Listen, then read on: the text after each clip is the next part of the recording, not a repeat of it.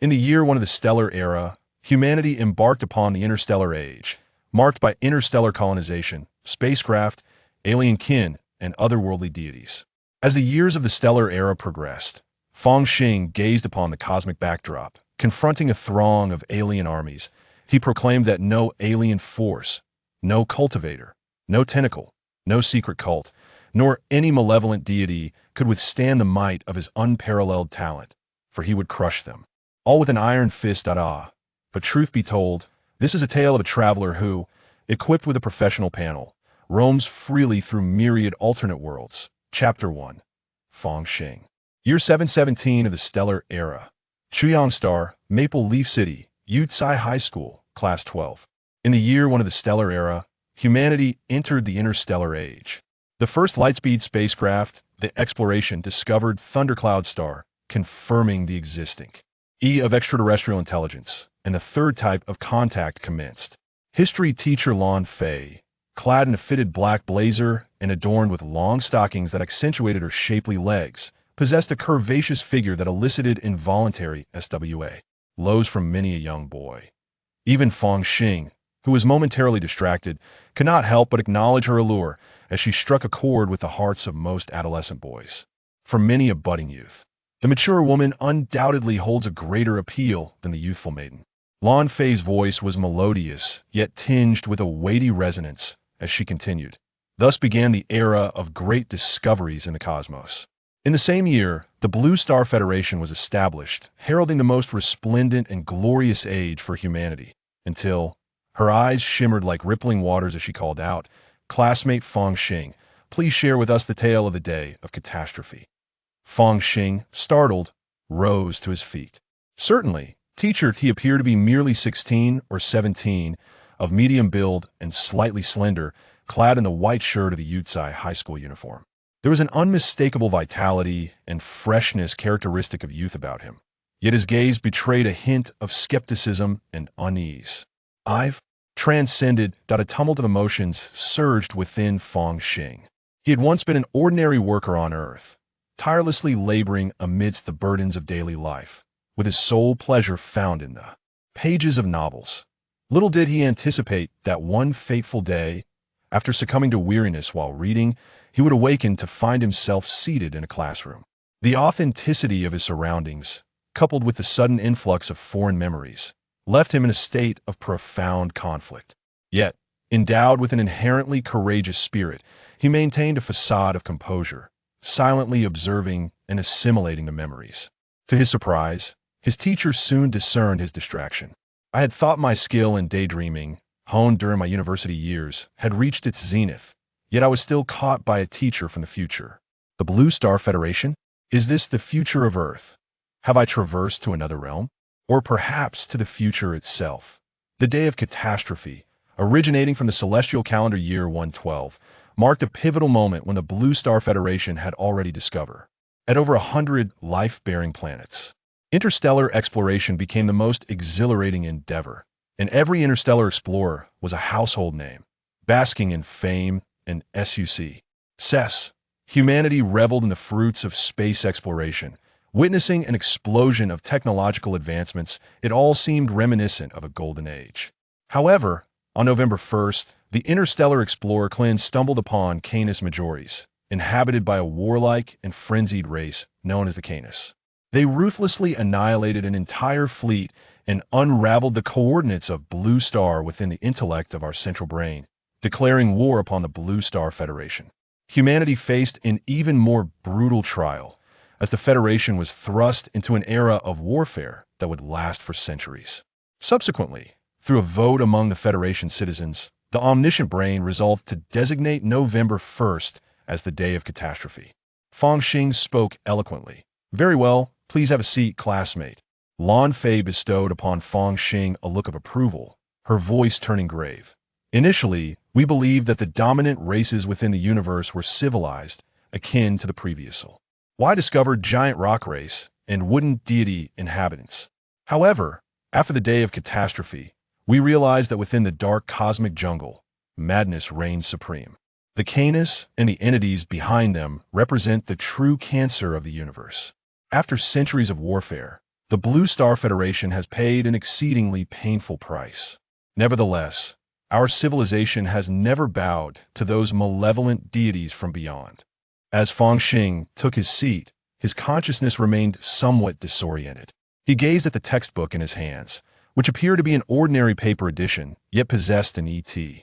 Hiral lightness, evoking a sense of science fiction. It was, in fact, a product of projection. Emblazoned upon its cover was a striking title, A Compendium of Extraterrestrial Races. As he leafed through its pages, he found a section dedicated to the canine roan race, discovering that the illustrations were exceedingly vague, seemingly intentionally obscured, with outlines reminiscent of a canine-headed humanoid. Further along, he noted the annotation indicating a subordinate rank. Following the canine roan, a few pages later, he encountered a shadowy figure enveloped in a misty aura, labeled as the Rose race, categorized as a superior lineage, minions of the malevolent deities. Fang Xing murmured inwardly. In the profound expanse of the cosmos, there exist entities that tower over myriad extraterrestrial lineages, lurking within the depths of dimensions, accompanied by unfathomable maw. Nest eldritch gods from beyond. These beings are exceedingly terrifying and immensely powerful, sworn adversaries of the Blue Star Federation and other advanced extraterrestrial civilizations. Even their lesser minions and servants wield the capacity to annihilate primitive civilizations across the universe. However, these eldritch gods are not entirely invincible otherwise. The Blue Star Federation would have long since perished.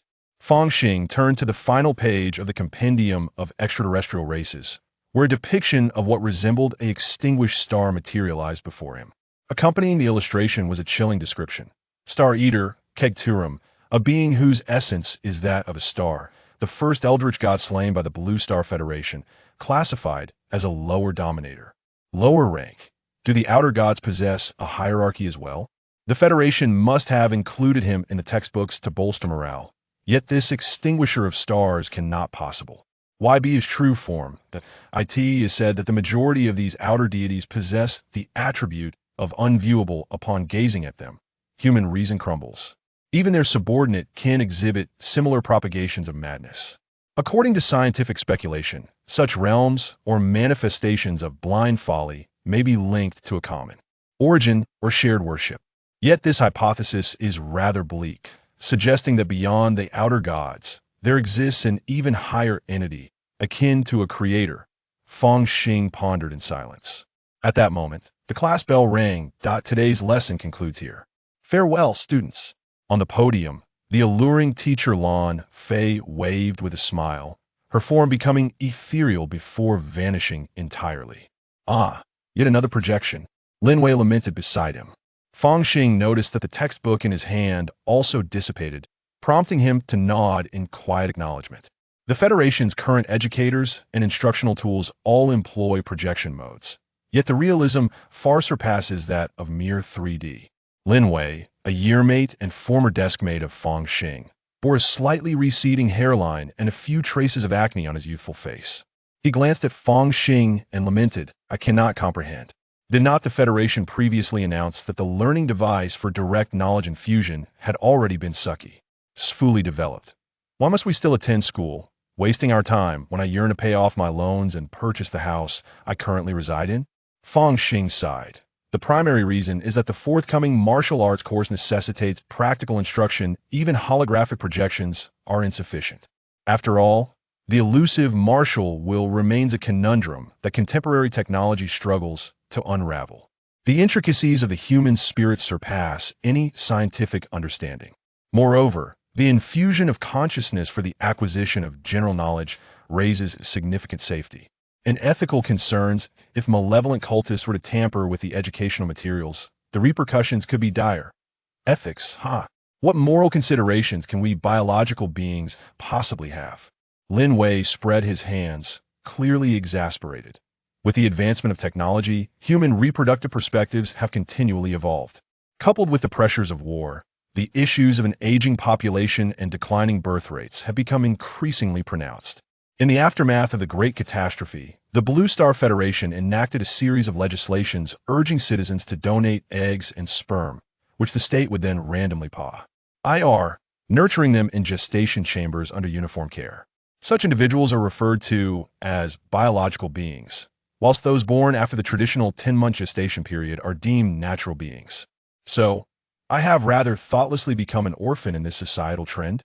Fortunately, it is merely akin to in vitro fertilization, involving a mere 10 months of external cultivation. The Federation still possesses a semblance of conscience, refraining from delving into the realms of cloning or genetic modification. Upon reflection, it is entirely possible that the original parents are still alive, perhaps even occupying prominent positions within the Federation.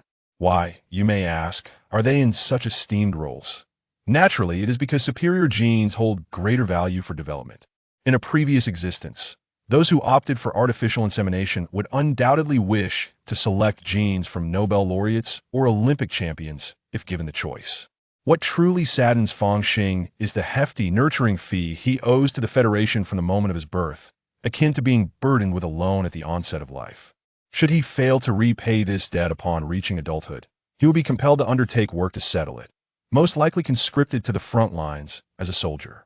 As he bemoaned his plight, the classroom environment underwent a dramatic transformation.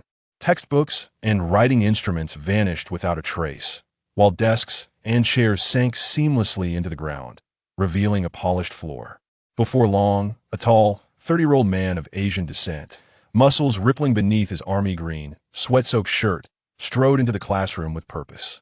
Upon locking eyes with him, Fang Xing felt a sudden chill.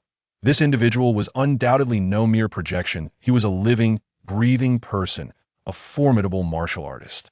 Ah, yes, he is Fang Xing's martial arts instructor, known as Xiaolong. I wonder what level of martial artist he has attained.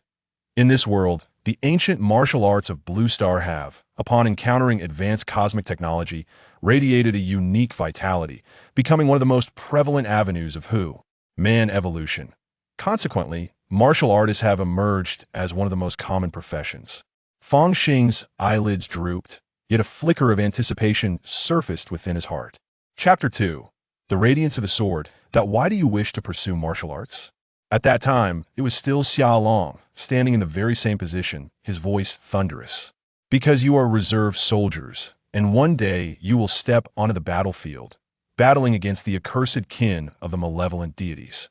To learn martial arts is to fight for survival. Remember this, and then train diligently. Train with your very life on the line. Only then will you have a chance to survive in the future. Your birthright has destined you to lack the resources necessary to pursue professions such as mecha masters or sorcerers. The path of martial arts requires minimal investment. While offering promising prospects, it is your optimal choice for evolution. I hope that before your graduation, each of you can at least reach the second realm of martial arts and master an grade martial technique. Otherwise, stepping onto the battlefield would be tantamount to courting death. There is no alternative. That blood-soaked brutality abruptly thrust Fang Xing into the harshness of reality. At this moment, the current Xiaolong commenced his lecture. The majority of the followers of the malevolent deity are afflicted by a form of mental pollution, with even the most INF. Eerie subordinates capable of unleashing psychic shocks. Initially, the fleets of the Federation and the mech warriors suffered considerable losses, and during that period, the islands were overwhelmed. However, we later discovered that the evolution of human martial arts gives rise to a martial will that can withstand such forms of mental contamination. Although it is challenging for you to attain the courage realm and grasp a semblance of this ethereal power by the time you reach adulthood, the Federation has developed numerous martial arts that can, through hypnosis, bestow nearly equivalent strength upon lower-tier martial artists, which is the origin of A-class martial arts. Fang Xing below felt a pang of bitterness. Martial arts, it is touted as the path of evolution within the Blue Star Federation that requires minimal resources while yielding the highest returns, yet in reality, it is merely a path for cannon fodder. There exist various methods to counter the mental pollution inflicted by the followers of the malevolent deity, yet neither the potions of alchemists, the protective talismans of P.S. Ikiks, nor the specially modified mechs are luxuries that individuals laden with debt can afford. For bioengineered individuals like himself, there exists but one path: to learn martial arts, then to wield a blade against the followers on the front lines. If one survives for several years, there remains a chance to retire alive. Of course, the Federation has not entirely closed off opportunities for bioengineered individuals. After all, there is little difference between them and natural humans, and they too possess boundless potential. Once, Fang Xing sat here with aspirations of gaining admission to university, thereby successfully postponing his military service. According to federal law, upon successfully gaining admission to a university, one is entitled to receive a scholarship, and military service can be postponed until after graduation. It is said that many illustrious warriors within the Federation have tread this path. University. It is quite a challenge, indeed. Even Xia Long subconsciously believes that none among us could possibly be university students. After all, one of the fundamental prerequisites for university admission is to reach the third realm of martial arts, known as the Raw Gem, before graduating from high school. The three realms of martial arts are as follows. The first realm, flesh; the second realm, bones; and the third realm, Raw Gem. A martial artist who attains the Raw Gem realm possesses a physique that defies innate limitations, with the vital energies of the five organs harmoniously unified.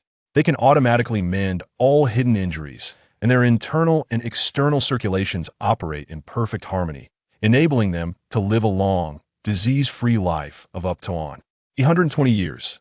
Fang Xing sighed inwardly as he observed Xia Long's movements ahead. At that moment, Xia Long was adopting a stance reminiscent of a dragon, his spine undulating like a great serpent. Today's lesson will commence with a 30-minute endurance session of the Great Dragon Stance, followed by practicing the 12 military boxing forms with me. The Great Dragon Stance requires no elaboration.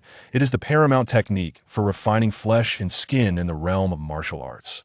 After countless simulations by the Federation's supreme intellect, the omniscient brain, it has attained a level of perfection capable of exercising the entire body without a TR. Ace of oversight. One must not remain static while practicing the stance, rather, one should embody movement both in body and spirit, envisioning the torso as a magnificent dragon, the spine as its backbone, and the limbs as its claws. Ideally, one should not exceed an hour of practice in the Great Dragon Stance daily. For those fortunate enough, procuring D3 nutritional solution from the store is advisable. Xia Long conveyed this with meticulous detail. Yet internally he sighed, for the most affordable D3 nutritional solution costs 5,000 star dollars, a burden likely insurmountable, or the average bioengineered student over time. However, this was an unavoidable reality. The Federation's resources were limited, and martial arts had become the most accessible and popular evolutionary path. Without demonstrable talent, investing in oneself or one's education seemed unwarranted. Inhale, exhale. Unconsciously, he began to regulate his breathing, his mind conjuring the image of a towering dragon, its skeletal structure quivering subtly. In this state, he sensed a stirring within his flesh, an array of sensations: tingling, soreness, and various peculiar feelings surged forth as his muscles began to radiate heat. Persevere, persevere. Having traversed realms, he silently gritted his teeth, determined to withstand the extraordinary power he encountered. Time slipped away unnoticed until he suddenly felt a wave of weakness wash over him, darkness enveloping his vision, and an overwhelming sensation of having reached his limit's cores. Ed through his body, that it was akin to the abrupt fatigue experienced in a long-distance run, rendering his body incapable of summoning even a modicum of strength. Am I reaching my limit? Surely, I shall not faint. Must I be carried to the infirmary? How utterly embarrassing that would be. Before him, a radiant sword light seemed to materialize, beneath which appeared worlds fading in and out of existence. Is this the vision for my moment of transcendence? Why do I perceive it as a sword, rather than a blade or some other luminescence? Beneath that sword light, it seems to suppress some form of terror. Fang Xing had no time for further contemplation. He witnessed the sword light descend, transforming into two spheres of light, one red and one white. The spheres chased one another, reminiscent of two fish, or perhaps the emblem of the red and white Tai Chi. Suddenly, boom, the red and white brilliance collided, a terrifying radiance obliterating all. The red and white Tai Chi diagram shattered abruptly, and then a faint glow emerged before his eyes. Name: Fang Xing. Age: 16. Occupation: warrior. A remarkably succinct interface. Yet as Fang Xing's consciousness settled upon the warrior classification, several subcategories unfurled. First realm, flesh refining skin, 21100. Military body boxing, 12 forms. 55,100 beginner. Great dragon stance, 67,100 beginner. What manner of game interface is this? My golden finger, perhaps? It seems connected to the vision I beheld at the moment of my transcendence. A spark ignited within Fang Xing, and insights regarding the great dragon stance surged forth. He suddenly felt a resurgence of strength coursing through his limbs and bones, akin to a parched channel being replenished with a fresh flow of water, preventing him from fainting. Forthwith, indeed, although I have comprehensively inherited the original owner's mental and muscular memories, there remains a distinction in execution. While my mind is adept and my hands are skilled, there exists a lack of coordination, resulting in a decline in my martial prowess. However, now that this attribute panel has appeared, it serves as an unwavering testament my proficiency shall only increase and never regress. It is only now that I can claim complete mastery over the original owner's legacy, including their martial arts. If only I could allocate points. Fang Xing, feeling a tinge of greed, searched in vain for the option to allocate points, but had to abandon the pursuit for the time being. All right, 30 minutes have elapsed. Moments later, with a commanding voice from Xiaolong, the students who had been standing in place finally exhaled in relief. Lu Wei, drenched in sweat and gasping for breath, collapsed onto the ground. Fang Xing, however, felt relatively well, with merely a slight weakness in his legs, not yet at the point of needing to lie down. Seeing that his comrade had not succumbed, Lu Wei could not help but jest. This is merely my standard performance. While a person's condition may fluctuate, with the attribute panel solidifying his status, he remained perpetually at his peak. To Lu Wei, it seemed as though Fang Xing had made further progress. Your stance training is indeed slightly superior to mine, but the next part may not hold the same outcome. Lu Wei chuckled as he rose to his feet. At this moment, Xiaolong bellowed, "Do not lie down. Your condition is perfect stand and practice. Military boxing, 12 forms, first form. Bow stance cannon fist." Smack! As this punch was unleashed, a dull thud resonated through the air ahead, startling Lu Wei beside him. "Ah Xing, how have you become so formidable?" Upon witnessing numerous classmates producing resonant strikes, Xiaolong's expression softened slightly. Indeed, the ancient texts state, "A sound is worth its weight in gold." To generate such a sound, each of you would have been a master martial artist in ancient times, capable of defeating 10 foes. Yet, this is insufficient, far from enough. Why is the first stance, bow step cannon punch, referred to as a cannon punch? The bow step is merely the beginning. Envision your body as a grand bow, which is just the onset. Next, you must imagine yourselves as cannons, igniting the heart fire to propel the vital essence as gunpowder, launching your fists as projectiles. As he spoke, Xiaolong executed a punch. Boom! Even with the same bow step cannon punch, it felt as though a cannonball had detonated in the air. Fang Xing experienced a sharp pain in his eardrums, and his heart seemed to be under pressure, causing a sense of suffocation. This punch must carry the power of at least 20 years of cultivation. I cannot withstand it. Xiaolong retracted his fist and stood firm. When you are capable of delivering a true cannon punch, a sound worth its weight in gold, then you will have mastered this stance today. Modest degree. The key lies in heart fire, using the heart as the driving force to circulate your vital essence. While speaking, Xiaolong approached a student from behind, casually pressing a palm against their back. The student's face instantly flushed crimson, and he swung out a punch, although it did not produce a cannon-like sound. The sharp crack was noticeably amplified. This form of teaching by example is unparalleled by any projection. However, it seems that only those students who can make a resounding impact are afforded such treatment. A.S. Fang Xing pondered. Xiaolong had already approached him from behind, pressing 5 fingers against his back. Strike! Instantly, Fang Xing felt a surge of heat in his chest, as if gunpowder had been ignited, eagerly seeking an outlet for release. Ha! Fang Xing let out a low shout, delivering a punch, only to feel a wave of fatigue wash over him. Well done, but pay attention to your footwork next time, Xiaolong remarked, moving towards another female classmate. Meanwhile, Fang Xing sank directly to the ground, gasping for breath, yet a sense of excitement brewed within him. He focused his thoughts on the attribute panel, locating the subsection for military boxing. Military boxing 12 forms. 56,100 beginner. Has my proficiency increased by 1 point, but enduring this several times will be taxing on my body. Feeling the soreness in his arms, Fang Xing shook his head inwardly. Suddenly, his gaze sharpened at the very bottom of the attribute bar. An entirely new and peculiar symbol emerged. This rune appeared to be composed of twisted lines, subtly forming the outline of a mirror. As his consciousness settled upon it, a line of fresh text materialized.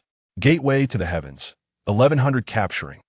Chapter 3. The Worker and Homeownership. As the sun dipped below the horizon at the school gate, Lu Wei held 2 bottles of sparkling salt water. "What are you daydreaming about?" he inquired. "Oh, thank you," Fang Xing replied, accepting the beverage. He took a casual sip, and the specially crafted soda refracted a spectrum of colors in the sunlight. Imbued with a medley of flavors, the delightful bubbles burst on his palate, imparting a refreshing coolness, while a subtle hint of salt compelled him to drink deeply, exclaiming, "Refreshing." The two of them resided in a nearby rental, not far from the school. A meandering stream flowed past, its crystal-clear waters revealing the white embankment beneath. "I must get into university." Suddenly, Lu Wei flung the soda bottle far away, watching the splash, and spoke up. Fang Xing, preoccupied with contemplating his family's financial standing and savoring the pleasures of this era, along with pondering the newly emerged gate of the heavens, turned to look at Lu Wei upon hearing his declaration.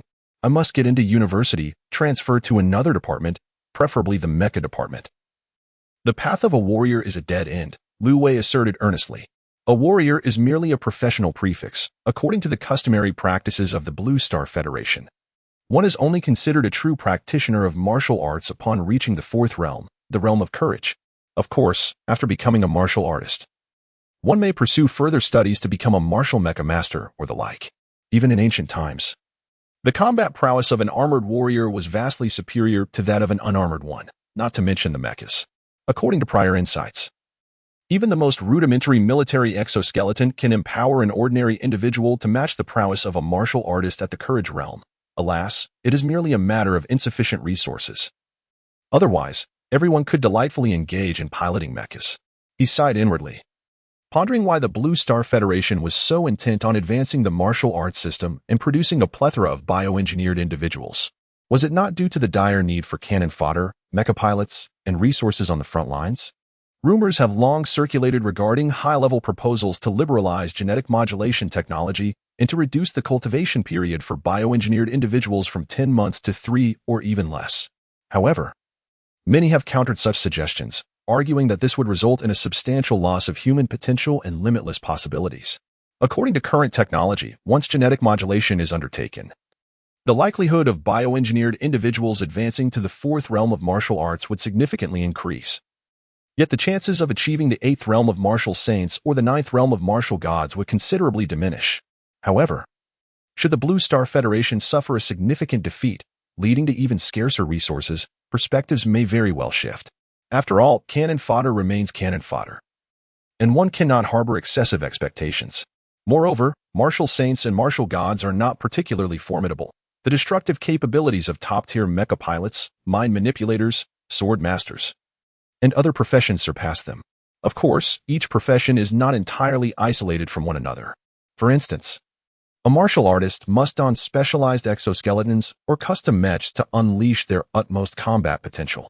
Indeed, pressing onward, the term home is rather akin to an apartment. Upon entering, one is greeted by the living room, accompanied by a kitchen and a bedroom, and the space is relatively ample. Currently, the housing prices in the Happy Home community seem to hover around 10,000 stellar credits per square meter. As Fang Xing surveyed his surroundings, a thought arose in his mind. Even the rent is not inexpensive. Without the assistance of federal student loans, it would indeed be challenging to afford such expenses. He retrieved his phone and skillfully opened an application, revealing his wallet balance, 14,231. 9 stellar credits. This amount barely suffices for a little over 1 square meter. A sum achieved through diligent part-time work during his spare time. Fang Xing contemplated the aspirations of the original owner, not to gain admission to a university, but to purchase a home, not on this humble fledgling planet, but on Capital Star, the very origin of the Blue Star Federation. The housing prices there, coupled with the cost of immigration and spaceship tickets, render his current savings laughably inadequate. It seems that only the affluent professionals could possibly afford such a venture. After calculating, Fang Xing was left speechless. This dream dwarfs that of Lu Wei's. One must survive before contemplating homeownership. Having experienced the oppressive weight of modern mortgage burdens in his past life, Fang Xing now scoffed at the original owner's desires with this meager sum. It would be wiser to indulge in life's pleasures first. The entertainment in the interstellar era is indeed diverse and rich. Though merely an ordinary educational planet, it offers a plethora of amusements. Reflecting on the fundamental information about this place, Fang Xing could not help but marvel at the grand ambitions of the Blue Star Federation. The fledgling Eagle Star, situated within the Black Mountain star system, has an atmosphere predominantly composed of nitrogen and oxygen. It features 6 land and islands, alongside 55 for oceans and bodies of water, with a standard gravity 2 times greater than that of the Blue Star. As an educational planet, its primary industry revolves around various schools and nurturing centers, creating a comprehensive industrial chain dedicated to this sector. It is precisely due to this that Lu Wei felt a profound sense of despair. Unless he obtained the ability for interstellar travel, escape from this planet was utterly impossible. For those overly contemplative bioengineered beings, the fledgling Eagle Star resembled a vast prison, with even the sky and cosmos exuding a stifling atmosphere. Yet for Fang Xing, how vast must one's heart be to perceive that a whole planet cannot accommodate a modicum of personal freedom? Reflecting on this, he opened a food delivery application on his phone. Before long, the sound of rotors resonated from the balcony. A flying vehicle landed, delivering steaming packaged bags. Upon confirming receipt, a cheerful voice chimed, "Dear customer, please leave a good review." The charming lowly voice faded as the flying machine departed. Such a primitive mode of delivery. Fang Xing mused, opening the food container, a peculiar aroma wafting forth. Upon closer inspection, he discovered a box brimming with rice, each grain the size of a pinky fingertip. Plump and translucent like red jade. This was blood tooth rice, reputed to greatly replenish one's vitality and blood. In addition, there exists the delectable Serralo beef steak. This succulent juice. He grasped a piece of steak with his chopsticks, gazing at the crystalline meat, and as he savored it, an intense aroma of meat enveloped his palate. The Serralo meat, having undergone meticulous preparation, melted effortlessly in his mouth, leaving no residue between his teeth. With each chew, he could feel the rich juices bursting forth, perfectly complemented by the vegetables and fragrant rice. It was simply exquisite. Delicious. Unconsciously, Fang Xing found himself staring at the empty lunchbox, a hint of lingering desire evident on his face. Although it cost over 100, it was truly worth every penny. He thought to himself, perhaps another cup of milk tea would be in order after the meal. This life of leisure was delightful. Who needs to worry about buying a house? As for the prospect of graduating from high school in 3 years and enlisting in the military, Fang Xing had conveniently chosen to forget. After finishing his meal, he discarded the fast food box into the trash and retrieved a pair of futuristic glasses from the drawer. Upon wearing them, an ethereal world materialized before him. This virtual reality game in this realm surprisingly has no age restrictions? I am thoroughly impressed. In the next moment, Fang Xing felt as if he had stumbled upon a new continent, unwittingly becoming immersed in it. The following day, within his bedroom, Fang Xing's face flushed crimson, breath coming in gasps, sweat pouring from him. He stood like a bow, his spine straight as a dragon, diligently practicing the great dragon stance. Half an hour later, Fang Xing gasped for breath, his consciousness honing in on the attributes panel. Name, Fang Xing. Age, 16. Occupation, martial artist, first realm. Flesh, skin refinement, 21-100. Military boxing 12 styles, 56-100. Beginner. Great dragon stance, 67-100. Beginner. Gateway to the heavens, 2-100. Positioning, the great dragon stance and military boxing 12 styles showed no change. Indeed, it seemed that a single day's effort was insufficient to induce a qualitative transformation. However, the gateway to the heavens. Fang Xing shifted his focus to the symbol resembling a mirror, and a surge of inexplicable information flooded his mind. An increase of just one within a day? At this rate, in another 98 days, he would be able to unlock the gateway to the heavens and venture into another world. He felt a surge of excitement. Another world. Comparatively, the prospect of traversing realms, accompanied by a formidable advantage, seemed like a delightful change of pace. A faint smile tugged at the corners of Fang Xing's mouth. More importantly, he now had an escape route. Even if he were to fail the college entrance examination 3 years hence and be compelled to serve in the military, he could still journey to another world, avoiding the perils of the battlefield. Yet, the notion of traversing to another world? Preparation was imperative. His expression turned serious as he opened the mobile marketplace, searching for the equipment he required. The most basic air detection device, food-grade toxin test strips, unmanned reconnaissance drones, as well as protective gear and weapons. After all, the other world could be exceedingly perilous. Meticulous planning was essential. Fortunately, there remains ample time. In terms of protective gear, the Federation indeed offers a plethora of excellent options, such as the primary nanoprotective suit, which can generate a mask for comprehensive, all-encompassing protection. Even an ordinary individual, lacking any martial prowess, would find themselves impervious to attacks, even from a seasoned martial artist. However, while the protective equipment is abundant, the Federation imposes restrictions on weaponry. Fang Xing's gaze was suddenly drawn to the most expensive weapon in the marketplace. At the top of the product page, there was a striking image of a firearm, its silver body exuding a futuristic allure, with sleek lines that promised a comfortable grip. Xuanlong-class laser gun, civilian version, priced at 200,000 star credits. The Xuanlong is a titan in the Federation's arms industry. The rays emitted by its laser gun would be fatal even to a martial artist of formidable caliber. Alas, it is merely a civilian version. Fang Xing felt a pang of regret. The term civilian version implies that the weapon is internally programmed to be incapable of harming sentient beings. In a world teeming with monsters, it would serve a significant purpose, yet it is beyond his financial reach. It appears that in the coming 3 months, he must once again toil diligently. Is this perhaps the destiny of the working class? Chapter 4. The White Moonlight. Until he reached school, Fang Xing continued to ponder the issue of powerful weaponry. His journey in martial arts had only just commenced, and he had yet to refine even the first realm of flesh and skin, rendering him little more than a small fry. To recklessly traverse into another realm could easily lead to peril. Yet, humanity excels at utilizing tools, harnessing external forces to their advantage. The allure of a military-grade laser gun. How exhilarating it would be. The military version of such a weapon undoubtedly lacks the restrictions of no targeting humans, rendering it a formidable instrument of destruction. Such an item is beyond the reach of ordinary marketplaces. But perhaps one might find it in the shadowy corridors of the black market. Fang Xing kicked a pebble with a swift motion. Splash! The stone gracefully soared, landing in the creek and producing a series of ripples. Within the Blue Star Federation, humanity is far from a harmonious entity. Rather, it has been rife with discord since time immemorial. Moreover, those terrifying extraterrestrial malevolent deities have even seized dominion over the imaginary space, enabling them to unleash their minions upon human territories. And even more perilously, the offspring of those malevolent gods.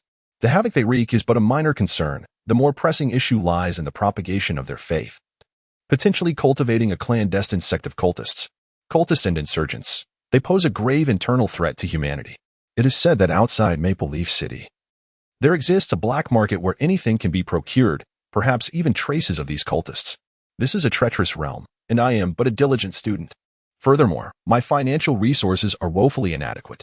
The mere thought of my dwindling wallet extinguishes all aspirations. Henceforth, I shall devote myself to my studies and labor, diligently saving, for while a laser gun may be out of reach, a stun baton could still be within my grasp. 3 days later. Name, Fang Xing. Age, 16. Occupation, martial artist, first realm. Skin refinement, 22-100. Military body fist 12 forms. 57-100. Beginner, Great Dragon Stance. 68-100. Beginner, Gate of All Heavens. 5-100. Positioning.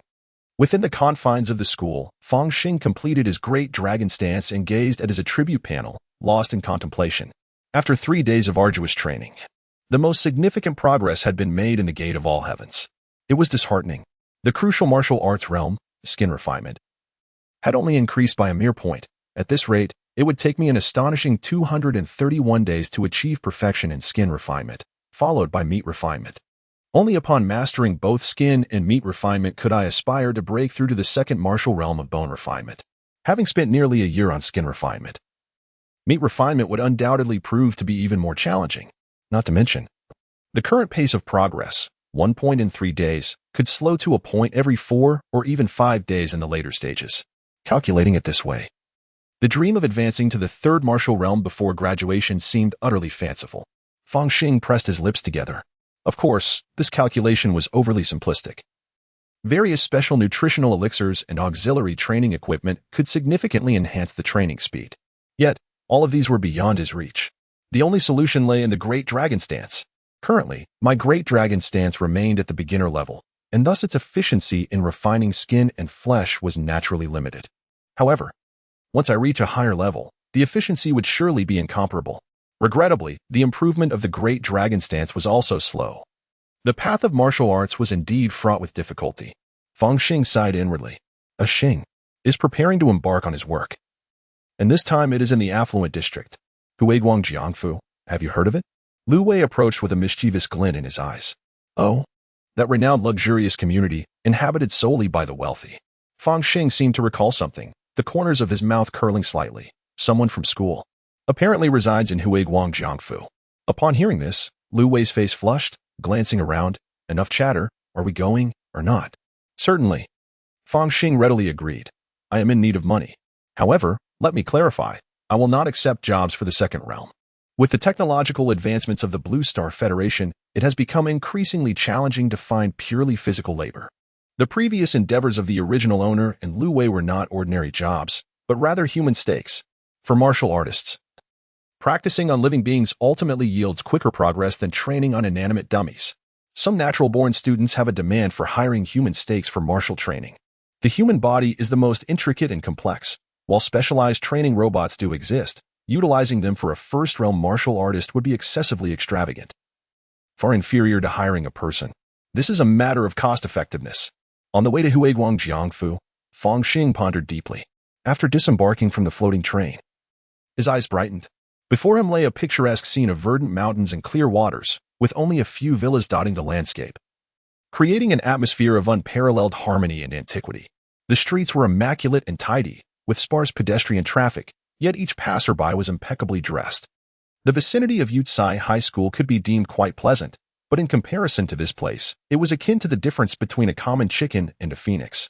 At the entrance of the magnificent Jiangfu, 2 security guards stood erect, as upright as pine trees, exuding an indefinable aura. Upon seeing them, Fang Xing immediately discerned that these individuals undoubtedly possessed skills beyond the entry-level, their presence formidable and imposing. Is this what the affluent district looks like? Even the security guards must be at least third-level martial artists, he silently mused. Beside him, Lu Wei approached with a cheerful demeanor. Greetings, seniors. Brother Wang. Care for a smoke? Having previously worked here, they had become somewhat familiar with the guards, aware that both hailed from Yutsai High School. Having survived the rigors of battle, only the truly formidable could secure such a position. Brother Wang, with his honest features, waved his hand and stated solemnly, Xiao Lu. Even though we are acquainted, we must adhere to the protocol. First, you must register, then the homeowner must make a call before we can allow anyone in. Of course. Lu Wei nodded repeatedly, signaling Fang Xing to step forward and register. Fang Xing advanced, subtly shifting his body to obscure the surveillance camera. Out of the corner of his eye, he noticed Lu Wei discreetly slipping a pack of cigarettes into Brother Wang's pocket, prompting him to think, such finesse. It requires more effort than the 12 styles of military boxing. However, understanding the principle that it is easier to deal with a king than with troublesome spirits, Fang Xing could only curse inwardly. Xinga brand? Isn't it over 1,000 per pack? Quite extortionate. Brother Wang accepted the cigarettes. A smile spreading across his face. We've received the call. We shall escort you now. It is the rule. As he spoke, he approached the magnetic levitation vehicle beside the booth, commanding, get in. This was evidently intended to prevent visitors from wandering about and disturbing other residents. Fang Xing and Lu Wei took their seats, and the levitating vehicle ascended immediately, soaring towards a certain villa. The genuine leather seats were exceptionally comfortable, providing a ride devoid of any jarring bumps. Lu Wei glanced around, seemingly as if he were visiting for the first time, which made Fang Xing inwardly chuckle. Aware that he was searching for his infatuation, Ouyang Tranqian. Ouyang Tranqian, a classmate of Lu Wei, possessed an admirable physique, fair skin, and large, expressive eyes. More crucially, she was a natural human. While there exists no legal chasm between natural and synthetic humans, the disparities in ethnicity, resources, and social standing were enough to leave the youthful Lu Wei feeling despondent. It was precisely for this reason that he had concealed his admiration. With no one in their class, save for Fang Xing, aware of his secret affection for Ouyang Tranqian. At that moment, another levitation vehicle whizzed by, passing them in a blur. Inside, It appeared that only a young girl was seated. Lu Wei suddenly turned his head, his eyes widening, but he quickly fell silent. Well, we've arrived. Brother Wang dropped Fang Xing and Lu Wei off at the entrance of a villa, then elegantly boarded his vehicle and departed. It was only then that Lu Wei spoke up. Xing, the person just now. Was it not Bai Liani? I'm not certain. I didn't get a clear look. Although it had merely been a fleeting glimpse, Fang Xing felt there was a substantial likelihood. After all, Bai Liani, like them, was a synthetic human. How could she possibly afford to reside in such a place? She remains the top student in the class. Yet she has always been disinclined to engage with us. Could it be that the rumors are indeed true? Lu Wei's eyes darted around restlessly. Fang Xing was rendered speechless. Bai Liani possessed an undeniable charm, exuding an air of refined elegance that surpassed even Ouyang Chanxian in beauty. Many admired her at school, and her tendency to remain aloof, coupled with a lack of close friends, gradually gave rise to whispers and gossip. It was said that once, Lu Wei seemed to be speaking to himself. Ahem. Do not believe in rumors, nor spread them. Moreover, Fang Xing raised her chin slightly, indicating that their employer was about to appear. And given the surveillance at the entrance, it would be unwise for Lu Wei to act recklessly. Alas. Lu Wei sighed, lamenting, what a pity. I have no money. Fang Xing cast a sidelong glance, fully aware that Lu Wei's savings surpassed her own, and he was far more frugal. What about your infatuation? Ouyang Chanxian? Is she not comparable to your obsession? Just as he was about to say something, the villa's grand entrance opened automatically, and a girl's voice rang out. Have you arrived? Make your way to the training ground. Fang Xing strolled through the garden. Arriving at a flat area where wooden stakes and racks were arranged, adorned with various weapons.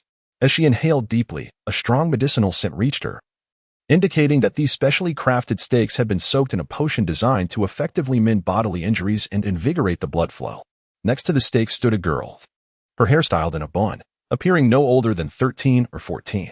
With a youthful visage, her delicate features were undeniably adorable, clad in a training outfit, and holding a wooden sword in her hand.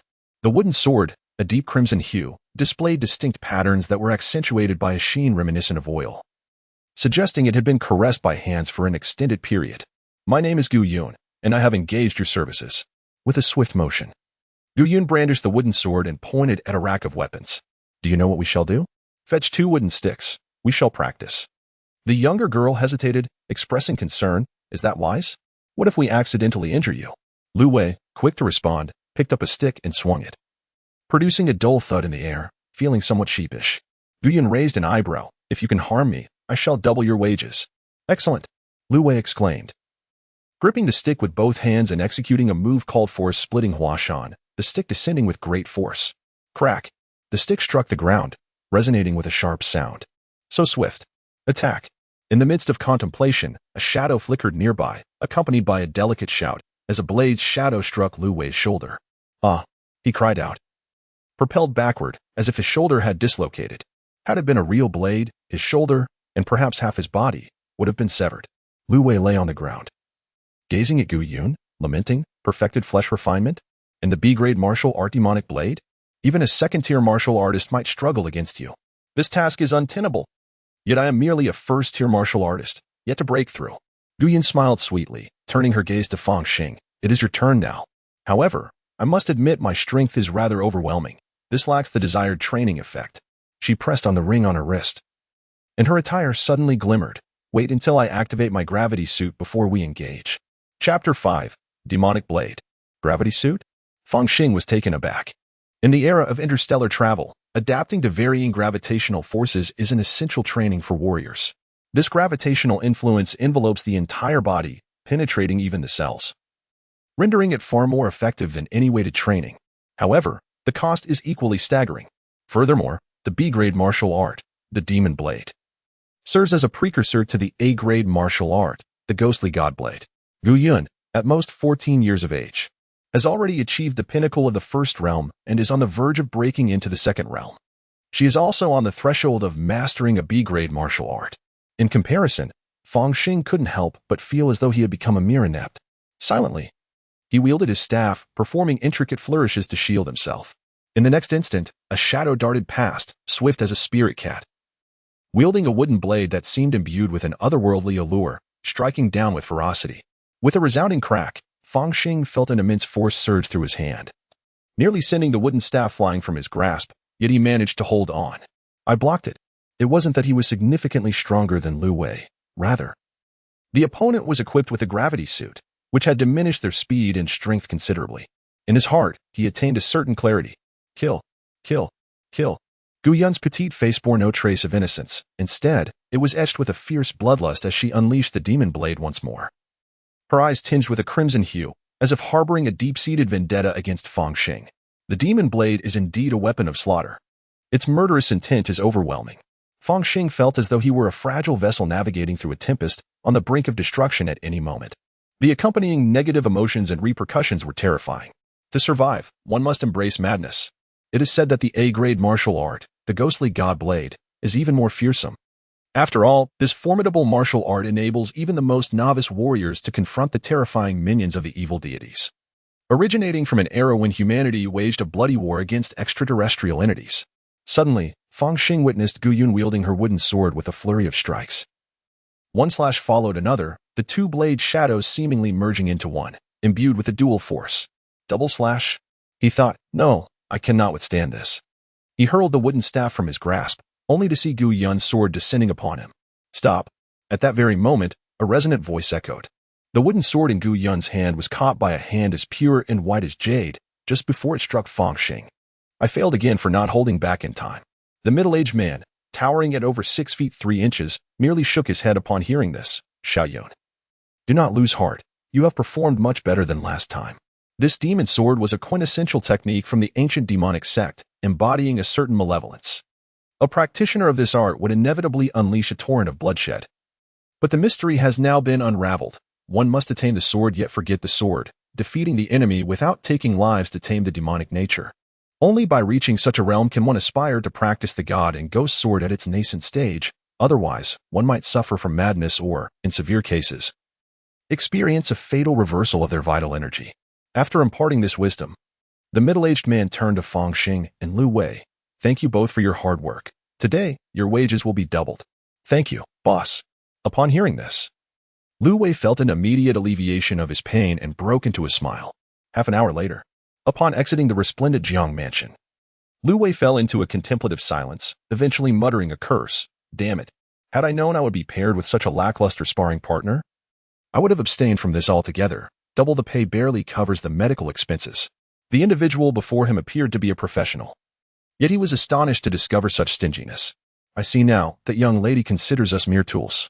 She practiced the art of the demon blade, which proved difficult to master, necessitating the use of living sacrifices. However, once one embarks on such a path, it is akin to stepping into an abyss. The notion of mastering the blade while forgetting its malevolence entails subduing the demonic essence within the weapon with one's own will, allowing for a defeat without death, and exhibiting restraint in one's strikes. Only then can the demon blade be truly cultivated. The young lady's father deliberately lurked in the shadows to maintain control, monitoring her ability to show mercy and intervening at the critical moment. Lu Wei was no fool. Or rather, it could be said that those who managed to ascend to the ranks of high school were predominantly elites, capable of discerning certain truths, prompting him to exclaim, if mastering the demon blade is this arduous, what of the A-class martial art, the ghost god blade? Yet, we are indeed mere tools. At least we receive a salary. Fang Xing, blessed with a golden opportunity, felt little despair and responded with a smile. They even offer double pay. With the sum, at least we can place an order for basic nanoprotective gear. Humph, this is what we earn through our wounds. Lu Wei rubbed his shoulders, continuing to grumble. I once believed that those residing in the magnificent Jiang mansion were affluent elites, but it appears they are merely middle class. The notion of the middle class is a fallacy. Do they even possess any enterprises? The middle income group is somewhat acceptable. Fang Xing similarly expresses his discontent.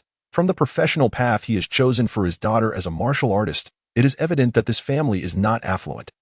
Those who are truly wealthy would simply pilot a mech. Indeed, they are merely middle income yet consider themselves affluent. Lu Wei chuckles, seemingly recovering from his injuries. The happy home community. Have we arrived so soon? Fang Xing gazes at the delivery at his doorstep, scratching his head. I just placed the order while on the road. He embraces the package and opens the door, scanning for identity verification, after which the delivery box automatically opens to reveal a silvery metallic sphere. Fang Xing pricks his fingertip, allowing a drop of blood to fall upon the silver sphere. This is not a blood oath, but rather a means for the nanosuit to memorize his DNA information. With a soft chime, Fang Xing follows the instructions to make the silver sphere come into contact with the skin of his arm. The silvery metallic sphere instantaneously dissolves, resembling liquid as it envelopes his entire body. It is remarkably lightweight and breathable. Fang Xing moves about, discovering no hindrance. The weight is negligible. Mask mode, he utters softly, and a silver mask instantly adorns his face. Even the area around his eyes is protected by a transparent film. Comprehensive protection with no blind spots. Color change, rose gold. At Fang Xing's command, the nanosuit transforms into various hues before finally settling on a pristine white. In the school environment, there was no need for such caution. After a moment of contemplation, he transformed his nanofabric suit into a casual white short-sleeved style and reclined on the chair. Donning his holographic glasses, let the games begin. Several hours later, sigh. As expected, Fang Xing lay on his bed, an expression of languor and satisfaction gracing his face. Once again, I have succumbed to indulgence. Even in a different world, without a golden finger, I remain just a mere fish out of water. Acknowledging one's ordinariness and limitations is, indeed, a trial that accompanies growth. Fang Xing was acutely aware that he was once an ordinary office worker with a mediocre grasp of history. Even if he were to traverse to ancient times, the most likely outcome would be a demise due to language barriers, diseases, famines, or warfare. The prospect of an alternate world was even bleaker, as it rendered much of a traveler's knowledge obsolete, particularly in technologically advanced realms. Ultimately, the only asset he could rely upon was the golden finger. Without it, one could only accept their fate step by step. Lying down is a form of wisdom in itself. Fang Xing glanced at the time and forced himself to sleep. After all, he had classes to attend the next day. The following day at Yutsai High School, the stunningly attractive teacher Lan Fei spoke with a mellifluous voice.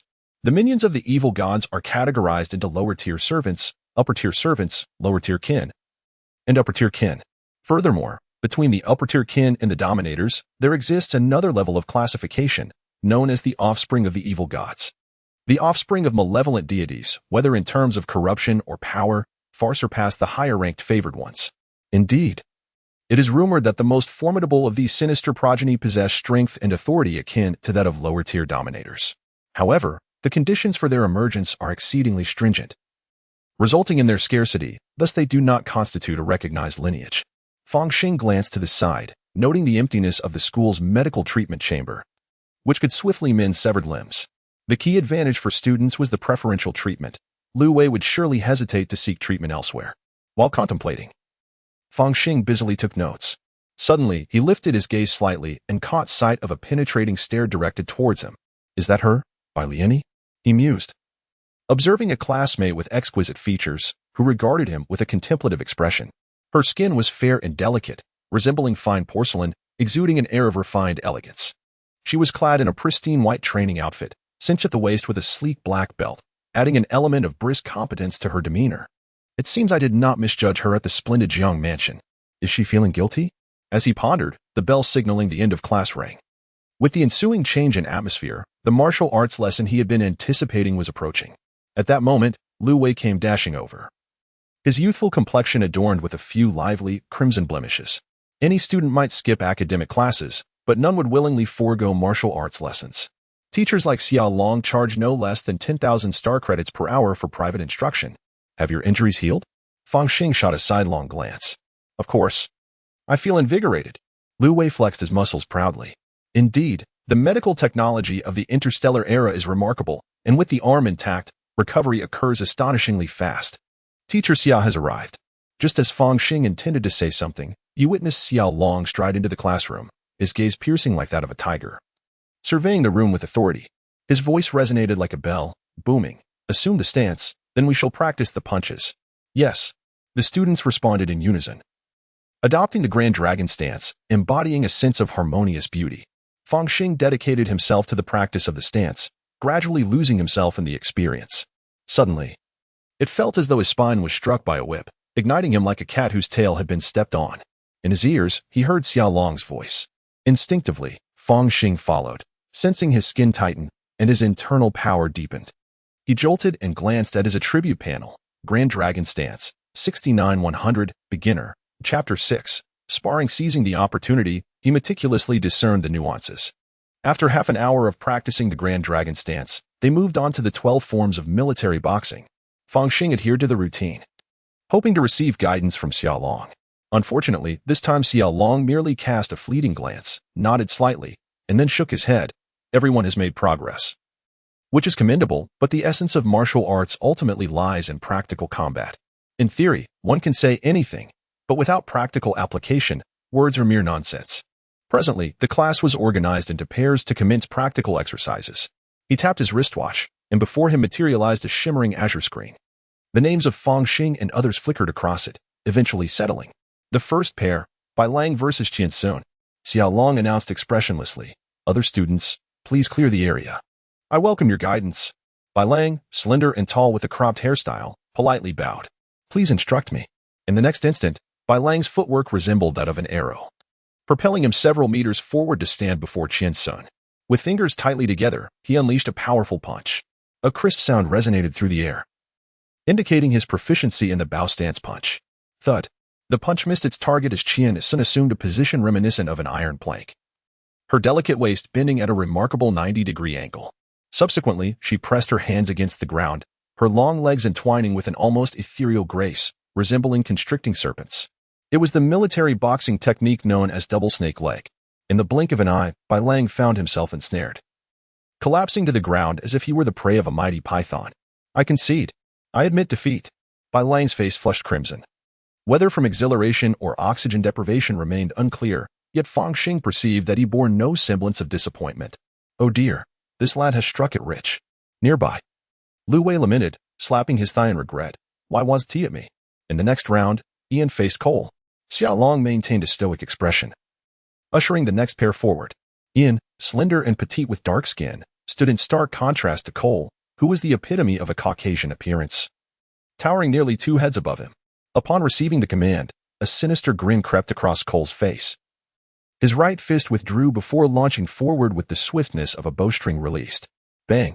The speed of the punch was so tremendous that Ian had no chance to evade, hurtling backward, with a sharp crack echoing from his hastily raised arms. A single punch. The surrounding classmates were somewhat astonished. Cole's strike was incredibly close to the adage "a single shot is worth a fortune." The power of the cannon and the bow step punch is indeed the essence. How impressive. This hulking figure, relying on his sheer size and strength, has a distinct advantage, akin to those exceptionally gifted individuals of ancient times. Lu Wei murmured. Although the 12 forms of military boxing are merely rated as sea-level martial arts, reaching this level in the first year of high school is still commendable. Xiaolong crossed his arms, secretly nodding in approval, preparing to place Cole on the observation list. Yet he displayed little outward expression and stated directly, "Two classmates, please escort Ian to the infirmary." Next group. Lu Wei versus Bai Liani. Upon hearing this, Fang Xing immediately turned to the side. Lu Wei, suppressing his excitement, calmly stepped forward. "Classmate Bai, I seek your guidance." Bai Liani gently nodded. Resembling a delicate white lotus, her voice soft and refined, evoking images of the lotus flowers in Jiang'an. "Be careful, Lu classmate." Before her words faded, she swiftly appeared before Lu Wei. So fast. Fang Xing observed with a cold gaze, astonished. This Bai classmate's speed is likely the fastest in the class. As a bioengineered individual, she has surpassed many natural students in martial arts progress, which is truly astonishing. Even more incredible, however, is the terrifying sound that followed. Swoosh. Bai Liani raised her right leg high, the fabric of her white training attire rustling. The air seemed to be cleaved by a colossal axe. That axe being Bai Liani's long leg. The military boxing's 12th form, battle axe leg. Crack. Fang Xing heard the piercing sound of bones cracking. And then he saw Lu Wei being seemingly struck by a speeding locomotive, screaming in midair, "My hand." "It's nothing, just a broken hand," came the indifferent reply. "Someone, take him to the infirmary." Xiaolong frowned, unaware that even the school's infirmary, no matter how inexpensive, would still incur a fee. Next group. Fang Xing. Against Ouyang Tranqian. Fang Xing had initially intended to escort his desk mate and friend to the infirmary, but upon hearing his name called, he could only cast an apologetic glance at Lu Wei before stepping onto the battlefield. Lu Wei, not one to wallow in self-pity, refused to immediately go to the infirmary, choosing instead to watch from the sidelines. After all, one was his best friend, and the other was his secret crush. After a moment's contemplation, he shouted, "A Xing. Do your best." In any case, Ouyang Tranqian, a naturally gifted student, consistently ranked among the top in their class, so victory was assured. It was only right for him to cheer for his friend. Although he shouted encouragement, he harbored no illusions about Fang Xing's chances of winning. Please, enlighten me. Fang Xing maintained a positive demeanor, offering Ouyang Tranxian a carefree smile as he assumed the stance of military boxing, simultaneously instructing his nanofabric suit to relinquish its defense. After all, this was merely a classroom exercise, and there was no need for dishonesty. Please. Ouyang Tranxian's hands moved like orchids, graceful and ethereal, swiftly striking. Not adhering to the 12 forms of military boxing. This was her family's martial art, the Fei Lan finger. A C-class martial art noted for enhancing the dexterity and flexibility of the fingers. Indeed, she is considerably weaker than Gu Yun. If we consider Gu Yun to belong to a middle-income family, then Ouyang Tranxian would be akin to the impoverished. However, even so, she is still superior to a biomechanical individual, for we are burdened with debts from the moment of our birth. Fang Xing misstepped, evading Ouyang Tranxian's pointed finger, and then, with his fingers converging, he transformed them into a familiar fist. The stance of the bow and cannon. His form like a pine tree, his steps like a bow. His fist like a cannon. Boom. A muffled sound resonated through the air as Fang Xing's fist, imbued with great force, aimed directly at the heart of the matter. Yet, Ouyang Tranxian, like a willow catkin, gracefully swayed backward, narrowly dodging the blow. The technique of the willow catkin. She then twisted her form, positioning herself at Fang Xing's right side, her fingers as delicate as jade, gently prodding, summoning a gust of wind. Although her moves were fierce and lethal, they were executed with such elegance that they evoked a sense of being enveloped in a gentle spring breeze. Fang Xing twisted at the waist, advancing rather than retreating. Snap! He felt a sharp pain in his back, yet he hesitated not for a moment, spreading his arms wide for an embrace. Ah! Accompanied by Lu Wei's startled exclamation. He collapsed to the ground alongside Ouyang Tranxian. Being stronger than me matters not. I can draw you into my area of expertise. Then leverage my extensive experience to overcome you. A smile crept into Fang Xing's heart, for the current situation was decidedly advantageous for him. After all, in a contest of ground combat skills, the female opponent would invariably find herself at a disadvantage. Lu Wei undoubtedly envied him to the point of nosebleed. Yet, he gazed into Ouyang Tranxian's indomitable eyes and declared, tapping the ground, I concede. Although they had reached an equal footing, perhaps even gaining an advantage. This female classmate's progress in honing her physical prowess undoubtedly surpassed his own, her foundational physical attributes far more robust. Although it may be somewhat constrained due to gender dynamics during ground combat, achieving victory necessitates considerable effort. Ultimately, inflicting injury upon oneself in such a manner is quite unnecessary. For this is merely a harmless classroom sparring session. Enough. Xia Long nodded and addressed the reluctant Ouyang Tranxian, who had just risen to her feet. I have long advised my classmates against an over-reliance on so-called family martial arts. No matter how exceptional one's familial techniques may be, can they truly rival the teachings of our school, or even the Federation Alliance? It is evident that the martial arts passed down in your family bear the distinct imprint of ancient practices, emphasizing grace even in combat, thus affording your opponent an opportunity. The 12 postures of military boxing were specifically developed for the battlefield, devoid of any superfluous movements, even if the stances may seem unrefined. Securing victory and survival is paramount. For instance, had you executed the Pig Lady Dragon Flip just now, the probability of winning would have been significantly higher. He spoke, elucidating the strategies and responses for both parties, leaving Fang Xing feeling greatly enlightened. Indeed, had Ouyang Tranxian not made an early misstep, she would not have been toppled. Next group. After imparting his insights, Xia Long invited the next set of students to step forward. Internally, he was somewhat stirred. This Fang Xing is quite commendable. For him, Ouyang Tranxian, as a student from a natural family with substantial resources, had surpassed the biogenics in her physical refinement, yet found herself in such a predicament, indicating a severe deficiency in practical combat experience, which speaks for itself. However, Fang Xing possesses a certain charm. His combat awareness is commendable, clearly honed through practical experience. He has the wisdom to gracefully concede defeat at the last moment, demonstrating a profound understanding of the nuances of progress and retreat, as well as the delicate art of choice. Remarkably, it seems that each class reveals a trace of his improvement, however minute it may be. Which is indeed a notable feat occasionally. His performance may be swayed by trivial matters, yet Fang Xing remains steadfast.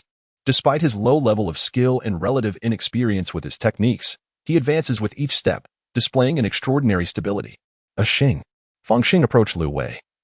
Earning a glance filled with resentment from his desk mate, "You actually knocked over Qian Qian." Coughing lightly, he replied, "Did I not concede defeat?" Continuing the struggle would have resulted in an unsightly scene. His cough was primarily an attempt to showcase himself before Xiaolong. After all, how many years of friendship have we shared? Our little boat is about to capsize. Nevertheless, you should escort me to the infirmary first. Lu Wei quickly relinquished his grievances, and the two made their way to the school infirmary. Upon passing a flower bed, Fang Xing paused. His gaze fixed ahead where a young girl stood, clad in a pristine white training outfit. Exuding an aura reminiscent of a lotus blossom from Jiangnan, none other than Bai Lianyi. "Classmate Bai?" Fang Xing greeted politely. Fully aware that she had come seeking the two of them. "Forgive me, I was too forceful earlier," Bai Lianyi replied. Her eyes warm and her voice tinged with a slight tremor, akin to a little girl who has erred, coupled with her demeanor. It inexplicably evoked a sense of pity and bewilderment even in Lu Wei. Was she truly the same person he had encountered at the resplendent Jiangfu? Not at all. In a contest, injuries are inevitable. Lu Wei hastily replied, "How could I possibly blame my fellow classmates?" "That's wonderful," Bai Lianyi said as she retrieved an aged frog-patterned wallet from her pocket, extracting a campus card. "Please ensure that this medical fee is charged to my account." The gentle, warm sunlight filtered through the leaves, casting a serene glow upon the girl's face, which radiated a sense of determination and purity. "Do you think we might have wronged her?" Stepping out of the infirmary, Lu Wei's expression turned somewhat perplexed. "I just stole a glance. And Bai's card doesn't seem to hold many star coins either." Fang Xing quietly scoffed to himself, then spoke earnestly, regardless of the truth.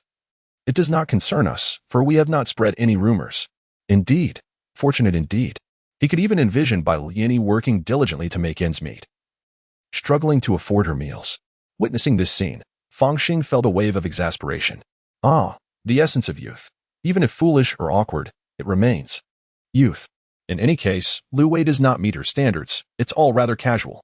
He sensed that Bai Lianyi's approach bore no ill intent. Merely a performance. Yes, quite right. Fang Xing gazed at the selfie stick in his hand and the drone nearby, nodding with satisfaction.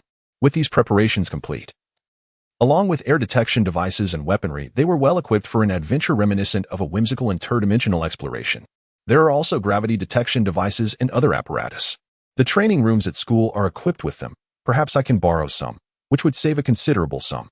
As they cultivate interstellar warriors who must confront the treacherous environments of various planets, Yutsai High School offers specialized courses in alien combat. Fang Xing believes that even in a different world, adhering to the textbook procedures should pose no significant issues. Several days later, in the Happy Home Community training room, dressed in casual attire, Fang Xing assumes the stance of the Grand Dragon Post, sweat pouring from him. 59 minutes. 60 minutes. Time's up. Fang Xing plops down onto the floor, gasping for breath. Indeed, an hour of Grand Dragon Post each day seems to be my limit. However, limits are meant to be surpassed. It is not that I cannot endure longer, but clearly it would harm my body, yielding more detriment than benefit. Teacher Xiaolong's assessment is astute. For the majority of students, an hour of standing practice is the threshold. Although it is possible to challenge the limits, Fang Xing is evidently not inclined to do so at the expense of his well-being. After catching his breath, he finally rises and heads to the restroom to freshen up. After changing into a fresh set of clothes, he nearly collapsed into the chair, adopting the most comfortable posture. His consciousness surveyed the attributes panel. Name, Fang Xing. Age, 16. Occupation, warrior, first realm. Flesh, skin refinement, 23-100. Military body fist 12 forms, 60-100. Beginner, Great Dragon Stance. 70-100. Beginner, Gateway to the Heavens, 9-100. In position. It has already been 9 days since his crossing. According to his observations, without the guidance of Master Xiaolong or any external force, relying solely on his diligent practice, it would take approximately 3 days to increase the proficiency of the Great Dragon Stance by a single point.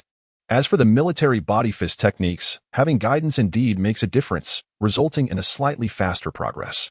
The advancement of skin refinement would accelerate with the progress of the Great Dragon Stance, but at this moment, he was unable to achieve any significant enhancement. If this continued, by the end of 3 months, he would at most elevate the Great Dragon Stance and military body fist to the next tier, yet struggle to transcend the warrior realm. Even within the realm of flesh, he would remain at a superficial level of skin refinement, rather than advancing to flesh refinement. Merely refining skin would not create a significant difference compared to an ordinary person. Fang Xing pondered, suddenly feeling a surge of frustration. Damn it. Why am I pushing myself so hard? Isn't it nice to just lie around like a lazy fish? At least I could coast through 3 years of high school. This other world is too perilous. Why should I take risks? A flurry of disordered thoughts surfaced, which Fang Xing contemplated deeply. Having just traversed into this realm, do I still grapple with confusion and fear, along with a plethora of negative emotions? After delving into an introspective analysis of his psyche, he donned his holographic glasses. When faced with challenges, want it not to panic. First, play a couple of games. Damn, can you even maneuver? Are you still in elementary school? What a flawed mechanism. Might as well indulge in something risky. After this bout of venting, Fang Xing felt an overwhelming sense of relaxation. Until he received a text notification. Esteemed Mr. Fang Xing, your current account balance is 754. 23 star credits. Oh no, I am short on funds. Fang Xing's expression immediately turned grave. The acquisition of basic nanoprotective gear, drones, and a myriad of other products had exacerbated his already meager financial situation. It seems I am once again compelled to toil for a living. In my past life, I was forced into labor, and now, even after this transition, I find myself similarly bound. What a futile journey this has been. At that moment, a communication signal came through. Xing, we have a visitor. The clock is ticking. Lu Wei's three-dimensional image materialized. Understood. I shall be there shortly. Fang Xing hastily grabbed a piece of bread and rushed out. In the Green Water Mansion, a brash child, no more than 11 or 12 years of age, boasted loudly, I can take on 10 at once. Indeed, one is the best. Beside him, a mother of average appearance but gentle demeanor smiled encouragingly. How enviable. Lu Wei shot Fang Xing a knowing glance. With the father off and away, the child lacks training. This presents us with an opportunity. Fang Xing felt a spark of inspiration, signaling to Lu Wei. In an instant, the two confronted the boisterous young lad. Behold my wave fist. The young lad unleashed a punch, lacking even the slightest hint of vigor. Observing this scene, Fang Xing and Lu Wei felt a sense of reassurance in their hearts, recognizing that they had encountered a pleasant guest. Certainly not like the troublesome Gu Yun from their previous encounter. Fang Xing was the first to receive a blow, subsequently crying out as he was sent flying. Lu Wei swiftly followed suit, engaging in a spirited exchange with the young boy. 2 hours later, the two departed with arms slung over each other's shoulders. A hint of joy gracing their faces. This young master is indeed easy to please. It was evident that the previous one was a real nuisance. Lu Wei remained deeply impressed by Gu Yun from their last encounter. If all guests were like this, he would have long since abandoned his profession. At that moment, he rubbed his shoulder, suddenly wearing a look of suspicion. Xing, why do I feel that you appear more at ease than I do?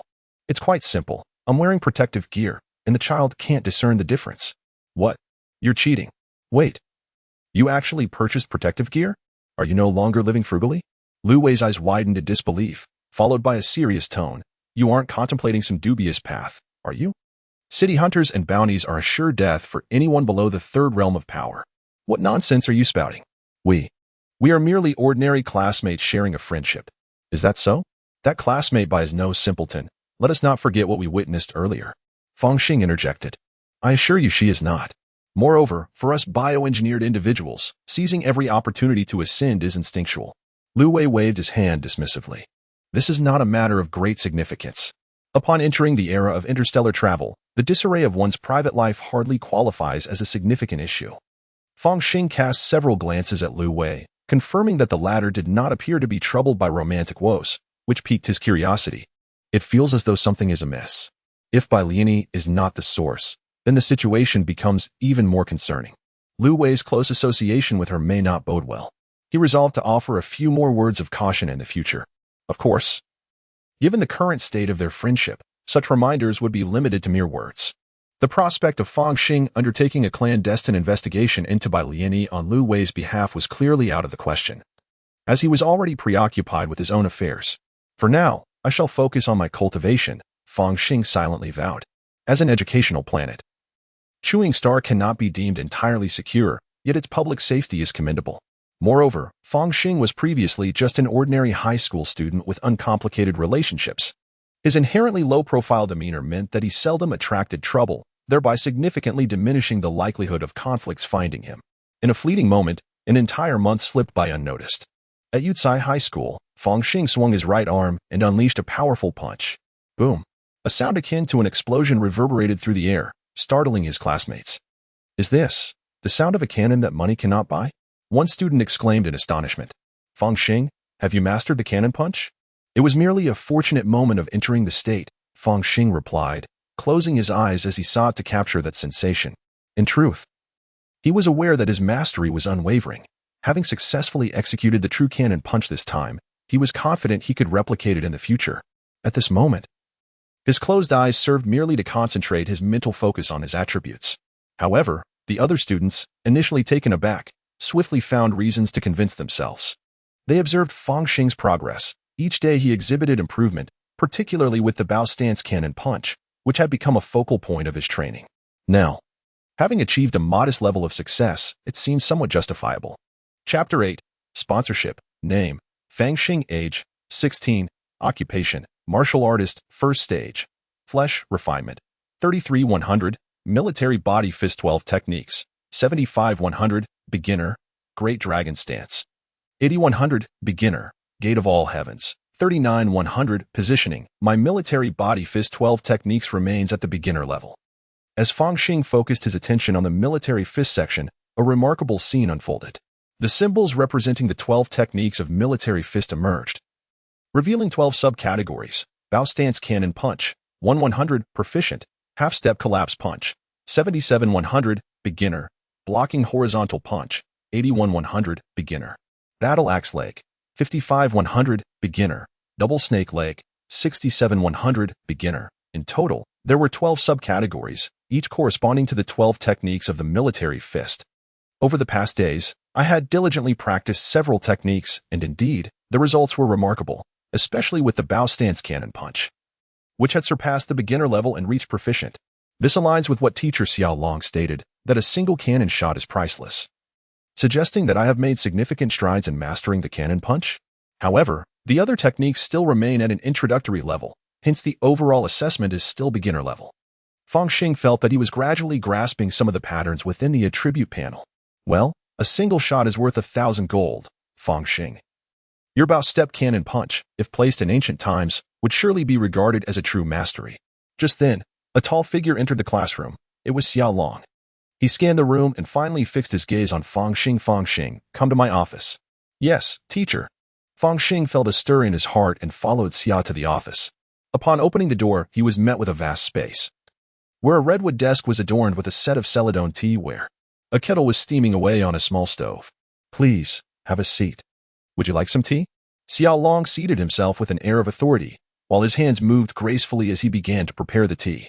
Upon witnessing this scene, Fang Xing couldn't help but stare in awe. What? Do you find it incongruous? Xiao Long, holding a teacup, chuckled at Fang Xing's expression. According to scientific research, the key to mastering a hint of the power of artistic conception lies in following one's heart. The process of brewing tea, in my view, is an ancient ritual of calming the mind, allowing me to attain tranquility. Calming the mind. Fang Xing nodded, appearing somewhat bewildered yet profoundly impacted. What is artistic conception? It can manifest as wind, rain, thunder, or lightning, the cosmos and the earth. It can also embody flowers, birds, fish, and insects, the myriad forms of life. In short, it is the power of the heart. However, such matters are profoundly enigmatic. It can only be said that each individual must follow their own destiny and discover the method that suits them best. A true genius, even if they stand at the pinnacle of the dragon's posture until the very end, will grasp the essence of the dragon. This is all thanks to the guidance of the teacher. Fang Xing smiled humbly, recognizing the effort put forth beyond the classroom. Xiao Long perceived that this might be a diligent genius, yet he refrained from voicing it, fearing it might inflate the other's pride. He nodded and said, "The reason I called you here today is simply to present you with a small gift. Here, take it." As he spoke, he opened a drawer and retrieved a box, extending it toward Fang Xing. Upon receiving it and opening the box, Fang Xing discovered a neatly arranged row of test tubes inside. Within those tubes lay a viscous azure liquid, seemingly adorned with glimmering specks of stardust. D3, level nutrient solution? A flicker of excitement crossed his face, while internally he marveled. This box must be worth several tens of thousands. No wonder it's from teacher Xiao Long. After all, private tutoring for professionals is indeed lucrative, and for him, it merely amounts to a few hours of supplementary income. To me, it hardly constitutes a drop in the bucket. Xiao Long shook his head and remarked, as a teacher, my aspiration is to cultivate excellent students. The better your performance, the higher my rewards and bonuses. It's a mutually beneficial arrangement. So there is no need for you to feel apprehensive. Thank you, teacher. Fang Xing expressed his gratitude with a deep bow. Yes, do put in your utmost effort. I hope to see you excel in the upcoming final examination. Xiaolong smiled slightly, remarking, in comparison to those natural-born students, you must exert greater effort.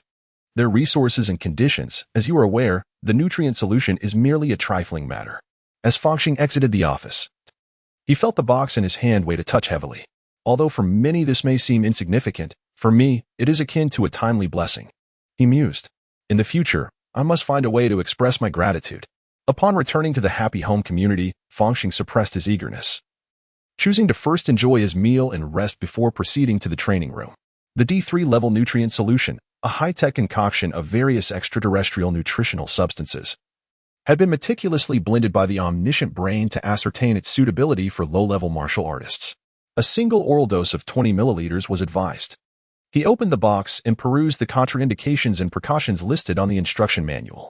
Subsequently, he grasped a test tube and slowly unscrewed the cap. A viscous blue liquid emitted an indescribably peculiar aroma, neither entirely pleasant nor unpleasant. Feeling a surge of determination, he downed it in one go. Fang Xing retrieved a measuring cup, poured out 20 milliliters, and swallowed it in a single gulp. A cool sensation coursed down his throat and into his stomach. The effects of the nutrient solution manifested rapidly.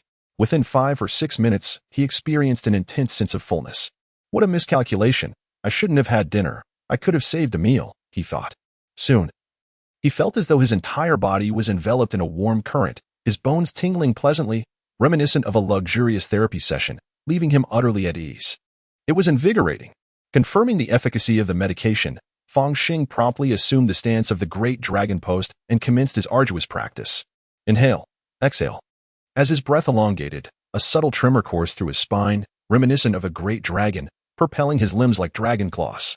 Fang Xing cleared his mind, gradually becoming enraptured in his cultivation, completely oblivious to the passage of time in the outside world. 1 hour, 2 hours, 3 hours. Suddenly, he opened his eyes, finding himself seated on the ground. Glancing at the clock beside him, astonishment washed over his face. It was 10:20 in the evening. Had he truly maintained the stance for 3 hours? He hastily assessed his condition, discovering that aside from a slight fatigue, his body felt little different from after an hour of training. Is this the effect of the D3 level nutrient solution? It can extend training duration without the worry of physical strain? For me, this equates to a threefold enhancement. His eyes sparkled brightly as he glanced at his attributes panel. Great Dragon Post, 81-100, beginner. In a single session, he had gained a point, if this pace continued. A faint smile crept across Fang Xing's face. The next day, at Yucai High School during the martial arts class, everything felt transformed. Fang Xing assumed his boxing stance, sensing a profound metamorphosis within himself. Particularly while practicing the bow stance cannon fist, the circulation of his vital energy and the coordination of his limbs possessed an exquisite fluidity, akin to a once clunky machine now gliding smoothly with oil. Silky, marvelous. Is this the sensation of proficiency? If I manage to master all 12 forms of military body techniques, and even break through the great dragon stance, what will happen? A flicker of anticipation surfaced in his heart. Having warmed up, today's lesson would continue with practical combat. At this moment, Xiaolong strode over, casting a glance at Fang Xing, a fleeting smile of satisfaction crossing his face before vanishing as he commanded, "Begin the grouping." Teacher. At this juncture, a tall Caucasian classmate raised his hand. It was Cole. What is it? Xiaolong frowned. It's like this. Sparring with the other students yields little benefit for me. I wish to seek guidance from classmate Fang Xing. Cole's gaze fixed on Fang Xing, his face betraying an unmistakable hostility. Just moments ago, he had been the teacher's favorite student. His cannon fist was nearing a minor breakthrough. How could this originally inconspicuous classmate suddenly surpass him? Ah, youth is truly impulsive, he mused. Fang Xing maintained a stoic expression and waved his hand, reassuring Lu Wei not to worry. Is it a designated sparring partner? Xiaolong stroked his chin, amused by the unfolding drama. This seems rather interesting, Fang Xing. What do you say? I will follow the teacher's arrangement. Fang Xing responded. Then clear the area. You two will spar first. Xiaolong nodded, signaling the classmates to step back and create a space. Observing this, Lu Wei cast a worried glance at Fang Xing. Away. By Lian, he approached Lu Wei's side. Are you concerned about classmate Fang Xing? Lu Wei gazed into the fray, but Xing is experienced in taking blows. He should be fine. right? Liani observed the arena, her clear eyes reflecting a hint of curiosity. Meanwhile, Ouyang Tranqian had discreetly cast a glance at the two. As a perceptive girl, she was already aware of Lu Wei's unspoken affections for her, which he dared not confess. To her surprise, in just a few days, her own companion seemed to have strayed. Although she harbored no feelings for Lu Wei, an inexplicable anger welled within her. Quickly, she shifted her attention to Fang Xing. The last time, he had voluntarily conceded, and since then, they had not exchanged contact information. In truth, she yearned for another opportunity to test her skills against him. Let the match begin, Xiaolong declared, eyeing the two. Young man, you must understand. With a fierce grin, Cole lunged forward. His movements akin to those of an agile bear. Fang Xing sensed the rush of wind before him and calmly raised his right hand. With a resounding whoosh, his vital energy surged around him, igniting like gunpowder. His fingers converged, launching forth with the force of a cannonball. This was the cannon punch, priceless in its execution. Boom. Like a shell fired from a cannon, an explosive sound erupted in the air, causing nearby students to cover their ears, pain etched upon their faces. What? Chapter 9. Breakthrough in Foundation Training. Bang. Cole crashed heavily to the ground, momentarily stunned into silence, as though he had been knocked unconscious. Cole, truly? He was a natural talent, the top student in the class. A hush fell over the surrounding students, and after a long pause, someone murmured, wait. Didn't Fang Xing previously claim that his cannon punch was merely a fleeting moment of brilliance, incapable of being consistently executed? Do you really believe such words? What distinguishes this from a top student claiming they did not perform well? Your words carry much wisdom. Xing, you actually defeated Cole? Lu Wei approached and patted his loyal friend's shoulder. How have you become so formidable? This is undoubtedly due to my relentless practice, Fang Xing replied with the usual platitude. Then smiled subtly at Liani beside Lu Wei, discreetly placing his right hand behind his back. In truth, Cole possessed superior physical attributes. Yet he succumbed to the finesse of technique. This victory stemmed from an unexpected strike right from the outset, and even now, his knuckles throbbed with pain. Fang Xing, you are truly impressive. I look forward to our next encounter, Liani remarked softly. Do remember to show mercy, she added. Indeed, we should strive for mutual progress. Fang Xing nodded in agreement. After school, on the riverbank embankment, he held 2 bottles of soda, tossing one to Lu Wei. Actually, I believe Ouyang Tranqian is a better match for you. Gulp. Lu Wei downed it in one go, and then stated, truth be told, I feel there is a considerable gap between Ouyang Tranqian and me. After all, she is a natural person, while I am merely a penniless synthetic being. In contrast, Liani. All right, I was just joking. I have been getting closer to her lately, not because I intend to pursue her. Although I must admit I do have a certain fondness for her. Bai is quite the nice person, and the part-time jobs she has shared recently have been quite lucrative. So it is for the sake of earning some extra money? It seems you have not forgotten your dreams. Fang Xing nodded. Of course. I have been diligently striving in secret, albeit not to your extent. Lu Wei wore a broad smile. By the way, there is a recent job opportunity at the brilliant Jiangfu. Are you interested? Fang Xing suddenly inquired. Brilliant Jiangfu, could it be? Lu Wei involuntarily shuddered. Indeed. It pertains to Gu Yun. Fang Xing nodded, having deliberately sought out this task. For Lu Wei's sake, he had truly exerted considerable effort. After all, they were classmates, sharing the same leisure time. If they were to encounter Liani at the brilliant Jiangfu, surely it would serve as a wake-up call, wouldn't it? Alas, I can only assist you to this extent, Fang Xing mused inwardly. That Gu Yun is quite ruthless. Lu Wei hesitated. I endured a great ordeal last time, but she offers payment. Never mind, it's merely about receiving money, right? I shall go. Lu Wei gritted his teeth, resolving himself. How refreshing. Fang Xing nodded. At the brilliant Jiangfu, in the Villa S training ground. Let us establish the terms. You'll don the gravity suit first, and we shall then practice together. Upon seeing Gu Yun with her hair in braids, Lu Wei quickly waved his hands. Rest assured, this time, I am determined to master the demon blade and fully harness its power. Gu Yun, wielding a wooden sword, brimmed with confidence. Let us begin. Lu Wei, having learned from experience, promptly positioned the wooden stick in front of himself. Excellent, Gu Yun exclaimed, launching her wooden sword. Whoosh! Her speed surpassed that of the last encounter, as the air shimmered with successive sword shadows. 3 sword shadows seemed to strike simultaneously upon Lu Wei's wooden stick. The triple blade. Whoosh! A shadow darted by, and the wooden stick vanished without a trace. What happened to my stick? Lu Wei exclaimed, his eyes wide. before he let out a piercing scream as he was struck and sent flying. Kill. Guyun appeared slightly intoxicated with the thrill of the moment. She stepped onto the fallen Lu Wei's chest, raising her wooden blade towards his throat. Such a vital target. Even a wooden blade could inflict serious injury. Just then, at a critical moment, another wooden stick flew in, intercepting the blade before it could strike. Guyun's eyes glinted with a hint of crimson as the blade flashed, sending the wooden stick flying and clashing with the advancing Fang Xing. Fang Xing adopted a bow stance, his fist enveloped in a silvery nanotechnology shield, resembling a protective glove. The bow step cannon punch. A single move that could conquer all. This was the technique he had mastered most thoroughly. With a resounding thud, the silver fist met the wooden blade.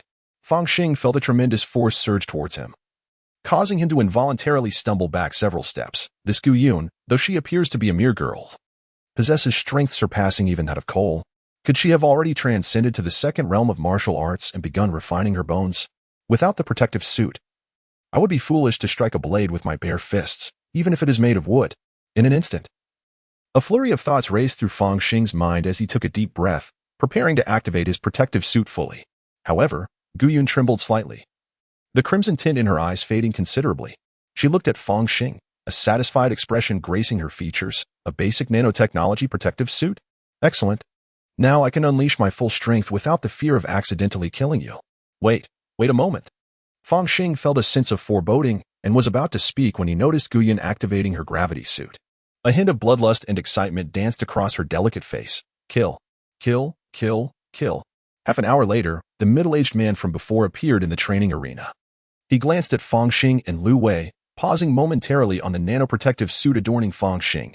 This suit is impressive, but you should refrain from wearing it next time. The sensation of impact differs, and the training results are not the same. However, we can let it slide this time. Occasionally letting off steam can be quite beneficial. He smiled and remarked, I see you are practicing the 12 forms of military boxing, am I correct? Aside from the first move, which has some merit, the others seem a bit unrefined. I can offer you some guidance, let us say for 20 minutes. This time, the fee will be according to the standard. Fang Xing and Lu Wei exchanged glances. Please enlighten us.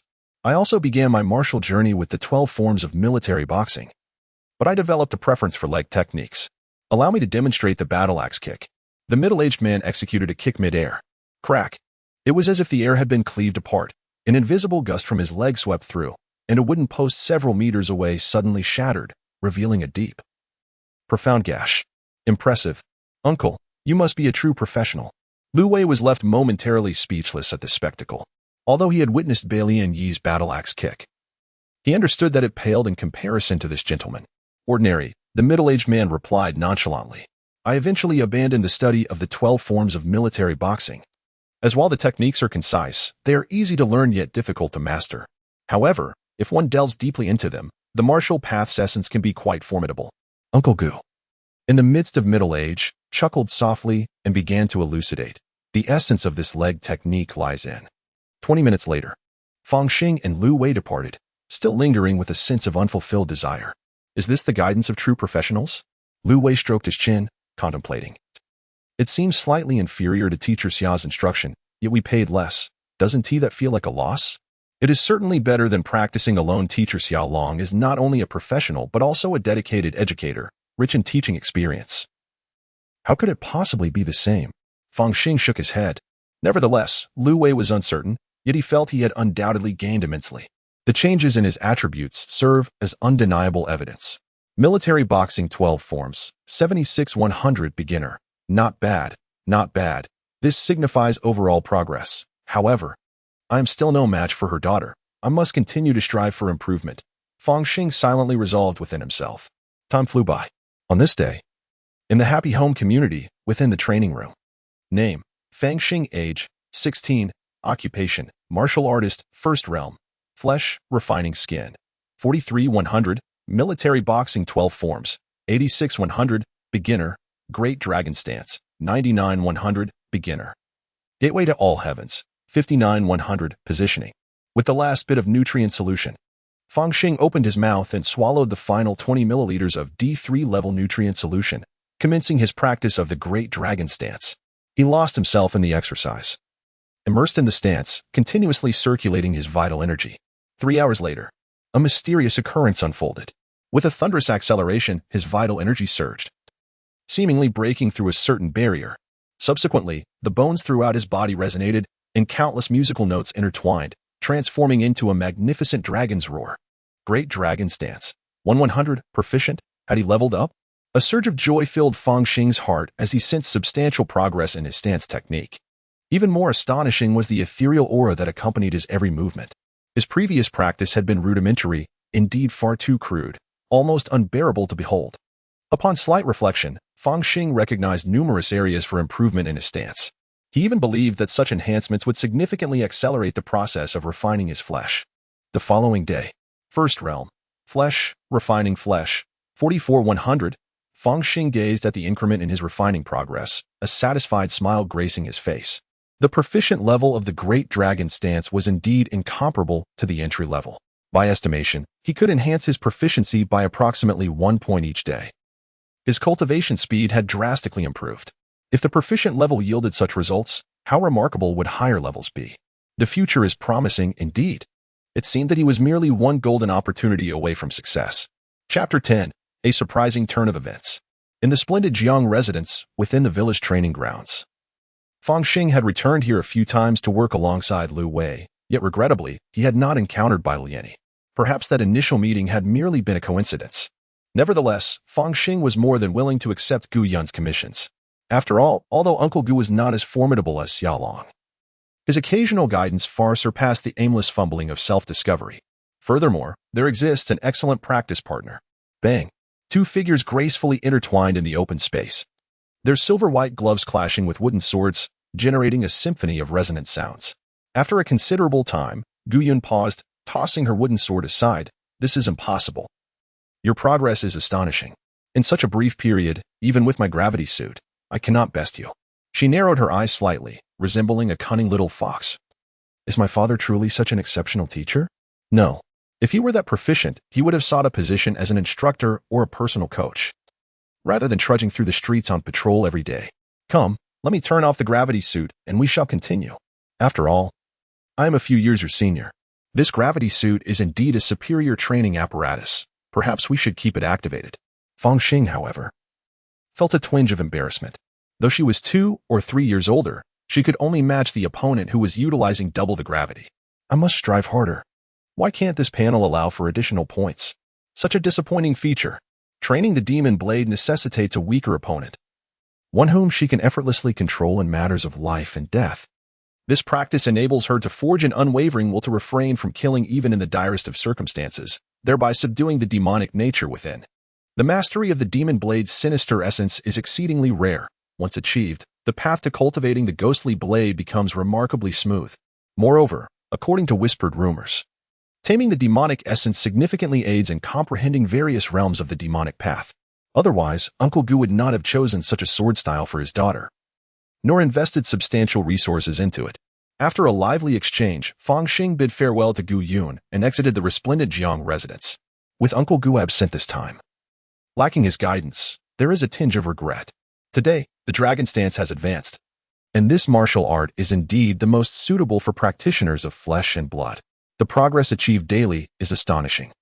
He merely needs to dedicate time to training in order to rapidly elevate his martial prowess. At that time, let us see how Gu Yun will surpass me.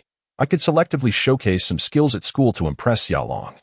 Perhaps I might even vie for a scholarship. Fang Xing felt a swell of pride. As the bus arrived at the Happy Garden community, a mechanical voice announced, "Please remain seated and hold on as you disembark in an orderly fashion." Fang Xing alighted from the vehicle and made his way towards his residence. Suddenly, boom, a thunderous explosion reverberated in the air. Fang Xing stood frozen, momentarily bewildered, yet instinctively activated the full body coverage mode of his basic nanoprotective suit. Following the sonic shockwave, flames and intense heat surged forth. He witnessed a fireball erupting in the distance, billowing clouds of smoke swirling. Concrete structures crumbled, and a multitude of mechanical debris flew chaotically, interspersed with remnants of human bodies. It was as if the world had pressed the pause button at that moment, only to swiftly resume its chaotic tempo. The air was filled with shouts and curses. Bang! Before Fang Xing could comprehend the situation, he felt himself propelled backward by an overwhelming force. What was that? A sharp pain gripped his chest, yet it was bearable. As his gaze shifted downward, He spotted a cement fragment the size of a human head plummeting beside him. Was it debris from the explosion? The speed and strength I just witnessed. I could hardly withstand it. Had I not been clad in protective gear, I would have surely met my demise. Fang Xing's expression remained somewhat dazed. In his previous life, as a mere cog in the corporate machine, although he endured considerable hardship, he had never encountered such a life-and-death scenario. It was not only him. Even the original owner of this body bore no recollection of similar experiences. Help! Help me! A groan emanated from nearby. Fang Xing mechanically turned his head and beheld a young man, seemingly half reclining on the ground, his chest impaled by several steel rods, evidently another victim of the recent explosion. As he stepped forward to offer assistance, he was struck by the horrific realization that the young man's lower body had vanished entirely. He is beyond salvation. No, if we can rush him to a medical pod immediately, replacing his lower half with bionic or mechanical structures, there might still be hope. Fang Xing's mind raced as he prepared to act, but suddenly, a piercing sound invaded his ears. Chirp. It was as if countless insect cries converged into a cacophony. It felt akin to a multitude of instruments erupting simultaneously within his mind. Through the flames and thick smoke, he perceived vague forms emerging. Despite the dense fog obscuring his vision, he could make out the silhouette of a colossal being, standing 3 to 4 meters tall, adorned with insect-like compound eyes and mandibles. No, the indistinct and hazy contours seemed to possess a subtle curvature that irresistibly drew one in, igniting a desire to observe, to study, to seek more. Was that a progeny of the malevolent deity? This is perilous. I must not gaze directly. Fortunately, the thick smoke obscured my view, preventing me from clearly seeing the mysterious patterns on the figure before me. Otherwise, it would have been troublesome. Fang Xing quickly lowered his head and fled in the opposite direction, adhering to the teachings of his textbook.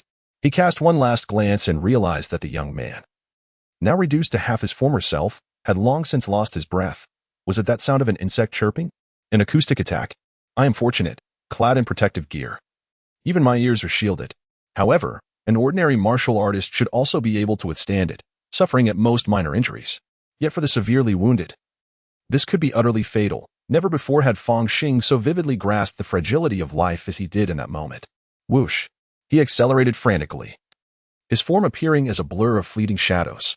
Whoosh! Whoosh! In the sky, the piercing sound of sonic booms erupted. He suddenly looked up, his gaze catching the fiery tail of a missile. Moreover, there seemed to be several figures defying the current, rushing towards the location of the terrifying clan. They were martial artists, professionals. Among the fleeing crowd, some erupted in cheers. Fang Xing pressed on, his fists tightly clenched. All the experiences I had endured, the ecstasy of acquiring my golden opportunity, the modest pride of mastering martial arts and breaking through the dragon stance, were shattered in this moment. I vow to seize my own fate. I refuse to endure such helplessness a second time. A few minutes later, Fang Xing arrived at the school, where he found Xiao Long standing at the entrance, leaning against a massive sword, resembling a stern headmaster, gazing intently in the direction from which he had fled. First, proceed to the classroom. You are also aware of the location of the school's shelter. Await further instructions.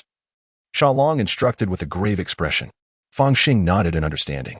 He certainly recognized that within the vicinity, there was no place safer than Yucai High School. This was not solely due to the presence of several teachers with martial prowess surpassing the fourth realm, but also because of the high-level shelter that boasted the capability to withstand an onslaught from higher-tier affiliated beings for over 48 hours. There was some unrest within the campus, yet the situation remained largely manageable. Fang Xing glanced around and spotted several classmates, including Lu Wei among them. Quick! Look at the official website of Maple Leaf City. The VE made an announcement. At that moment, no one had the inclination for small talk until a piercing scream shattered the air. The crowd hurriedly accessed the internet and arrived at the Maple Leaf City official website. Upper-level servant Moonworm Beast has been slain. The air raid alert has been lifted. The void space tunnel has been closed. Rescue operations are proceeding in an orderly fashion. Residents are urged to remain calm. Should you notice anyone exhibiting abnormal mental states, please contact the nearest security unit immediately. Checking the timestamp. The announcement had been made merely seconds ago. Fang Xing's gaze sharpened. The outer evil gods were the arch-nemesis of the Blue Star Federation, and their conflict had endured for centuries.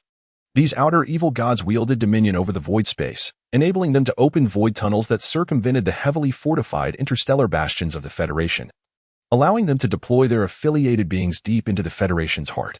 The previous attack was one such instance. Was it merely an upper-level servant?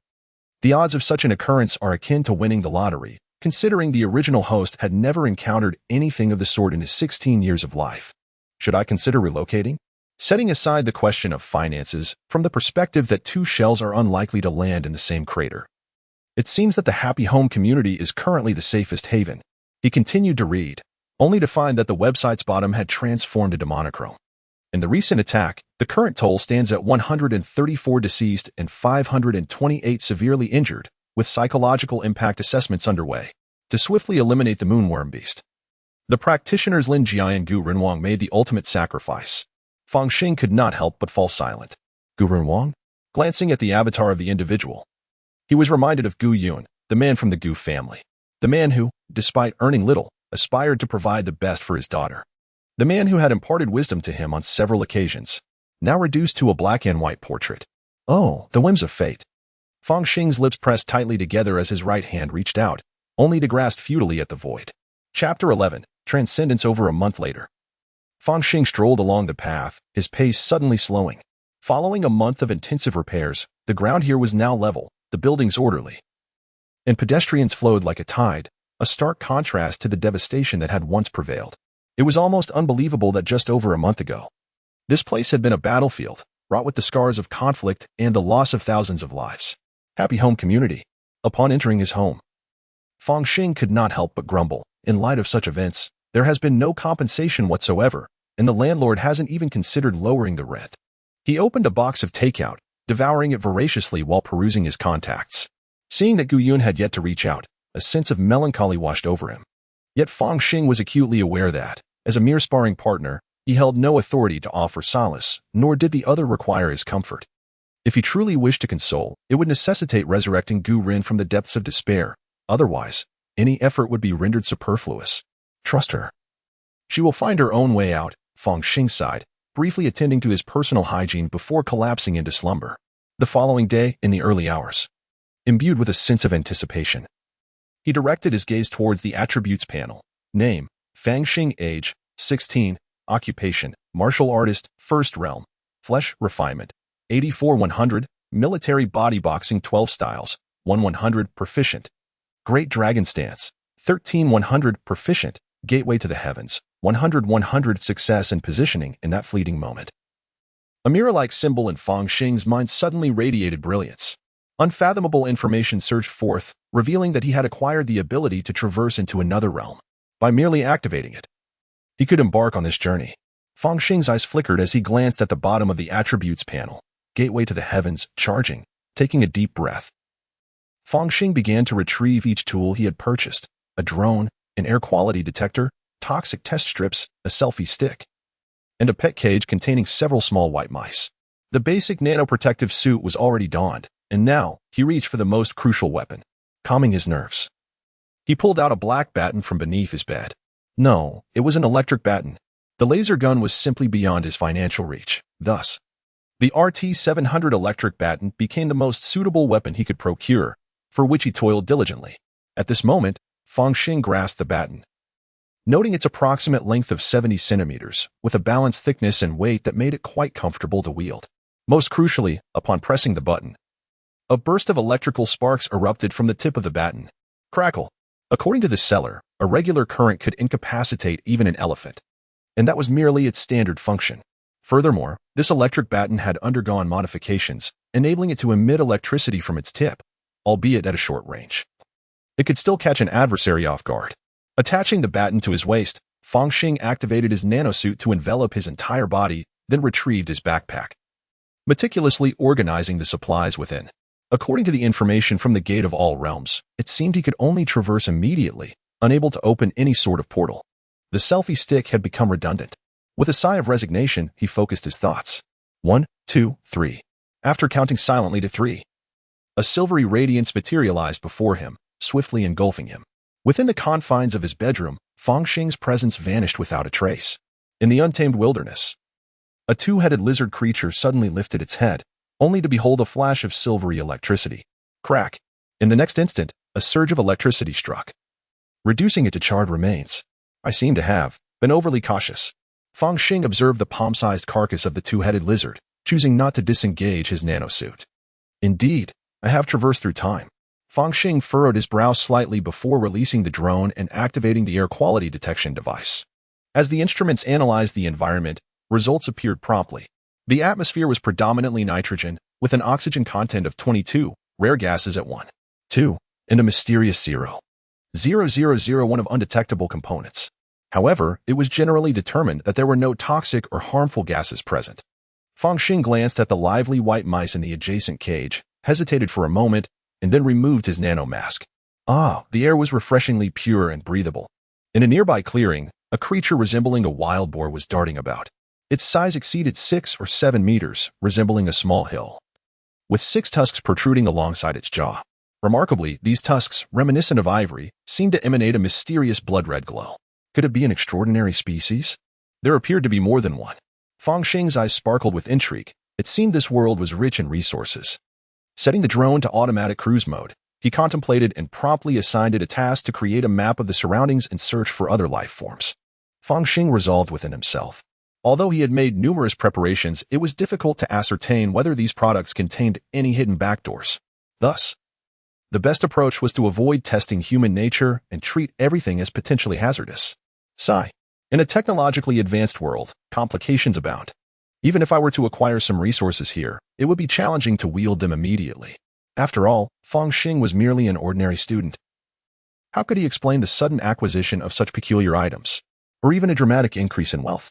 I seek a channel through which I may acquire cash, even to the extent of anonymous accounts, as well as a means to procure a substantial quantity of supplies. Ultimately, it appears inevitable that I must engage with the black market. Fang Xing sighed, scanning the map revealed by the drone for a suitable location to establish a campsite. The selection of such a site is indeed a nuanced endeavor, requiring proximity to a water source while ensuring safety. Having studied related courses, he found it quite manageable. Half an hour later, Fang Xing retrieved water from the river, pouring it into a pot to gradually bring it to a boil, while observing the roasted birds and fish sizzling over the fire. These provisions were fortuitously gathered from the abundant wildlife in this forest, given the rudimentary nature of his surroundings. He utilized available resources to prepare roasted birds and fish. The river yielded a sizable fish, measuring over half a meter in length, with robust and dense bones, prompting him to concoct a fish broth as well.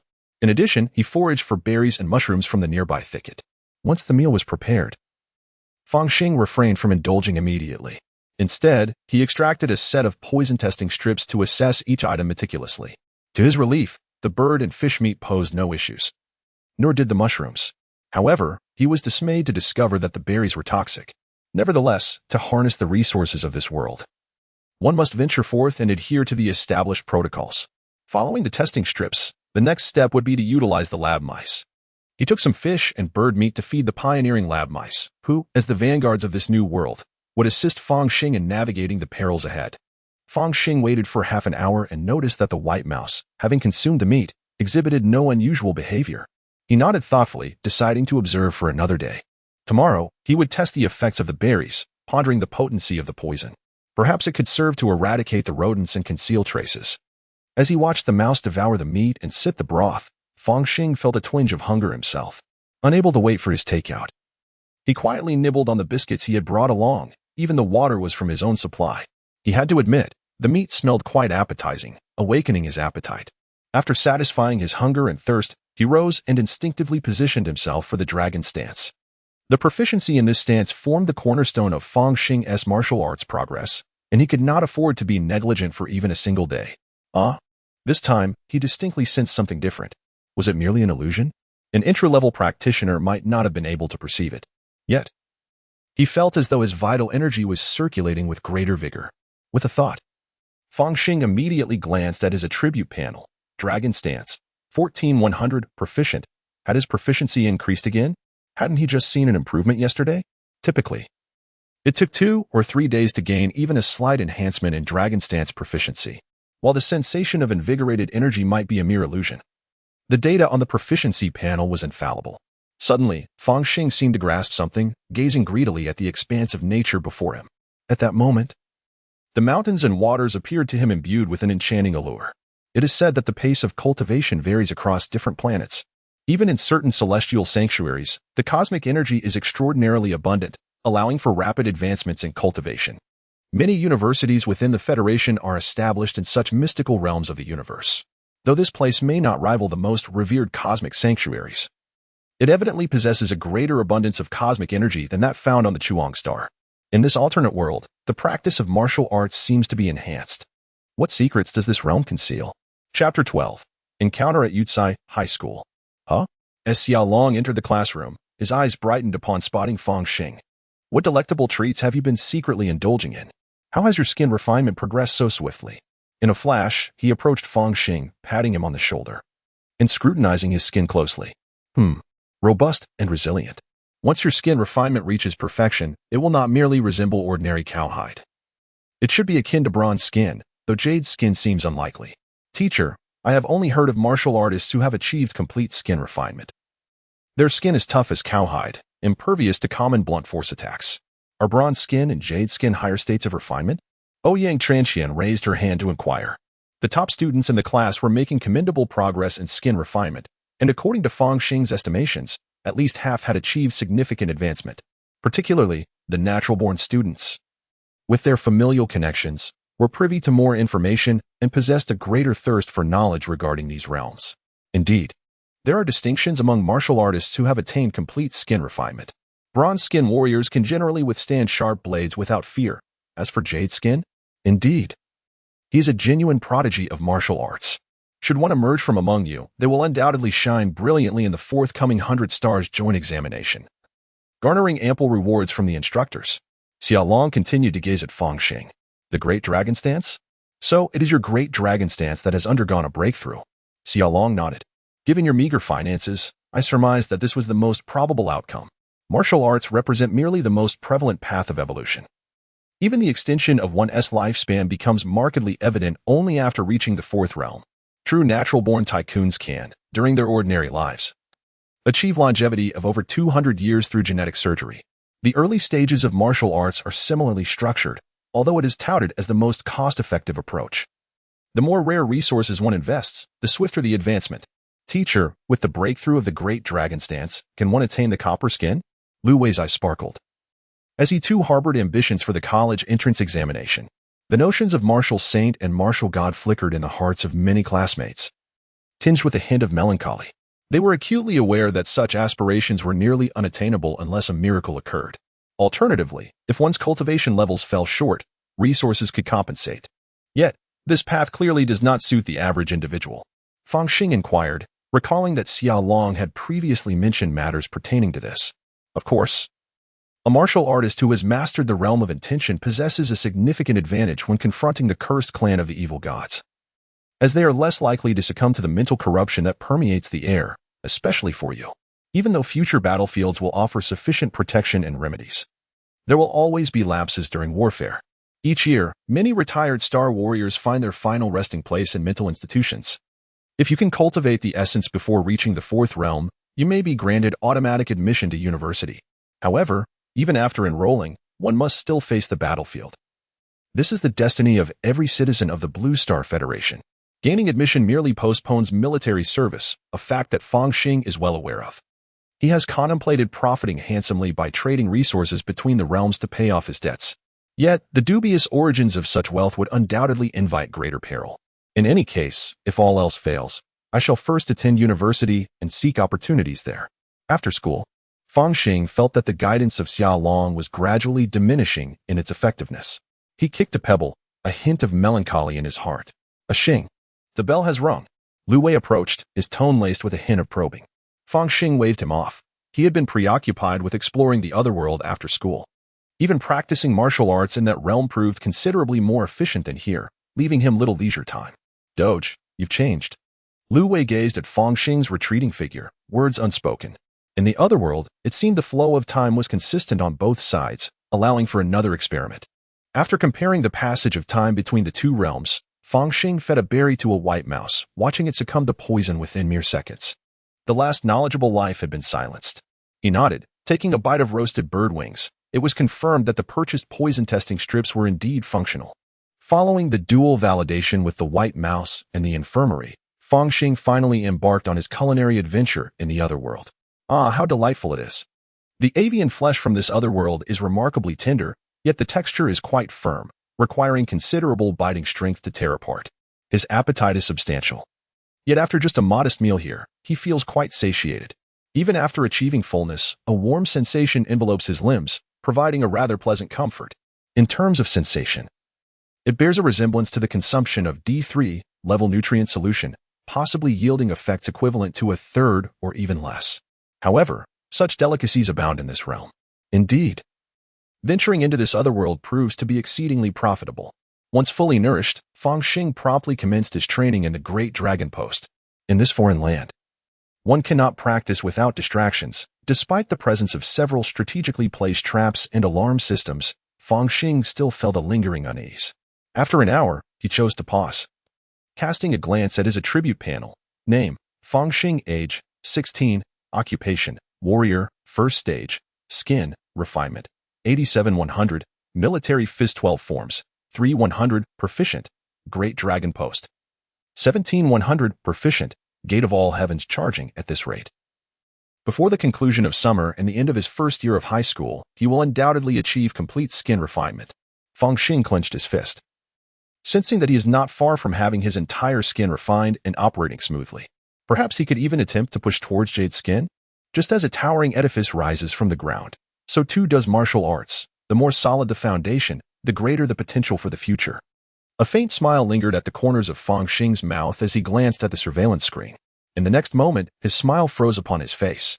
The drone captured a human silhouette. Does this strange world harbor human life? Ultimately, for individuals adorned in ancient attire emerged. They predominantly wore robes and styled their hair in traditional chignons, wielding blades and swords, presenting a distinctly archaic appearance. Their garments were largely composed of coarse fabrics and hemp, with some even carrying bamboo baskets. Judging by their level of productivity, it seemed reminiscent of an ancient feudal era. Upon meticulous observation, Fang Xing concluded, they were formidable. From the fluidity of their movements and their agility through the rugged jungle, it was evident that they possessed the prowess of second-tier martial artists. Among them was a robust middle-aged man, his muscular physique straining against his clothing, exuding an air of authority that suggested he might possess the strength of a third-tier jade martial artist. As a student of modern martial arts, I may not boast of much, yet I have consumed a plethora of martial arts videos, and my discernment is not lacking. I certainly cannot match a jade-level warrior, however. With my rudimentary nano-protective suit and an electric baton, I might still hold my ground, at least enough to safeguard my life. The crux of the matter lies in concealing my origins. The language barrier is undoubtedly a significant issue. As reality is far removed from the realm of games, one does not traverse into another world only to speak the same tongue. Moreover, I must prepare ancient costumes and wigs. Perhaps I should grow my hair long. After all, there are no stipulations against it at school. Fang Xing harbored no intentions of confronting this martial artist squad directly. Instead, he resolved to observe them discreetly. It would be prudent to install additional surveillance to capture their speech, with the hope of deciphering it. In the era of interstellar technology, provided there is an ample amount of foundational data, deciphering a language becomes a matter of mere moments. Otherwise, communication with the myriad indigenous beings across countless planets would be impossible. From the trajectory observed, this small team should not have been able to locate my position. It appears they are instead heading towards that wild boar beast. Fang Xing glanced at the surveillance once more, absent-mindedly stroking his chin. What is the third one doing? In the dense forest, a brawny man observed the third member occasionally gazing skyward and couldn't help but utter a curse. Boss, I feel as though something is flying overhead, and it's not a bird. Could it possibly be some kind of beast? Hard to say. Everyone, remain vigilant. The muscular man touched the beast hide pouch at his chest, bolstered by a surge of confidence. Let us hasten our pace. We shall collect the Zhulong grass and depart. The four of them immediately quickened their pace, arriving at the edge of the wild boar monster's territory. It was evident they had devised a plan, and they waited in the grass for quite some time as the daylight began to wane. Colorful specks of light danced around the nearby thicket, where sporadic patches of vibrant red herbs with thick leaves were growing. Now is the moment. The brawny man sprinkled a powder on himself to mask his scent, stealthily approaching with his companions to harvest the Zhulong grass. Their movements were swift, suggesting they had undergone specialized training. However, much to Fang Xing's dismay, the surveillance revealed that the wild boar monster, resembling a small mountain, had silently crept up behind the four men. Huff, huff. Accompanied by the distinctive grunt of the wild boar, an immense shadow abruptly surged from the darkness, the six tusks glimmering with a fierce crimson light. In a swift motion, Two burly men, caught off guard and unable to draw their swords, were impaled upon the tusks, blood gushing forth in torrents. Chapter 13. In the Shadow's Second Brother. Fourth brother? The muscular man, blinded by rage, wielded his longsword, which emitted a resonant dragon's roar, its blade shimmering in the darkness as he executed a horizontal slash. With a sickening sound, the sword grazed the wild boar beast, leaving a long gash. What would be a fatal wound for any human was of little consequence to the boar demon, instead igniting its ferocity further. With a snort, it raised its hooves high and stomped down with tremendous force. The ground trembled violently, as if shaken by an earthquake. A circle of earthy light erupted and rapidly spread outward. The third brother was directly engulfed by this radiant glow, spears of earth materializing around his chest and pinning him to the ground. Third brother. The burly man realized the gravity of the situation and, without hesitation, retrieved a bright yellow talisman from his animal skin pouch, tearing it open with utmost reverence. A circle of golden light manifested around him, vaguely taking the form of a grand golden bell. Several earthen spears struck the bell, resonating with a dull thud. Having activated this hard-won golden bell shield talisman, the muscular man wasted no time and turned to flee.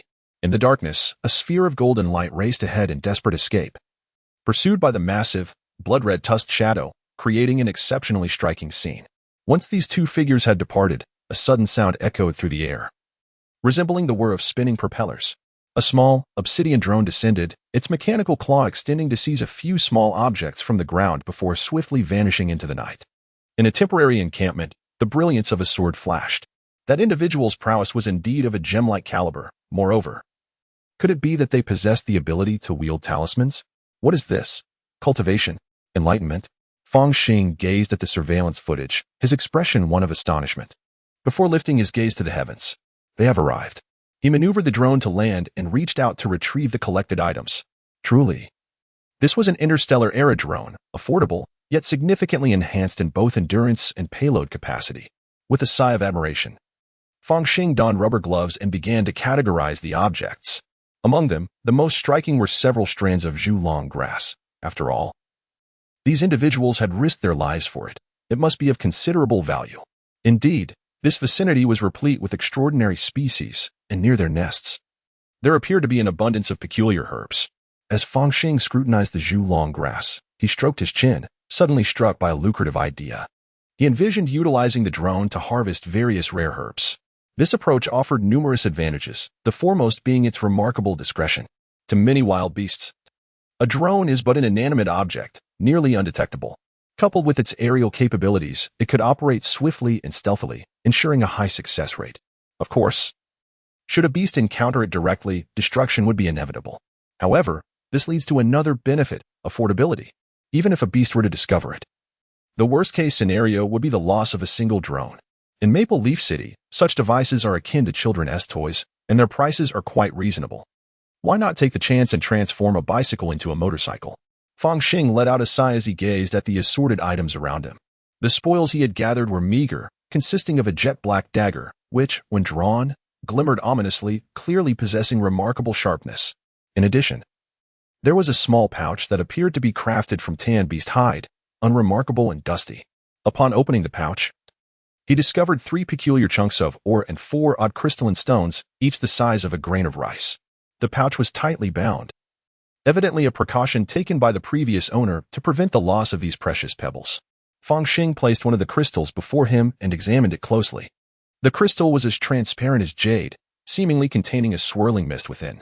Moreover, illuminated by the ambient light, it appeared to be enveloped in an ethereal, mesmerizing sheen of iridescent colors.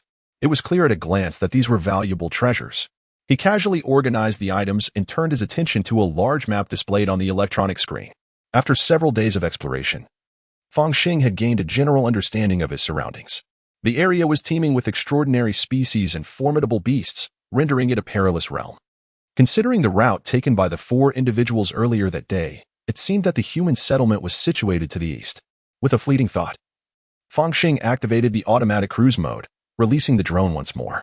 He then mentally counted to 3, and before him emerged a radiant silver light. The brilliance surged, enveloping him entirely. It was now known that he could traverse otherworldly realms at will, requiring merely a 3-second delay without the need for any additional resources. As for the destination of his travels, it appeared to be determined by his current location.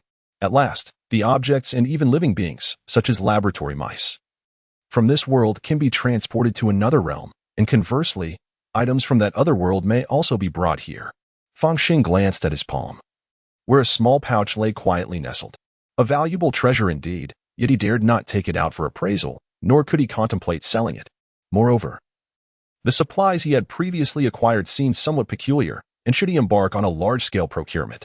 Although the Federation prioritizes privacy, allowing citizens the freedom to purchase whatever they desire, as long as it does not appear on the list of prohibited items, Fang Xing instinctively felt the need to conceal his intentions. Perhaps he ought to engage more in outdoor activities, crafting the persona of a survival enthusiast? For now, buying without selling presents no significant issues. He reaffirmed one crucial principle, or rather a guiding tenet for future actions. Items from the other world must never be sold under his overt identity. It appears he cannot evade the black market after all. Fang Xing let out a sigh. In Oakwood Park, the lush greenery stretched endlessly, with rolling lawns and vibrant flower beds adorned with blossoms of various hues.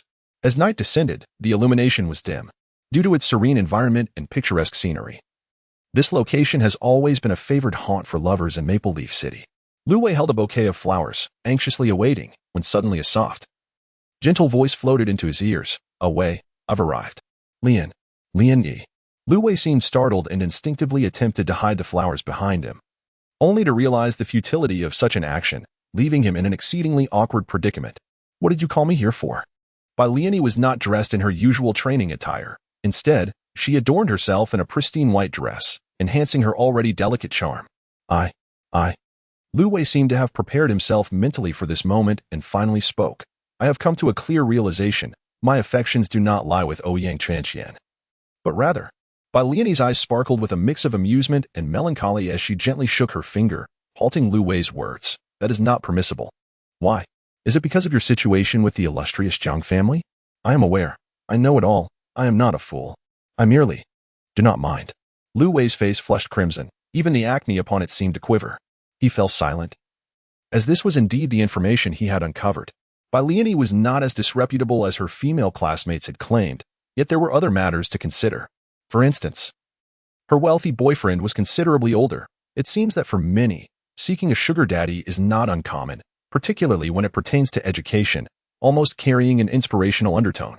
A peculiar thought surfaced in Lu Wei's mind, and he vowed, "I swear, I will treat you well, and I will gain admission to university. As he spoke, he suddenly faltered, for the youth truly possessed nothing, and even bore debts. All he could offer was a promise of future hopes. Yet these pale in comparison to the present, such as the bittersweet nature of a young man's first love.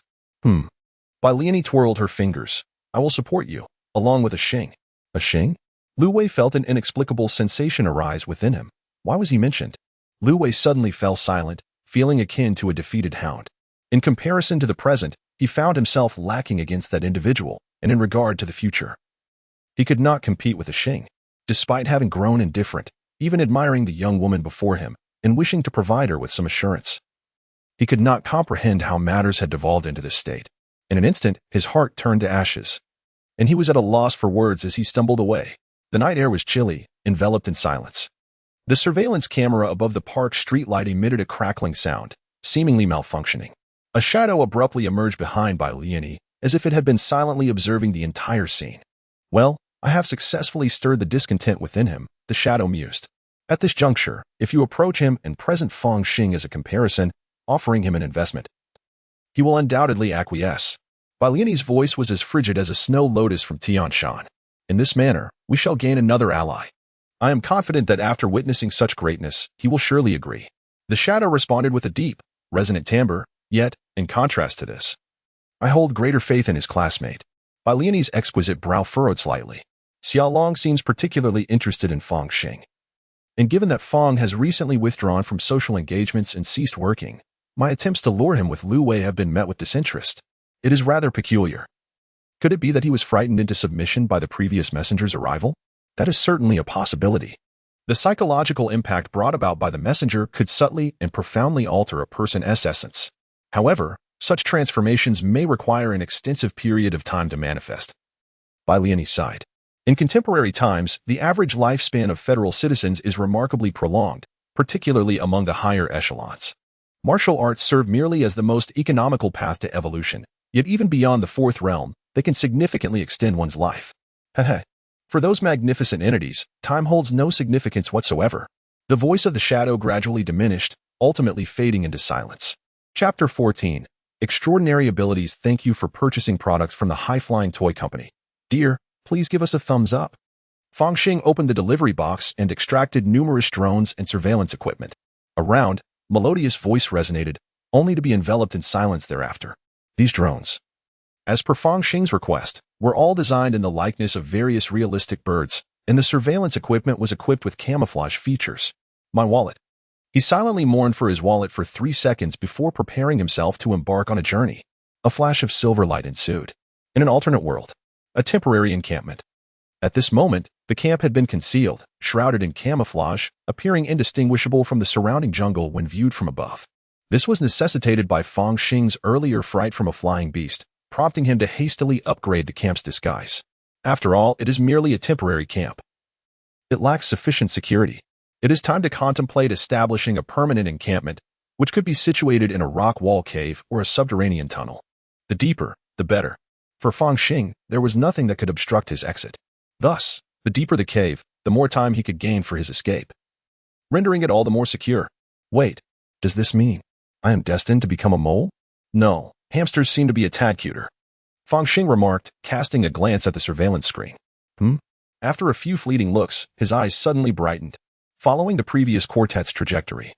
He commanded the drone to scout towards their original direction, that is, eastward, and indeed, there was a discovery. After traveling 100 miles east, traces of a human settlement emerged. Fang Xing focused on a photograph that revealed the outlines of fields. Surrounding the fields were houses constructed of wood and thatch.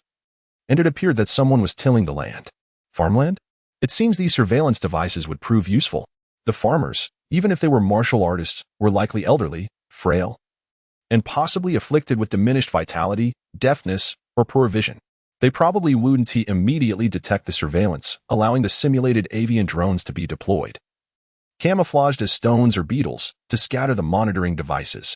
According to Fang Xing's estimation, only the leader of the previously encountered quartet, a martial artist of the Jade stage, stood a chance of discovering the surveillance equipment. After all, martial artists who had reached the Jade stage typically possessed an innate sense, adept at discerning various hostile gazes. Although the surveillance devices resembled inanimate objects, there was still a possibility of detection. If it were a Jade stage martial artist from the Blue Star Federation, the probability of detection would be even higher. The indigenous martial artists here should lack technological understanding and do not possess any interference or reconnaissance equipment, thus the likelihood of detection is relatively low. Initiate. Fang Xing set the program, commanding the simulated birds to take flight. Upon closer inspection, one may notice that these artificial birds grasp small stones and beetles within their claws. These simulated avians traverse vast distances to reach the agricultural fields, whereupon they release their payload of pebbles and insects, functioning as surveillance devices. Subsequently, they silently gather information and data. Days later, at Yucai High School, Fang Xing stood in quiet contemplation. His focus centered on the attribute panel, first realm, flesh and skin refinement, 99-100. Military fist 12 styles, 9-100, proficient. Great dragon posture, 29-100, proficient. Just a fraction more, and he would achieve perfection in skin refinement. At that moment, his gaze caught sight of a pair of eyes, unabashedly filled with animosity. Bloodshot and fierce, they belonged to a tall Caucasian youth, Cole. Fang Xing managed a faint smile. What, do you wish to spar a bit? No. Let's wait until the final exam, Cole replied. This restraint elevated Fang Xing's regard for him, instilling a slight sense of caution within him. Xing, you must be careful. It is said that Cole hails from a wealthy family. After losing to you last time, he hired a personal trainer and invested heavily in vitality-enhancing substances. Lu Wei approached Fang Xing, lowering his voice in warning. In martial arts, progress is achieved step by step. There exists no miraculous breakthrough that instantly elevates one's prowess. Even with esteemed mentors and ample resources, a requisite amount of time is necessary for true transformation. Fang Xing could sense that Cole's strength was in a rapid phase of growth. When the final exams arrive, it may come as a surprise. Fear not. For in the face of absolute strength, any schemes and machinations are rendered futile. He possesses an entire alternate realm as his resource base. Enjoying a cultivation environment akin to a cosmic sanctuary, and his rate of advancement will surely surpass that of Cole. After all, Cole's background is rather modest, perhaps even inferior to that of Gu Yun, should his adversary truly attempt to create turmoil during the final exams. Fang Xing would not hesitate to let them experience the depths of despair. Xing, you have changed so much, Lu Wei remarked, falling silent. People inevitably transform. Indeed, people do change. I hope to become stronger as well. Lacking resources and not possessing talents comparable to Xing, I can only pray for the day I suddenly awaken and become an extraordinary being, Lu Wei said, as if jesting. Extraordinary being? That path of evolution is hardly commendable. Fang Xing shook his head. The term extraordinary being could also be referred to as mutant, with origins that are somewhat peculiar. Although most scientific studies indicate that the abilities of extraordinary beings are varied and often stem from genetic mutations, a process that is quite random. It cannot be denied that their emergence did not occur until after humanity entered the cosmic era, but rather after the day of catastrophe. While genetic mutations inherently possess the potential for occurrence, it follows that humanity's exposure to the vast universe would lead to their own evolution. However, according to the projections of the Blue Star Federation, this gradual genetic evolution should occur over millennia. Yet, following the day of catastrophe, this process seems to have been accelerated exponentially by some enigmatic force. Certain sects also assert that those with extraordinary abilities are favored by otherworldly deities, representing a new humanity. Consequently, the pursuit of a suspected otherworldly malevolent entity possessing extraordinary powers has become a pivotal strategic focus for the Blue Star Federation. Given the ambiguous origins of these extraordinary individuals, a sudden awakening of such abilities may not necessarily be a fortuitous event. Fang Xing continued, I believe that extraordinary abilities are unrelated to otherworldly malevolence. Rather, they are merely the result of normal genetic mutations, albeit with an exceedingly low probability. It is merely talk. Besides, last year's top scorer in the college entrance examination from our Chuying Star was also an extraordinary individual, yet he faced no restrictions or discrimination. Lu Wei appeared unconvinced, though his thoughts were a tangled web of complexity. He recalled a certain dark-clad cultist who had approached him previously, attempting to recruit him into their sect, offering the enticing condition of awakening a corporeal extraordinary ability. Whether it be steel-like physique or superior regeneration, or even the most rudimentary power amplification, such enhancements would undoubtedly confer immense advantages to a martial artist.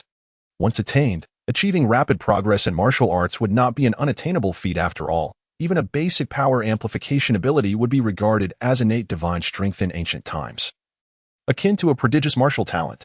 He was indeed hesitant after all. Compared to a naturally awakened ability, this actively induced awakening was undoubtedly linked to otherworldly malevolence.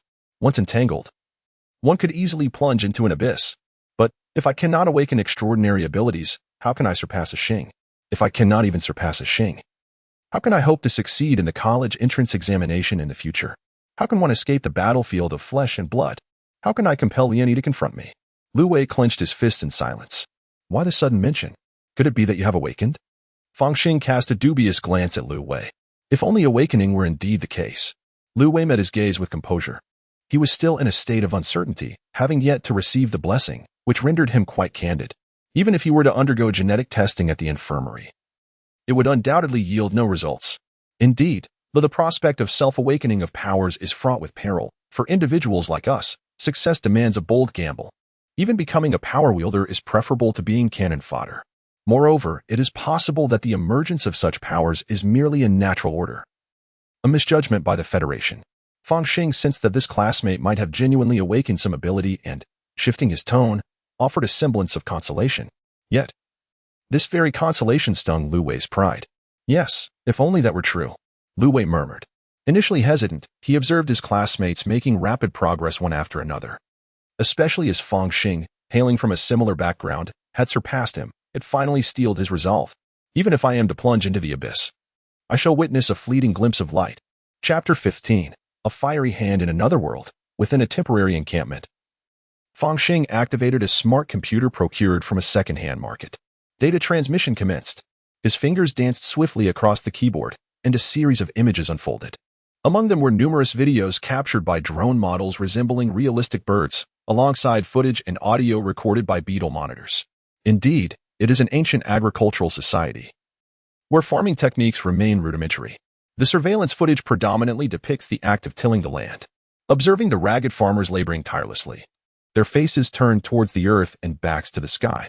Fang Xing is somewhat contemplative. These farmers are, at the very least, practitioners of the first or second realm, with even the occasional Jadeite realm warrior making an appearance. Fortunately, the local Jadeite realm warriors possess a general lack of vigilance, perhaps due to their unfamiliarity with sophisticated surveillance equipment, and thus fail to detect any inconsistencies. Most of these warrior farmers toil in silence, their expressions vacant and devoid of vitality, conversing only on rare occasions. After days of meticulous observation, the data regarding their lip movements and pronunciations has been thoroughly compiled. What remains for Fang Xing is to instruct the intelligent system to perform the final integration, thereby enabling the acquisition of this new language. Regrettably, there is no learning apparatus. Yet mastering this language will not require an excessive amount of time.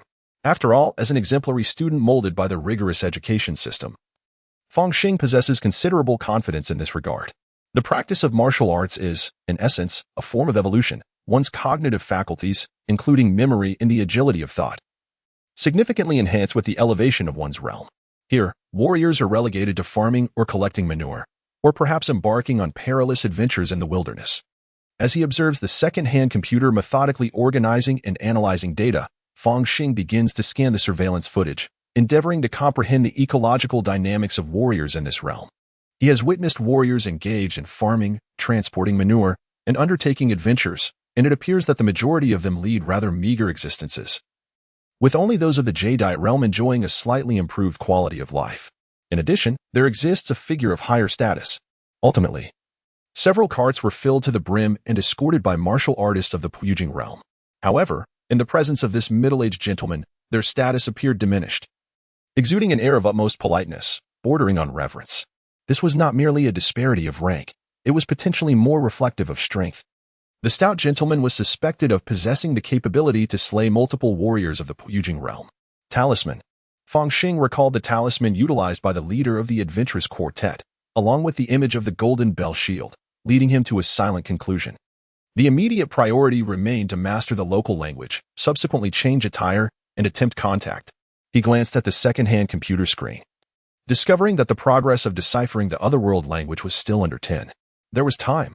On the screen, a woman, her garments tattered and her body marred with blood, was frantically fleeing.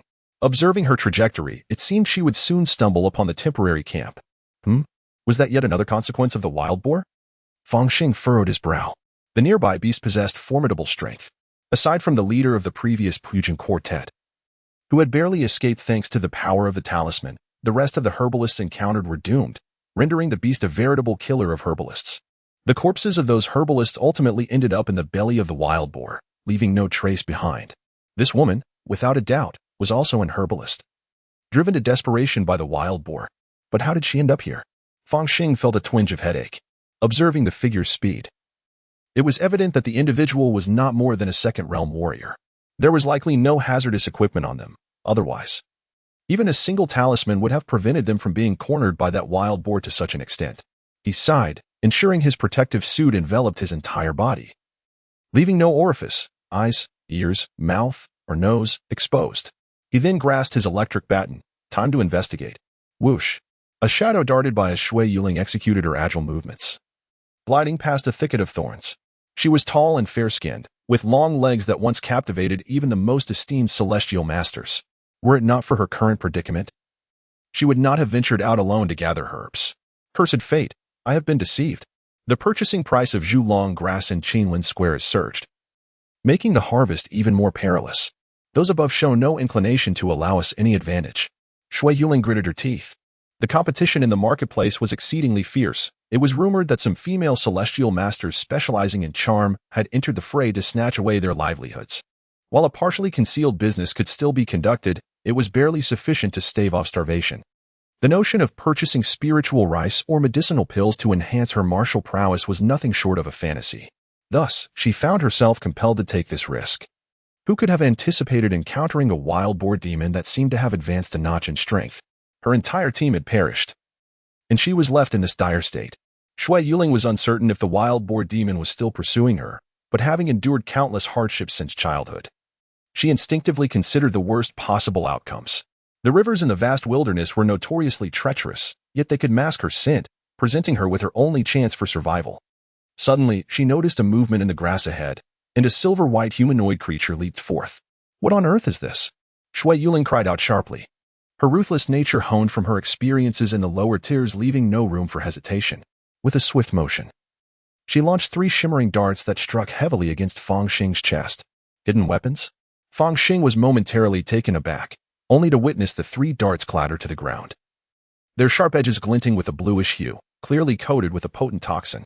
Fortunately, clad in a nanoprotective suit, he remained unscathed, feeling only a slight heaviness in his chest. How dare you attempt to take my life first? Regardless of the world, this shall be deemed self-defense, Fang Xing bellowed, bringing down his electric baton. What strange utterance is this? Shui Yuling could not comprehend Fang Xing's language. Yet it did not hinder her from producing an iron judge's pin to parry the electric baton, exhibiting remarkable finesse. The tip of the pin quivered slightly, aimed directly at several vital points on Fang Xing's body, clearly concealing a formidable counterattack. The technique known as buffing pin would be considered an extraordinary skill among the martial artists of the mortal realm. The sound of metal striking metal resonated, and sensing the force transmitted from the judge's pin, Shui Yuling felt a wave of relief. This peculiar individual possesses surprisingly weak strength. However, in the next moment, she was horrified to see a spark of electricity flicker from the black baton. A terrifying current surged forth, propelling her backward, causing her to collapse on the ground in convulsions. A blood-refined magical artifact? You actually possess a blood-refined magical artifact? Shui Yuling gazed at the approaching humanoid monstrosity, concluding that he must also be of the human race, and hastily exclaimed, "Please spare me, my lord," accompanied by her delicate features. She truly exuded an air of pitiable vulnerability. What are you saying? I cannot understand. The other party's words left Fang Xing in a haze of confusion, grasping only the essence of the word you, yet sensing a plea for mercy amidst the chaos. Alas, the more exquisite the woman, the greater the trouble she brings. Thus, he resolved, let her perish. With a swift motion, Fang Xing struck. The electric baton crackled ominously. The merchant's deceit was apparent, claiming it could incapacitate an elephant. Yet this woman still possessed the ability to articulate her thoughts. A few more jolts were necessary, just to be safe. Fang Xing prodded the lifeless form to confirm her demise before donning a pair of rubber gloves to examine the corpse. Little did this woman know. He possessed the all-seeing eye of a drone, fully aware that the monstrous beast had long ceased its pursuit. Ironically, the path she believed to be a way of survival was, in truth, a road to ruin. One couldn't help but wonder if she were to awaken, would she be so enraged as to perish anew? Hold on. Is this my first act of murder? Shouldn't I feel nauseated? Fang Xing, somewhat slow to grasp the gravity of the situation, inhaled deeply to calm himself. Very well. Perhaps the incredibility of his transmigration, combined with the memories of his former self and the torment endured as a bioengineered being, dulled his emotional response. Ultimately, he realized his feelings were not fraught with anxiety or fear. After several deep breaths, a profound tranquility enveloped him as he began to examine the body. An attractive physique. A prize indeed. He discovered a pair of judge's pins, a pouch of coins, and 3 jade vials. Oh, what is this? A book? Fang Xing picked up the tome. Its paper was of mediocre quality, bound by thread. The pages yellowed with age and marked by the stains of pests. On the cover, 4 characters in a foreign script danced chaotically, none of which Fang Xing could comprehend. What a remarkable find. He shows no sign of disdain. This is exceptional research data, which, when analyzed by the intelligent brain, could significantly expedite the decryption process. As for the purse, upon opening it, he discovers merely 3 grains of sand identical to those previously obtained. It appears somewhat akin to a currency of equivalent value. Thus, I now possess a total of 7 coins? Fang Xing stroked his chin, casting his gaze toward the several jade bottles. Among them, 2 had their seals broken, and he hesitated to take a whiff, let alone consume their contents. He planned to employ poison testing strips and a laboratory mouse for preliminary examination. The final bottle, however, remained wax-sealed, seemingly intact and unopened. Inscribed upon its surface were 3 characters from another world, which he could not decipher. What are the odds that this intact bottle conceals a poisonous trap? As for traps, surely the inhabitants of this world would not resort to consuming the spoils from their foes. Chapter 16. Jade Skin. The night in the other world was strikingly serene, and the starry sky shone with extraordinary brilliance. Within the temporary encampment, Fang Xing savored a hearty pot of fish soup before commencing his practice of the great dragon stance. Under the dual influences of the mysterious otherworldly environment and the nourishing fish broth, his physical refinement progressed at an astonishing rate. Time slipped away unnoticed until suddenly. The flickering computer screen froze, emitting a mechanical sound. Ding. Task completed. Indeed, after incorporating books as samples, the deciphering progress has accelerated remarkably. Fang Xing approached the computer, opened the file, and was greeted by an array of otherworldly script, accompanied by corresponding federal text and phonetic annotations. It could be said that he had acquired a dictionary of the otherworld, complete with audio features. Furthermore, he could glean insights from the everyday discussions of farmers, providing him with a broader understanding of this realm. His eyes sparkled with enthusiasm as he commenced his language studies. For Fang Xing, learning a foreign language was a delightful endeavor, especially as it promised substantial rewards. Firstly, this was the Great Wasteland, home to beings known as cultivators. Cultivators. They possess the ability to forge talismans, concoct elixirs, and craft magical artifacts, and even attain longevity, capable of moving mountains and filling seas, enjoying eternal life. Even those who are merely at the chi refinement stage are superior to innate martial artists. In this world, the local term for the martial practitioners of the pupil realm is innate. Beyond 100 miles lies a marketplace for cultivators, known as Xinglin Market, bustling with thousands of cultivators and countless mortals. It is said that Xinglin Market, established not long ago, was forcibly erected by a formidable cultivation faction aiming to expand into the Great Wasteland, relocating countless cultivators and commoners alike. Consequently, the surrounding environment is exceedingly perilous, rendering survival nearly impossible for those who are not martial artists. The martial arts of this world are rather straightforward, revolving around the concepts of postnatal and prenatal cultivation. However, no matter how formidable a prenatal warrior may be, when faced with a prepared practitioner in the chi refinement stage, their fate is inevitably sealed. It leaves one in disbelief. When will the martial arts truly rise? Upon grasping the background, he immediately turned his gaze to the ancient tome. The deciphered title on the cover read Evaluation of Elixirs, and the contents described the appearances and properties of various common elixirs found in Qinlin Square, along with some basic identification techniques.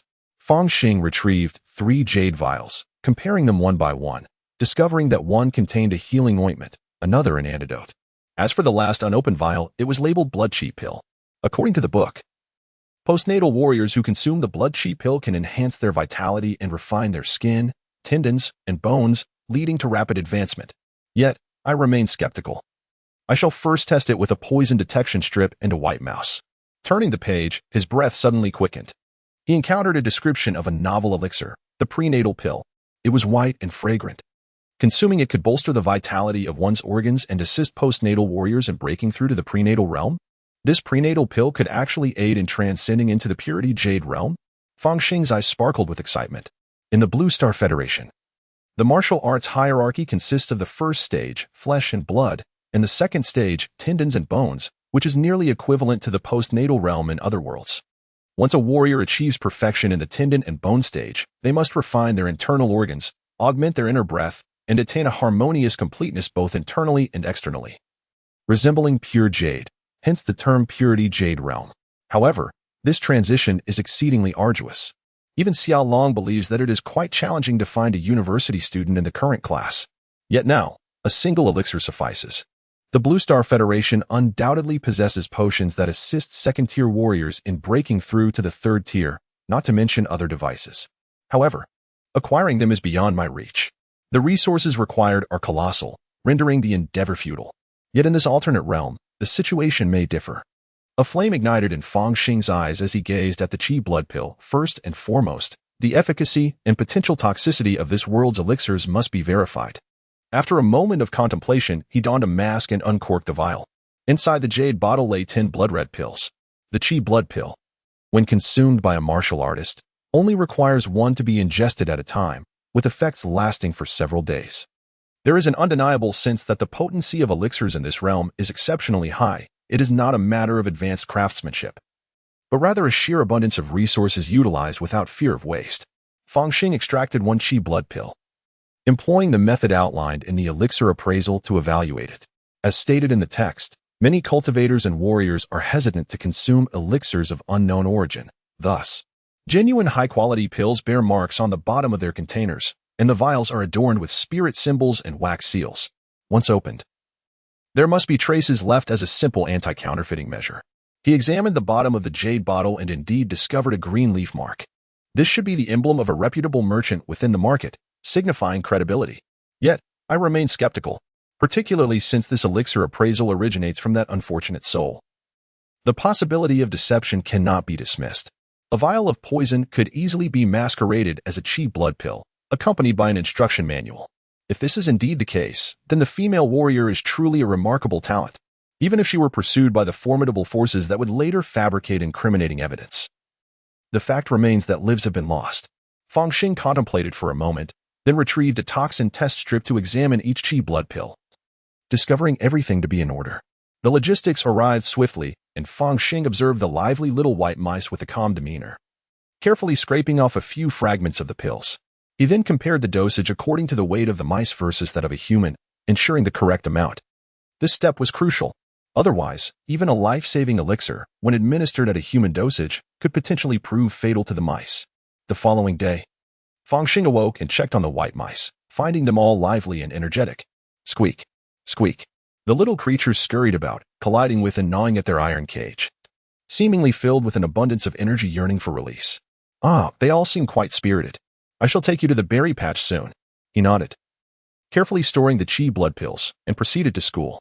Although both tests had revealed no issues, Fang Xing resolved to take the medication adjacent to the infirmary, ensuring that should anything go awry, there would be a chance for immediate intervention. I seem to have perceived humanity's nature as exceedingly dark. Yet even so, my life is of utmost importance. Had it not been for the revelation regarding the innate pill, Fang Xing would not have adopted such an audacious approach to verify the efficacy of otherworldly potions.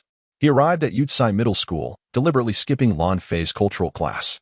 At this point, the presence of this projection teacher no longer swayed his resolve in the slightest.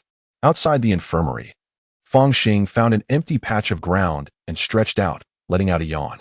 Silently, a single chi blood pill was concealed within his palm and swiftly consumed. Heat surged within him, intense, overwhelming heat. As the elixir settled in his abdomen, Fang Xing immediately felt torrents of warmth emanating from his lower belly, spreading throughout his limbs and bones. The ceaseless generation of vitality caused his face to flush crimson, his skin taut, the veins beneath resembling writhing earthworms. He felt as if he had transformed into a furnace of energy, desperate for an outlet. In the next moment, Fang Xing promptly assumed the great dragon stance. Executing this advanced technique with a fluidity akin to flowing water, he sensed an immediate difference. The robust vitality within him surged forth like a mountain torrent finding its escape, erupting with ferocity. His skin began to crack, beads of blood seeping forth. On the attribute panel, the realm section flickered from refining skin, 99-100, to refining skin, 100-100. The process of refining skin reached its culmination. A sudden surge of realization coursed through Fang Xing as his skin tightened, seemingly transforming into something as resilient as cowhide, radiating a lustrous bronze hue. Yet, in the next instant, as vast amounts of vitality were consumed, the bronze hue gradually faded, giving way to an appearance as white as jade. Was this jade skin? But I have yet to break through in my stance. No, this is akin to forcibly transcending limits through an abundance of resources. It matters not if the stance cannot keep pace. The resources expended by this one chi blood pill could exceed those of 10 or even 100-foot D3 level nutrient solutions. The resources of this other world are indeed abundant. A jade-like radiance flickered briefly above Fang Xing's skin before vanishing without a trace. As a practitioner who has perfected skin refinement, known as jade skin, the outward manifestation is merely a fairer complexion. However, Fang Xing felt as though he was encased in armor, capable of actively dissipating force. Just a single chi blood pill has allowed me to achieve such progress in flesh refinement? Fang Xing's gaze fixated on the attribute panel. Name, Fang Xing. Age, 16. Occupation, warrior, first realm. Flesh refinement, 9-100. Military body fist 12 forms, 10-100. Proficient, great dragon post, 35-100. Proficient, gate of all heavens charging. The great dragon post is advancing rapidly, yet the key lies in the flesh refinement progress, which has unexpectedly surged to 9. Fang Xing pondered. This might be due to the fact that during the refinement of the skin membrane, the muscles were inevitably exercised as well. But the true catalyst is undoubtedly the efficacy of the chi blood pill. If a single pill yields such results, consuming an entire bottle should bring me close to complete flesh refinement. After all, the chi blood pill is intended for postnatal warriors, and in this other world, the so-called postnatal encompasses the realms of flesh and bone akin to the Blue Star Federation. This implies that the Qi blood pill is significantly effective for warriors in the second realm of bone. My current cultivation level seems almost wasteful in comparison. After a brief session of training, Fang Xing felt as though he had undergone a complete metamorphosis. At the very least, after achieving a state of refinement. The skin membrane transformed into a jade-like texture, establishing a remarkably solid foundation. For prudence's sake, it would be wise to undergo a physical examination first. Fang Xing made his decision and proceeded towards the infirmary. Upon reaching the entrance, he encountered a fellow student approaching him. Upon closer inspection, he raised his hand in greeting. Away? Ah, Fang Xing? Lu Wei was startled upon seeing Fang Xing. You're here at the infirmary too? Fang Xing nodded. I'm here for a checkup. And you? I have a stomachache. Lu Wei suddenly clutched his abdomen. You should go ahead. I need to head to the restroom first. Watching Lu Wei's retreating figure, Fang Xing shook his head and walked calmly into the infirmary. He had already been recognized as a genius by Xia Long. His recent mastery of skin refinement was hardly significant. As for the jade-like skin, unless he underwent relevant testing, the ordinary doctors at the infirmary would not discern anything unusual. Chapter 17. Through Xia Lu Wei, must be concealing something from me.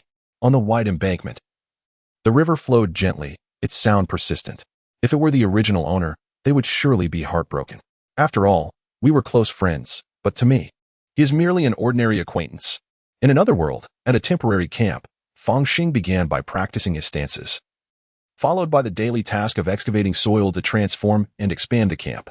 Subsequently, he engaged in learning the language of this foreign realm. Under the influence of multiple factors, his progress was remarkably swift. Chattering. While he practiced, a flock of lifelike birds returned, their claws gripping monitoring devices shaped like stones and beetles. Now that I possess ample qi and blood pills, there is no need to rush into contact. It is prudent to first master a foreign language. Fang Xing had meticulously planned his forthcoming actions. With the semester nearing its conclusion, he anticipated a 2-month respite following the final examinations. At that juncture, he could thoroughly explore the other world, for daily classes tethered him, allowing exploration only during the night or on weekends, which indeed rendered it less fulfilling. In the early morning, Fang Xing jogged towards Yucai High School. These qi and blood pills are truly potent, coupled with the dragon stance. I should be able to achieve a complete refinement of my physical form before the end of the semester. Completing the first year of high school with full refinement? That would barely suffice, yet it finally offers a glimmer of hope for university admission. As he ran, his mind was a whirlwind of thoughts. The streets in the dawn were remarkably tranquil, with few pedestrians along the riverside path. Only a lady, clad in sportswear and donning a cap, was strolling while walking her dog. A bulldog? Fang Xing cast a curious glance, after all. It was quite rare to see a girl with such a formidable bulldog. Seemingly drawn by his gaze, the bulldog abruptly leaped before him, its countenance exuding a fierce demeanor. For reasons unknown, Fang Xing felt an ominous sense of danger. Am I, a martial artist with perfected qi refinement, truly apprehensive of a mere dog? A peculiar thought crossed his mind. Ginger, sit. At that moment, the lady in the cap commanded. The bulldog promptly obeyed, yet its appearance remained fearsome and fierce. Apologies, but Ginger is in a rather foul mood today. The elegant lady in a duckbill cap smiled apologetically. I am Jingxia. What is your name, little brother? When venturing outside, I prefer to remain nameless. Fang Xing shook his head and continued his run. Hiki, an intriguing little brother, Jingxia mused as she watched Fang Xing's retreating figure, her hand brushing against her waist. Suddenly, a ringtone echoed. Jingxia retrieved a mobile phone from her waist. After listening for a few moments, impatience flickered across her face. Your team cannot even handle a single cultist? Pathetic. Novices. Just wait for me. She stowed the phone and pressed her wristwatch. Whoosh. A skateboard materialized from thin air, hovering directly before her.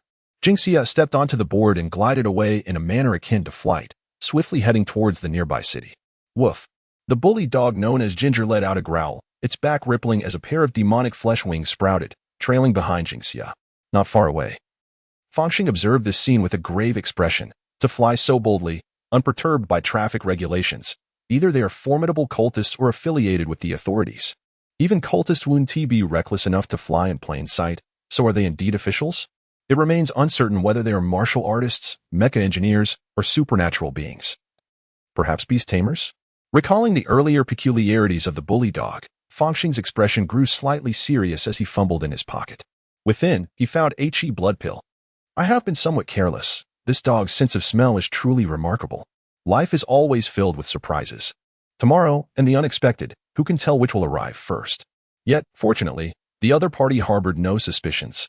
Fang Xing contemplated for a moment and resolved to adhere to his usual schedule, attending classes at school. He was determined to exert himself diligently, striving for commendable results in the upcoming final examinations. A small martial arts prodigy would undoubtedly attract greater attention and investment, and possessing even a modest advantage would remain within the realm of normalcy. In the heart of the city, at a certain location, a tremendous explosion erupted. A massive blaze illuminated the scene, intertwined with several shadowy figures. Some were clad in pitch-black nano-armor, while others donned exoskeletons, wielding firearms of considerable caliber, exuding a fierce demeanor. Yet, at that moment, they appeared somewhat disheveled. They were members of the Blood Descent sect. One member shouted, releasing an extreme chill from his exoskeleton. In an instant, the flames were extinguished completely, leaving hardly a wisp of smoke. This was disastrous. A covert operation had devolved into an open confrontation. The subsequent reports would require several additional pages, and they would surely incur the wrath of the chief. The team member clad in dark nano-armor felt a sense of despair. For them, the prospect of more reports seemed less daunting than facing the ire of their leader. Roar. The air was pierced by eerie beastly howls as a monstrous creature burst forth from the icy expanse. It resembled a humanoid figure, towering over 3 meters. Its body covered in an array of folds and slime. Its chest and shoulders bore an amalgamation of various heads, some human, others the fierce visages of tigers and leopards. It appeared as if it were a grotesque patchwork of a human form. Merely gazing upon this scene can evoke a profound psychological impact and shock upon those whose resolve is not sufficiently steadfast. It possesses faint characteristics of lower servant-level contamination. Is it an aberration? Indeed, the Blood Descendant sect harbors an affinity for such phenomena. The initial speaker's tone was laden with disdain. The cult of the evil deities. It is a malignant tumor within the Blue Star Federation. Those extramundane deities wield authority over the imaginary space, capable of projecting their power into human realms. Although the Blue Star Federation has established defenses, it remains true that the larger the individual, the more challenging it becomes to breach them. It is akin to a fishing net. Small fish can effortlessly navigate through its mesh, while larger fish find themselves ensnared in a dire predicament. Deploying servant-level entities is the simplest endeavor, yet offers minimal utility to humanity. It is only at the kin level that they pose some degree of threat, albeit still limited. The extramundane deities fervently seek to manifest within the human domain, initiating a frenzied harvest. Naturally, such manifestations are exceedingly difficult. Thus, they resort to an alternative approach. First, descending partial power through their kin, corrupting humans into cultists, and subsequently compelling these cultists to devise means to summon their arrival. Consequently, many researchers within the Blue Star perceive these extramundane deities as possessing a modicum of rationality. Although this often stands in stark contrast to the occasional chaos and madness exhibited by their followers, it can only be said that even deities must consort with madness, as rationality is perpetually ephemeral. The Blood Descendant sect is but one among many such cults. The extramundane deity worshipped by these cultists is codenamed Endless Blood Sea, with its true name being of utmost secrecy. After all, such an entity's name and pronunciation alone could bring forth contamination and degradation. Even the deceased Star Devourer Kekshrim is no exception. The names recorded in textbooks are but pseudonyms. For such entities, the very concept of existence is dualistic, with contradictory aspects coexisting simultaneously, rendering the boundary between life and death rather nebulous. In the words of the cultists, even death dissipates before their deity. What on earth are you doing? As the monstrous creature of the Blood Descendant sect let out a chilling roar, a flying skateboard descended from the heavens. With a swift flash of radiant steel, the creature was cleaved in twain. Then, a boot came crashing down upon one of its severed heads, causing it to burst open like a watermelon, its brain matter and blood spilling forth in a gruesome display. Jing Xia lifted his gaze towards his subordinates. Incompetence. Incompetence. Each one of you is utterly useless. Not even as good as my dog. Woof. Beside him, a brutish dog opened its jaw wider and wider, far exceeding the dimensions of its own head and body, its cavernous maw expanding like rubber, revealing countless serrated teeth that seemed to form a vortex, consuming the remnants of the creature's flesh and blood. The other team members, witnessing this spectacle, fell into a profound silence. Chapter 18. Final examination. Time flies. The High School of Chuying Star also holds exams in June, followed by a 2-month vacation. At last, after the examinations, one transitions from a first-year student to a second-year student. Fang Xing chose not to venture into another world last night, opting instead to rest within the confines of the community. As the first rays of morning sunlight streamed into the bedroom, he gradually opened his eyes, directing his attention to the attribute panel before him. Name, Fang Xing. Age, 16. Profession, martial artist, first realm. Flesh, refinement, 86-100. Military body boxing 12 forms, 27-100. Proficient. Great Dragon Stance, 1-200. Mastery, Heavenly Gate, charging. The Chi Blood Pill undoubtedly stands as the finest auxiliary elixir for postnatal martial artists. Just a single vial has brought me close to the consummation of the first realm. Even the affluent on the Chiksong star could hardly afford such luxury. A hint of joy surfaced on Fang Xing's face. The efficacy of the pill-popping approach is indeed substantiated. I initially believed that achieving full refinement of the skin by the end of the term would be the pinnacle, yet here I am, nearing the completion of flesh refinement. The transition from the first to the second realm, given sufficient Chi blood pills, should pose little challenge. Moreover, in the foreseeable future, my cultivation speed may accelerate even further. For Fang Xing, gaining admission to a university during his senior year is no longer a concern. The crux lies in securing a place at a prestigious institution. The finest university in the Federation is surely Blue Star University, located on Blue Star. In addition, St. Armor University and Nine Sword Academy, both nestled within the cosmic secret realm, are also premier establishments. The original owner's greatest aspiration was to purchase a home on Blue Star, followed by the desire to enroll in a university, with little regard for which institution, as long as it was a university. Yet, Fang Xing was acutely aware of the significance of attending university. It is a pivotal leap in social mobility, a singular opportunity, even though he possesses a parallel world. Upon entering university, he could significantly enhance his ability to utilize the resources of that realm. For one, he could establish a premier biological research institute dedicated to the study of elixirs from the other world, alleviating the need to risk himself near the infirmary. Despite having toxicology test strips and laboratory mice at his disposal, ingesting those elixirs still poses a perilous gamble for Fang Xing. His life, undoubtedly, is more precious than anything else. After getting out of bed and freshening up, Fang Xing instinctively assumed the posture of the Great Dragon Stance. The proficient level of this stance offers a markedly different experience compared to the mastery level. While the proficient stance merely imparts a sense of effortless fluency, imbued with an exquisite grace in every movement, the mastery level transcends mere adaptation. It instinctively modifies certain aspects, rendering the technique even more attuned to his unique physique. It is crucial to recognize that each individual's constitution varies. Although the Great Dragon Stance is acclaimed for its perfection as deduced by the intellect, its template primarily caters to the average person.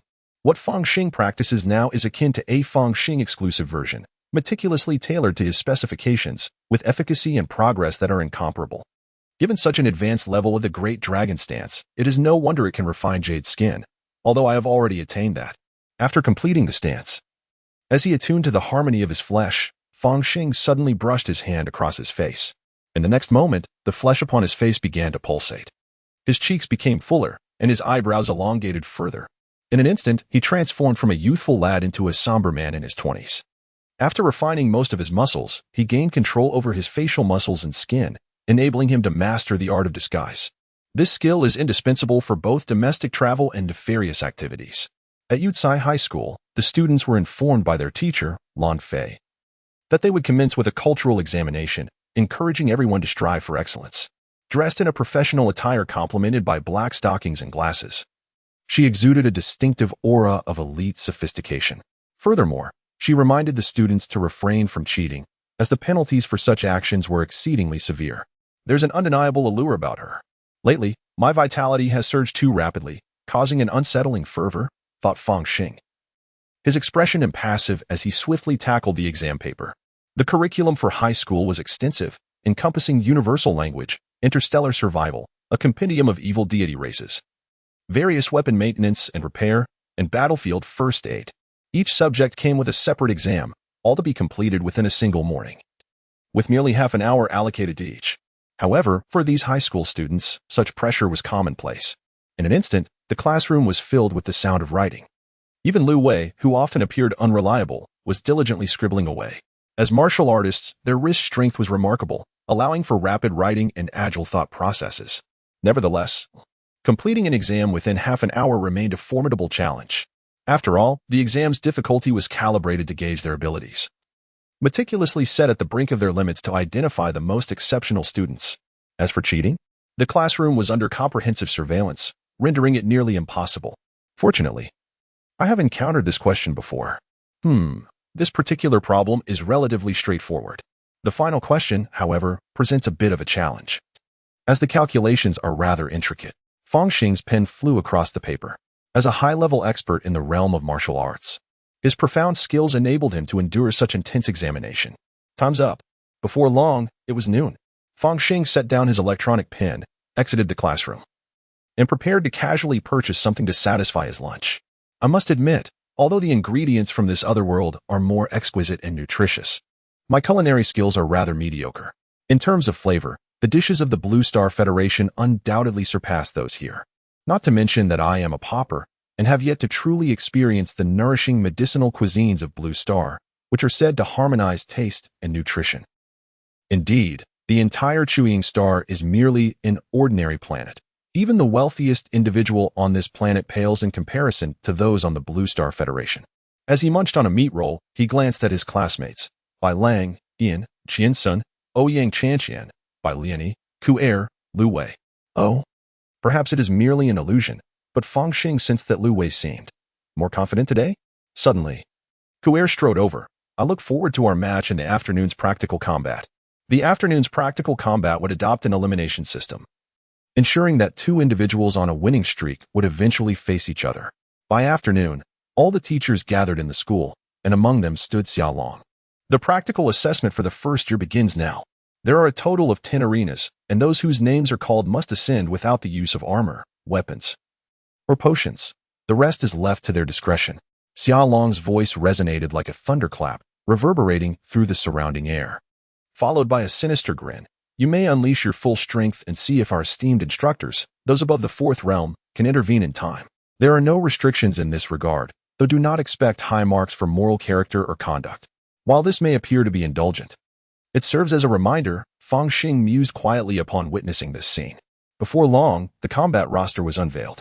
A cursory glance revealed some discrepancies. The seed competitors have been deliberately placed in separate groups. Typically, they would only encounter each other in the final rounds. Fang Xing gazed at the massive electronic screen, nodding and shaking his head in contemplation. Nonetheless, it merely reflects the overall school performance, which is rather rudimentary. Yet, this is acceptable. On the first arena, the first match pits Dilisai against Chao Xiong. On the second arena, classmate Qingyun faces classmate Honka. Soon, the esteemed martial arts instructors took their positions at the arenas, commencing the day's competition. Fang Xing had no time to assess the situation of his classmates, including Lu Wei, before he was summoned to the stage. On the 8th arena, Fang Xing versus Phoenix. As he stepped onto the arena, he beheld a girl with crimson hair standing opposite him. She was clad in a sleek black outfit that accentuated her exquisite curves. Her azure eyes reminiscent of the vast ocean, complemented by her milk-white, delicate skin, truly a vision of beauty. So it is her, the belle of Class 4. His heart stirred, and he offered a respectful bow. Classmate Phoenix, I look forward to your guidance. Feng Xing, please. After Phoenix offered a salute, she immediately launched an attack. With a swift motion, her arms spread like the wings of a phoenix, cleaving through the air. The 12 forms of military physical training, specifically the wing-breaking technique. This martial discipline is a compulsory subject in high school, encompassing a vast array of techniques including punches, palm strikes, kicks, body movements, and finger techniques. At first glance, Phoenix's wing-breaking technique seemed ordinary, yet it bore the unmistakable mark of mastery, indicating her profound understanding of this form. Feng Xing, however, deftly evaded this attack in the nick of time. What a remarkable fellow. Not far away, on the arena, Xiaolong, distracted by this battle, couldn't help but chuckle softly. Not only is his stance solid, but it seems that the military physical training has also reached a commendable level. Having dodged the strike, Feng Xing prepared to swiftly conclude the fight. He slightly raised his right leg, resembling a colossal axe, tearing through the air. Phoenix, sensing the impending sharpness of his intent, displayed a fleeting look of shock on her face. The battle axe kick. With a resounding thud, she barely managed to cross her arms, forming a protective barrier in front of her chest, only to be sent reeling to the edge of the arena. She quickly regained her footing, yet her right arm hung limply by her side. Still unwilling to concede, Feng Xing furrowed his brow, although he had restrained much of his strength in that kick. Her right arm must surely be broken. In the face of such disparity, the rational choice would be to concede. Concede? For beings like us, every ounce counts. How could we ever surrender? A flicker of madness glimmered in Phoenix's eyes as her remaining left arm lunged forward like a spear. It seems she has also employed some form of hypnosis or a technique to inflict pain on her body. Upon witnessing this scene, Fang Xing felt a tinge of melancholy. For beings of their kind, the bioengineered individuals, it is imperative to seize every opportunity with unwavering resolve. Even in defeat, the display of an indomitable spirit holds significant value, potentially reflecting in higher scores later on. While it may seem inconsequential to natural humans, for bioengineered beings, even a single point can determine their future fate. Chapter 19. Combat and Extraordinary Abilities. I sense your spirit. Facing such an opponent, Fang Xing could not help but express his respect. Subsequently, he gathered his fingers, his form resembling a bow, and leapt forth, astonishingly covering several meters to seize the position that Phoenix was about to reach. But if spirit is of use, what need have we for material? With a thunderous boom, the air resonated with a deafening explosion. Thou standst cannon punch. A single shot is worth a fortune. This time, she directly fell onto the arena, collapsing unconscious. Damn, Fang Xing from Class 2 is no ordinary human. He actually knocked Phoenix out. I will remember you. We shall meet again in the arena. As a strikingly beautiful young woman, Phoenix had her fair share of admirers, instantly inciting a cacophony of excitement. Indifferent to the buzzing of these flies, Fang Xing remained unfazed. Had I not won so decisively with her personality, she would have resorted to self-harm in her pursuit of victory, resulting in an even more humiliating defeat and greater injury. He scoffed inwardly as he descended from the arena. At that moment, an even greater gasp emerged from the adjacent arena. How ferocious! Is that perfected skin refining? Not just any refined skin, but that of a copper-skinned warrior? It must be Cole from Class 2. Class 2 has truly struck gold, producing a formidable martial artist. As Fang Xing approached the adjacent arena, he observed Cole, who was bellowing with raised fists, standing over a classmate who lay unconscious at his feet. The unfortunate state of this peer was truly harrowing, resembling someone who had been crushed beneath the wheels of a steamroller. From the murmurs of the surrounding spectators, Fang Xing discerned that during the preceding bout, Cole had showcased a terrifying prowess, remaining utterly unfazed by his opponent's assaults. Such impenetrable defense could only be described as the pinnacle of body refinement, surpassing even the ordinary resilience of leather.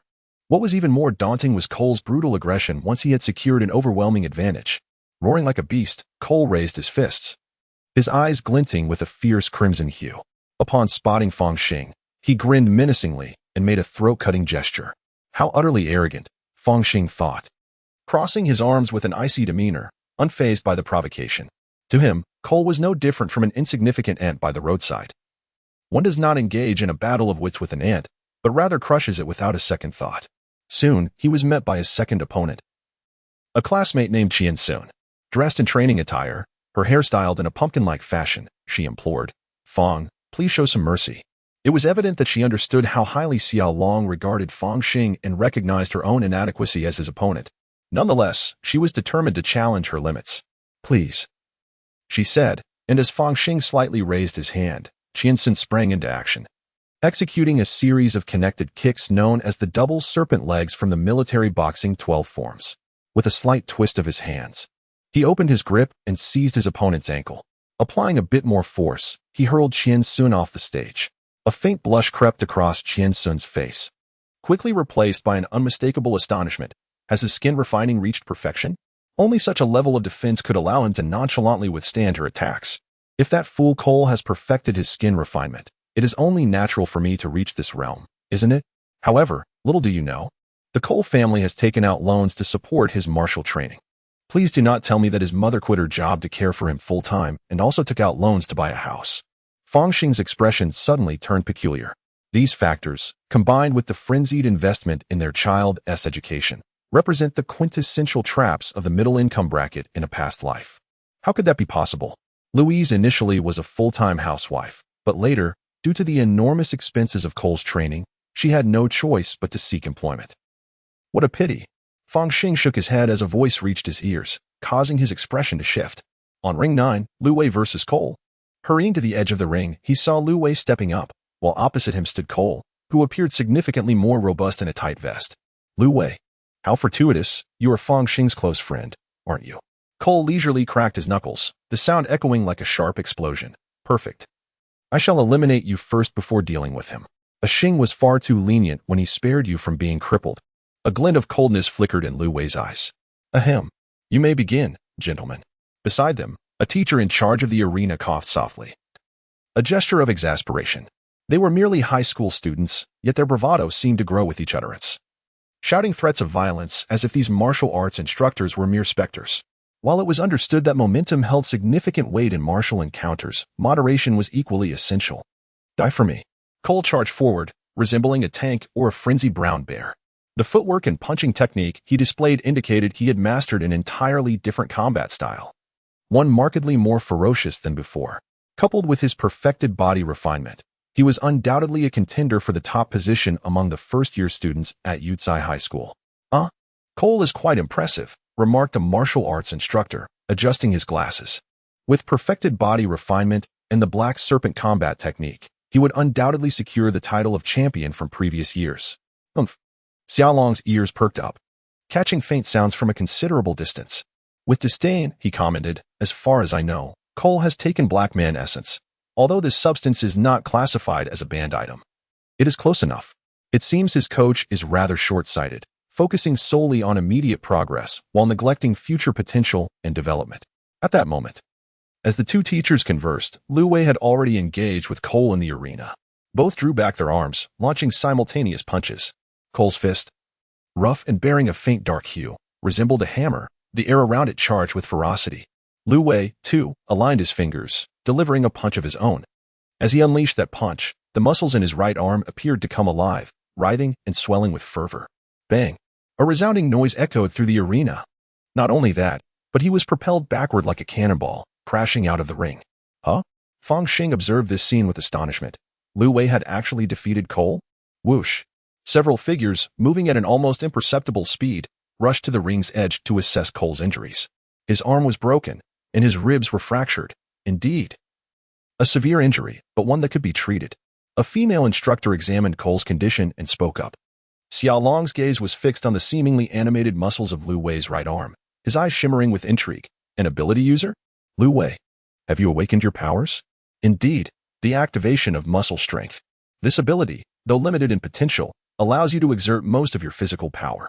Furthermore, it offers significant advantages in the refinement of flesh. Given your level, you must be nearing perfection in skin refinement, correct? Xiaolong generously praised him. Keep it up. At last, a student in my class shows promise for university admission. Clearly, in Xiaolong's eyes, Fang Xing, who had previously remained hidden, had yet to meet this criterion. However, Lu Wei, who had awakened the muscle activation ability, had undoubtedly achieved the standard. Rest assured, teacher, I will strive diligently. Lu Wei had become considerably more composed as he slowly descended from the ring, casting a glance toward Fang Xing. That fool Cole. He boasted about teaching me a lesson, only to be eliminated first. Fang Xing cast a glance at his next opponent, Ouyang Chanqian, with a hint of sarcasm. Unfortunately, in the third round, he drew his classmate once again, continuing the internal struggle. Fang, please advise. Ouyang Chanqian, brimming with spirit and evident determination from her arduous training, unleashed her attack. Her fingers moved with a finesse that was both endless and infused with a subtle, almost feminine strength, showcasing significant improvement since their last encounter. Ouyang has indeed made remarkable progress. Fang Xing mused, promptly lowering his defenses to receive her 18 strikes head-on. Clang! The piercing force, potent enough to shatter bones, landed upon him, yet was surprisingly absorbed by an extraordinarily pliable energy. Fang Xing felt as if he were receiving a massage, the points of contact tingling pleasantly. Is this the unique effect of jade skin? Dispelling force? Generally, if one were to endure Ouyang Chanqian's striking power with leather or copper skin, they would inevitably sustain some penetrating and rebounding injuries. However, Fang Xing sensed his skin quiver slightly, dispersing the concentrated force that had been directed at him. As Ouyang Chanqian executed her ultimate technique, it proved futile. She regarded Fang Xing as if he were a peculiar beast. Despite my efforts, I find myself increasingly distanced from you. A pang of despondency filled her heart.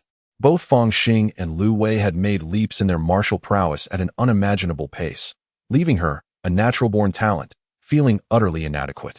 I concede. Ouyang Qianqian raised her hand to signal the referee, then turned to Fang Xing. I will surpass you, without fail. Chapter 20 with Fang Xing's current prowess. His ascendancy in the arena battles is nothing short of remarkable. As the competition progressed through the rounds of 8 to 4 and then to 2, the number of arenas dwindled, yet the audience for each confrontation grew increasingly larger. Until at last, the climactic duel between Fang Xing and Lu Wei would determine the first and second place in this practical assessment. On the stage, Xiao Long observed both contenders, a subtle smile gracing his lips. Regardless of the outcome, the top 2 spots had already been secured by his first and second-year classes. The principal, for all his other considerations, surely ought to allocate a greater share of benefits this year, right? If either of these young men were to gain admission to a university, a substantial bonus would certainly be in order. Lu Wei gazed intently at Fang Xing, a glimmer of eagerness illuminating his expression. Come on. I've long wished to witness your true strength. As he spoke, the muscles on his body undulated fluidly, presenting a rather extraordinary sight. Yet, Fang Xing let out a sudden sigh. Lu Wei was formidable. The awakening of his extraordinary abilities was akin to a miraculous transformation, particularly with a power-type ability that yielded immediate results. Once the battle commenced, if he did not unleash his full potential, subduing Lu Wei would prove to be a daunting task, risking the revelation of certain secrets. After all, the Jade Skin could be deemed the pinnacle of the third realm. While the rapid progress in his foundational skills was a testament to his extraordinary comprehension, however, the substantial advancement in his physical training was more difficult to justify. No matter how exceptional one's talent, without significant resources, such feats remained unattainable. Achieving second place in this practical assessment is commendable, especially considering there is still the written exam to contend with. In a climactic battle, the fervent youth ultimately encounters a former friend. After an arduous struggle, victory is achieved, albeit with great difficulty. This is not the narrative I am accustomed to. Fang Xing, having made up his mind, finally speaks. I concede. Concede? Xiao Long furrows his brow, while the surrounding students and teachers erupt in astonishment. Why yield? It is rumored that Lu Wei and Fang Xing share a deep bond, having played together since childhood. Perhaps he is reluctant to engage in conflict? Nonsense. My childhood friend and I have shared countless experiences, and during our high school entrance exams, no mercy was shown. I was left bruised and battered. Is it not customary for friends to spar with one another? Foolishness. As a bioengineered individual, one possesses nothing but the ability to let results speak for themselves. The scores from the first-year final exams hold immense significance in the future. Should one encounter a tie during college admissions, the historical performance may serve as the decisive factor. How remarkably unwise Fang Xing is. Opinions vary, some admire, while others scoff. Lu Wei's expression darkened suddenly. Why? I simply do not wish to fight you. That is my reason. Fang Xing exhales deeply. Moreover, the second place in practical combat is satisfactory enough. A flicker of realization crosses Lu Wei's mind. He understands that the final score for the semester combines both written and practical assessments. As for his academic performance, it is not abysmal, but it consistently falls short of Fang Xing's. Well then, since the participant has conceded, Lu Wei emerges victorious in this duel. Xiaolong clears his throat, a faint smile gracing his face. The final examinations have concluded successfully. Results will be distributed shortly. With the intelligent grading system in place, the written examination results had long been determined. The delay until now was merely to await the practical results. Soon, Fang Xing beheld his scores. Written examination score, 874, total, 1,000, practical score, 98, total, 100, comprehensive score, 175, 6, comprehensive ranking, 1. What? I secured the top position in my grade. Fang Xing was momentarily taken aback, but soon came to understand. Evidently, the top performers in the written exam had suffered considerable defeats in the practical assessments. How could this be? I only placed third?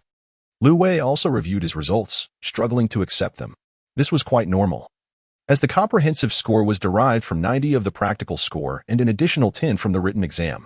With a practical score of 100, he was first in his grade, yet his written score was only 840, yielding a total of 174, just 1 point shy of Bai Liani, who ranked second, thus placing him in third.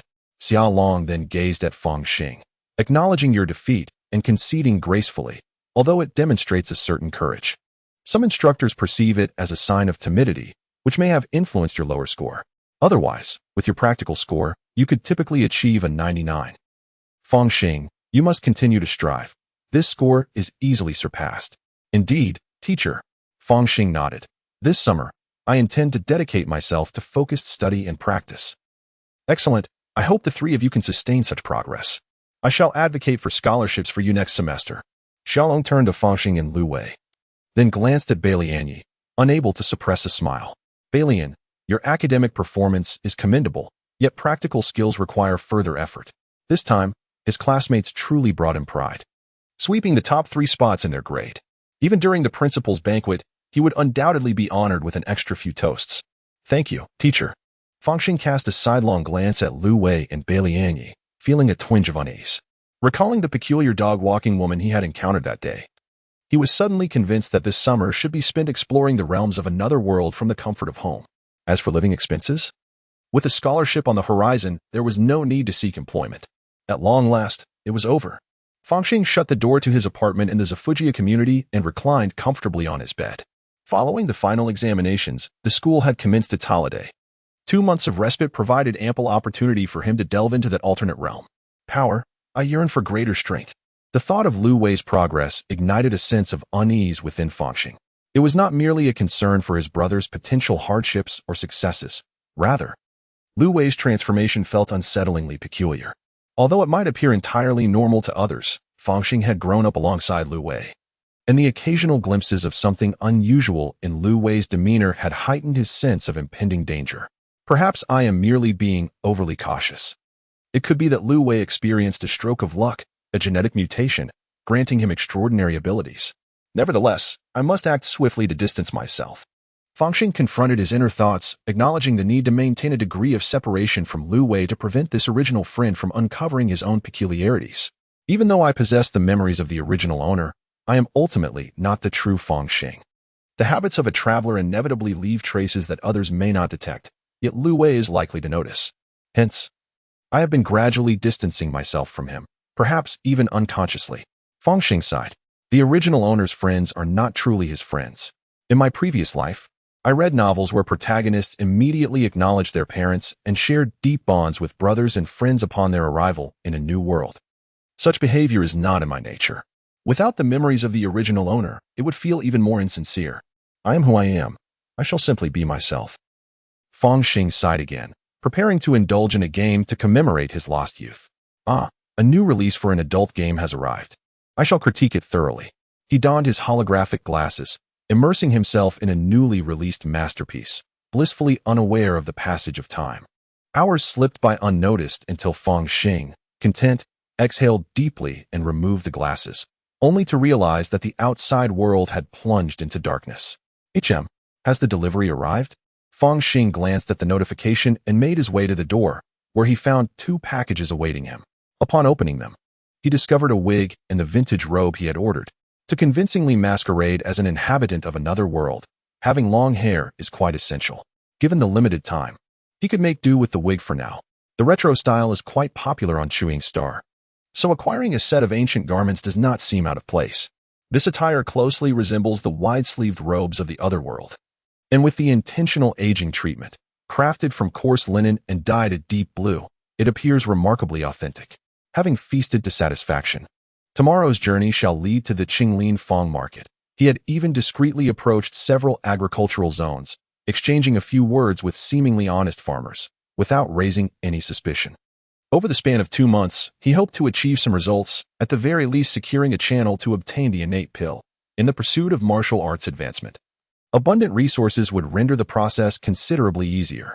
Ascending from the first realm, flesh and blood realm, to the second realm, muscle and bone realm, would pose no significant challenge as long as there were sufficient vitality pills. However, progressing from muscle and bone realm to jade essence realm proved to be more arduous.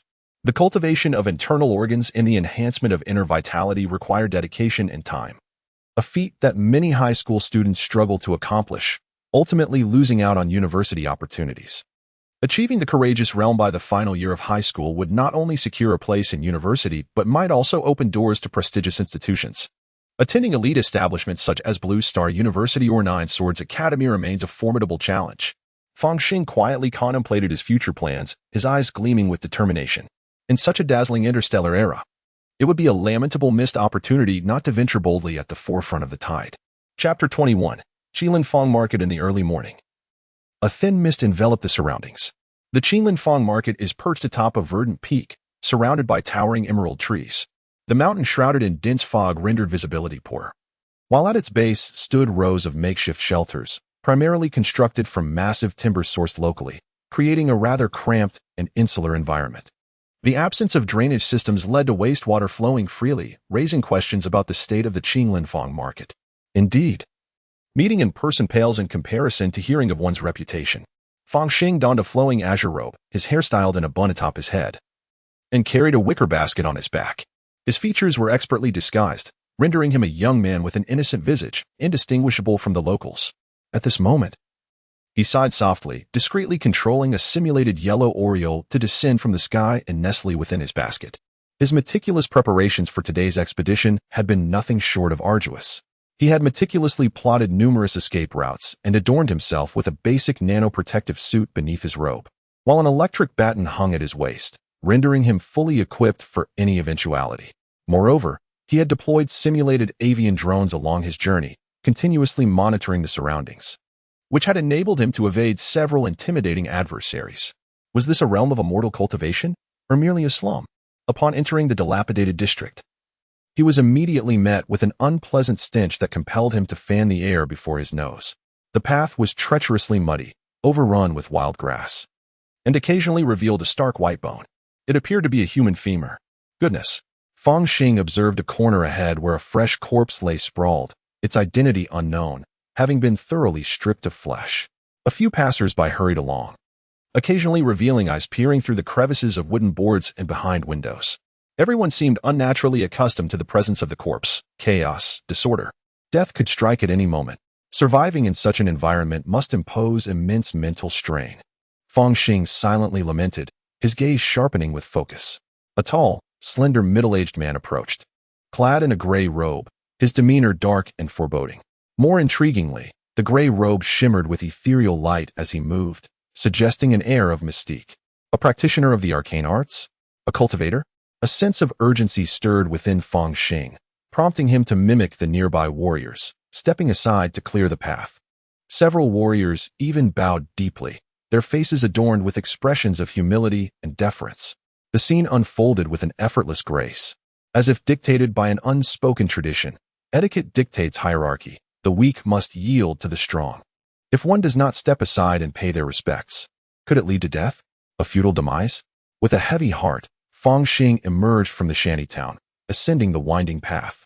The trail, paved with bluish stones, bore patches of moss, offering a unique charm. Upon reaching the halfway mark, a sprawling array of buildings came into view, exhibiting a more orderly appearance, with the ground laid with stone slabs, notably cleaner.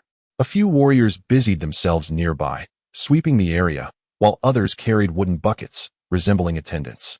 After walking several dozen meters, Fang Xing encountered an archway inscribed with the words Qilin Market. Upon entering the market, the throng of people became noticeably denser, with various vendors lining the streets. There was a delightful medley of the extraordinary. Exotic flowers and herbs glistened with morning dew, while the stalls offered wild game, bones, and pristine rice.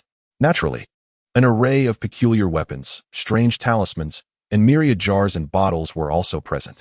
Many individuals gathered before the stalls, some intently observing, others engaged in spirited bargaining. Fang Xing observed with a detached gaze, coming to the general conclusion that the transactions here predominantly involved barter. Moreover, the most commonly utilized currency was a substance known as spiritual sand, represented by the grain-like crystal he held in his hand. Beyond the stalls, the marketplace boasted numerous shops: Qingdan Workshop, Baibao Pavilion, Fire Refining Workshop, Small Talismans Hall, and Listening Rain Tower. Some of these establishments made their offerings apparent through their names, while others required a bit of guessing.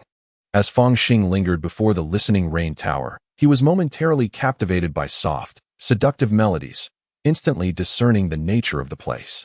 Young man, care to indulge? Just one spiritual stone for entry. Perhaps having tarried too long, he was beckoned by a young lady, her attire revealing a hint of allure, her gaze almost enchanting in its intensity. Spiritual stone?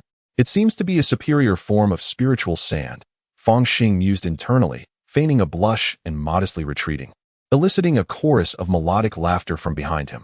Half an hour later, he paused before a stall, inquiring, "How much for this Yulong grass?" His attention was drawn to a vibrant red herb with thick leaves.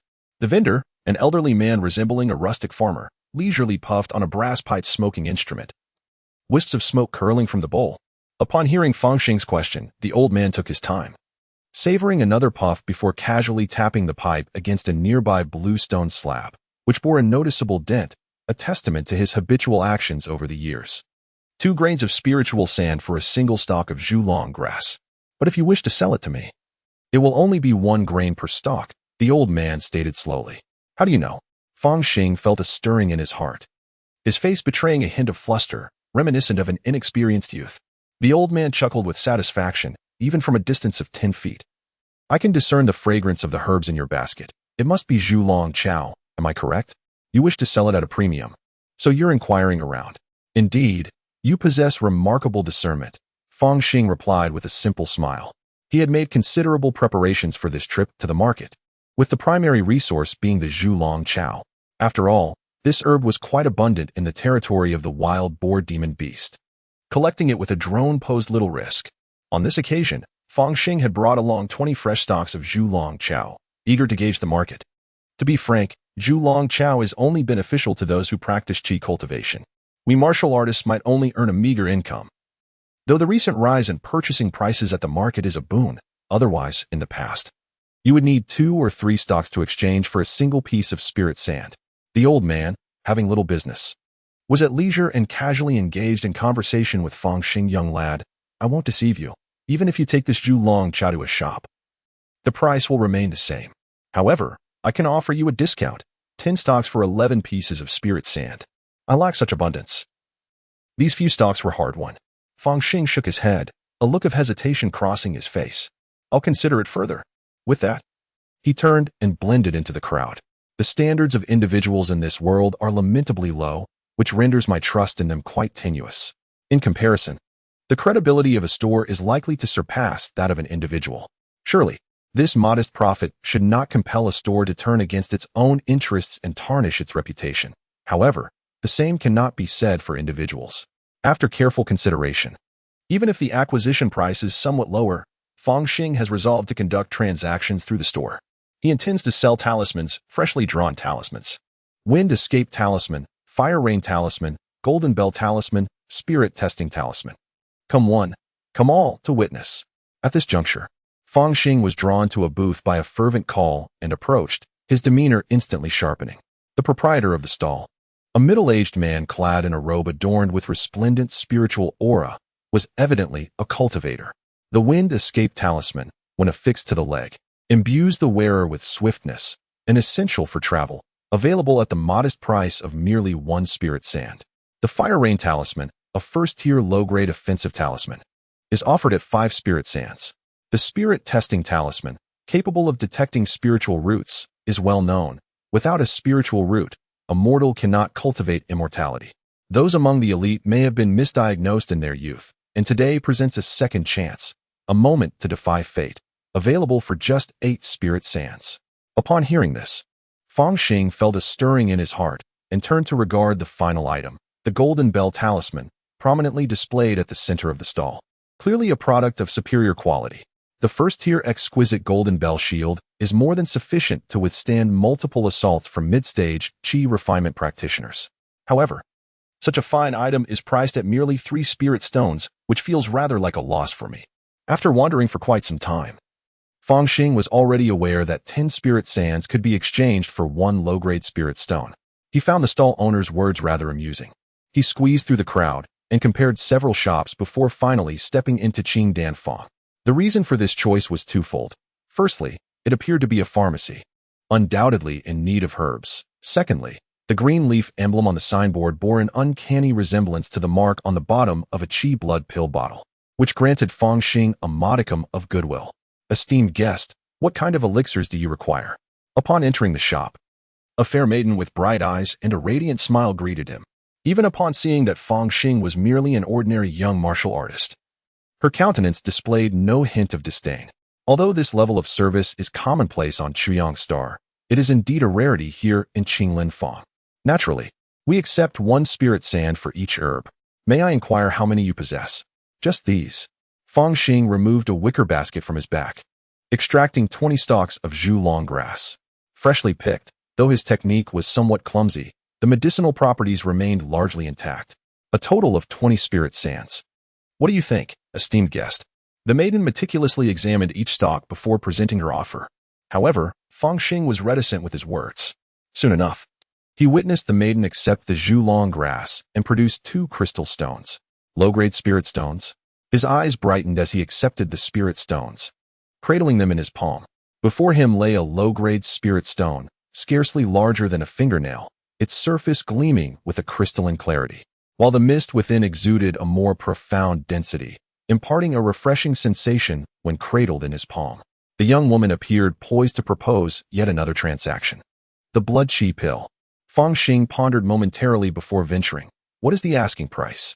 1 bottle, please. He extended the freshly acquired spirit stone, still cool to the touch, and in exchange received a jade vial identical to the one seized by the female warrior. Upon exiting the Qingdan workshop, he glanced toward the vendor stalls, deep in thought, before stepping into another establishment known as Small Talisman Hall. Chapter 22. Breaking through the second realm indeed. Small Talisman Hall was quite modest. Upon entering the shop, one was greeted by rows of wooden shelves, each twinkling with an array of spiritual light, with little else to occupy the space. Beneath the protective luminescence of the shelves lay an assortment of talismans, each varying in hue and design. At the center stood a counter, behind which sat a solitary attendant, who paid Fang Xing little heed upon his arrival. The service industry in the realm of cultivation is in dire need of improvement. It seems Qingdan Workshop was merely an exception. Fang Xing mused internally before directly inquiring. How much for a spirit testing talisman? 1 spirit stone per talisman. Why is it so exorbitant? The stalls outside only charge 8 spirit sands. With a bit of haggling, one might procure them for 6 or 7. Fang Xing instinctively retorted. Every talisman in this hall is a masterpiece crafted by a master artist, incomparable to the inferior wares outside. The young attendant became animated, gesticulating as he produced a talisman. Behold this talisman paper, this ink. Each is a masterpiece. Can anything from outside compare? Can it? It is akin to this spirit testing talisman. Should one procure a substandard item, erroneous results could jeopardize the future of a young prodigy. Not to mention other offensive and defensive talismans. A mistake at a critical moment could be fatal. The talisman paper at the stalls outside. Who knows which amateur has drawn it? Do you dare trust it? Despite the attendant's poor demeanor, Fang Xing found his words to possess a semblance of truth. Reluctantly, he produced some spirit stones to purchase a spirit testing talisman. Upon exiting the small talisman shop, Fang Xing let out a sigh. Fortuitously, his experiences of the day had been ample. He harbored no desire to linger and strode away from the market with purpose. Once he emerged from the slum area, a yellow bird suddenly soared from his backpack, vigilantly surveying the surroundings. Initially, Fang Xing had done this merely as a precaution. However, it was not long before a smile faded from his face. On the surveillance screen, a furtive figure distinctly appeared, trailing closely behind him. The figure was hunched, a pipe dangling from his waist. It was none other than the old vendor. For merely 2 spirit stones. What has become of trust between individuals? Fang Xing muttered in frustration, hastening his pace. Utilizing the surveillance provided by the sky, evading his pursuer proved not to be a challenge. Though the individual was merely an ordinary martial artist, aged and frail, he could still possess 1 or 2 tricks up his sleeve, perhaps even talismans. I shall settle this with you later. With a series of swift turns, Fang Xing's figure vanished without a trace.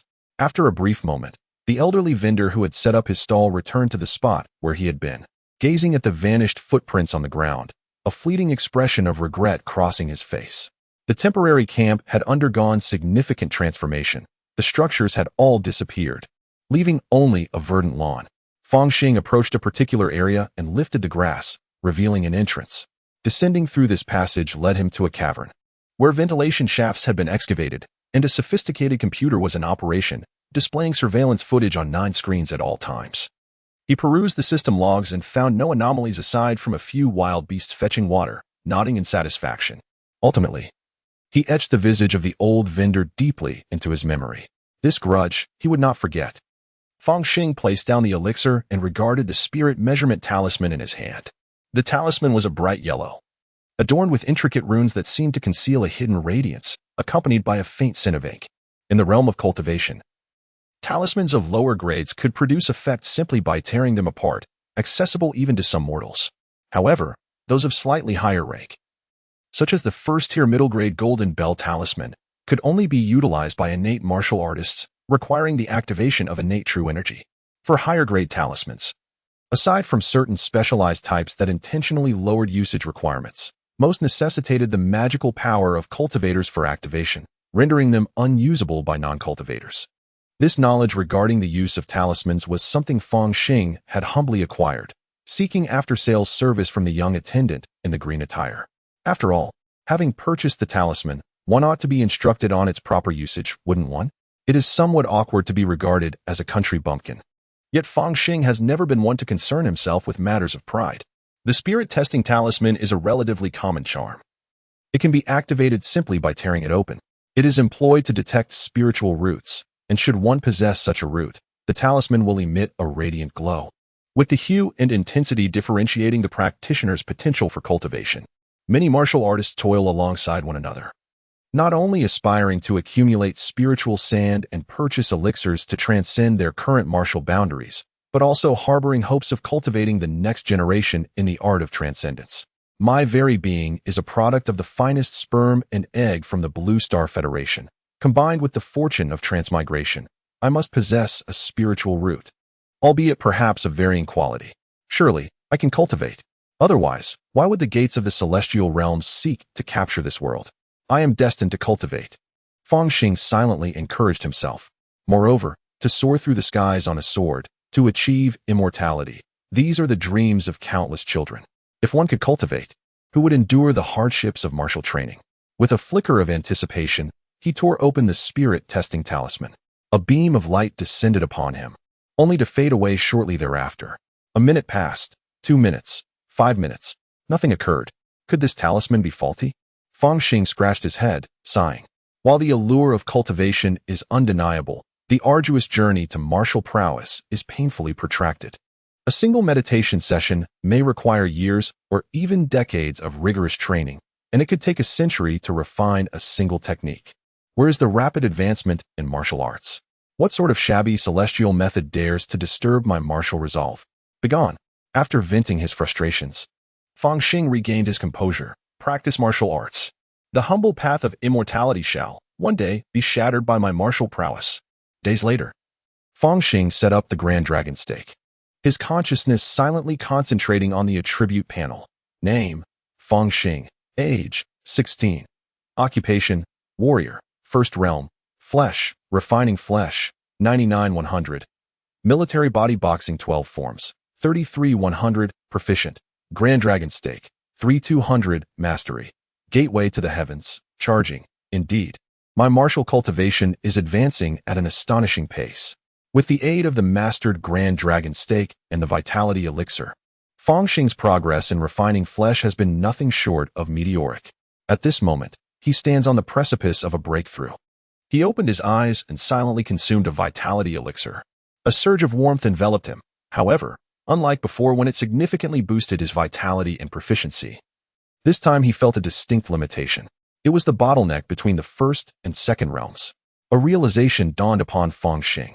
He uncorked the vial and continuously poured the elixirs into his mouth. With a cascade of sounds, it felt as if a fire was igniting within his abdomen. The sound of blood flowing through his body resonating like a mighty river. Suddenly, Fang Xing perceived that his skin and muscles felt as if they were melting, the immense heat enveloping his bones, finally compelling them to undergo refinement, resulting in a resounding crack. On the attribute panel, the section representing his martial realm abruptly blurred, only to reveal new information. Second realm, bones, refining bones, 1-100. He had broken through to the second realm of martial arts. Fang Xing clenched his fists, feeling the immense power surging through his bones, a faint smile playing upon his lips. As a practitioner of the second realm, he could study martial arts of grade B or even A. The martial techniques of this world were still rather rudimentary, far inferior to the advanced systems honed through blood battles in the Federation. Once I master an A-grade martial art, I feel I could contend with innate warriors without relying on external forces. Regrettably, I am still on break. Due to the holiday, lacking guidance from esteemed masters, Fang Xing was unaware if refining flesh was akin to refining skin, or if there were gradations akin to cowhide, bronze skin, and jade skin. It was inconceivable to directly obtain the teachings of an A-grade martial art, such as the Demon God Blade. If I were to choose the path of immortality, could I truly receive the same systematic training as in the Federation in this world? Not to mention, martial arts could ultimately lead to piloting mechs, whose destructive power was astonishing, capable of obliterating stars with a single blow. The average immortal cultivator would likely find this unfathomable. With the blood essence pills nearly depleted from breaking through a bottleneck, it was time to acclimate to this new realm before visiting the marketplace again. Fang Xing glanced at his physique. His once slender frame had become considerably more robust. Removing his shirt revealed well-defined muscles. Not only that, but he even seemed to have grown taller. Clothes made him appear lean, while without them, he displayed a muscular build. Had he possessed such a physique in his previous life, women might have pursued him relentlessly. Fang Xing caressed his sturdy muscles, feeling a touch of nostalgia. Alas, the days of his past life were irretrievably lost. Chapter 23, Revenge, Qinglin Marketplace. A seemingly ordinary young man with a slightly plump physique strode confidently into the bustling marketplace of cultivators. This individual was none other than Fang Xing. Ever since he had entered the muscle and bone realm, Fang Xing discovered that he could even adjust his physique with finesse, altering his weight at will. He surmised that as he delved deeper into the realm, he would eventually be able to modify his height and bone structure with equal ease. Thus, he transformed his appearance and re-entered the vibrant marketplace. Gold spirit fruit. Delicious gold spirit fruit, available for merely a grain of spiritual sand. Talismans for sale. An array of talismans at 30% less than store prices. Magical artifacts. Astonishingly, there were magical artifacts. The marketplace was as lively as ever. Fang Xing even spotted a throng of people gathered around a stall, their eyes fixed on a rather intimidating vendor exuding an aura of menace. They seemed particularly captivated by a magical flying sword displayed before him, their faces alight with eagerness. Was this a magical artifact? Fang Xing cast a glance and discerned a pitch-black iron sword, only the length of a palm, its surface marred by several noticeable blemishes. A second-hand inferior magical artifact. The black feather sword. Available for just 20 spiritual stones. The vendor, with arms crossed and a hint of impatience flashing across his face, declared, the impoverished need not approach. Perhaps due to his formidable cultivation, the surrounding crowd discreetly parted, none daring to provoke him. Alas, what a pity it was that it was not a blood-refined magical artifact. A congenital warrior sighed as he gazed at the black flying sword. Compared to talismans, the requirements for wielding magical artifacts were far more stringent. Even a congenital warrior could not utilize an inferior magical artifact unless it was a blood-refined magical artifact, crafted through special techniques, allowing warriors to channel their own true energy or even blood to activate it. Although the blood-refined magical artifacts possess limited power, comparable only to that of ordinary low-grade artifacts, their creation is intricate and the materials required are rare. One would need at least 100 low-grade spirit stones, so dreaming of crafting one is futile. A nearby cultivator scoffed at this notion. Fang Xing observed the commotion for a while before departing, for he could not afford such luxuries. At Qingdianfang, the previous attendant was absent, replaced by a young woman in her 20s. Clad in a well-tailored peach-colored Taoist robe, she exuded a bright and cheerful aura. Upon seeing Fang Xing, she smiled before speaking. Esteemed guest, how may I assist you? I wish to sell herbs, Fang Xing replied succinctly, producing a white fruit. This fruit was the size of an infant's fist, adorned with snake-like patterns, and bore a faint fishy odor. Is this a Shilon fruit? The Taoist-robed woman's eyes lit up. Such a rare herb. I can offer 2 spirit stones for it. Fang Xing sighed. I possess only 2, both acquired through perilous means. He revealed another Shilon fruit, reflecting on the experience. In truth, he had a whole box of these fruits. The harvesting location was fraught with danger, being the lair of a giant python in the river. Even the simulated birds had been devoured by it, judging by various signs. That python was more formidable than the wild boar demon beasts, indicating an even greater peril. The herbs near its den were likely to be rarer and more expensive. This trial had indeed confirmed his suspicions. Having acquired 4 inferior spiritual stones, Fang Xing first purchased a vial of Qi blood pill. Upon exiting the Qingdan workshop, he noticed the sign of the Little Rune Hall and instinctively ventured inside. I would like a spirit testing talisman. Perhaps the talismans from this establishment hold some discrepancies. A solitary instance does not suffice. One must not shy away from further experimentation, for certainty is paramount. After leaving the Little Rune Hall, Fang Xing meandered around, preparing to procure another spirit testing talisman from a nearby stall. If the results were consistent across 3 attempts, he would have to resign himself to fate. Excuse me, would you care for some spiritual rice? As Fang Xing sought a stall selling talismans, a timid voice interjected from the side. Turning, he beheld a stall dedicated to spiritual rice, where a young girl clad in crimson attire gazed at him with a mix of trepidation and hope. Is this inferior spiritual rice? Fang Xing inquired as he approached and picked up a handful of the rice, which was notably larger than ordinary white rice. Exuding a fragrant aroma reminiscent of lotus leaves, tantalizing his appetite merely through its scent. Indeed, it is merely 1 spiritual sand per pound. The girl quickly offered a pleasing smile, adding, many cultivators consume this daily.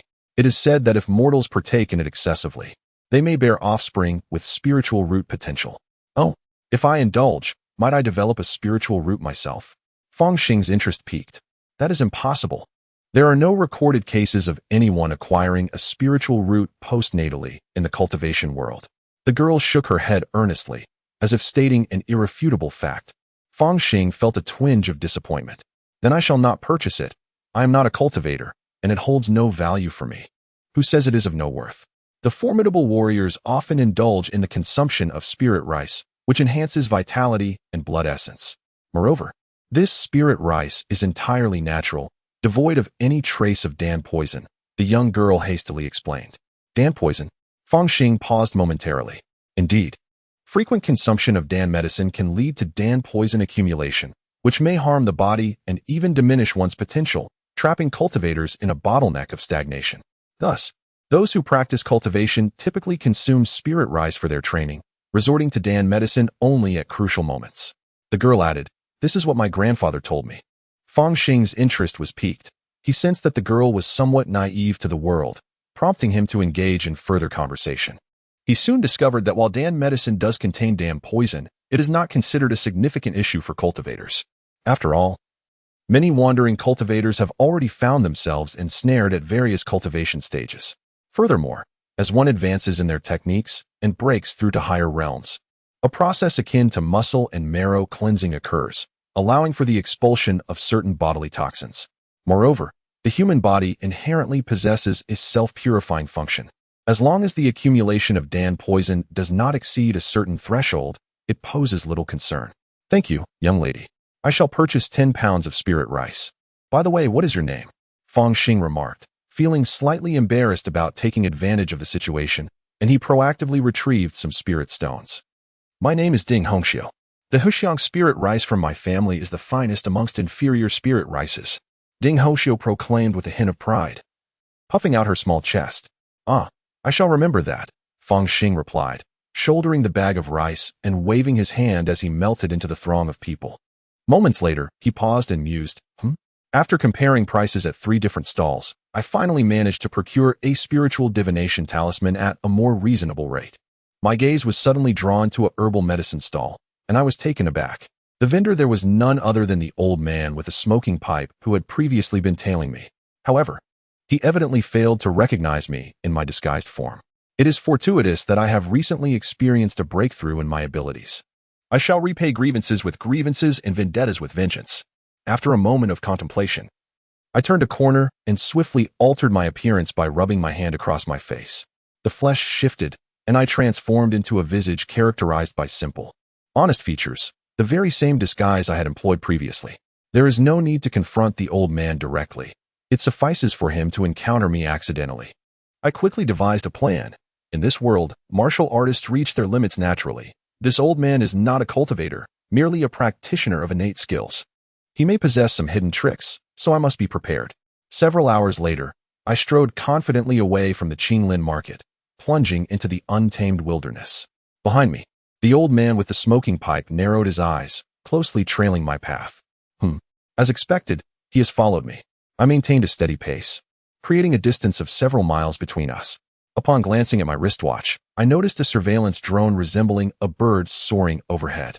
Moreover, there appear to be no other individuals nearby, indicating a lack of external assistance. Based on his movements and speed, I can confirm that his abilities align with his previous claims. He is indeed a martial artist and has not lied. Given this, I pressed a button on my chest, and a layer of silvery nanoprotective armor enveloped my entire being, while an electric baton materialized in my right hand. Where has he gone? Did the fat sheep escape once more? The elderly man, clad in a smoking pipe, ventured into a dense thicket, yet found no trace of Fang Xing, a flicker of vexation crossing his visage. As a member of the lower echelon of Kingland Fang City, his options for victims to rob and slay were exceedingly limited. It was a rare opportunity to encounter a suitable target, only to have it slip away. And twice at that, it was undeniably frustrating. At that moment, he sensed a shift in the air and abruptly lifted his gaze. There, perched upon the treetop, was a diminutive yellow bird, its unblinking eyes fixated upon him. Has age dulled my instincts? Even an ordinary bird seems to exude an aura of danger. The old man couldn't help but reflect on his youth, when he had been a formidable figure, unrivaled in the martial world, almost akin to a supreme being. Had he not been bewitched, following a celestial master in search of a mortal's path to enlightenment, he would not have been exiled to this desolate place, ultimately witnessing the demise of his master and finding himself in a struggle for survival. Suddenly, as the old man was lost in thought, the yellow bird flapped its wings and descended. It appeared to clutch a talisman in its claws, the vermilion cinnabar ink glaringly apparent, emanating an ominous energy. No, that is, a fireball talisman. A fireball talisman, one of the rare talismans that a mere mortal can activate with a tear. However, without the guidance of a cultivator's magical power, it poses a significant risk of self-harm, and it is not highly valued in the marketplace, fetching merely a low-grade spirit stone. In the next instant, a thunderous roar erupted.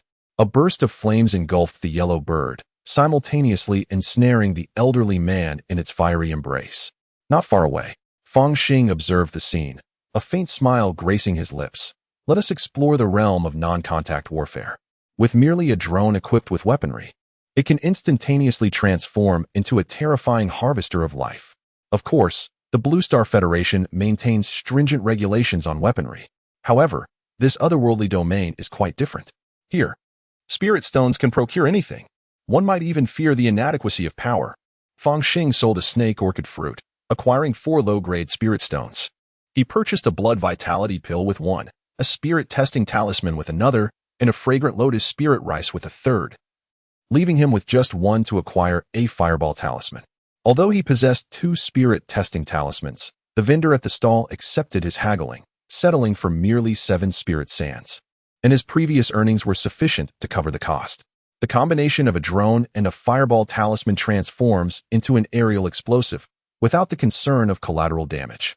Fang Xing glanced again, his gaze suddenly sharpening. Within the screen, as the flames dissipated, the disheveled figure of an elder emerged. The elder's hair and beard bore singed marks, yet he was enveloped in a faint golden glow.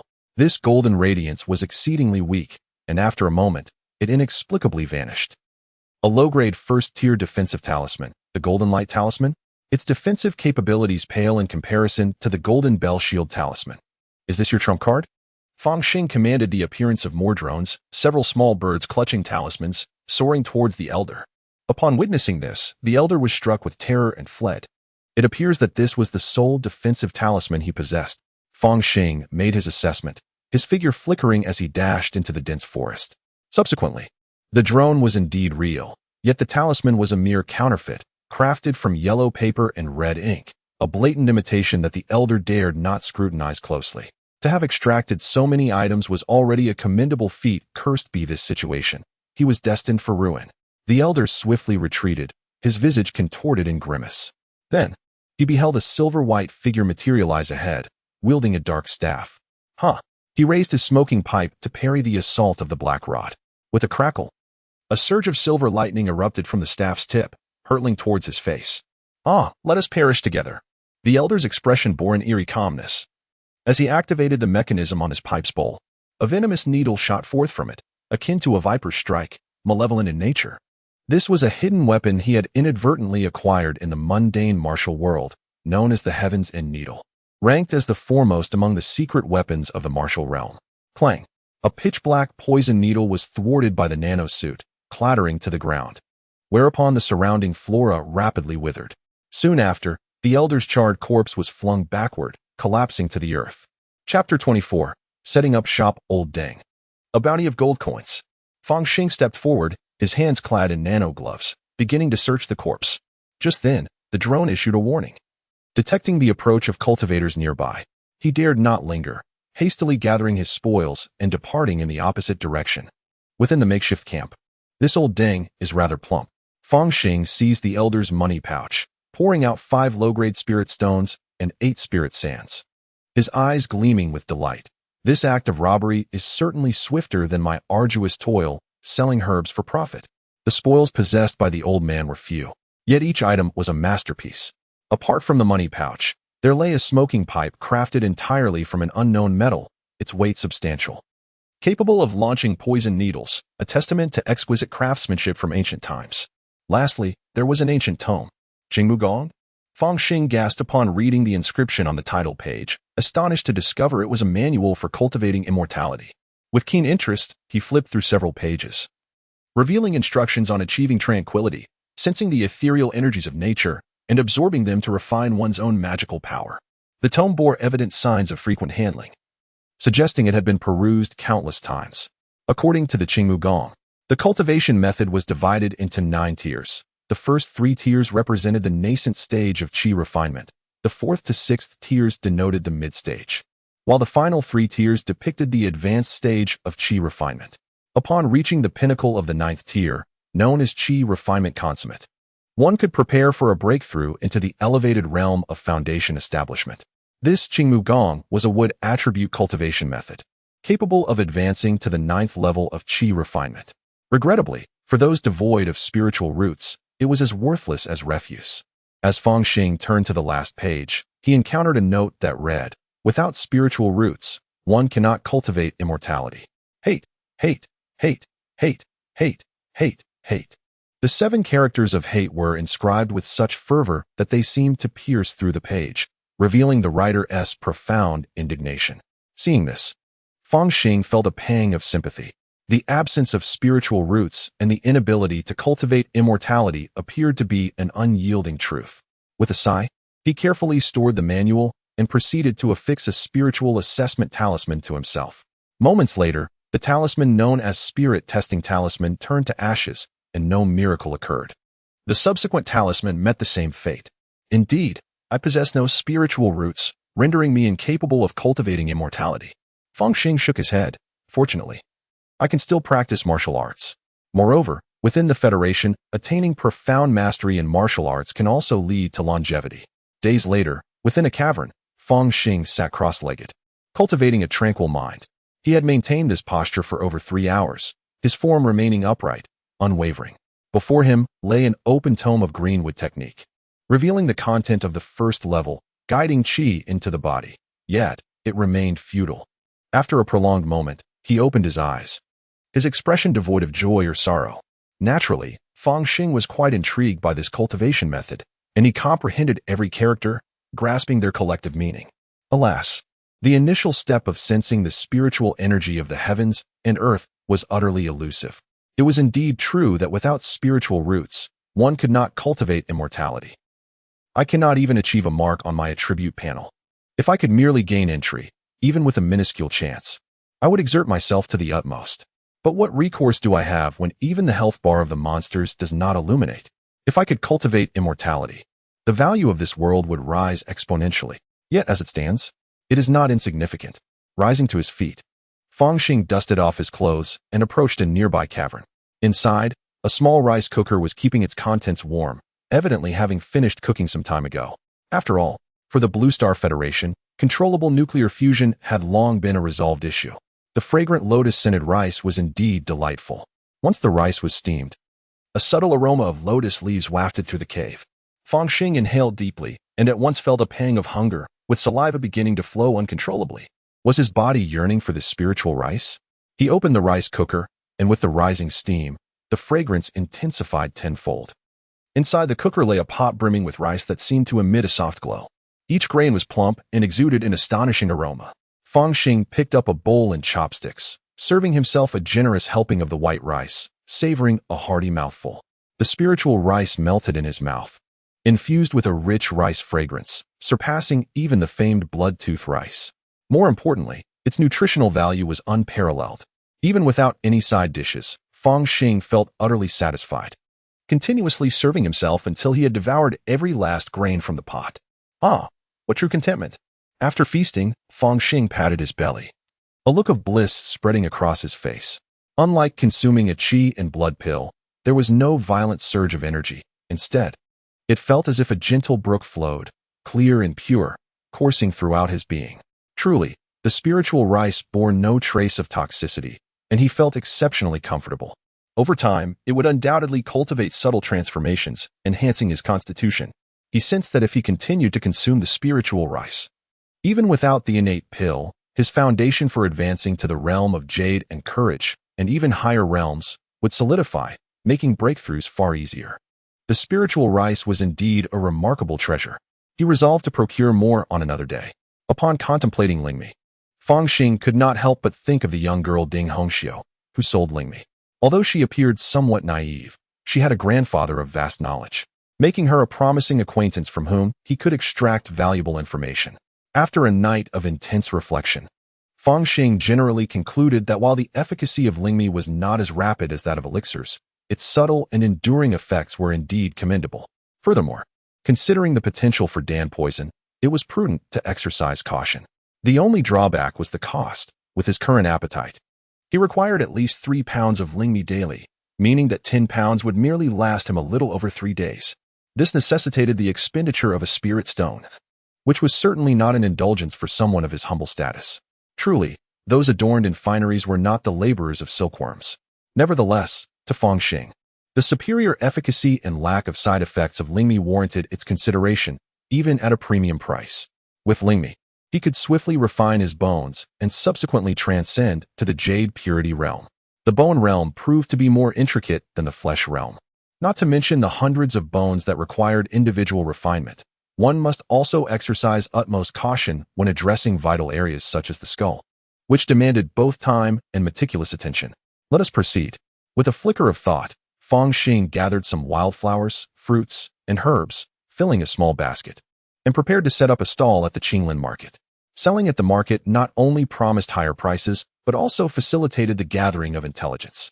He had already ascertained that setting up a stall at Qinglin market incurred no fees, except for fixed stalls or shops, which required monthly rent. In the bustling Qinglin market, the atmosphere remains vibrant. Alas, the 3 brothers of the Luo family have encountered misfortune. It is rumored that several demonic beasts have appeared nearby, leading to the unfortunate demise of a fellow cultivator. Sigh, we should never have ventured into this desolate wilderness. Although this vast expanse may seem barren, it harbors untold opportunities. The esteemed ancestor of the Zheng family, for instance, fortuitously stumbled upon an ancient cave during their pioneering efforts and seized a chance to cultivate foundational skills, thereby ascending to the esteemed rank of a foundational cultivator, subsequently basking in unparalleled glory. Today, the Zheng family dominates the auction business in the market, reaping substantial profits. Whispers suggest that the venerable ancestor is preparing to take a 37th concubine. As passers-by engage in lively discussions concerning the migration of the demonic beasts, Fang Xing finds little interest in their chatter. Having employed drones for exploration, he has prudently avoided several perilous locations. After perusing the market, he approaches a stall. Miss Hongxiu, it is a pleasure to see you again. The stall displays several baskets brimming with spiritual rice, and the vendor is none other than Ding Hongxiu. Ah, it is you. She recognizes Fang Xing's disguised visage, nodding in acknowledgement. I have yet to inquire your name. My surname is Fang, he replies with a gentle smile, unfolding a coarse cloth and presenting his goods. Upon seeing Fang Xing setting up his stall nearby, Ding Hongxiu's cheeks flush with a hint of shyness, making her hesitant to speak. She glances at his merchandise and inquires, "Are you in the herbal medicine trade?" "Indeed, your lotus-scented spiritual rice is delightful.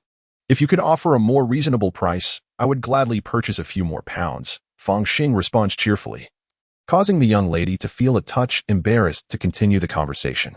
He chuckled to himself, picking up a book to peruse. occasionally engaging in brief exchanges with those inquiring about prices, exuding an air of self-contentment. Tiangang Qigong.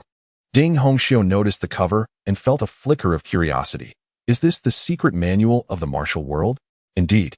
There is a stall around the corner selling it for merely one piece of spiritual sand, a most reasonable price. Fang Xing sighed. Life for martial artists in the cultivation market was far from easy. Many resorted to selling their most prized techniques merely to exchange for a few pieces of spiritual sand to make a living. Regrettably, those martial arts manuals that would undoubtedly stir chaos in the martial world, if revealed to the mundane realm, were sold at the most affordable prices in the market, particularly the heavily copied handwritten versions, which went for one piece of spiritual sand each. In a bid to deepen his understanding of the martial artists in this world, Fang Xing casually purchased a few, considering it a source of amusement. The Tiangang Qigong he held was deemed of the highest quality, capable of cultivating to the innate realm, accompanied by a martial secret technique known as innate Gang Qi.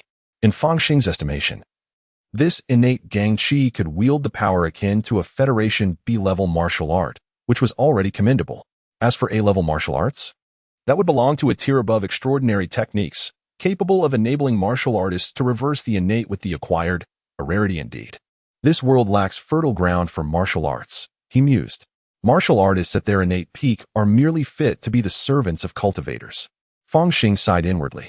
Perhaps due to the suppression by cultivators, the transmission of martial arts had been stifled, resulting in the prolonged absence of a realm comparable to the daring spirit realm beyond the innate stage. In the insular and self-satisfied realm of cultivation, even if a martial artist were to break through to the innate realm, they would garner little attention. Perhaps the secret techniques of such breakthroughs languish in the dusty corners of a certain sect's library. In Chapter 25, under the pretense of purchasing spirit rice and martial arts manuals, Fang Xing and Ding Hongxiu engage in pleasant conversation. It turns out that Miss Hongxiu is indeed a cultivator, which is truly respectable. Upon learning of her identity, Fang Xing feigned solemnity and offered a bow. Oh, not at all. My aptitude is rather mediocre. I barely managed to reach the second layer of qi refinement. My grandfather does not allow me to venture into the market to earn a living. Ding Hongxiu waved her hand dismissively. Are you afraid I might be easily dispatched by some martial arts expert? I wonder how a battle between an innate master and a qi refinement practitioner would unfold. Fang Xing inquired with interest. I'm not entirely certain, but my grandfather mentioned that if a qi refinement practitioner in the early stages fails to timely employ defensive talismans or magical artifacts when confronted by an innate master up close, they would be in grave danger. Ding Hongxiu explained. Of course, this situation improves significantly for those in the mid-stage of qi refinement. Once distance is established and preparations made, a mid-stage cultivator can easily slay an innate martial artist. As for those formidable experts in the late stages of qi refinement, they are certainly beyond the reach of any pinnacle innate martial artist. Indeed, Fang Xing nodded, recognizing the validity of this perspective from a cultivator. Could it be that a Jade Bone Realm martial artist poses a threat to practitioners in the early and mid-stages of qi refinement? What if the Jade Bone Realm martial artist has mastered an A-level martial art? And what about a martial artist at the Courage Realm? He believed that after advancing to the third or fourth realm of martial arts, he would likely attain a sense of security. Yet, he pondered what formidable forces existed within this marketplace. After some contemplation, Fang Xing concluded that it would be prudent to clarify this matter. In the marketplace, Qing Xian sect undoubtedly held the highest status, being the pioneer of Changlin Marketplace, with a foundational elder present at all times. Over 60% of the shops within the marketplace maintained close ties with it. Moreover, the Zheng family had produced a foundational ancestor, establishing itself as the second power. The Black Tiger Gang, formed by several perfected qi practitioners, was led by the elusive Black Tiger Master, who was rumored to be secretly preparing for foundational advancement, thus becoming the third significant force in the marketplace. An elderly voice suddenly interjected into the conversation between Fang Xing and Ding Hongxiu. Turning to look, Fang Xing beheld an old man with a white beard, clad in an ill-fitting Taoist robe that bore numerous patches, yet still emanated a faint spiritual glow. As he drew nearer, a refreshing aura enveloped him, a testament to the robe's intrinsic property of being impervious to the elements. This robe must have been in use for countless years, likely of low-grade first tier, Fang Xing mused. Observing the old man whose dark skin and lean physique were complemented by a large yellow gourd hanging from his waist, exuding a subtle fragrance of liquor. What struck Fang Xing most was the man's pronounced, flushed nose, which suggested a penchant for brewing spirit rice. How fitting for cultivating spirit rice and brewing wine.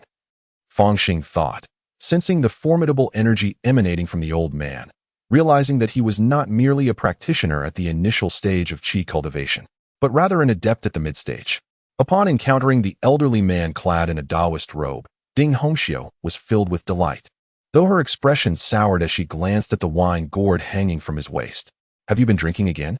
Ah, dear Hongxiu, you are unaware that your grandfather practices the drunken immortal technique, which necessitates the consumption of wine. It is said that drinking 3 stones daily will lead to immortality in 100 days. The old man belched, then turned to Fang Xing and bowed slightly. Young sir, I am Ding Bushan. I could not resist interjecting upon hearing your conversation with Hongxiu. I hope you do not take offense. Not at all, esteemed elder. Your vast knowledge is truly enlightening, Fang Xing replied with a smile, then turned to Ding Hongxiu.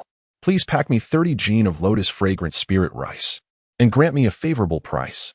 Ah, certainly. Originally, it would cost 3 spirit stones, but how about I reduce it to 3 spirit sands?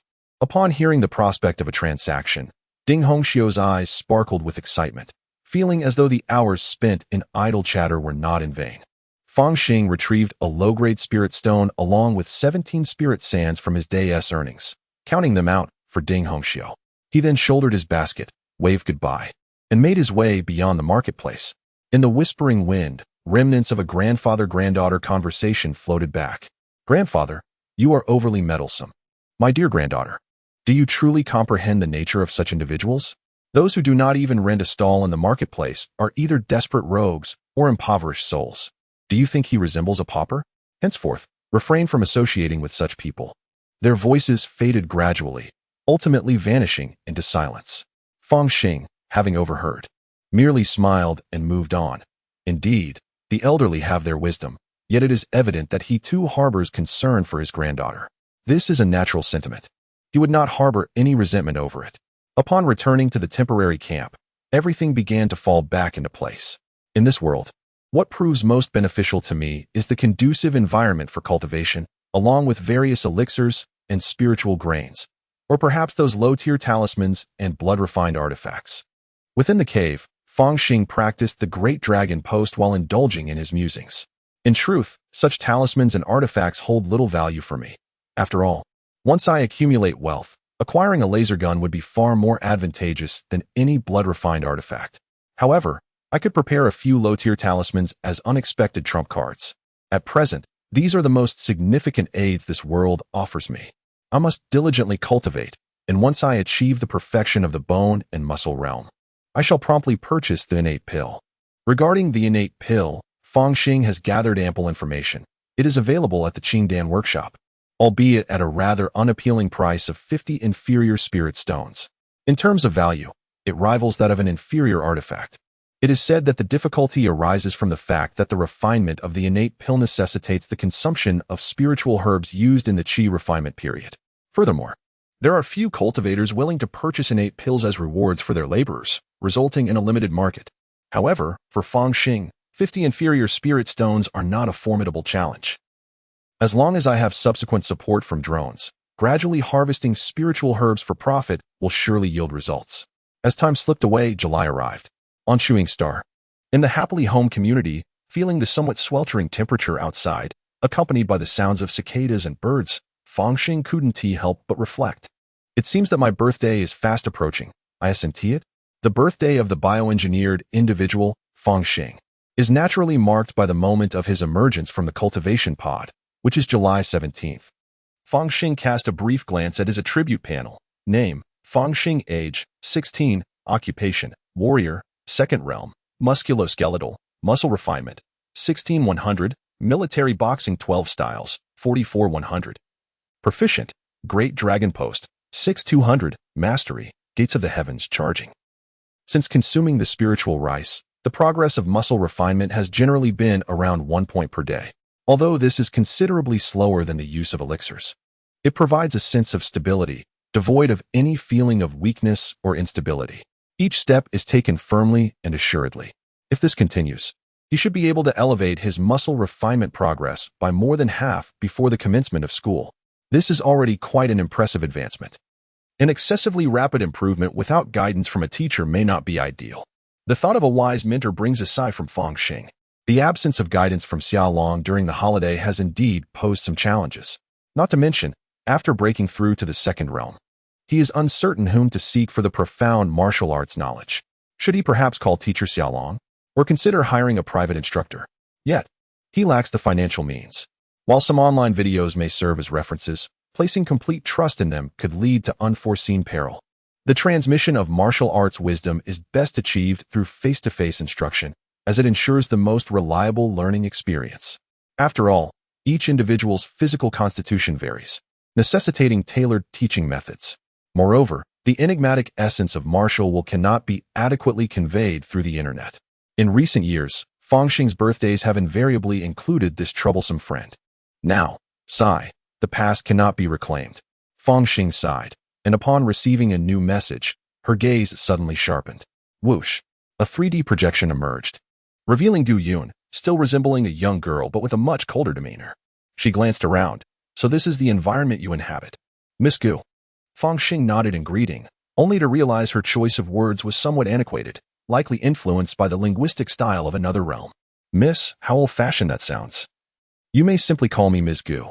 Without a hint of hesitation, Gu Yun stated, I require a sparring partner. The terms are negotiable. Will you join? Absolutely. At the resplendent Jiang residence, within the training arena, Gu Yun maintained a stoic expression, clad in a practice uniform, wielding the same wooden sword. No. In Fang Xing's eyes, ever since the death of her father, Gu Renwang, this young girl's disposition had transformed significantly. Presently, her aura resembled that of a shard of ice. This time, I expect you to give your all and don proper protective gear. Gu Yun stood resolutely, coldly asserting, if I injure you, I shall cover the medical expenses. I haven't brought my nanosuit. Fang Xing chuckled. However, I am confident. Currently, she was contemplating how to navigate the black market to acquire some funds. The ethereal rice and talismans from this other world do not align with the specialties of Chewing Star. Even the black market proves challenging for transactions. Yet, there remains gold and silver. In this interstellar age, gold is no longer considered a precious metal, its value having diminished considerably, yet it still retains a semblance of worth. In the bustling market of Qinglanfang, gold serves as a material for refining weapons, requiring thousands of pounds to extract mere taels of gold essence. The raw material itself is not particularly costly. A single piece of spiritual sand can procure a substantial amount. Upon discovering metals identical in both worlds, Fang Xing was instantly struck with the intent to trade. Just one transaction, sufficient for my needs. At the very least, I must acquire a genuine weapon for self-defense. Currently, my strength is woefully inadequate. Encountering a well-prepared mid-stage Qi practitioner or a formidable late-stage master would pose a grave danger. Moreover, my rapid advancement necessitates an excuse, a means to earn money, even to launder it, so I can openly utilize it to purchase nutrient solutions and invest in myself. Suddenly, a commanding shout shattered Fang Xing's reverie. With a swift motion, a blade's light gleamed brilliantly, descending directly upon his head. Chapter 26. Birthday. The knife's radiance was sharp and chilling, imbued with a captivating, almost sinister allure. B-grade martial arts, the demon blade. Fang Xing held no doubt that even a wooden sword, in Gu Yun's hands, possessed the might to cleave stone. This girl has lost her mind. Is she truly attempting to kill me? Fortunately, Fang Xing had undergone a remarkable transformation. In the face of this strike, he twisted his waist, his feet gliding like a dragon, evading the blade's arc in an instant. Military boxing's 12 forms, the dragon's step. He then advanced a half-step, his fist resembling a colossal axe, exuding an earth-shattering force. Half-step crushing fist. Gu Yun subtly adjusted the knife's grip, her body moving in tandem with the blade. In a blink, they exchanged several moves. Within the confines of the arena, shadows danced amidst the interplay of glinting blades and striking fists, a tempestuous wind swirling around them. Suddenly, a sound akin to a bowstring snapping pierced the air. Fang Xing's fist collided with the surface of the wooden sword, causing him to stagger back several paces. Damn it, B-grade martial arts truly hold their weight, he mused with a hint of resignation. In terms of cultivation, he and Gu Yun were both at the second stage of muscle tempering, making them somewhat equal. However, When it came to martial techniques, the disparity was significant. The demon sword represented B-grade martial arts, while the 12 forms of military fist was merely a pedestrian C-grade technique. When the realms are equal, the utility of martial skills becomes paramount. Clearly, the martial arts of the Federation surpassed those of the other world by leaps and bounds. Although he had scavenged numerous martial arts manuals, Fang Xing held none in high regard. After all, the most formidable of them, innate vital energy, was merely of B-grade level and mandated that one be an innate martial artist, only attainable after reaching the third stage of martial cultivation. In contrast, in the Federation, a second-stage martial artist could readily learn B-grade techniques. The simplification of advanced martial arts to accommodate lower-tier practitioners marked a monumental innovation in the Federation's martial arts. For instance, if one could master an A-grade martial art, they would undoubtedly possess innate combat prowess in the other world. Have you truly mastered the demon's sword to the point of wielding it at will? Fang Xing observed Gu Yun, his expression grave. Despite their comparable realms, her martial skill far surpassed his. In terms of proficiency, her command of the demon's sword indicated a level of mastery. This is rather amusing. Not only is my 12 forms of military fist inferior in rank, but my proficiency pales in comparison. It seems I am merely a true seed candidate for university admission, he internally lamented, reflecting on the immense dedication that Gu Run had devoted to his daughter's cultivation. The blade gleamed with an exquisite beauty, swiftly dividing into 7 distinct arcs, each one sealing off Fang Xing's escape routes. Despite maintaining a composed expression, Fang Xing discreetly summoned a talisman in his right hand, a golden bell talisman. With the defensive power of a mid-tier talisman, even a warrior at the Pujing level would find it nearly impossible to breach its defenses within a short span. Moreover, accompanied by several offensive talismans, it could swiftly lead to Gu Yun's downfall. This was Fang Xing's trump card. However, as he felt the wooden blade hovering perilously close to his forehead, halting just shy of his brow, he restrained himself. Opposite him, Gu Yun's demeanor was as frigid as ancient ice, yet her eyes sparkled with clarity, reminiscent of crystal. Congratulations, a hint of a smile graced Fang Xing's face. Should Gu Yun continue, he would have activated the talisman at the last moment. Yet, in this critical juncture, he chose to place his trust in her. And she did not disappoint. Mastering the demonic essence, you are now poised to attempt the A-grade martial art ghostly blade. Fang Xing mused. And you still have several years to enhance your cultivation. As long as you break through to the Pujing level in your senior year, gaining university admission is nearly assured.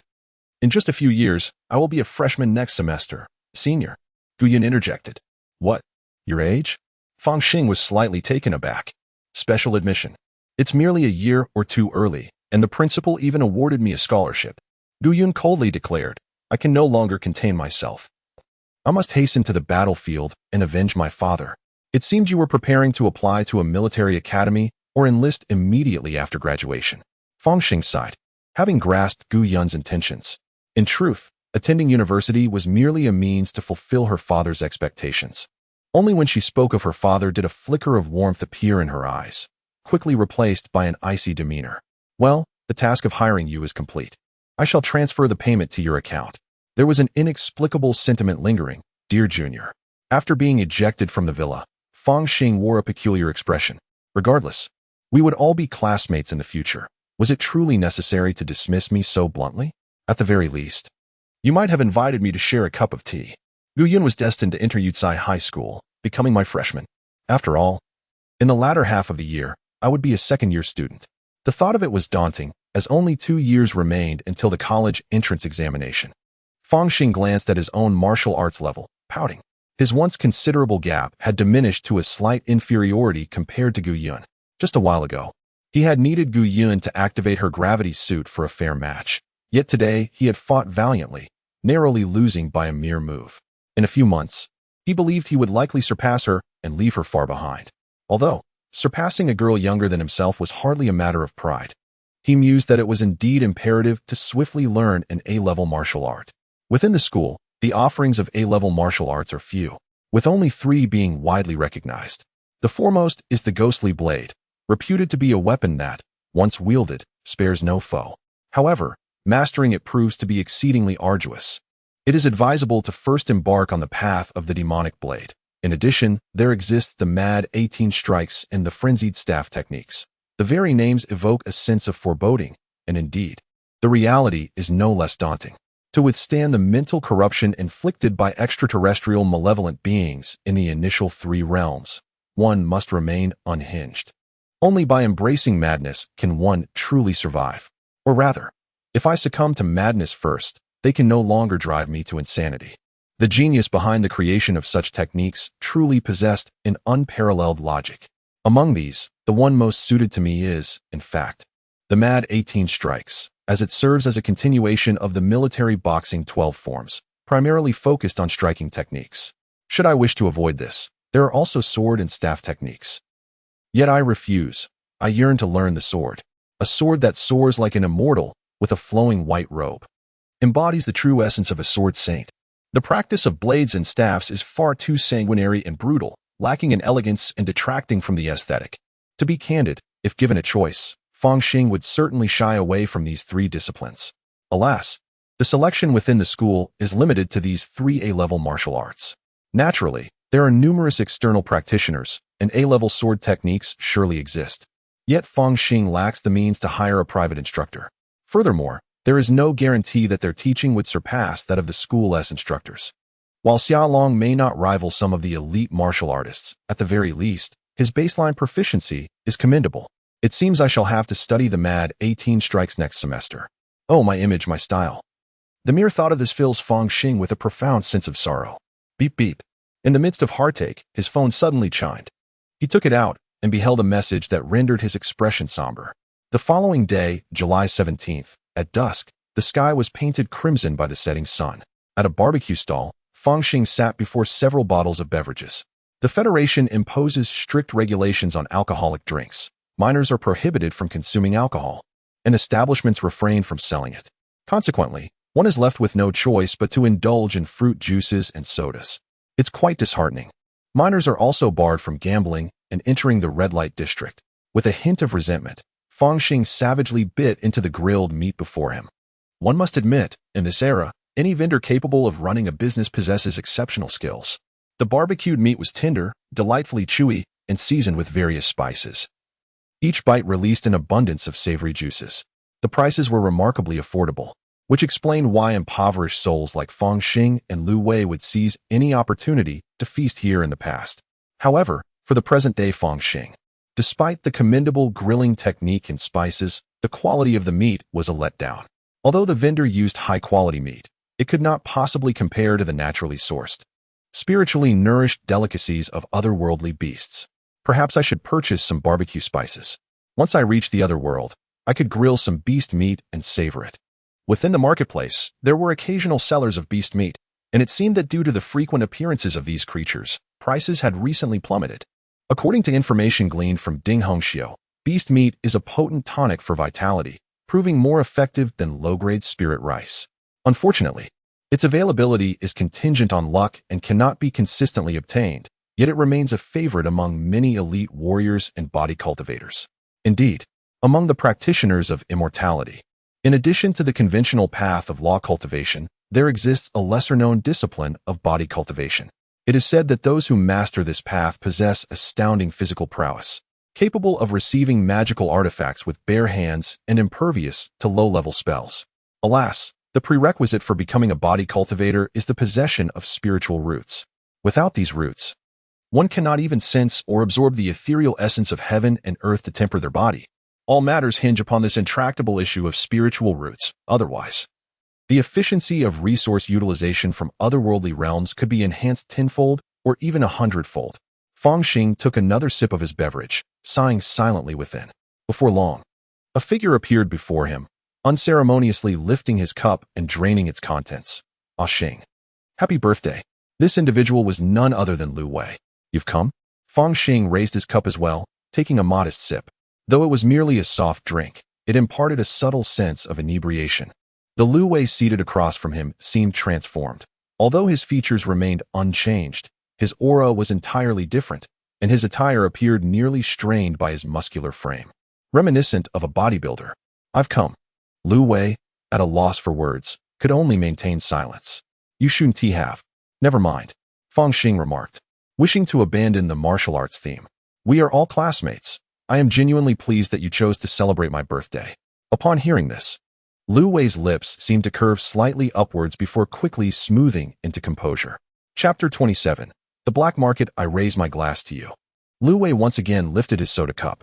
Us bioengineered beings have endured great hardships, akin to weeds striving for sunlight and rain in the crevices of life.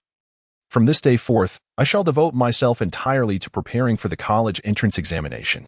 Henceforth, we shall no longer be friends, but rivals. Indeed, to rivals. Fang Xing echoed, though a sense of surprise lingered within him. Lu Wei, it seemed, was intent on severing their ties. Ah, the camaraderie among men. He fell silent for a moment. Lu Wei departed swiftly, as if this gathering was merely a final farewell to the past. In the end, only Fang Xing remained, consuming every last morsel of the barbecue. This is rather expensive, it cannot go to waste. What had begun as mere speculation now appeared to be confirmed. This former ally of the original owner was likely entangled with certain forces. Yet, considering their choice to distance themselves, their characters seemed commendable. As for the competition, there was no need to speak of friendship in such a context. It was not a matter of life and death. If I possessed the means, I would lend a hand. Alas, at present, I can barely ensure my own survival. Fang Xing sighed and succumbed to sleep. The following day, Fang Xing boarded a maglev train with a single-shoulder backpack. The Chuying star encompassed a vast expanse. An impressive 99 of its territory had achieved operational transit and network coverage, with only a few areas plagued by chaotic magnetic fields, remnants of dilapidated structures, or untamed wilderness, wounds upon the civilization of the planet. And it was within these areas that the black market thrived. Beyond Maple Leaf City lies a desolate urban wasteland, a remnant of an incursion by a malevolent deity's followers. This once thriving metropolis now stands in ruins, plagued by hazardous pollution and radiation. Although the Federation could undertake its reclamation, the cost of such an endeavor far outweighs the potential benefits, leading to the establishment of a new Maple Leaf City, while the original old town gradually fell into neglect, transforming into a haven for scavengers and the stateless, ultimately giving rise to a black market. One cannot help but ponder whether the higher echelons of the Chick Star have deliberately preserved these remnants of civilization to cultivate a breeding ground for illicit activities. As Fang Xing clutched his wristband, he mused silently. Ladies and gentlemen, we have arrived at the terminal station. Please remain seated and disembark in an orderly fashion. Time seemed to slip away as the maglev train reached its destination. Upon disembarking, Fang Xing realized he was on the outskirts of Maple Leaf City. He began to walk, gradually quickening his pace, evading various surveillance cameras as he navigated through the alleyways. In preparation for this venture into the black market, he had left all electronic devices at home. As he traversed the darkness, the muscles of his face twitched, initiating a transformation in his appearance. And he donned a black mask. Emerging from the narrow alley, he had completely changed his attire, now resembling a figure clad in a leather jacket, sporting a cap, and obscured by a dark mask. He dove into the boundary between the new and old districts. The old district, bereft of maintenance, was a landscape of crumbling walls and shattered remnants. A gentle breeze stirred the dust, revealing the dilapidated roads and what was once a bustling commercial street, now marred by broken signs. Snap! Fang Xing stepped down, his foot landing upon the poster of a once celebrated actress, the sound startling several hyenas lurking in the shadows. Upon closer inspection, it became evident that these hyenas were unlike ordinary canines. Some bore 2 heads, while others possessed 4 eyes and 8 legs, aberrant creatures. This was a consequence of the contamination and radiation from an ancient deity, resulting in the mutation of local fauna and the emergence of these malformed progeny. Although they had yet to meet the standards of lesser servants, they might still harbor peculiar abilities. The leading 3-headed hyena let out a series of low growls, seemingly sensing that Fang Xing was not to be trifled with, or perhaps it had simply had its fill. It promptly turned and departed with a few of its kin. Fang Xing wandered through the commercial street, arriving at a residential complex. He gazed upon the ruins of a building, nearly collapsed, and strolled about, ultimately locating a convenience store. Amidst the desolation, this store, barely managing to remain operational, stood out conspicuously. As he entered through the store's entrance, a flash of green light illuminated the space, accompanied by mechanical sounds. Splendid, it was clean, and he bore no tracking or communication devices. Behind the counter of the convenience store, a round-faced young man smiled. Dressed in the store's uniform, With hair of a chestnut hue, he was gently lowering an ancient comic book he had been perusing. "Welcome to Solace Convenience Store. How may I assist you today?" he inquired. "I would like a communication device," Fang Xing replied, surveying the array of communication instruments displayed on the counter. He nodded in approval. The devices in the black market were, of course, untraceable, either associated with anonymous accounts or belonging to others, ensuring a measure of safety in their connections. "No problem. May I inquire about the payment method preferred by the guests?" The young man picked up a black wristwatch and smiled, stating, 10,000 star coins. "We only accept cash or equivalent barter." Indeed, this felt akin to extortion.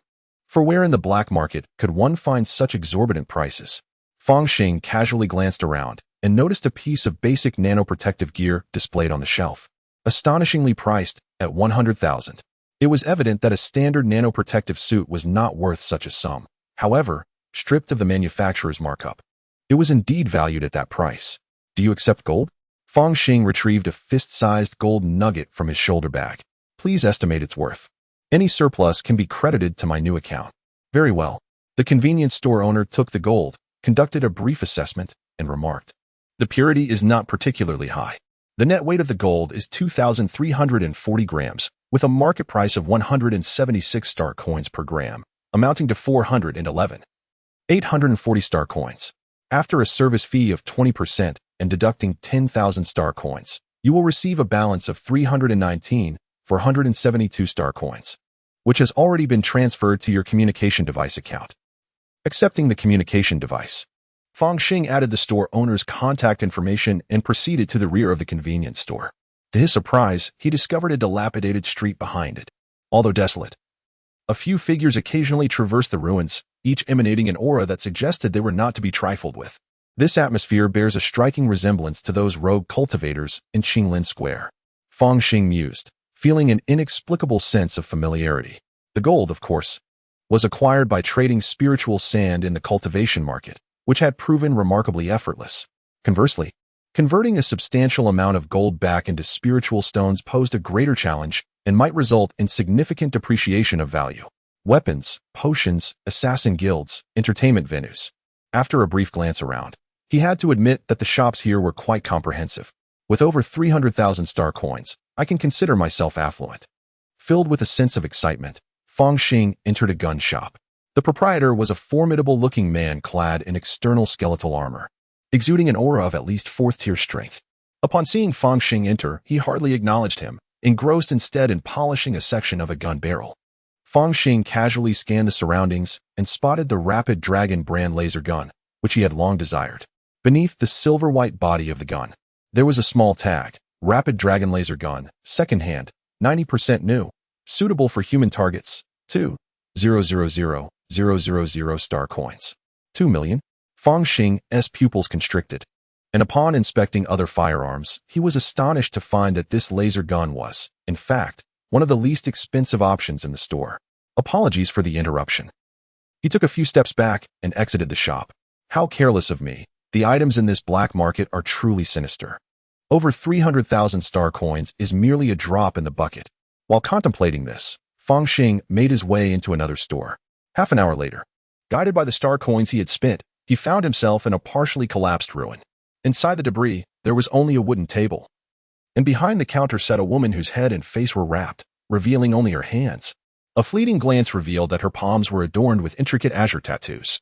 The atmosphere here is rather unsettling, evoking a sense of danger, he murmured to himself as he approached the woman, pulling out a chair to sit down. Creak. The aged wooden chair emitted a mournful cry under the strain, yet the tattooed woman suddenly smiled. Has a customer come to seek some solutions?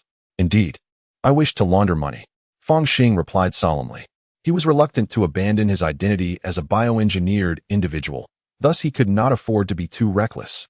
However, he was equally unwilling to stifle his martial arts progression, so upon the commencement of his second year in high school, an explanation would undoubtedly be necessary. Without a source of income and lacking the substantial support of nutrient solutions, how could one possibly experience rapid advancement? Therefore, it was essential to convert illicit funds into legitimate income, subsequently utilizing proper channels to procure a considerable supply of nutrient solutions. What scale are we discussing? The tattooed woman's eyes sparkled with interest. Several 100,000. Fang Xing replied, but quickly added, I cannot resort to gambling. He was still a minor, and this avenue was clearly unfeasible. This amount of money made starting a company seem superfluous. The tattooed woman chuckled. It seems you are merely a small client. Well, that is indeed possible, Fang Xing said, stroking his chin. The Blue Star Federation strictly prohibited underage gambling, yet there were far more lenient regulations regarding lotteries. Moreover, with this modest sum, he would hardly attract scrutiny. Let it be then, he sighed with relief. At least this way, his advancement in the second and third years of high school would progress rapidly and appear less conspicuous. Even if calamity were to befall in the future, as long as one secures admission to a university and is certified as a professional, thereby ascending to the ranks of the privileged class, such trifles would hardly matter. Splendid. A handling fee of 50. The tattooed woman chuckled, revealing a set of ebony teeth, causing Fang Xing to feel a sudden pang in his heart. Almost as if it were bleeding. What a pitfall. Chapter 28. The Professional. Though it is indeed a pitfall, it is imperative to clarify the source of substantial star currency. Upon exiting the money laundering establishment, Fang Xing exhaled a long breath. So shady. Perhaps in the future, I could manage various living expenses directly with cash? He needed to launder a sum of money merely to possess a record of purchasing a significant quantity of nutrient solution, thus substantiating the source of his remarkable progress. Yet, in reality, Teacher Xiaolong and the school may not scrutinize me. Even federal detectives primarily focus on businesses worth tens of millions or billions. I am but a small fry. As he pondered, Fang Xing resumed his search for the shop he longed for. The primary objective of this foray into the black market had been accomplished. What remained was to sift through and see if any A-grade martial arts or other items conducive to martial arts were available. Frankly speaking, apart from various special resources, the array of teachings and secret techniques undoubtedly surpassed those found in Qinglin Fang Market. Before long, Fang Xing halted before what appeared to be a dilapidated sports arena. The arena had long been decommissioned, its dome shattered, yet it seemed to have undergone some repairs, maintaining a semblance of integrity. The original name of the arena has been obscured beneath a layer of blood, replaced instead by the imposing inscription, Blood Cage Fighting Arena, an underground fighting venue, illegal bouts. Upon realizing this, Fang Xing couldn't help but let out a sigh. In fact, Lu Wei had previously sought part-time opportunities that involved such activities. After all, the lives of bioengineered individuals are deemed less valuable for those eager to earn money and rapidly enhance their martial skills. Participating in underground fights appears to be an enticing option as long as one survives. Surely, one could become a master. However, both Lu Wei and Fang Xing were acutely aware of the grim fate that befell many senior bioengineered fighters who ventured down this path, either perishing in the ring or suffering severe injuries and disabilities, often left with insurmountable debts and unable to cover medical expenses. Thus, they had never seriously considered it. Within the realm of underground fighting, undoubtedly, there are formidable experts and abundant rewards. A-class martial arts are merely a drop in the ocean. As Fang Xing entered the blood cage fighting arena, he noticed that the venue was eerily quiet. At the reception desk, a girl clad in an adorable bunny girl outfit gazed at him with wide eyes. Dear guest, the blood cage fighting arena opens after 8 o'clock in the evening. Fang Xing was well aware that underground fight matches in the black market had become a favored pastime for many office workers in the new district. After a long day of arduous labor, watching a brutal, blood-spilling match serves as a cathartic release for many weary souls, both male and female. I just came to take a look. I wonder what the current benefits for the fighters are? After pondering for a moment, Fang Xing decided to inquire.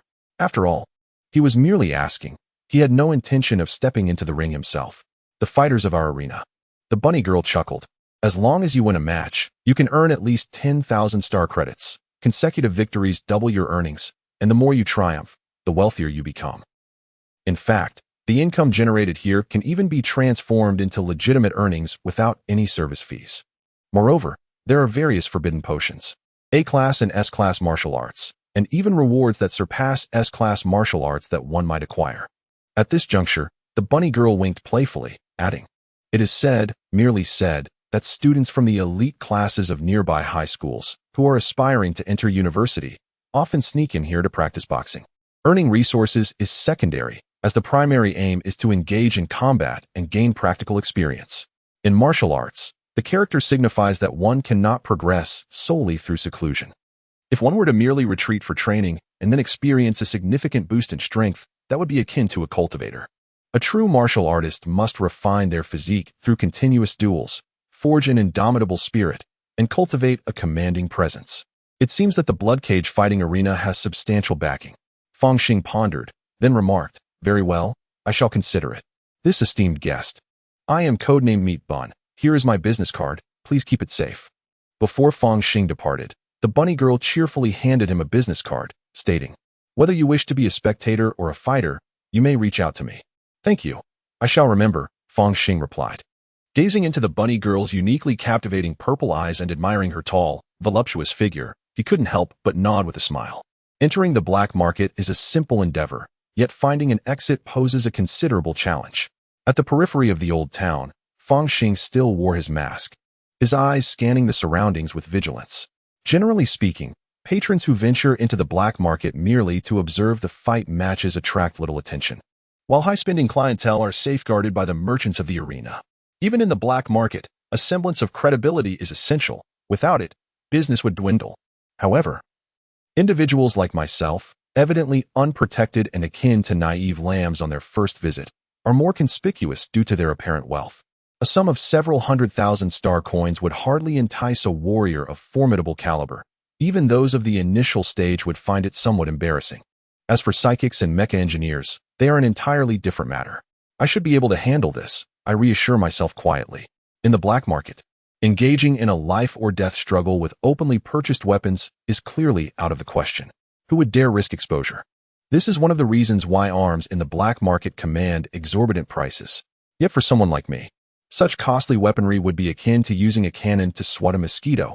The likelihood of encountering it is exceedingly low. The most probable scenario remains that I may simply be ignored. It was not until I reached the new district, with its pristine and orderly streets, flanked by streetlights and surveillance cameras, that I finally exhaled in relief. Fortunately, luck has favored me this time. The talismans I had prepared in advance would go unused. In the context of the black market, talismans from another world possess only moderate lethality, albeit with a myriad of effects. Among the concealed and accelerated types, these are the trump cards prepared by Fang Xing for his survival. Naturally, the essence of a trump card lies in its concealment. It is best not to reveal it at all.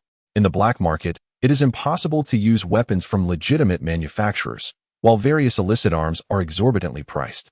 Strictly speaking, my talismans offer far greater cost-effectiveness. They are guaranteed to remain confidential, and their safety is unquestionable. Yet it is evident that I cannot set up a stall in the black market to sell talismans. Fang Xing altered his appearance and calmly boarded the maglev train. Although everything went smoothly today, he still felt somewhat discontented, living too cautiously.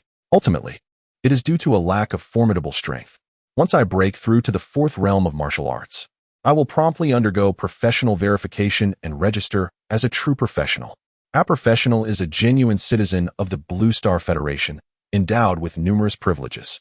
To speak of just one, tickets for space vessels are typically beyond the reach of ordinary residents of Chuyang Star, yet authentic professionals are granted access. Additionally, many military-grade equipment are inaccessible to the general populace, but professionals can procure them. For many bioengineered individuals, a lifelong aspiration is to become a professional, thus achieving a leap in their social standing, regardless of being bioengineered or natural persons. Upon becoming professionals, they are elevated to the upper echelons. Of course, for the true elite of the Federation, being a professional is merely the beginning, yet for many from the lower strata, it is the ticket to the upper circles, representing everything. If I were a true professional, such a trivial additional income would scarcely attract the attention of the federal authorities, let alone prompt an investigation. It's utterly laughable. Meanwhile, there exist an abundance of channels and resources to procure desired items. Perhaps I should set a modest goal to obtain professional certification before the college entrance examination? Fang Xing's gaze was sharp. This was, in fact, a measure of self-preservation. The changes in Lu Wei, among other ominous signs, led Fang Xing to feel that something undesirable was on the horizon. However, should he attain the status of a professional, even in the face of accusations from cultists, he would possess greater opportunities for negotiation and defense. Days later, a notification appeared. Ding, your account has received 159,736 star coins. Current balance, 160,072 star coins. Fang Xing could not help but gnawed slightly at the promptness. Just yesterday, he had casually purchased a lottery ticket for today's draw. To his astonishment, he won, although it was merely a modest sum of over 100,000 luck. After all, is often so unpretentious. Nevertheless, the 50 service fee was rather steep, and the fact that this amount was still subject to taxation was disheartening. Fang Xing exhaled deeply, then opened the marketplace to browse D3-level nutrient solutions and other martial arts potions, swiftly placing orders. Once he had these purchase records, any remarkable progress in martial arts upon returning to school would have a plausible explanation, even though it was uncertain if anyone would truly care. The federal martial arts elixirs seem rather ordinary. The D9 grade, superior to the D3 nutrient solution, merely offers a richer nourishment. As for aids to break through realms, surprisingly, there are none available? Fang Xing pondered, sensing that perhaps his own level was somewhat inadequate, or rather, his authority insufficient. If one were a professional, one would surely have access to a broader array of purchasable goods. Yet, the scarcity of resources within the Federation is quite evident. Or perhaps, we and the entire fledgling Eagle Star are simply not deemed worthy of investment? After all, we are merely a production star for cannon fodder. No. Perhaps the deliberate control of breakthrough resources is part of a grand scheme. Only those warriors who can rise above the most arduous conditions possess the potential for higher advancement in the future. Yet, for someone of my mediocre standing, such a notion is rather cruel. I shall adhere to my own plan. By integrating resources from both realms, my martial arts prowess is bound to experience remarkable progress. As for the question of future potential, should I fail to gain admission to a university, my prospects would be virtually extinguished, so why even contemplate it? Chapter 29. Beast tied in a different world. Within an underground camp, he savored the refreshingly invigorating air and the environment more conducive to martial training. A spark of excitement illuminated his face. Before the school year begins, I shall not retreat. I shall strive relentlessly. This recent expedition to the black market left him with profound reflections, deepening his understanding of his own weaknesses. Weakness is not to be feared. One must simply strive to catch up. Upon entering the monitoring room and reviewing the system logs, Fang Xing's expression suddenly shifted. How could this be? The presence of monstrous beasts has significantly increased. Recent surveillance around the camp reveals a staggering surge in the activity of these creatures. Even the camouflaged turf appears as though it has been plowed, scattered with numerous pits and disarray. A troubling sight awaits, as several of the simulated avian drones have sustained considerable damage. In haste, Fang Xing deploys new drones, only to witness astonishing scenes unfolding. Across the vast expanse of land, monstrous beasts frolic and clash. The territory once dominated by wild boar beasts has now been claimed by a swarm of crimson, fist-sized ants. The once formidable wild boar, responsible for the demise of numerous warriors, now stands as a stark skeleton, silently conveying tales of agony and resentment. While he had previously heard rumors of heightened beast activity in the market, the current situation seems exceedingly dire. Fang Xing reflects on his limited understanding of this world. Though the external environment has become increasingly perilous, he feels compelled to venture into the market. The need for replenishing medicinal pills and spiritual rice talismans is paramount. Through the drones, locating a relatively safe passage should not prove overly challenging. However, the immediate priority lies in assessing the state of the market. If the Qinglin market has been breached, it would hold no value whatsoever. On the contrary, it might just present an opportunity for scavenging. Fang Xing's expression grew solemn. Here, I possess a nano-protective suit and an electric baton, which, in conjunction with talismans, significantly enhance my strength. Yet, it still feels rather precarious. Perhaps. He again contemplated the coveted product, the Dragon-class laser gun. Naturally, the black market version is beyond my financial reach, while the legitimate store's offering is still feasible. Although 200,000 is no trifling sum, with a few more visits to the black market, it is not unattainable. More crucially, even if it cannot be used against humans, it can certainly slay monstrous beasts. Alas, the no-human targeting protocol embedded in the laser gun is operational regardless of internet connectivity. Otherwise, it would be quite exhilarating. Fang Xing realized that his ability to traverse between realms presented an additional advantage. He could circumvent certain restrictions. The majority of federally sanctioned weapons available through legitimate channels are prohibited from being used against humans. However, if I can procure them for use in the other world, as long as they lack embedded protocols, I can bypass these limitations. Even their alarms would be rendered ineffective. Moreover, the talismans and magical artifacts from the other world. If deployed on Chuang Star for lethal purposes, would undoubtedly prove highly effective, and the most critical aspect is that they would leave no trace behind. Every weapon has its origins, but for Chuang Star, talismans and magical artifacts seem to materialize out of thin air, effectively severing many potential trails for investigation. There is a possibility of being linked to malevolent deities. After all, those who wield the authority over the realm of imaginary numbers should also be capable of dispensing certain resources. Yet, cultists? Aren't they merely scapegoats? Shifting the blame onto them. Fang Xing felt entirely justified. Suddenly, a rustling sound echoed through the jungle as a few small birds flitted by, their gazes vacant yet their movements remarkably agile. After a brief moment, a figure emerged, stealthily advancing in the shadows. It was Fang Xing. This situation could prove to be rather troublesome. Fang Xing had shed his usual guise, donning a traditional outfit complete with an elaborate hairband, and carrying a large basket on his back filled with various herbs. The consumption of spiritual rice had been substantial, necessitating a trip to the market for replenishment. For this outing, he had deployed a multitude of drones to scout for suitable and safe routes, resulting in significant detours, an undeniable inconvenience. However, recalling a formidable beast he had previously encountered, Fang Xing considered the merits of taking the long way around. That beast stood an imposing 6 or 7 meters tall, its claws larger than his entire body. It was either at the pinnacle of the Qi refinement stage or comparable to the foundation establishment stage, best to err on the side of caution. He muttered to himself. Within the confines of the Qinglin market, Fang Xing had heard of the general classifications of demonic beasts. Those capable of contending with Qi refinement practitioners were classified as first-tier beasts, while those corresponding to foundation establishment practitioners were deemed second-tier. It seemed that even second-tier beasts might have made an appearance. If it weren't for the protective formations safeguarding the market, standing firm as a mountain, I would have thought twice about coming here. Fang Xing remarked wryly, suddenly furrowing his brow. Something seems amiss? Through the lens of a scouting hummingbird drone ahead, he witnessed a startling scene. A group of martial practitioners was engaged in a fierce assault against a peculiar demonic beast. This creature, measuring over 3 meters in length, bore a striking resemblance to a red-furred tiger, adorned with vibrant, resplendent patterns, its fur shimmering with an ethereal glow. Even the wind blades and fireballs conjured through talismans struck its form, only to be deflected, leaving minimal damage in their wake. Are they hunting a demonic beast? Observing the coordination, it was remarkably skillful. Fang Xing took a closer look and discerned that there were 5 individuals, both male and female.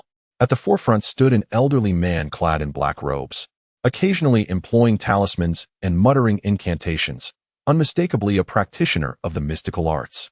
The remaining individuals, most of whom exhibited astonishing agility, wielded various weapons, each of their movements infused with an overwhelming force, indicating they were martial artists.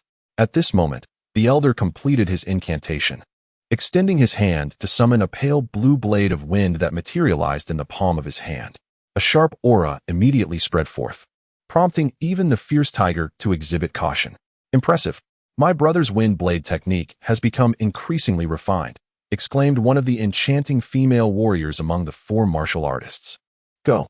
The elder pointed decisively, and the azure wind blade soared into the air, continuously absorbing flecks of azure spiritual light, swiftly elongating to over 1 meter in length. Its speed astonishingly swift. The spiritual luminescence adorning the tiger's fur, already diminished from an earlier assault, now shattered completely. The wind blade sliced through the tiger's skin, tearing into flesh and leaving a substantial wound on its right shoulder. Had the beast not evaded slightly in midair, the injury might well have been inflicted upon its neck. Excellent. The martial artists cheered in unison, yet the elder calmly retreated a few steps, affixing a golden talisman to himself, and cautioned, beware of its retaliation. A wounded beast is the most perilous. This principle holds true even among the demon beasts. The bloodied tiger, in a sudden roar, opened its massive maw. A thread of crimson light coalesced, transforming into a colossal fireball that erupted in a magnificent explosion. Quick hide. 5 individuals, covered in dirt and disheveled, witnessed the demon tiger showing no inclination to fight, swiftly seizing the opportunity to escape through the gap created by the exploding fireball. Damn it, pursue. The elder ignited a spiritual talisman, transforming it into a gust of wind that augmented his legs, specifically the wind control talisman. The group hastily followed, for they had spent considerable time scouting, and it was a rare chance to encounter a solitary, weakened demon beast.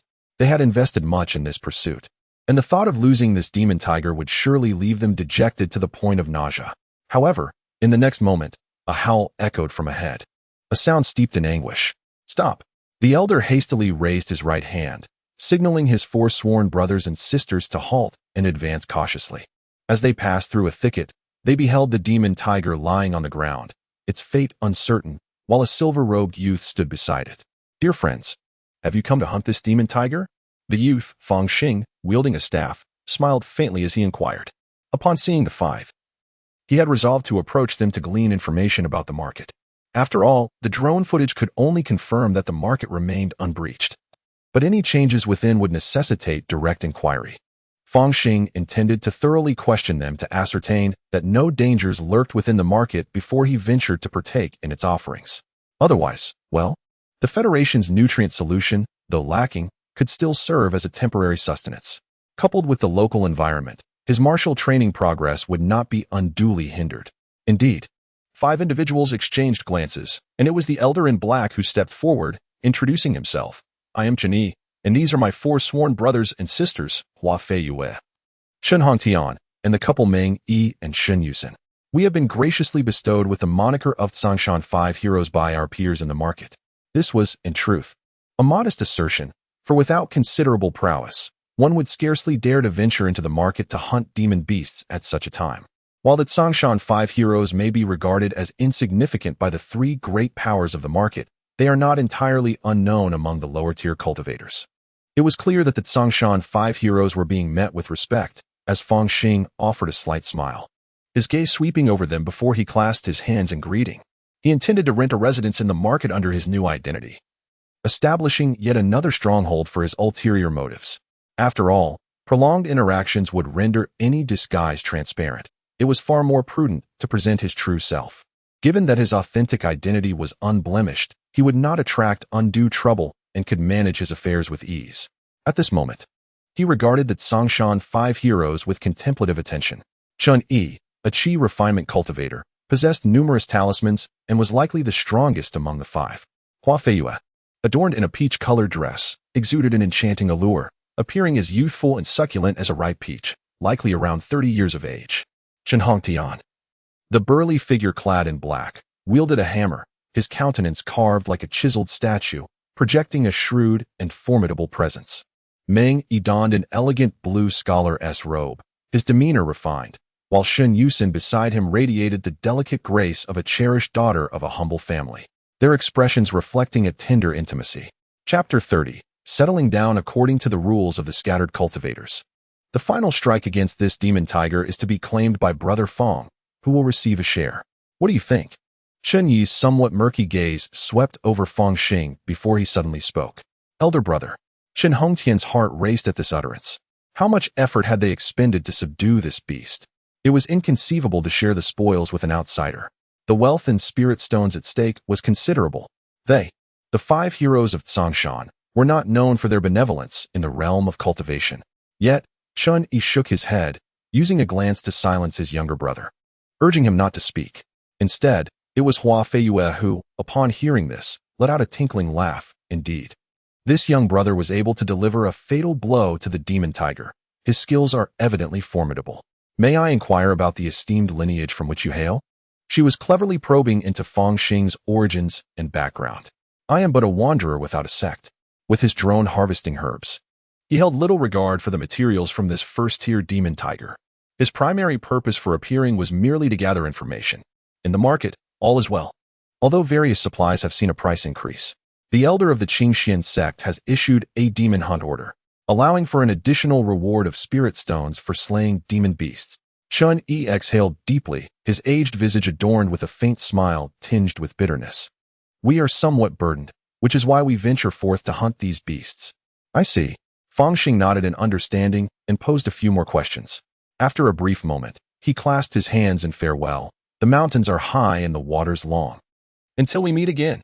With that, he swiftly vanished into the thicket, his form bending and twisting until he was no longer visible. Elder brother. Why extend such courtesy to a mere boy? As Chun Hongtian observed Fang Xing's agility, his gaze flickered. This individual does not appear to be a cultivator. Not even a congenital one. He chuckled. Ah, third brother, you have misjudged him. Can an ordinary acquired martial artist truly slay a crimson flame tiger? Hua Feiyue's voice was enchanting, penetrating to the very marrow. Meanwhile, Meng Yi and Shen Yusin approached the fallen beast, producing daggers and other implements to collect materials from the demon beast.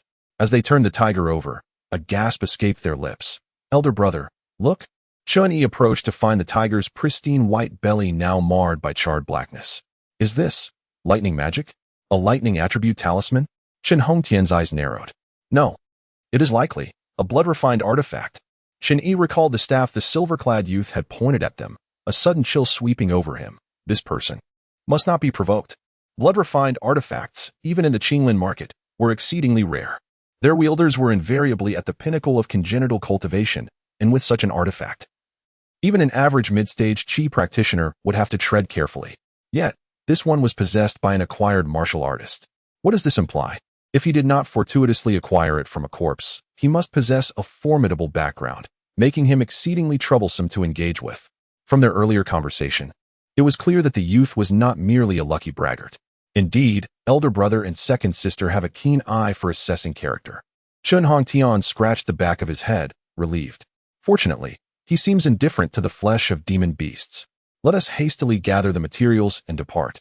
Indeed, third brother's words ring true. It is unwise to linger here.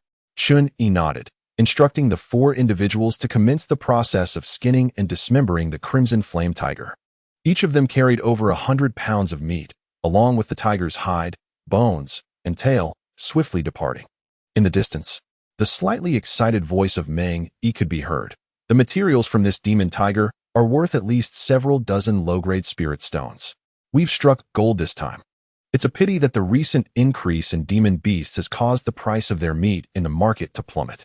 Otherwise, our profits would have been even greater. Once the group had vacated the area, the bloody remnants attracted a few hungry wolves, which eagerly licked at the remaining scraps of flesh. Meanwhile, on an unnoticed treetop, a kingfisher pecked its wings and flapped away. Evidently, those 5 individuals were neither deceitful nor driven by greed. Not far off, Fang Xing glanced at the surveillance and nodded in approval. It seemed that the Qinglin market did not perceive this beast tide as a significant threat, making it worth a visit. Perhaps it was time to rent another apartment. One must admit, owning a home was Fang Xing's obsession. In his previous life, he yearned to purchase property on Blue Star, yet it remained an elusive dream. If the housing prices were reasonable, perhaps he could secure a plot in Qinglin market? Fang Xing stroked his chin, contemplating thoughtfully. The Qinglin market appeared much like usual, with little distinction, yet it seemed to buzz with increased activity. This was likely due to the formation enveloping the entire market, which instilled a profound sense of security. As per routine, Fang Xing entered the market and made his way directly to an office established by the Qingxian sect. The individual in charge of the slum area was named Zhang, also known as Qinjiangzi, sporting a small goatee and a perpetual smile for everyone. However, when Fang Xing inquired about the land prices, his demeanor took on a rare seriousness. Although our sect possesses numerous plots of land, none are available for sale. The houses in the shanty town are for rent only. Realizing his earlier naivety, he pondered, nevertheless, such a lucrative business should be nurtured. I cannot sell the goose that lays the golden eggs. The scattered practitioners and warriors renting these houses must pay monthly, and the turnover of tenants is alarmingly swift. One never knows when tragedy might strike. Curious about renting, he opted for a more modest inquiry. To enlighten the young friend, the rental properties in the market are categorized as upper, middle, and lower tiers. The upper tier is situated within the market, sprawling over an acre, with exquisite architecture. The middle tier lies at the market's periphery, brimming with spiritual energy, complete with small courtyards. The lower tier is nestled at the foot of the mountain, where the shanty houses you have seen are located. Qin Yangzi resumed his cheerful demeanor, stroking his beard. You need not inquire about the upper tier caves. The middle tier caves are priced at 10 spiritual stones per month, typically affordable only to late-stage Qi practitioners and mid-stage practitioners with specialized skills. At this juncture, he cast a seemingly provocative glance at Fang Xing. Yet, Fang Xing remained expressionless, aware that succumbing to impulsive enthusiasm would lead him into a pitfall of expenditure, rendering him a fool. Let it be the lower shanty houses then. The lower shanty houses cost 1 spiritual stone per month, with an additional deposit of 1 stone. This is for unselected options, so you may choose as you wish. Qin Yangzi's smile diminished considerably as he produced a thick tome and handed it to Fang Xing. This book contains listings of unclaimed houses, marked without any annotations. Feel free to select any one you desire. Fang Xing meticulously observed, comparing it with the map of the shantytown captured by a drone in his mind. In truth, there was little to choose from, as the environment remained consistently harsh and perilous. Nevertheless, Fang Xing endeavored to select a more secluded spot, one that would facilitate his escape. This shall suffice. After receiving 2 spirit stones, Qin Jiangzi handed Fang Xing a brass key, cautioning him, due to the beast tide. Some unruly wild cultivators have also infiltrated the marketplace. It is not a safe place now. Take care of yourself. Thank you for the warning. Fang Xing replied with a slight nod, departing the office. Although this Qin Jiangzi is avaricious, he does not seem to be a bad person. Clutching the brass key, he did not rush to his residence but instead strolled through the marketplace.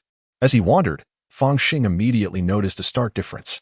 Indeed, the prices of various beast materials had plummeted, while the cost of daily necessities had surged dramatically. After all, farmers had either fled to the marketplace or had been devoured by the beasts. Who was left to till the fields or perform menial tasks? In such a chaotic battleground, any talk of revitalizing commerce was utterly nonsensical. Might was the ultimate truth. With this realization, Fang Xing abandoned any thoughts of engaging in business to amass wealth and resolved to purchase a few pounds of spirit rice. However, he was dismayed to find that due to a plethora of abandoned spirit fields, the price of spirit rice had skyrocketed, reaching the exorbitant cost of 2 spirit sands per pound, double the previous price. This was outright robbery. No, it was even more audacious than robbery. As Fang Xing lingered among the various stalls, his eyes suddenly brightened upon spotting Ding Hongxiu and her grandson. The grandfather and granddaughter were tending to a spirit rice stall, with Ding Hongxiu timidly welcoming customers while Ding Bushan lounged nearby, occasionally sipping from a flask. No, this is my true form. They do not recognize me. Fang Xing felt a stir in his heart and approached the spirit rice stall. How much for this fragrant spirit rice? 6 pounds for 1 spirit stone. That seems rather steep. Fang Xing frowned. In the past, it was 10 pounds for a single spirit stone. If I purchase a larger quantity, could you offer me a discount? Otherwise, I might as well buy some beast meat instead. A lucrative business indeed. Ding Bushan quickly set aside his flask, approaching with a jovial grin upon his nose. If the esteemed guest purchases over 50 pounds, I can make an exception and offer a discount. How does 8 spirit stones for 50 pounds sound? Very well, let it be so. Fang Xing waved his hand, understanding that further discounts were unlikely. After the transaction was complete, he glanced back at Fang Xing's departing figure, and Ding Bushan remarked to his granddaughter, "Did you see that? Now that's what one calls young and handsome. Just by the robe he wears, one can tell it is of extraordinary quality. His generosity speaks volumes. He intends to buy spirit rice to eat, so his spirit stones must be plentiful. Alas, Xiao Hongxiu, you must be more discerning in the future.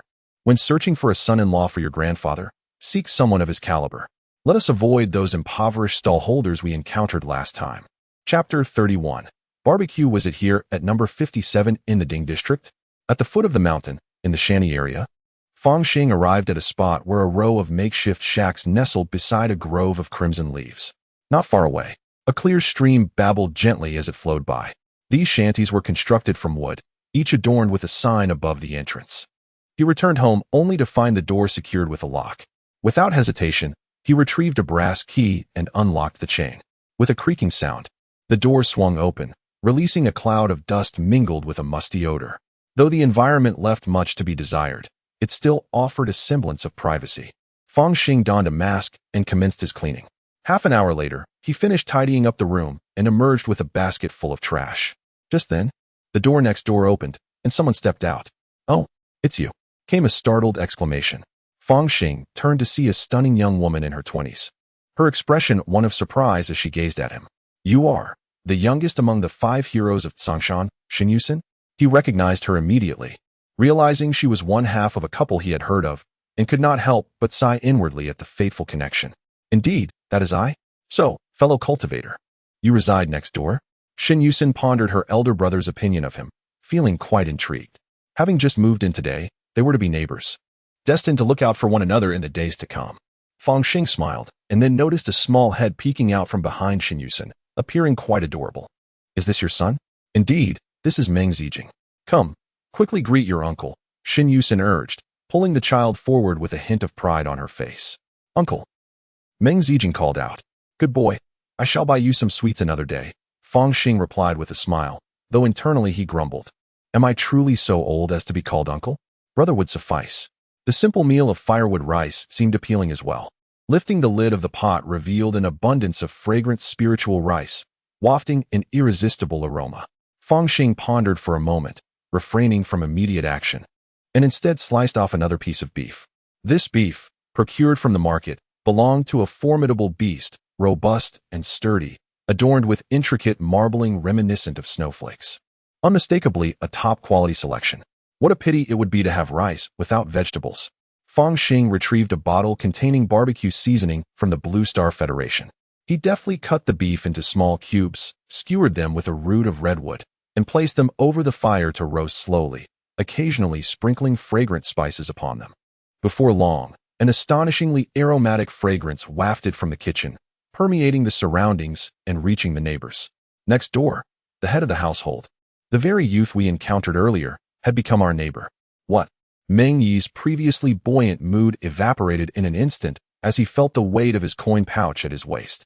After much effort, the Songshan 5 heroes had managed to slay a beast, selling it for a considerable sum of low-grade spirit stones. Could it be that we have drawn unwanted attention? Do you think they're here for us? Meng Yi whispered, an involuntary hint of menace creeping into his tone. In my view, it is unlikely. Their mere attire surpasses our entire wealth. Shen Yu contemplated briefly before shaking her head. It is fortunate, for if it were otherwise, we are not to be trifled with. Meng Yi pondered for a moment. It was indeed necessary to discuss this matter with his elder brother. Let Zijing come forth. Tonight, we shall indulge in roasted tiger demon meat accompanied by spiritual rice. Ensure that these few pounds of spiritual rice are well taken care of. And prepare a bit of spiritual rice porridge for Zijing each day. He is already 5 years old, and will be eligible for the official spiritual assessment next year. Even if he lacks a spiritual root, it is essential to lay a solid foundation for his martial studies. The warriors in the market had largely reached a dead end, with their thoughts consumed by the future of their offspring. Zijing was naturally intelligent, and Meng Yi firmly believed that he must possess a spiritual root. Shen Yu comforted her husband for a moment before preparing to head to the kitchen to cook. Suddenly, an extraordinary aroma of roasted meat wafted through the air. What could this be? It smells exquisite. Meng Yi involuntarily swallowed. He had consumed his fair share of roasted meat, yet he had never encountered such an enticing fragrance before. It was no wonder they were astonished. After all, the chefs in Qinglin market were limited, and being part of the lowest tier, they would consider it remarkable to even season roasted meat with a pinch of salt. How could it compare to the specially crafted spices of the Interstellar era? The spices alone would encompass dozens of varieties, a luxury that would have been unimaginable in ancient times. Could it be that the young brother had ordered a meal from the heavenly restaurant? Those were delicacies prepared by spiritual chefs, accessible only to those at the late stage of qi cultivation who had the leisure and means to indulge. Shen Yu was also somewhat puzzled. Father, I want to eat roasted meat. At that moment, Meng Zijing peeked out, declaring, I want to go to Uncle Fang's house next door to eat roasted meat. Boo-hoo. Indeed, it was evident that the quality of this demon beast meat was exceptionally high. Coupled with the spices of the interstellar age, it was simply unbeatable. Fang Xing picked up the skewered beef, strung together with red tree roots, and took a hearty bite. A look of satisfaction immediately spread across his face. It tasted even better than the barbecue he had consumed on his birthday. Indeed, the quality of the ingredients surpasses all. Although the beef from the demon ox was rather tough, it was just right for Fang Xing, a warrior of the second realm. Accompanied by the meat, he devoured a generous pot of rice, feeling a wave of pure vitality coursing through his body. The combination of spiritual rice and beast meat seemed to amplify the effects even further. With a sense of wonder, Fang Xing promptly assumed the great dragon stance, slowly absorbing this surge of vitality. Could it be that the meat of a demon beast is indeed the perfect match for a martial artist? It felt remarkably similar to the effects of consuming a medicinal pill, yet devoid of any toxic residue. What is that sound? Is someone crying?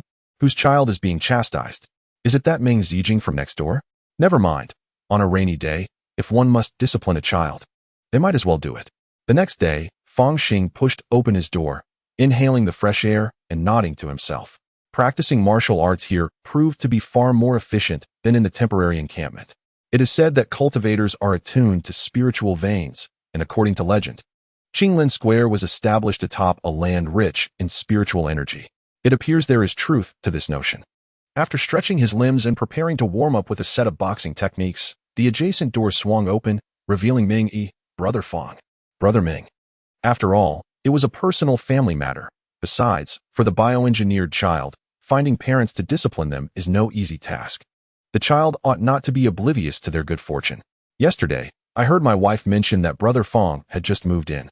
I have a few pounds of tiger bones here, which I offer as a housewarming gift. Ming Yi brought over several tiger bones, the scent of blood still lingering. Evidently from the demon tiger they encountered yesterday. Thank you. I shall gladly accept these bones to infuse in wine as a delicacy. Fang Xing took the bones and exchanged a few words with Ming Yi, who then smiled wryly. My son is quite unruly. Should he ever offend? I hope you will not take it to heart, Brother Fang. Thank you. It was at this moment that Ming Yi realized the roasted meat from last night had been prepared by Fang Xing himself, and he immediately praised, Brother Fang. Your culinary skills could earn you a place even in the bustling markets. Meng Yi's expression turned proud as he mentioned his son, who had kept them awake all night. Finally, he might be quiet today. Upon learning that children in this world have their spiritual roots determined by the age of 6 or 7, detectable by spiritual testing talismans and the spells of cultivators, Meng Yi and his wife naturally held high hopes for Meng Zi. Alas, I do not even wish for my son to be favored by the sect's spiritual testers. I only hope he possesses a spiritual root, even if it is of the lowest quality. Meng Yi sighed softly as he spoke. The Qingxian sect, a prominent cultivation faction, has always had a tradition of gathering exceptionally gifted children within its jurisdiction to take as disciples. Many martial artists, despite being able to wield power and influence in the secular world, choose instead to seek the perilous path of cultivation, often pinning their hopes on the next generation. As long as their descendants possess spiritual roots, the lineage of their small cultivation family can continue through the ages. The continuation of spirit, the continuation of bloodline. If one cannot attain immortality, must one then pursue only this? Fang Xing pondered silently, reflecting on these profound thoughts. Nonetheless, he is certainly unable to gain entry into the Qingxian sect, not to mention his lack of spiritual roots, even if he possessed them. The sect has little interest in adult Qi practitioners, unless they are extraordinarily gifted or possess a unique skill. Fang Xing is well aware of this. It is merely a matter of cultivating loyalty, which remains a challenge. Today, our group of 5 will convene for a small gathering. I wonder if Brother Fang will be joining us. Meng Yi remarked, feeling an increasing rapport with Fang Xing and extending an invitation. Regrettably, I have other matters to attend to today, Fang Xing replied, but suddenly, his expression shifted as he gazed skyward. Chirp! The sound of birdsong echoed. And soon a colossal black bird, with a wingspan exceeding 5 or 6 meters and crimson eyes, tore through the winds and invaded the realm of Qinglin Mountain. A demonic bird, Meng Yi exclaimed, his countenance changing abruptly at the sight. Xin, quickly take Zi Jin to the market. There is a grand formation there for protection, ensuring safety. But what about you? Xin Xin, cradling Meng Zi Jin, looked anxiously at her husband.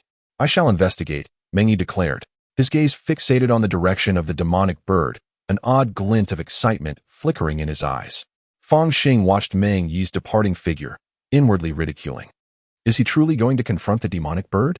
It is evident he seeks to take advantage amidst the chaos. Though the market appears secure, it may offer refuge from minor disturbances. If a significant calamity were to ensue, the heart of the market would be the most perilous place. Though residing here enhances my martial arts efficiency, it truly offers little in terms of security. I should venture into the black market a few more times. Once I accumulate enough funds, I shall procure a laser gun.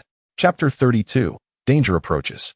Name, Fang Xing. Age, 17. Occupation, martial artist, second realm. Muscles and bones, refinement, 2100. Military body techniques, 12 forms. 56-100, proficient. Dragon stance, 9-200, mastery. Gateway to the heavens, charging. 17 years old.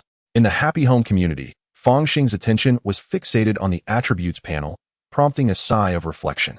Undoubtedly, Today will be chaotic. According to the patterns of the gateway to the heavens, the next time I traverse, I should appear in the basement of my rented room number 57 in the Dingxi district, conveniently avoiding the tumult. After all, possessing a fortune akin to a mountain of gold, it seems ludicrous to engage in a brawl over mere copper coins. Fang Xing stroked his chin. With the current plague of beasts, acquiring a laser gun is imperative for peace of mind. Moreover, I must swiftly obtain and master an A-class martial art. As for avenues to A-class martial arts, beyond the somewhat dubious black market channels, I currently have two objectives. The first, naturally, is to contact teacher Xiaolong. A phone call may be in order. It might interrupt his vacation, but surely he wouldn't mind, would he? The second, however, is Gu Yun. This future junior undoubtedly possesses the legacy of the ghostly blade. Certainly, the legacy of the ghostly blade is not particularly remarkable, for after all, the ghostly blade, the frantic 18 strikes, and the frenzied staff technique are standard curricula in high school. As long as one attains the requisite level, one may apply to learn. However, it would be prudent for the other party to provide some preliminary guidance to facilitate a smooth initiation. Without the demonic blade, embarking on the journey of the ghostly blade would prove quite arduous. Yet, equipped with my attribute panel, perhaps I could still attempt a challenge? Fang Xing pondered this and concluded that it would be wiser to reach out to teacher Xiaolong. He promptly dialed the teacher's number. Beep. The number you have dialed is not in service. Please try again later. Not in service? Fang Xing was momentarily taken aback. Teacher Xiaolong, could it be that he has ventured to another planet? Interstellar communication is notoriously expensive and unlikely to be widespread throughout Chewing Star. If Teacher Xia has indeed gone on holiday to an extraterrestrial locale, it stands to reason that his phone would be unreachable. It seems that I shall have to wait until the new term to see Teacher Xiaolong. How vexing. I too wish to travel to another planet. The entertainment industry within the Federation is remarkably advanced, even boasting planets dedicated exclusively to leisure. After a brief moment of reflection, Fang Xing then called Gu Yun. This prodigious student was readily available, and the call connected almost instantaneously. It's you, what is it? Gu Yun spoke with a cool demeanor, adopting a straightforward stance. I wish to learn the ghostly blade. Could you send me the detailed information? Fang Xing was aware of Gu Yun's direct nature. The ghostly blade? Have you mastered the demonic blade? Gu Yun's eyes brightened. No, I have not studied it. Fang Xing shook his head. I understand. It is merely a preliminary study of the new course. Thank you. Fang Xing smiled at Gu Yun and ended the communication. He was well aware that the best way to learn martial arts was through teaching by example. Since the instructor was guiding Gu Yun, the knowledge imparted would undoubtedly be richer than that found in textbooks, yet it could also bear a strong personal style. What suited Gu Yun may not necessarily be suitable for him, potentially leading him astray in practice. However, I possess an attribute panel, so I can still give it a try. First and foremost, there was the entire manual of the Demon Godblade, along with numerous annotations. A holographic image appeared, revealing a woman in her 30s clad in a black bodysuit, with a centipede-like scar adorning her face. With the Federation's medical technology, it was entirely possible to eliminate scars without a trace. The deliberate retention of this scar was evidently of great sentimental significance. It remained unclear whether it stemmed from love or hatred.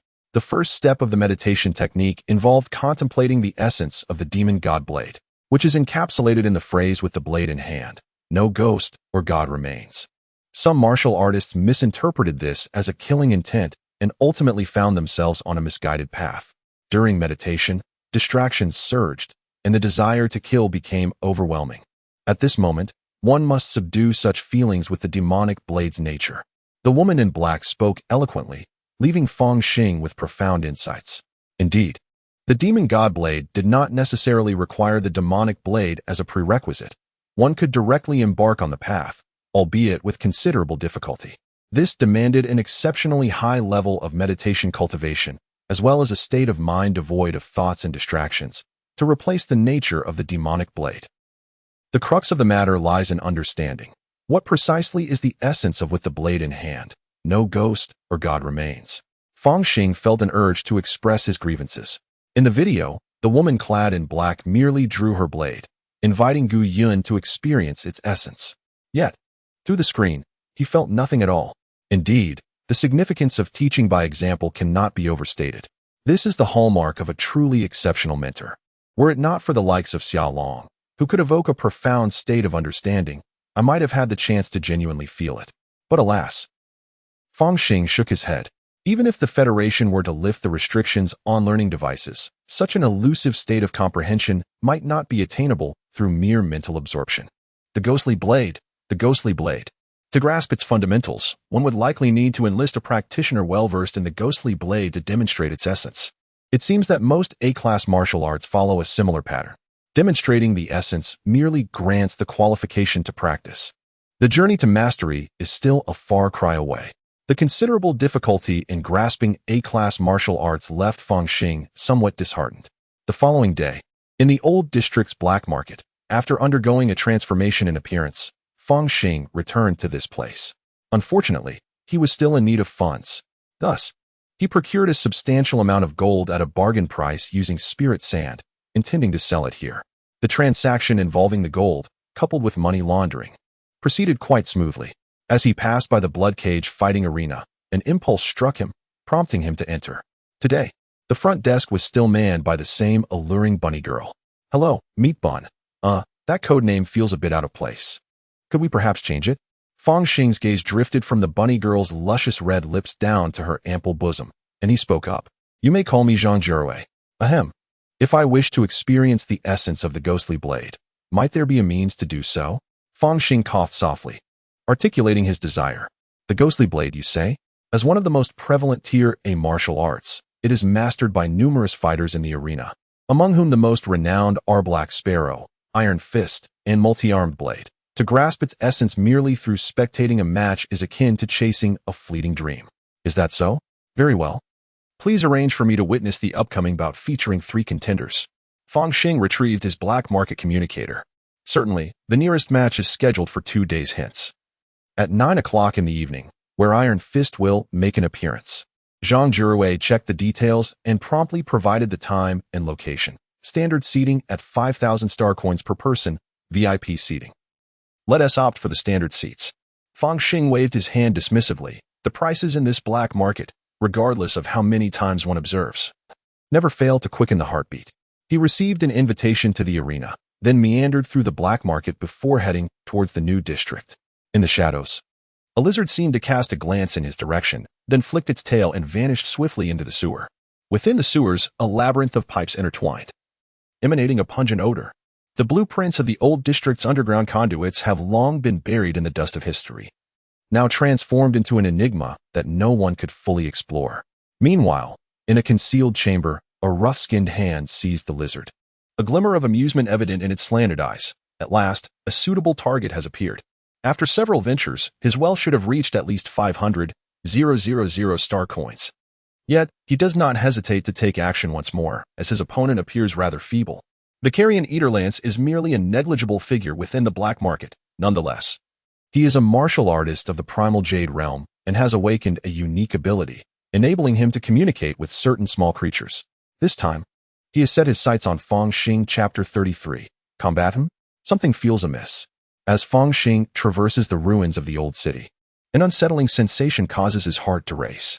He abruptly turns around and spots a shadowy figure at the edge of his vision, swiftly pursuing him. The adversary moves with astonishing speed, a martial artist of the primal jade realm from the Federation, whose combat prowess undoubtedly surpasses that of an innate martial artist. Furthermore, he is clad in a suit of nano-protective gear. Fang Xing's gaze fixates on the opponent's nano-suit before gradually rising to reveal a high-bridged nose and slanted eyes. He realizes he cannot prevail in a confrontation, and the pursuit surely harbors malicious intent.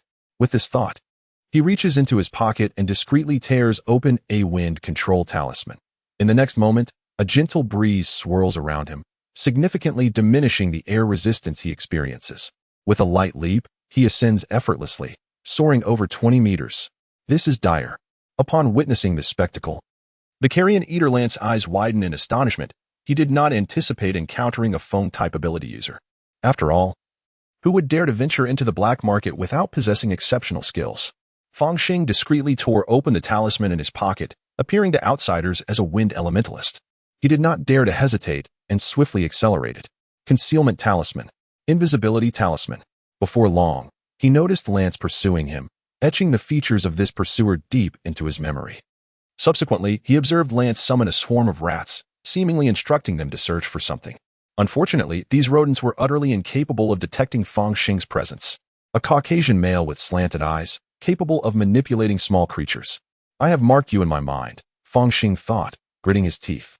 At present, I may not be his match, but a few days' time shall bring transformation. For me, the path to strength is not a lengthy endeavor. When the time comes, the grievances of today shall undoubtedly be avenged. 2 days later, nightfall, Fang Xing returned to the old district once more. There was no choice, having invested money. He had to come. Moreover, this time he assumed the role of a guest. The blood cage fighting arena should have provisions in place. The boundary between the old and new districts was marked by a long-abandoned bus stop. Upon arriving, Fang Xing discovered a considerable number of people already gathered, most of whom appeared to be excited white-collar workers and small merchants. Suddenly, with the sound of an ancient horn, a yellow bus approached. This antique vehicle had clearly been modified, with iron bars welded over the windows and barbed wire along the edges. It resembled a prison transport for serious offenders. Clank. The bus came to a halt at the stop, the doors swinging open with a resounding crash, revealing a middle-aged man clad in a black suit. After clearly stating the rules, he waved his hand. Board the bus. A young man with dyed blonde hair swiftly approached, brandishing a ticket for the combat arena, and successfully boarded the vehicle. Observing this scene, other passengers followed suit. Fang Xing silently watched, positioning himself in the middle of the queue. Once on the bus, he casually selected a seat, only to discover that the individual beside him was none other than the blonde-haired youth. Is this the Black Market District? As the vehicle roared to life, the blonde youth glanced around, his face alight with exhilaration. I've longed to witness this. I've heard the night shows here are exceptionally thrilling. Indeed, thrilling to the brink of death. Reflecting on the life-threatening chase he had endured 2 days prior, Fang Xing's expression soured slightly as he interjected. However, at this moment, he was a guest of the combat arena, shielded by its protection. Even if that assailant had tenfold courage, he would not dare to approach for plunder. The blood cage combat arena had garnered such formidable renown and monopolized the clandestine fighting market in the vicinity, undoubtedly due to its formidable backing. Is that so? Upon hearing Fang Xing's words, the blonde youth appeared even more invigorated. My name is Hao Qi, and yours? When I venture out, I never disclose my true name. Fang Xing closed his eyes, patiently awaiting. The blood cage combat arena, in stark contrast to daylight, seemed to pulsate with life. Awash in a kaleidoscope of neon lights and throngs of people, numerous bunny girls and cat girls meandered through the crowd, carrying trays laden with various gambling chips and alcoholic beverages. At the heart of what was once a sports arena, a colossal ring had been transformed to host the spectacle.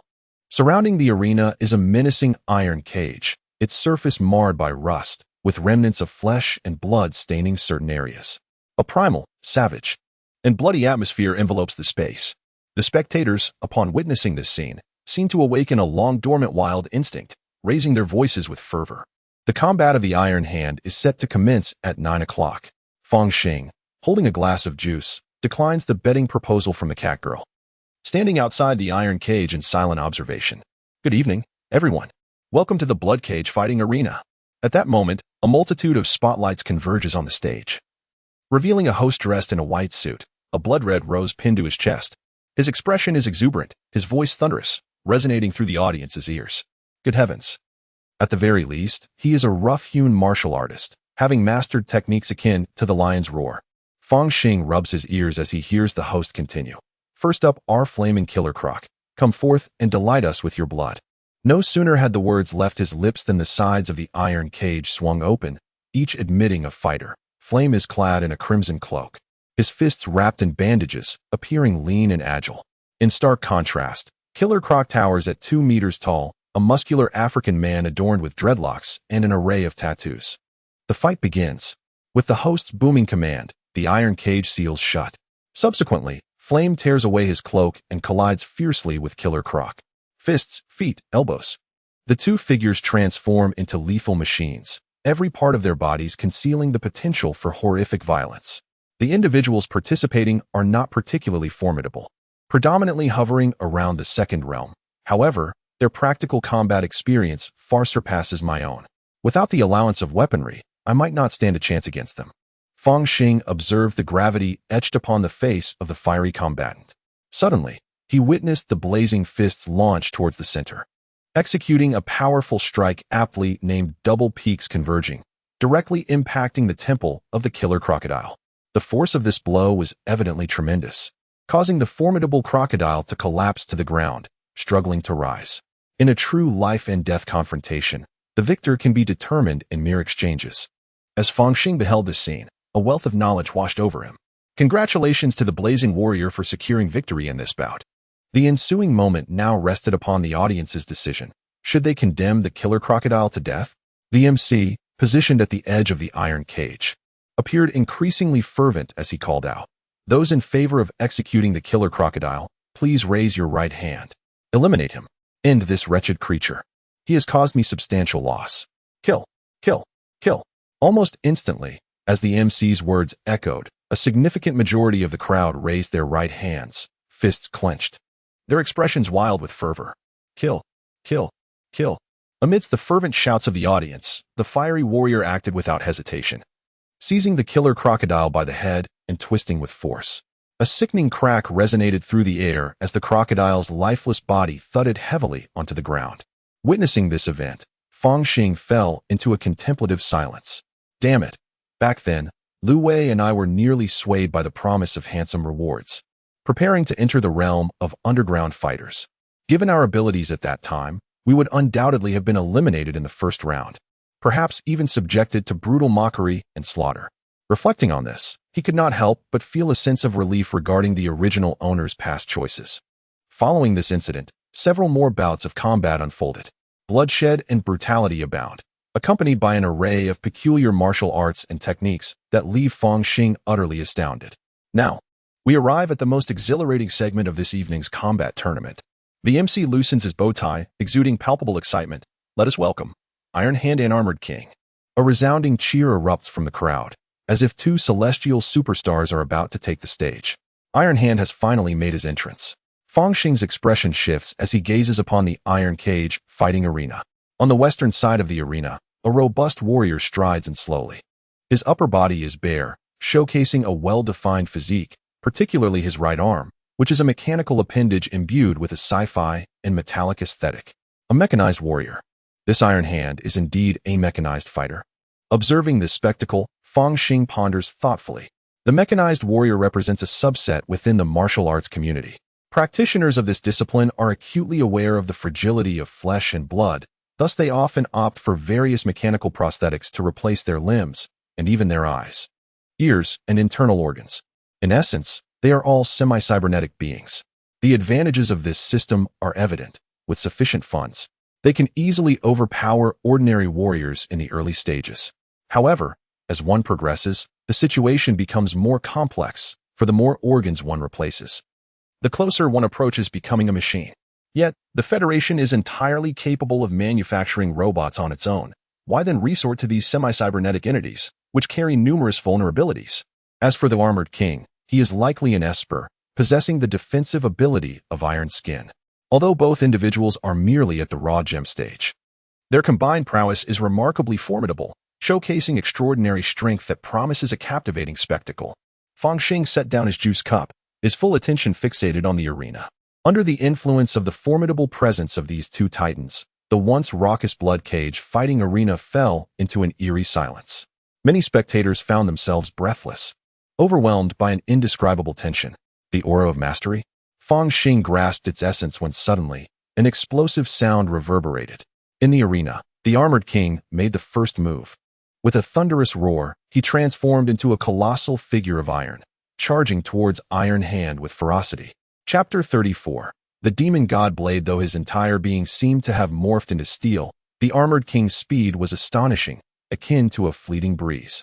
As he swiftly approached Iron Hand, in the blink of an eye, he executed a sweeping kick, his leg moving with such swiftness it appeared to vanish entirely.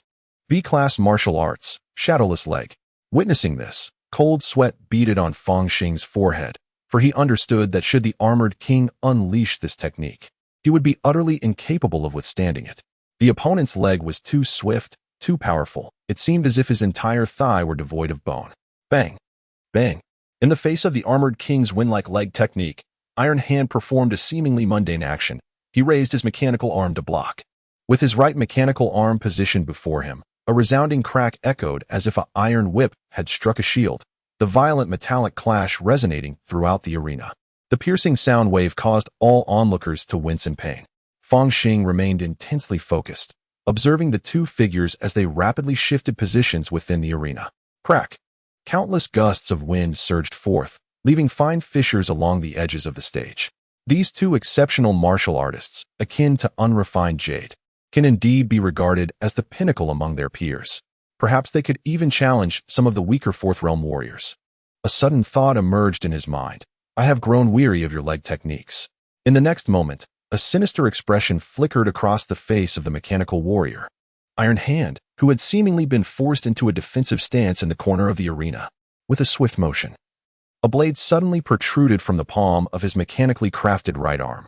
As the cold gleam flashed, it struck against the leg whip of the armored king, igniting a cascade of sparks. The blade of Iron Hand has emerged. The announcer exclaimed with fervor. Is this combat competition truly legitimate? One participant can openly brandish a weapon? How utterly unfair. Huang Mao Haoqi waved his betting ticket, his eyes tinged with red. He had placed a substantial wager on the armored king. Fool. The armored king is an ability user. Beneath his steel skin, his entire body is a weapon. Should he be disqualified? A nearby female office worker scoffed. There has never been absolute fairness in this world. Haoqi, initially feeling somewhat at fault, glanced at her betting ticket and immediately retorted, Don't speak to me unless you have wagered on Iron Hand. Inside the fighting cage, Iron Hand raised his bladed hand. Kill. In an instant, Fang Xing beheld a flash of the blade. The light was sharp and pure, imbued with an inexplicable essence. Even if it was merely a simulated essence, it was enough to astound every spectator. Is this the one blade in hand, leaving no trace of the divine of the ghostly blade? Fang Xing's eye sparkled. He had come to witness the blood-soaked battles precisely for this moment. Indeed, it is not merely slaughter, if one were to articulate it. It is more akin to confidence, yet imbued with the essence of annihilation. As Fang Xing silently immersed himself in this profound ambience, he found his thoughts regarding the ghostly divine blade evolving. It became evident that martial arts truly require a master of exceptional caliber, if one were to have a teacher well-versed in the ghostly divine blade to demonstrate personally. The results would undoubtedly surpass this experience. Although he had gleaned insights from the essence of battle, Fang Xing understood that to achieve mastery in this manner remained an unattainable goal. At that moment, his gaze was captivated by a brilliant and frenzied flash of blade light. Merely observing this spectacle was enough to ensnare his spirit. One could only wonder how the armored king would fare against such a radiant blade. In the next instant, Fang Xing witnessed a remarkable transformation. Almost simultaneously with the utterance of words, the armored king's once steel-toned skin began to change. Beneath the surface, diamond-shaped scales emerged, resembling a suit of armor that boasted unparalleled defensive capabilities. Moreover, the armored king ascended like a venomous dragon amidst the blade light, his legs resembling the fangs of a poisonous beast, descending with ferocious intensity. An essence, rivaling that of the ghostly divine blade, manifested, carrying with it a sense of utter devastation that swept across the arena. The A-class martial technique, heavenly destruction, earthly obliteration legs. This is disastrous. Iron Hand is on the verge of defeat. The previously conversing female office worker let out a cry of despair, fiercely tearing her betting ticket. Haha, go, armored king. Huang Mao Haoqi, witnessing this scene, could not contain his excitement, shouting fervently. Then Fang Xing beheld a flash of blade light.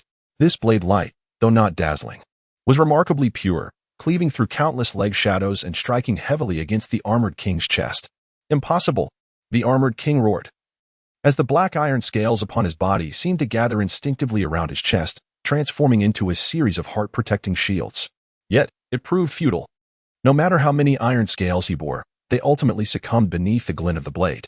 The cold edge sliced through flesh, blood gushing forth, leaving a wound deep enough to expose bone upon the armored king's chest. The essence of the blade is to advance relentlessly.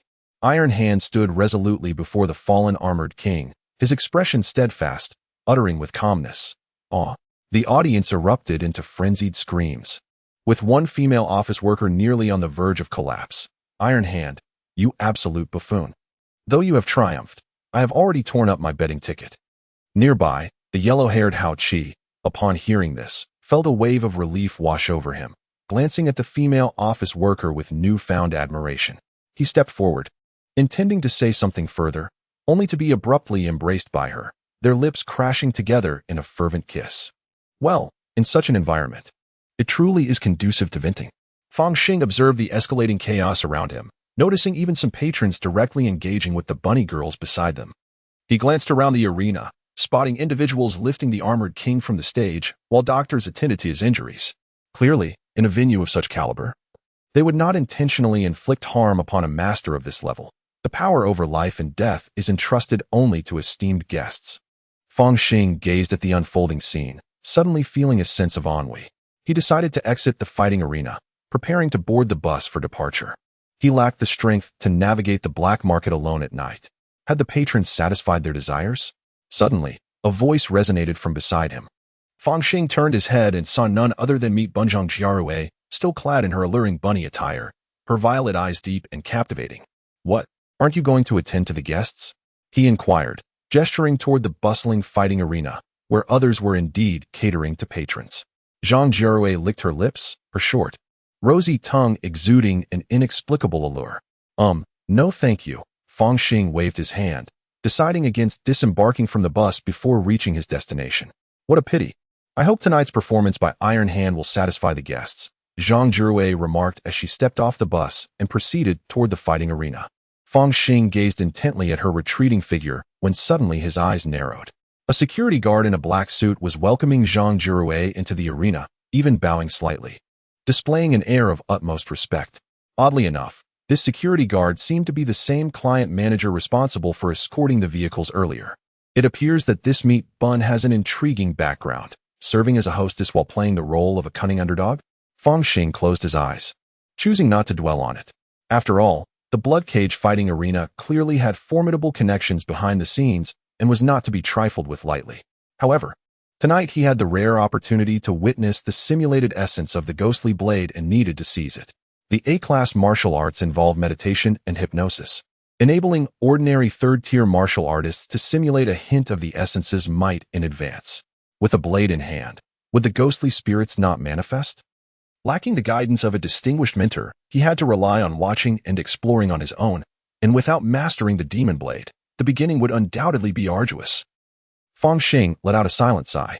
As he contemplated the meditation technique of the demon god blade, the bus gradually filled with passengers, all patrons of the fighting arena. Fang Xing scanned the surroundings and noted the conspicuous absence of many faces. Clearly, these individuals had been ignited by the fervor of tonight's combat and were eager to indulge further in the underworld's offerings. After all, the entertainment venues here promised thrills beyond imagination. I wonder how many of them will still be alive by tomorrow. Fang Xing mused briefly before dismissing the thought and gazing out at the scenery. With a rumble, the engine roared to life, and the bus slowly departed from the location. In the basement of the makeshift shelter at 57 Dingxi District, Fang Xing sat cross-legged, his hands forming an intricate mudra. According to the principles of meditation, each of the 10 fingers acts as a key to unlock the mind. Thus, different hand gestures often yield distinct effects. At this moment, the seal he formed would aid in his meditative practice. Free from thought, devoid of distractions. Gradually, Fang Xing's mind became tranquil, his consciousness illuminated. He then began to visualize the iron hand executing that fateful strike. With a blade in hand, the demon god shows no mercy. In an instant, the calm surface of his heart lake was disturbed, the previously clear waters turning pitch black as countless errant thoughts surged forth. This is not right. Fang Xing opened his eyes, one turning a deep crimson. He struggled to regain his composure and shook his head, without the demon blade's prior mastery over its malevolence. I am already beset by inner demons at this first hurdle, rendering me unable to proceed. A glance at his attribute panel revealed nothing out of the ordinary, leaving Fang Xing feeling quite disheartened. If one cannot even access the attribute panel, nor reveal the health bar, it truly becomes a challenge to progress. Chapter 35. A Solution. Sighing, Fang Xing opened the door, lamenting the difficulty of entering the demon god blade realm, which signified a stagnation in his combat prowess, leaving him with little sense of security. Moreover, he had yet to avenge the grievances noted in his little book. At that moment, Meng Yi from next door happened to emerge and greeted him. It has been a while. I observed the formidable demon bird previously and chose to retreat in seclusion. I wonder how things have developed since then. Fang Xing felt no embarrassment and directly inquired. It appears you are not merely excited by the presence of a Foundation establishment cultivator, but rather thrilled at the prospects of reaping substantial rewards. Am I correct? Witnessing this scene, Fang Xing could not help but scoff inwardly. When they encountered the demon bird that day, Meng Yi had urged his wife to seek refuge in the market, while he himself dashed out with palpable excitement. Clearly not for the purpose of aiding in the battle, but rather to seize opportunities. After exchanging a few more words with Meng Yi, their conversation shifted towards martial arts. After all, there were many valuable insights to glean from this otherworldly realm. Integrating the strengths of both worlds would undoubtedly enhance his unique abilities. Oh, so it turns out that Brother Fang is cultivating a form of demonic art but is hindered by distracting and malevolent thoughts? Meng Yi's expression remained unfazed. As a martial artist himself, who had also dabbled in some so-called demonic arts of the mundane world, he held no prejudice against it. Brother Meng, do you have any solutions? Fang Xing's eyes brightened at Meng Yi's demeanor, and he earnestly added, I would be grateful for your enlightening guidance. Haha. It is well known that our martial skills, in the eyes of cultivators, are often deemed exceedingly crude. Even the demonic arts that dominate the martial world are no exception. Meng Yi smiled and remarked, the inner demons faced by cultivators are far more terrifying than the stray thoughts we encounter during our practice of demonic arts. It is even said that during a critical breakthrough, high-level cultivators may be confronted by external celestial demons, manifesting physically to obstruct their path. Thus, cultivators possess far richer experiences in dealing with such situations. Whether through the cultivation of unique techniques or the acquisition of relevant elixirs and magical artifacts, there are indeed effective means to address these challenges. Brother Fang, you might consider searching for such remedies. It is likely you will find something beneficial. After all, we are mere warriors, and even those elixirs and artifacts that might not have a significant effect on Qi refinement stage practitioners could still prove sufficient for us. Is it true that cultivators excel in handling such predicaments? Thank you. Fang Xing responded, clasping his hands in gratitude, and promptly made his way to the market. He was, of course, not entirely convinced by Meng Yi's words and planned to inquire further with others. The venerable Ding Bushan would serve as a worthy source of information. Several hours later, at Qingdan Fang, Fang Xing gazed up at the signboard and the imprint of green leaves before striding inside. He had just visited Ding Bushan under the pretense of purchasing spiritual rice, subtly probing for information. However, most of what he learned was beyond the reach of ordinary Qi refinement practitioners. As for warriors, that was even more irrelevant. Nevertheless, Fang Xing prepared to give it a try. The secret techniques of cultivators and the special artifacts that guard the soul are of little use to me. It seems they are merely taking advantage of my lack of spiritual roots. Furthermore, such things are notoriously difficult to obtain and exceedingly expensive. As for talismans, there exists a calming talisman particularly suited for this circumstance. Unfortunately, one must possess innate true Qi to wield it. The only remaining option worth exploring is medicinal pills. While pondering, Fang Xing turned his gaze towards the approaching young woman. Fortune smiled upon him, for this time he encountered the same girl from his initial visit to Qinglin Square, whose disposition was remarkably pleasant. Might I inquire what kind of medicinal pill you require? The girl asked, her smile enchanting. It is for martial artists. To assist in managing distracting thoughts during their training, Fang Xing articulated his request. Upon hearing this, the girl fell into contemplation. Given your needs, our establishment only has the calming pill that is relatively suitable. This pill can slightly enhance the spiritual awareness of those in the Qi refining stage, offering a clarity of mind. However, regarding the price, everything is negotiable. How many spirit stones do you require? Fang Xing replied, exuding an air of indifference towards the cost. In truth, he was indeed well off, as he possessed a drone for herb gathering. Even if he were short on spirit stones, he could easily trade a larger quantity of herbs. Due to the recent beast tide, the risks associated with foraging had significantly increased, causing the prices of spiritual herbs to rise considerably.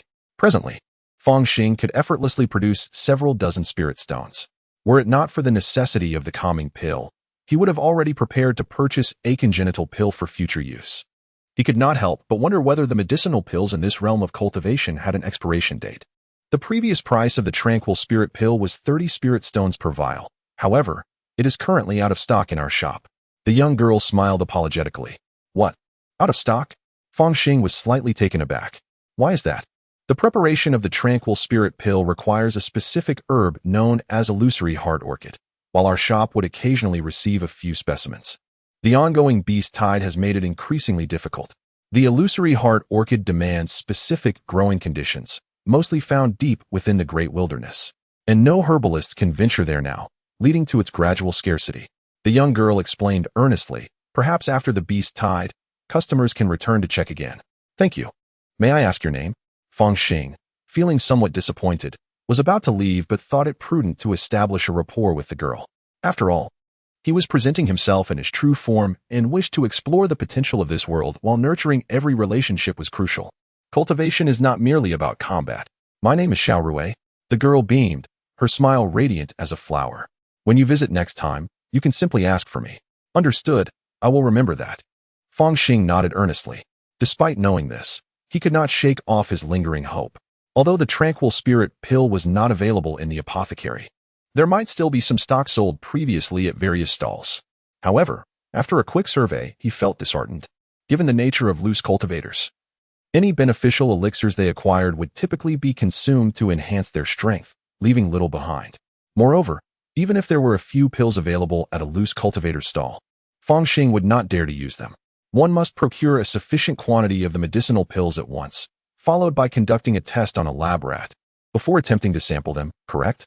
Naturally, it would be even more advantageous if the jade vial remained unopened. The elixirs available at the stalls of rogue cultivators, particularly those of dubious origin, are undoubtedly priced much lower than their sealed, authentic counterparts.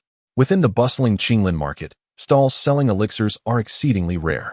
Among the 4 arts of cultivation, the art of alchemy ranks as the second most esteemed, not only due to its scarcity of transmission but also because of its formidable resource consumption. Generally speaking, one would not encounter rogue cultivators laboriously refining their alchemical skills. Even if there are 1 or 2 so-called alchemists, they typically specialize in only a couple of obscure pills, thus lacking competitiveness compared to the larger apothecaries. This scarcity has rendered stalls selling elixirs exceedingly uncommon. Fang Xing searched extensively, only to discover a few stalls with a meager selection of pills. He inquired, might there be calming pills available here? Upon reaching a particular stall, he found an elderly man, his hair styled into a bun with dark wood, donned in a shimmering robe.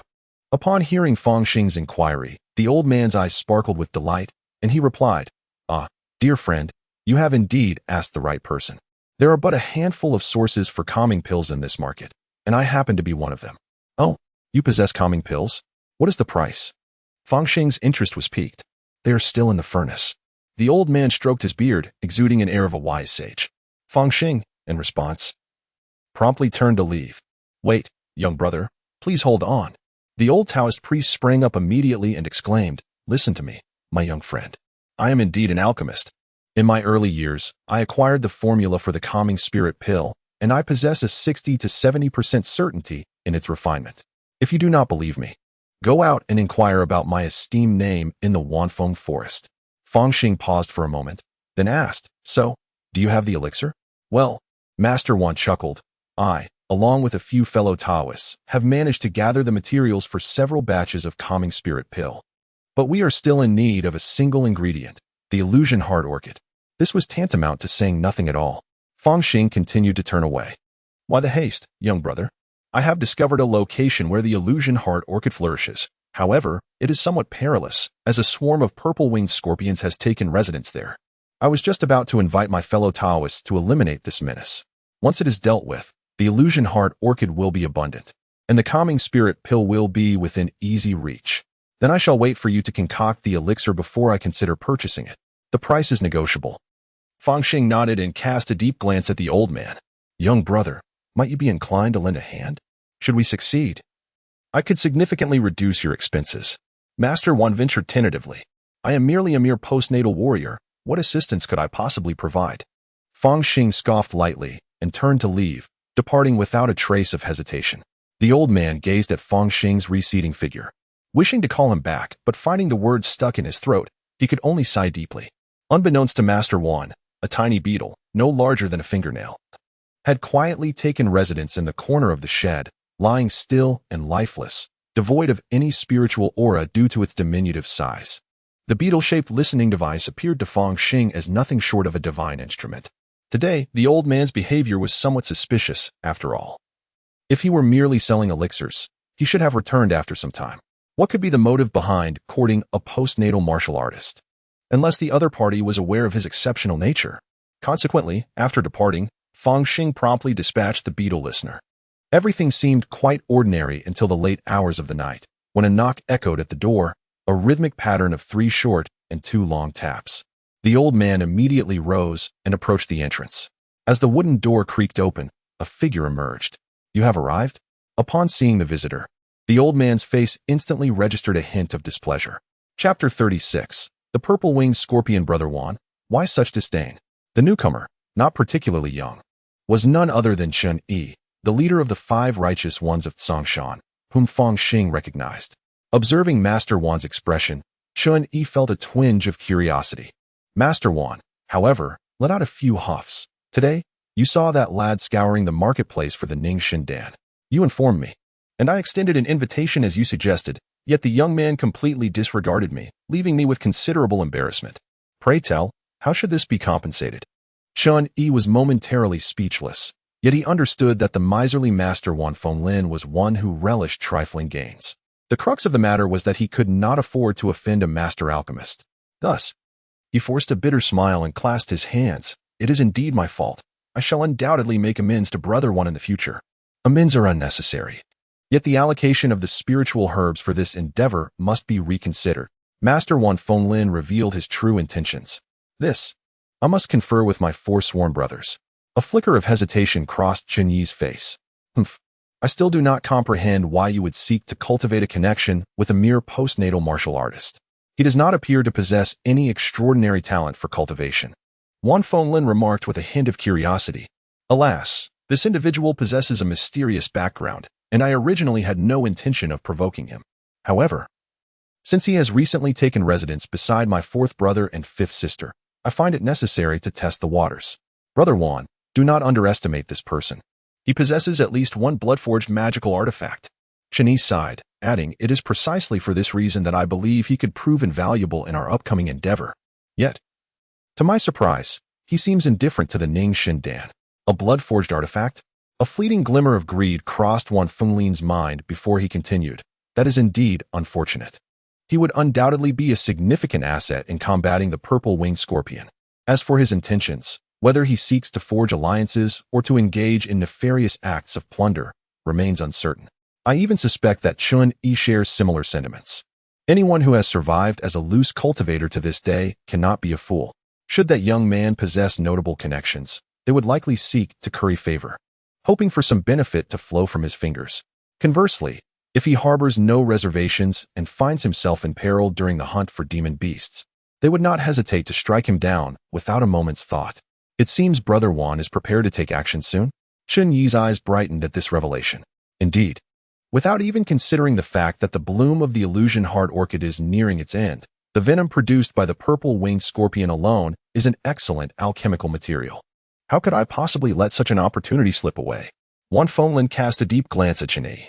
"I have long heard of the illustrious reputation of the 5 righteous ones of Tsongshan. This time, we shall rely on your prowess."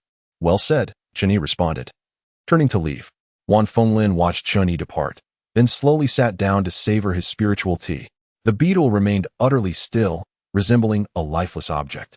Regardless, Fang Xing was unperturbed by potential losses and thus issued a direct order to remain concealed. Half an hour later, another figure pushed the door open, Master Wan. Upon seeing the newcomer, a flicker of amusement crossed Wan Fenglin's countenance. This group of cultivators possessed 7 eyes for every 6 individuals. Inside the shed, in the basement, Fang Xing gazed at the surveillance screens, an expression of exasperation etched upon his face.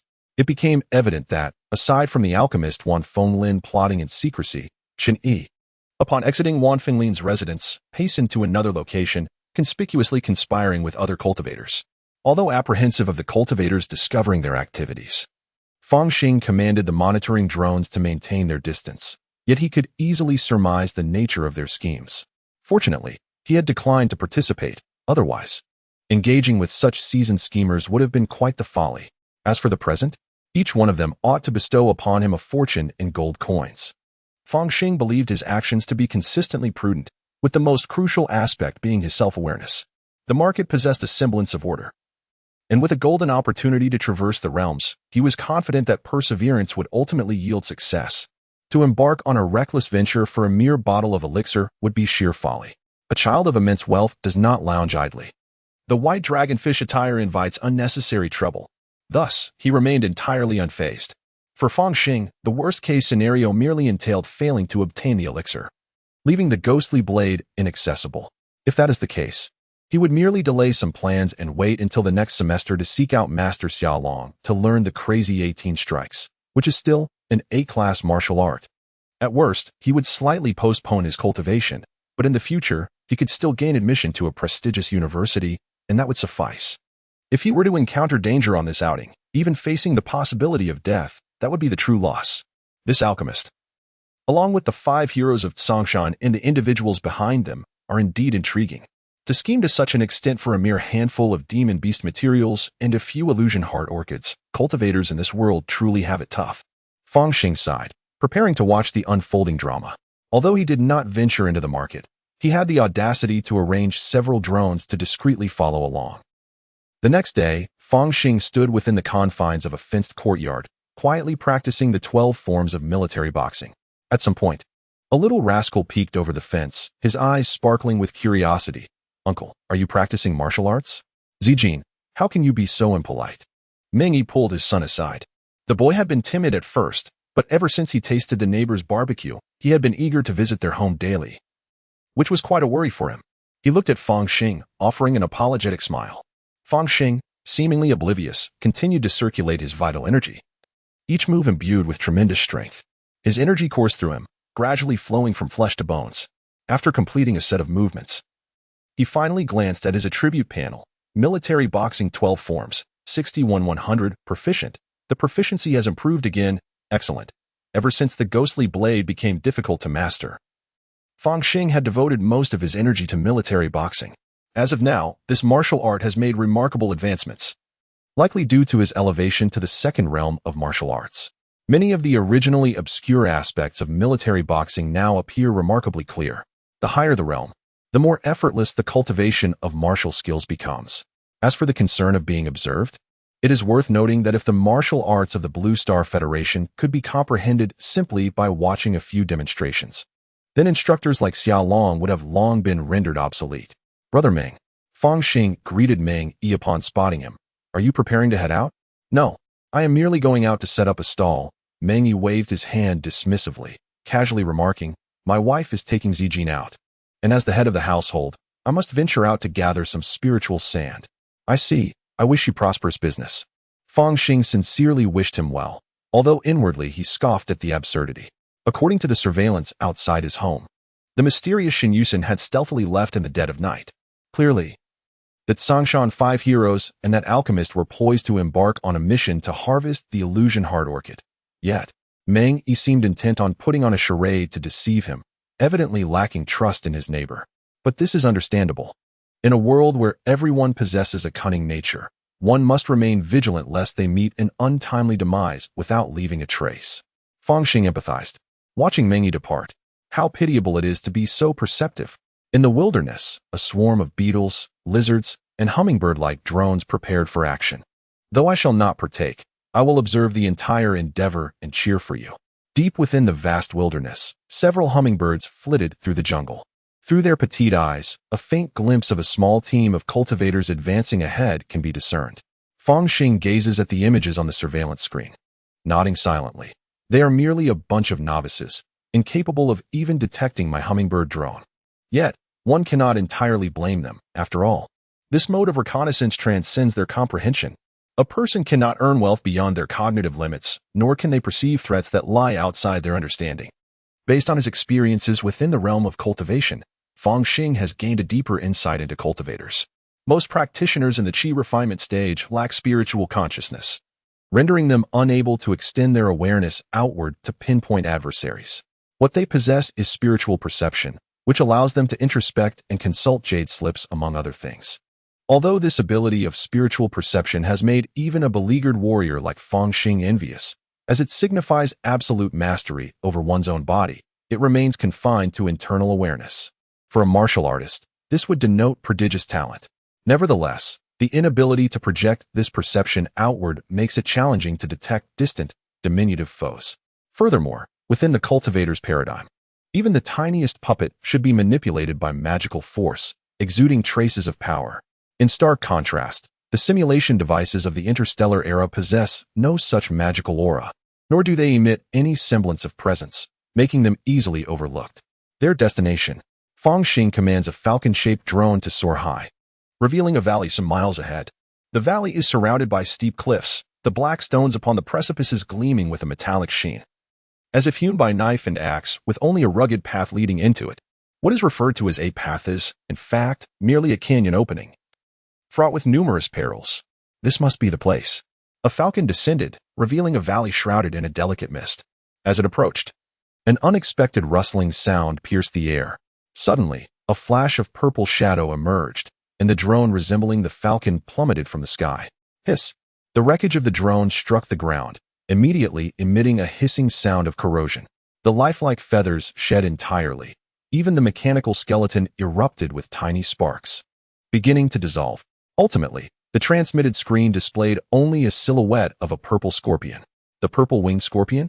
Such formidable venom. Fang Xing summoned his computational prowess, restoring the blurred image to reveal a scorpion the size of a basin, adorned with dual wings and encased in a layer of violet armor, flying with grace. The purple-winged scorpion, a mid-tier beast of the first rank, could rival a cultivator in the mid-stages of chi refinement, possessing deadly toxins and a penchant for social living. Encountering one could instill fear even in late-stage chi refinement practitioners. Fang Xing recited the basic information about the purple-winged scorpion. A glimmer of anticipation gracing his visage. Master Wan Dan, the five friends of Tsangshan. Let us strive forth. Chapter 37. The Yellow Sparrow Outside the Valley. Shen Yusin raised her sword, unleashing a beam of sword light that cleaved a jade-green serpent in twain. A jade serpent? The gallbladder of the serpent is worth a piece of spiritual sand. My fifth sister truly possesses fortune. We are destined for triumphant return this time. Upon witnessing this, Hua Feiyue chuckled, swaying her serpentine waist as she approached to gather resources from the jade serpent's remains. Wan Fenglin, Master Wan Dan, gazed at Hua Feiyue's slender waist, which could be effortlessly grasped, and her elegantly elevated curves, unable to suppress a smile. Ah, Brother Chun is indeed fortunate. If my discerning eyes do not deceive me, this lady possesses an innate charm, exuding a unique allure. I, along with my sworn brothers and sisters, share a bond of mutual trust. Chen Yi remained unperturbed. Chen Hongtian, trailing behind Chen Yi, bore a massive iron hammer upon his back and cast a glance at his elder sister, his gaze similarly entranced. Meng Yi, oblivious to the subtle atmosphere, lagged a few paces behind the group and seized Shen Yusin's right hand. Your demeanor appears somewhat unsettled, ordinarily. You would not allow that little serpent to approach within 7 paces. He poses no threat. The marketplace is patrolled by the enforcement team. Besides, did we not instruct him to remain indoors? With the talismans we left behind, self-preservation should not be an issue. The marketplace maintains its own order, at least. The occurrence of violent murder should not transpire before the Qingxian sect's enforcement team is eradicated. I specifically caution Zijing against trusting those nearby. There should be no significant trouble. Shen Yusin murmured in agreement. Meng Yi sought to reassure his wife. The 6 of them ventured into the deep valley, the weakest among them being innate martial artists, whose agility allowed them to effortlessly traverse several treacherous terrains, reaching the valley entrance. Be cautious. This place is shrouded in toxic mists. It would be wise for everyone to consume a few detoxification pills first. Master Wan Dan offered a jade vial. Thank you. Chen Yi replied with a cheerful smile, accepting the vial and swallowing a pill before passing it to Hua Feiyue. Once all had taken the antidote, Master Wan Dan stated, there are numerous purple-winged scorpions residing here. Let us adhere to our prior plan. Certainly. Chen Yi nodded, producing a set of small flags to distribute among the group. We have diligently practiced this minor maze formation, and if you pay attention to your steps and continuously infuse your innate energy, we should be able to ensnare the purple-winged scorpion. Rest assured, elder brother. Hua Feiyue cast a flirtatious glance and cheerfully accepted her share. Before long, a layer of ethereal white mist began to materialize at the valley's entrance, gradually merging with the thin fog of the mountains, becoming indistinguishable.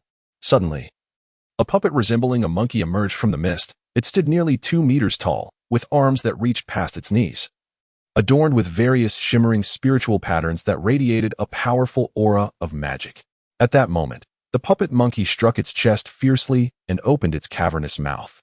A beam of earthy yellow light erupted from its maw, surging into the valley. The ominous sound of flapping wings filled the air as several purple scorpion silhouettes appeared, charging toward the puppet. The puppet monkey let out a shrill cry and retreated hastily, while the purple-winged scorpions pursued relentlessly, engaging in a frantic chase that soon led them into the minor maze formation. As soon as the scorpions entered the formation, they vanished from sight, with only the flickering of magical lights and sporadic explosions echoing in the air. Moments later, a somewhat battered puppet monkey re-emerged, attempting to lure the purple-winged scorpions. Indeed, they even possess the art of puppetry? Fang Xing watched this scene unfold, thoroughly entertained. After all, formations and puppetry are quite rare. Of course, these individuals were neither formation masters nor puppeteers. They merely wielded purchased formations and puppets, yet it was evident they had invested considerable resources. The comparison between ordinary and cultivators reveals a stark truth. Even when matched in strength, the cultivators inevitably hold the upper hand, for they wield tools and strategies. Gradually, as one after another of the violet-winged scorpions fell, the mist shrouding the valley began to dissipate. Through the hazy veil, a spiritual lake at the valley's center emerged. At the lake's edge, a few peculiar orchids, enveloped in a glow, stood out, some already in bloom, exuding an enchanting fragrance that clearly marked them as extraordinary. More crucially, beside them, a violet-winged scorpion lay in wait.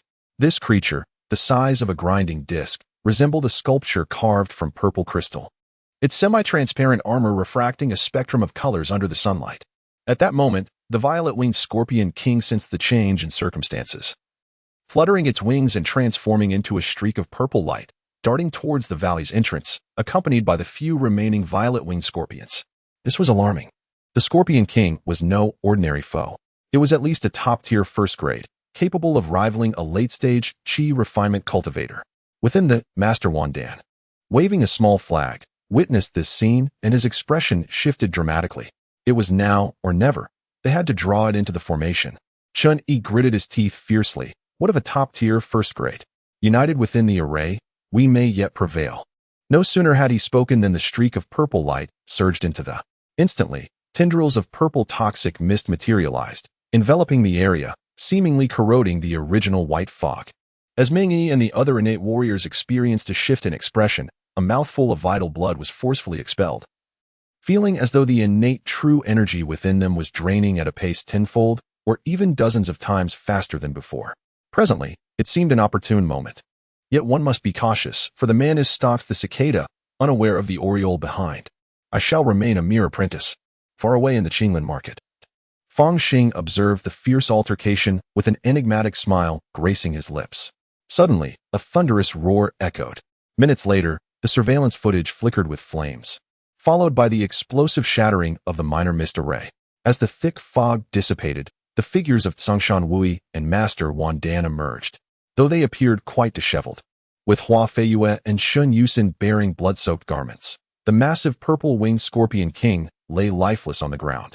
Such a first-tier superior demon insect, how many spirit stones would this yield? Not to mention the other insect materials and the illusionary hard orchid. We have struck gold. Meng-Yi assessed his wife's injuries, applying pressure to several acupoints to staunch the bleeding. His gaze then fell upon the sea of scorpion corpses, and his breath quickened. After this endeavor, we could rent a stall in the market, allowing us to abandon this perilous trade and nurture Zijing instead. Indeed.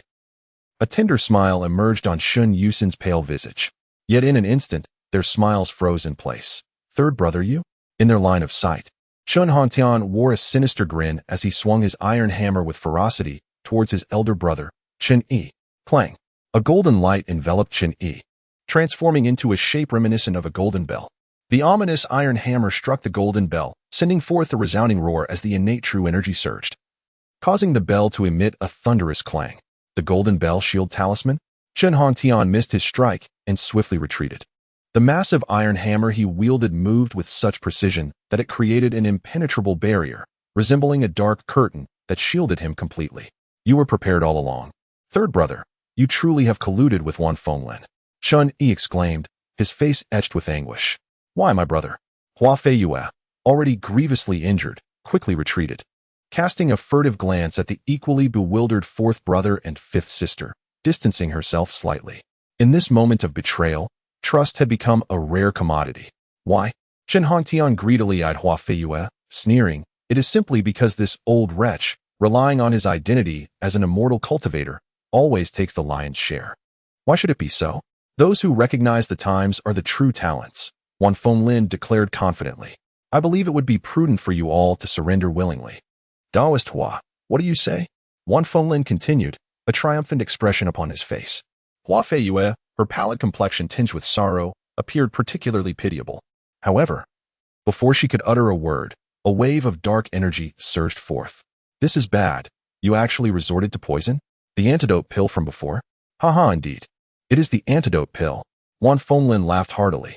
"A special concoction made by this alchemist. How does it taste?" He glanced at Meng Yi and his wife.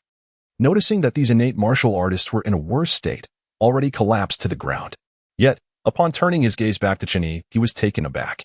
The latter looked full of vitality, his complexion rosy, showing no signs of being poisoned at all. At this moment, he was producing several attack talismans, his magical energy surging forth. This is not good. He instinctively crushed the talisman in his hand, a radiant golden light enveloping him in protection. But in the next instant, a thunderous roar echoed through the air. With a fierce tiger's roar, a pitch-black tiger-headed broadsword suddenly emerged from the depths of the forest, unleashing a blade of light that stretched several feet long, crashing heavily against the golden barrier. Wan Fenglin's expression shifted dramatically. "The tiger-headed broadsword? A standard weapon of the Black Tiger Gang? You have actually allied yourself with the Black Tiger Gang?" From the shadows of the jungle, a burly man clad in a black robe, adorned with a fearsome tiger head embroidered on his chest, slowly stepped forward, a sinister smile curling on his lips. "Master Wan Dan, I am Fu Qing of the Black Tiger Gang, here to extend our invitation for you to serve as a guest elder. May I ask why you have yet to accept?" Upon witnessing this scene, Shen Hongtian sensed the impending danger, beads of cold sweat trickling down his forehead. Fu Qing had positioned himself perfectly at the valley's entrance, leaving him with no escape. Furthermore, the adversary was a formidable master at the late stage of Qi training, though not quite on par with the four esteemed elders of the Black Tiger Gang. He was still a force to be reckoned with. Cough, cough, the old man mused. "I am merely contemplating the offer, and I must admit, serving as a guest elder for the Black Tiger Gang does seem quite appealing." Wan Fenglin coughed lightly, suddenly raising his hand. Two dark, orb-like objects that resembled pills shot forth. Were those Danlei? Fu Qing's eyes twitched as he witnessed one of the orbs detonate violently, a purplish-red lightning fire instantly striking the tiger-headed broadsword, sending the weapon hurtling through the air with a mournful wail. Realizing the gravity of the situation, he swiftly turned, slapping his waist, where a shield resembling a pitch-black tortoise shell materialized, firmly positioned before him. "Ah, at last, the battle has commenced." In the monitoring room, Fang Xing's eyes sparkled with anticipation. "It is time for me to take the stage." Chapter 38. The outcome at the entrance of the canyon. Fu Qing of the Black Tiger Gang wielded a turtle shell shield and a tiger-headed saber, equipped with two magical artifacts for both offense and defense, entangled with Wan Fenglin, who had produced a pill cauldron-like artifact. Both were cultivators. Fu Qing possessed a higher realm, yet Wan Fenglin, being a pill master of considerable wealth, had not only previously unleashed pill thunder but also revealed a stack of top-grade first-tier talismans. Countless talismans illuminated, transforming into wind blades, golden arrows, and massive boulders, effectively restraining Fu Qing while maintaining an air of ease. "Third brother, today I shall cleanse the house," Chen Yi remarked, surveying the battlefield and noting Chen Hongtian's exceptionally grim expression as a green wind blade materialized in his hand. "Elder brother, in a lifetime, we are but two brothers. Do you truly wish to sever all ties?" Chen Hongtian roared, hastily infusing his innate true energy into a defensive talisman as the two engaged fiercely in battle. Typically, innate experts could only contend with practitioners at the early stages of Qi refinement, and only the most exceptional innate peak warriors could barely match those at the mid-stage of Qi refinement. Thus, Chen Hongtian understood that he was no match for his elder brother. His only task now was to delay.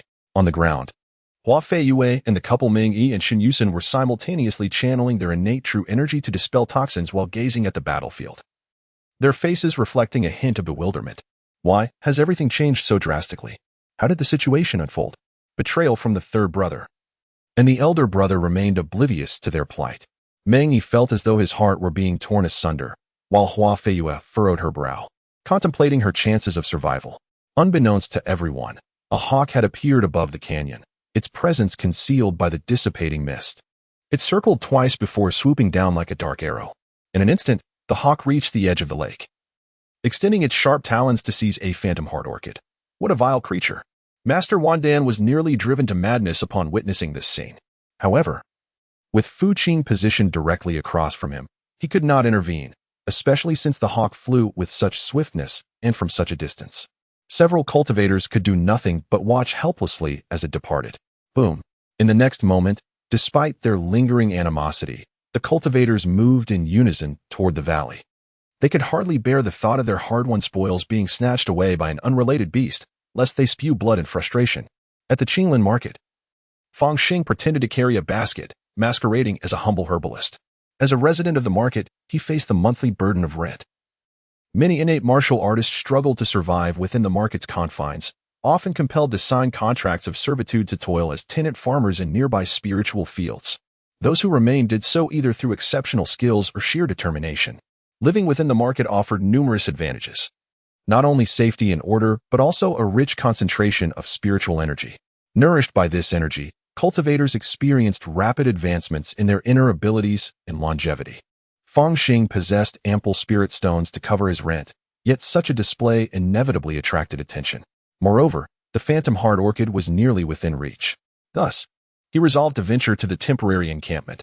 Upon arriving at the entrance of the marketplace, he encountered numerous martial artists, most of whom, like him, were attired for an impending expedition into the mountains, exuding an air of solemnity as if facing life and death.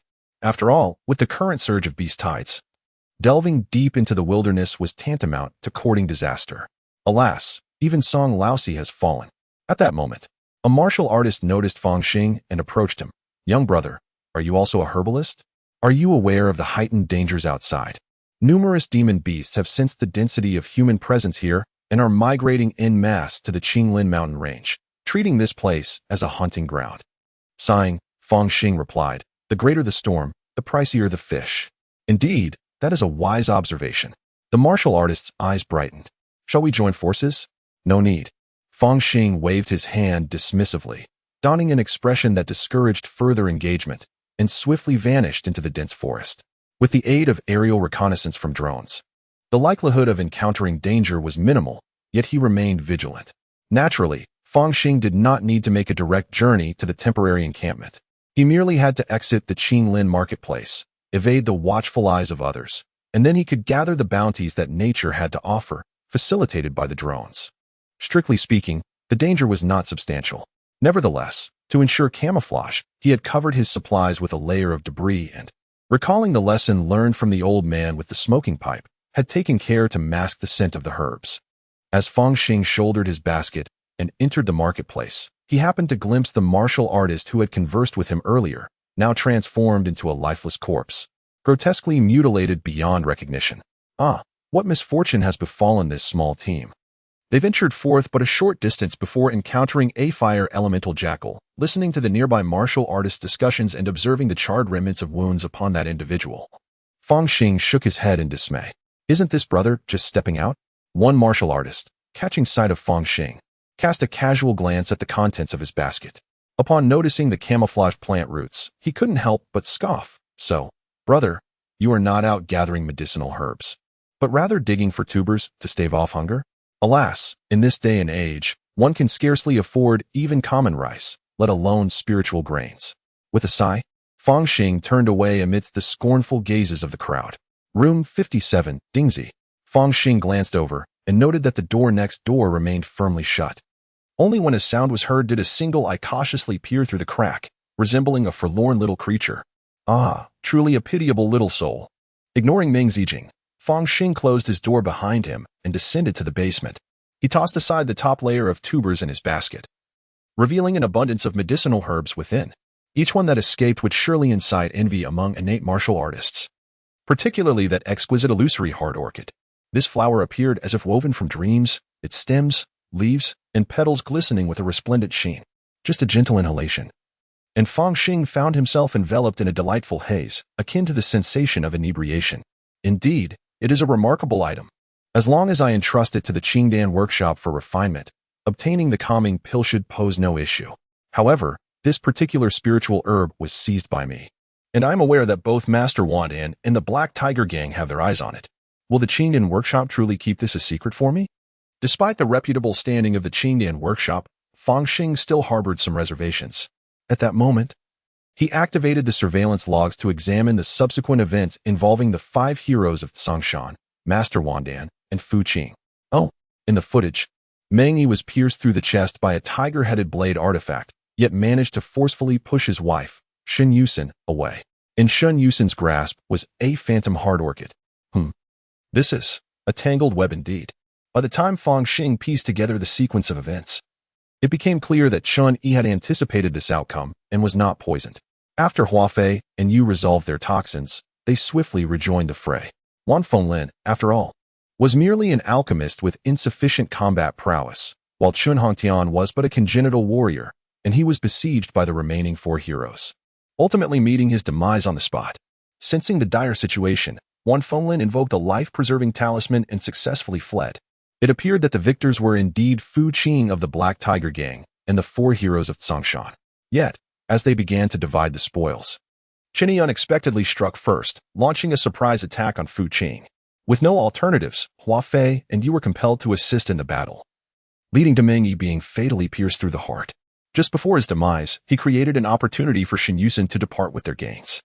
Having already been worn down by Wan Fenglin's previous assaults and subsequently ambushed by Chen Yi and several congenital warriors, Fu Qing, unwilling to linger any longer, seized the lion's share of the spoils and withdrew. Thus concluded a medicinal gathering, yet it resulted in the loss of 2 congenital warriors, as only a few remained. Nearly everyone bore wounds, rendering the scene utterly tragic. The pursuit of treasure and exploration within the realm of cultivation was indeed perilous, henceforth.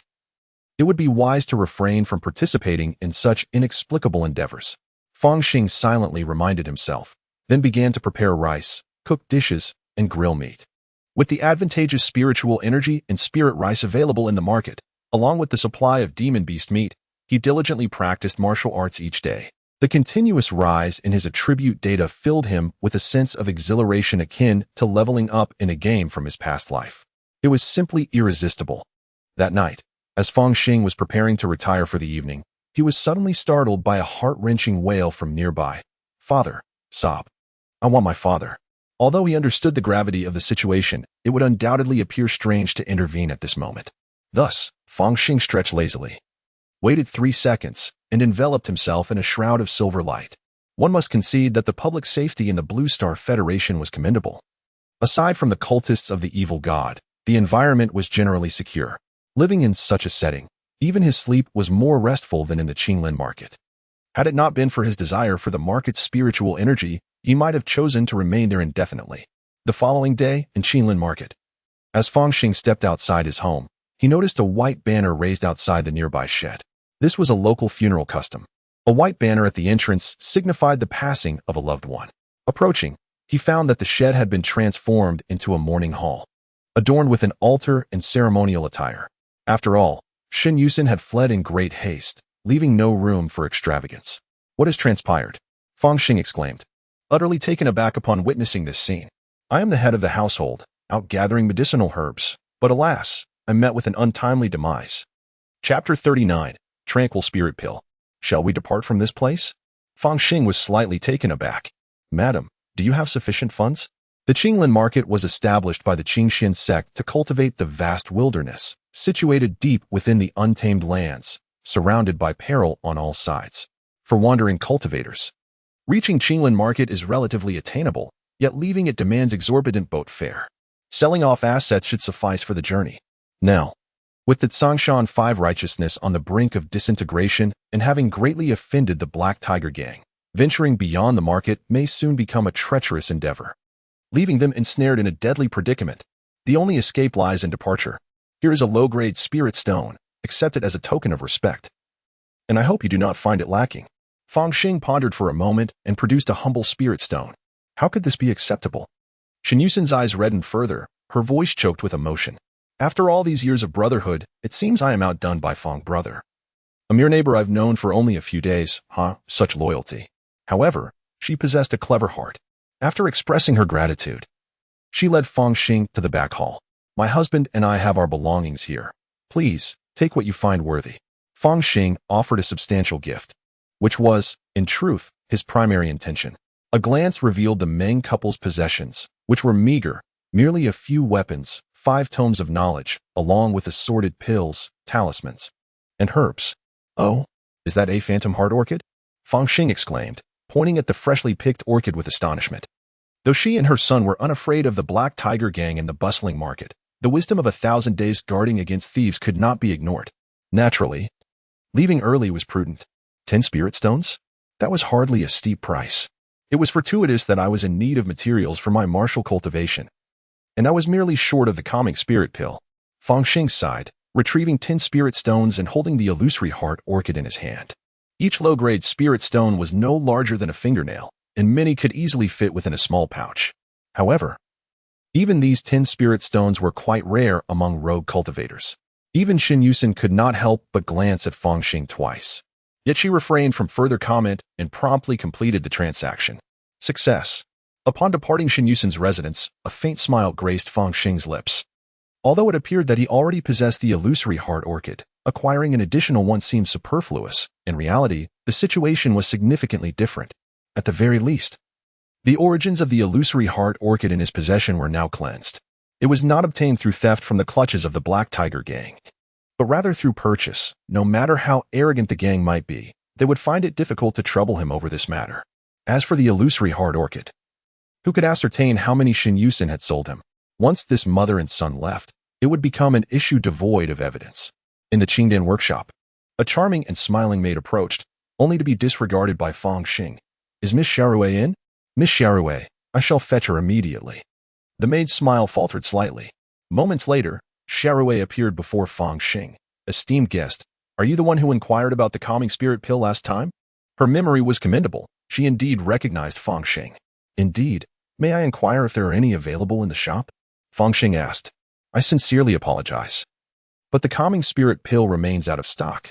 Xiaorui replied with an apologetic smile. Oh, I recently acquired a phantom heart orchid. What if I were to commission its refinement? He spoke once more.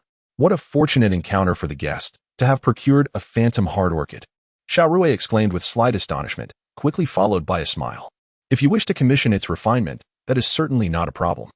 The guest provides the phantom heart orchid, while our shop shall prepare the auxiliary materials. Should the endeavor succeed, you shall receive 50% of the elixir. However, if it fails, no additional payment of spirit stones will be required.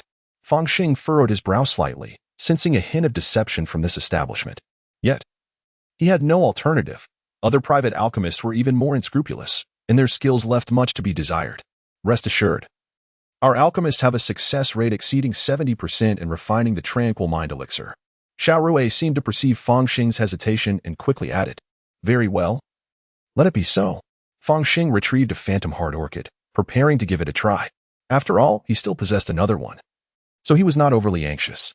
Even if this shop were to engage in unscrupulous practices, it would merely serve to illuminate the dubious reputations of these market establishments. Eventually, a reckoning would come. Just as he was about to open the door, he suddenly paused. For a multitude of individuals had gathered at the doorstep of Widow Shen's residence.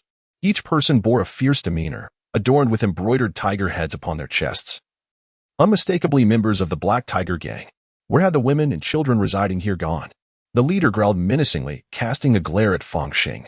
Widow Shun's husband has passed, and it is said she intends to leave Qinglin Market with her child.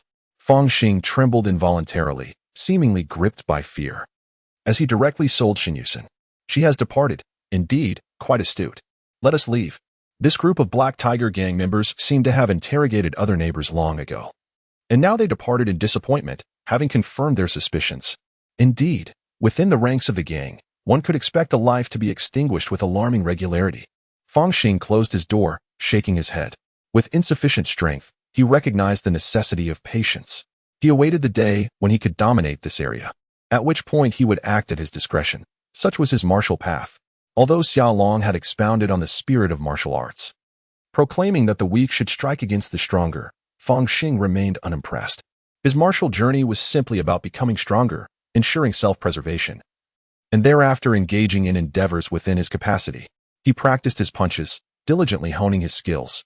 Fang Xing prepared a hearty pot of spiritual rice and resumed his training of the great dragon stance. As midnight approached, a sudden knock echoed through the stillness. Who could it be? He felt a twinge of impatience and peered through the door's crack, momentarily taken aback. After a brief contemplation, he decided to open the door. A fragrant breeze wafted in, revealing a woman with peach blossom cheeks and almond-shaped eyes, her elegant brows arching gracefully. Her demeanor was captivating.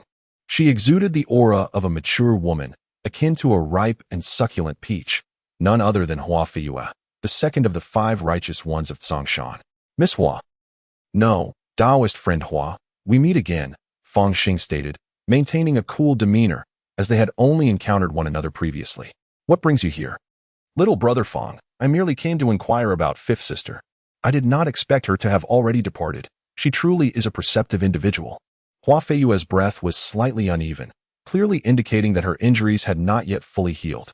Miss Shin did not elaborate, merely mentioning that Brother Meng encountered an accident while gathering herbs. As a solitary mother, she was uncertain how the Tsongshan 5 heroes would arrange matters. Fang Xing rambled on about the events organized by Xin Yusen today. Leaving, perhaps, was for the best. The name of Tsongshan 5 heroes would no longer resonate within the bustling markets of Qinglen. Hua Feiyue revealed a bittersweet smile, then gazed at Fang Xing with her bright eyes. Young brother Fang, your integrity and bravery are truly commendable. Should you find leisure in the future, do visit me at number 66 E Street. She gracefully performed a curtsy before retreating. Fang Xing's expression shifted to one of perplexity. It was improbable that this woman could take a liking to him after just 2 encounters. Could she be covertly in contact with Xin Yusen, testing my resolve?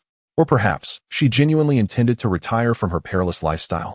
Yet, how could a martial artist in the marketplace survive without such means?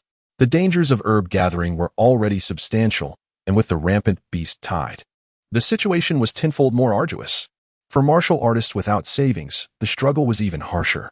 I've heard that many skilled female warriors, despite their admirable appearances, often resort to clandestine work to supplement their household expenses. Fang Xing stroked his chin, deep in thought. 3 days later, he found himself pondering. Is this the Ning Shindan? He picked up a jade vial and poured out a single pill. The pill was entirely emerald green, yet it emanated a peculiar sharpness. After 2 days of anticipation, he visited Qing Dan workshop, and thankfully, they had not failed him, informing him of their success in alchemy, producing a total of 4 vials. According to their original agreement, he received 2 vials. Yet, who truly knew the actual success rate of that alchemist? However, being able to provide the elixir is already commendable. One cannot be overly ambitious. After all, the moral standards of individuals in this world are exceedingly flexible. Fang Xing shook his head. Preparing to test the effects of this hard-earned calming elixir, he settled into a cross-legged position, his heart like a tranquil lake, and attempted to enter a meditative state. In an instant, he silently envisioned the essence of with a blade in hand. Neither ghost nor deity shall remain. In that fleeting moment, the once clear waters of his heart began to ripple uncontrollably, transforming into a dark abyss, from which countless thoughts emerged, each taking the shape of faces expressing joy, anger, sorrow, and delight. Merely meditating brings such turmoil. How terrifying would true inner demons be? Fang Xing pondered, his hands moving swiftly as he swallowed a single calming elixir. As the pungent flavor spread across his palate, he felt a wave of clarity wash over him. The myriad distractions that had surfaced were instantaneously quelled. Moreover, he sensed that he could look within his body, observing his meridians, bones, and organs, even the most minute details. Could this be the spiritual awareness of a cultivator? In this state of absolute control, Fang Xing successfully subdued his mind. Overcoming the initial challenge of wielding the Demon Slayer blade, he then began to hypnotize himself, allowing his spirit to gradually embody the essence of both ghost and deity. This hypnosis was not merely a simple technique, but a genuine transformation of his spiritual attributes, even unlocking the immense potential buried deep within his physical form. With the blade in hand, to slaughter ghosts, vanquish deities, and confront the divine, it was merely a thought away. As Fang Xing's thought stirred, a finely forged steel blade appeared in his grasp. Suddenly, he leaped into the air, delivering a powerful strike. Slaughter the demons. With a swift motion, a brilliant flash of blade light materialized in the void, akin to a sudden spark in an empty chamber. His true energy surged forth, transforming into a radiant blade aura. Fang Xing sheathed his sword and stood tall, his eyes shimmering with clarity. This was not merely an ascent to the innate realm, but rather the attainment of the foundational understanding of the demon god blade, granting him innate combat prowess. Chapter 40. The ultimate sword. The following day, in the early morning, shrouded in a veil of mist, Fang Xing held the steel blade he had casually purchased from a stall, slowly practicing his sword techniques.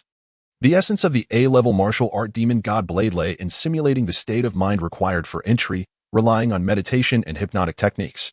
Once one mastered this aspect, the movements became exceedingly simple.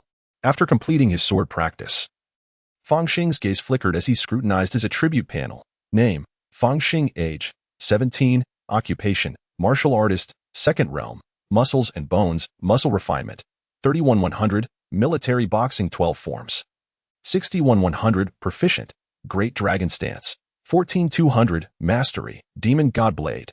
2-100. Entry: Gateway to the Heavens. Charging: the Tranquility Elixir not only assisted in cultivating the Demon God Blade but, more crucially, during its potency, I found myself entering a peculiar state resembling the spiritual consciousness of an immortal cultivator, allowing me to completely control every aspect of myself. This epitomized the unparalleled essence of martial arts. Gazing at the enhancements reflected on the panel, Fang Xing's eyes gleamed with excitement.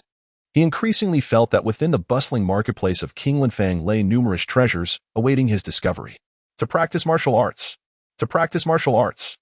Such splendid conditions would be a tremendous shame to squander without relentless effort. At this pace, before the commencement of school, he would undoubtedly bring Gu Yun to tears. For Fang Xing, nothing else held significance. Only his martial training mattered most. Now, with the newly harvested medicinal herbs, his supply of spirit stones was plentiful. Each day, nourished by spirit rice and the flesh of demonic beasts, coupled with a rich aura of spiritual energy and occasionally aided by an ancient Dan to enhance his cultivation, he experienced a remarkable advancement in his martial arts, progressing at an astonishing pace. He was so absorbed in this fervent training that he lost track of the passage of time in the outside world. On this particular day, within the courtyard fashioned from woven fences, the air was thick with the essence of blade energy. In Fang Xing's hands, the steel knife emanated a blade light that surged from 1 inch to a remarkable 3 inches, radiating a brilliant glow. After stepping into the realm of the ghostly blade, his practice mirrored that of ordinary martial arts, necessitating daily diligence. The progression of mastery seemed akin to other martial disciplines, beginning with the fundamentals, advancing to proficiency, and ultimately achieving mastery. Above the level of mastery, one would transcend mere simulation of the intended essence, fully grasping the art to elevate it into a true essence martial art. Though the practitioners of the Blue Star Federation's rough jade realm shared a level of prowess akin to innate warriors, their combat capabilities undoubtedly surpassed them. What of the warriors at the fourth realm of courage? How formidable would their strength be? At the very least, they should be capable of rivaling experts in the late stages of Qi cultivation, or perhaps even those who had achieved complete mastery of Qi. Fang Xing pondered in contemplation.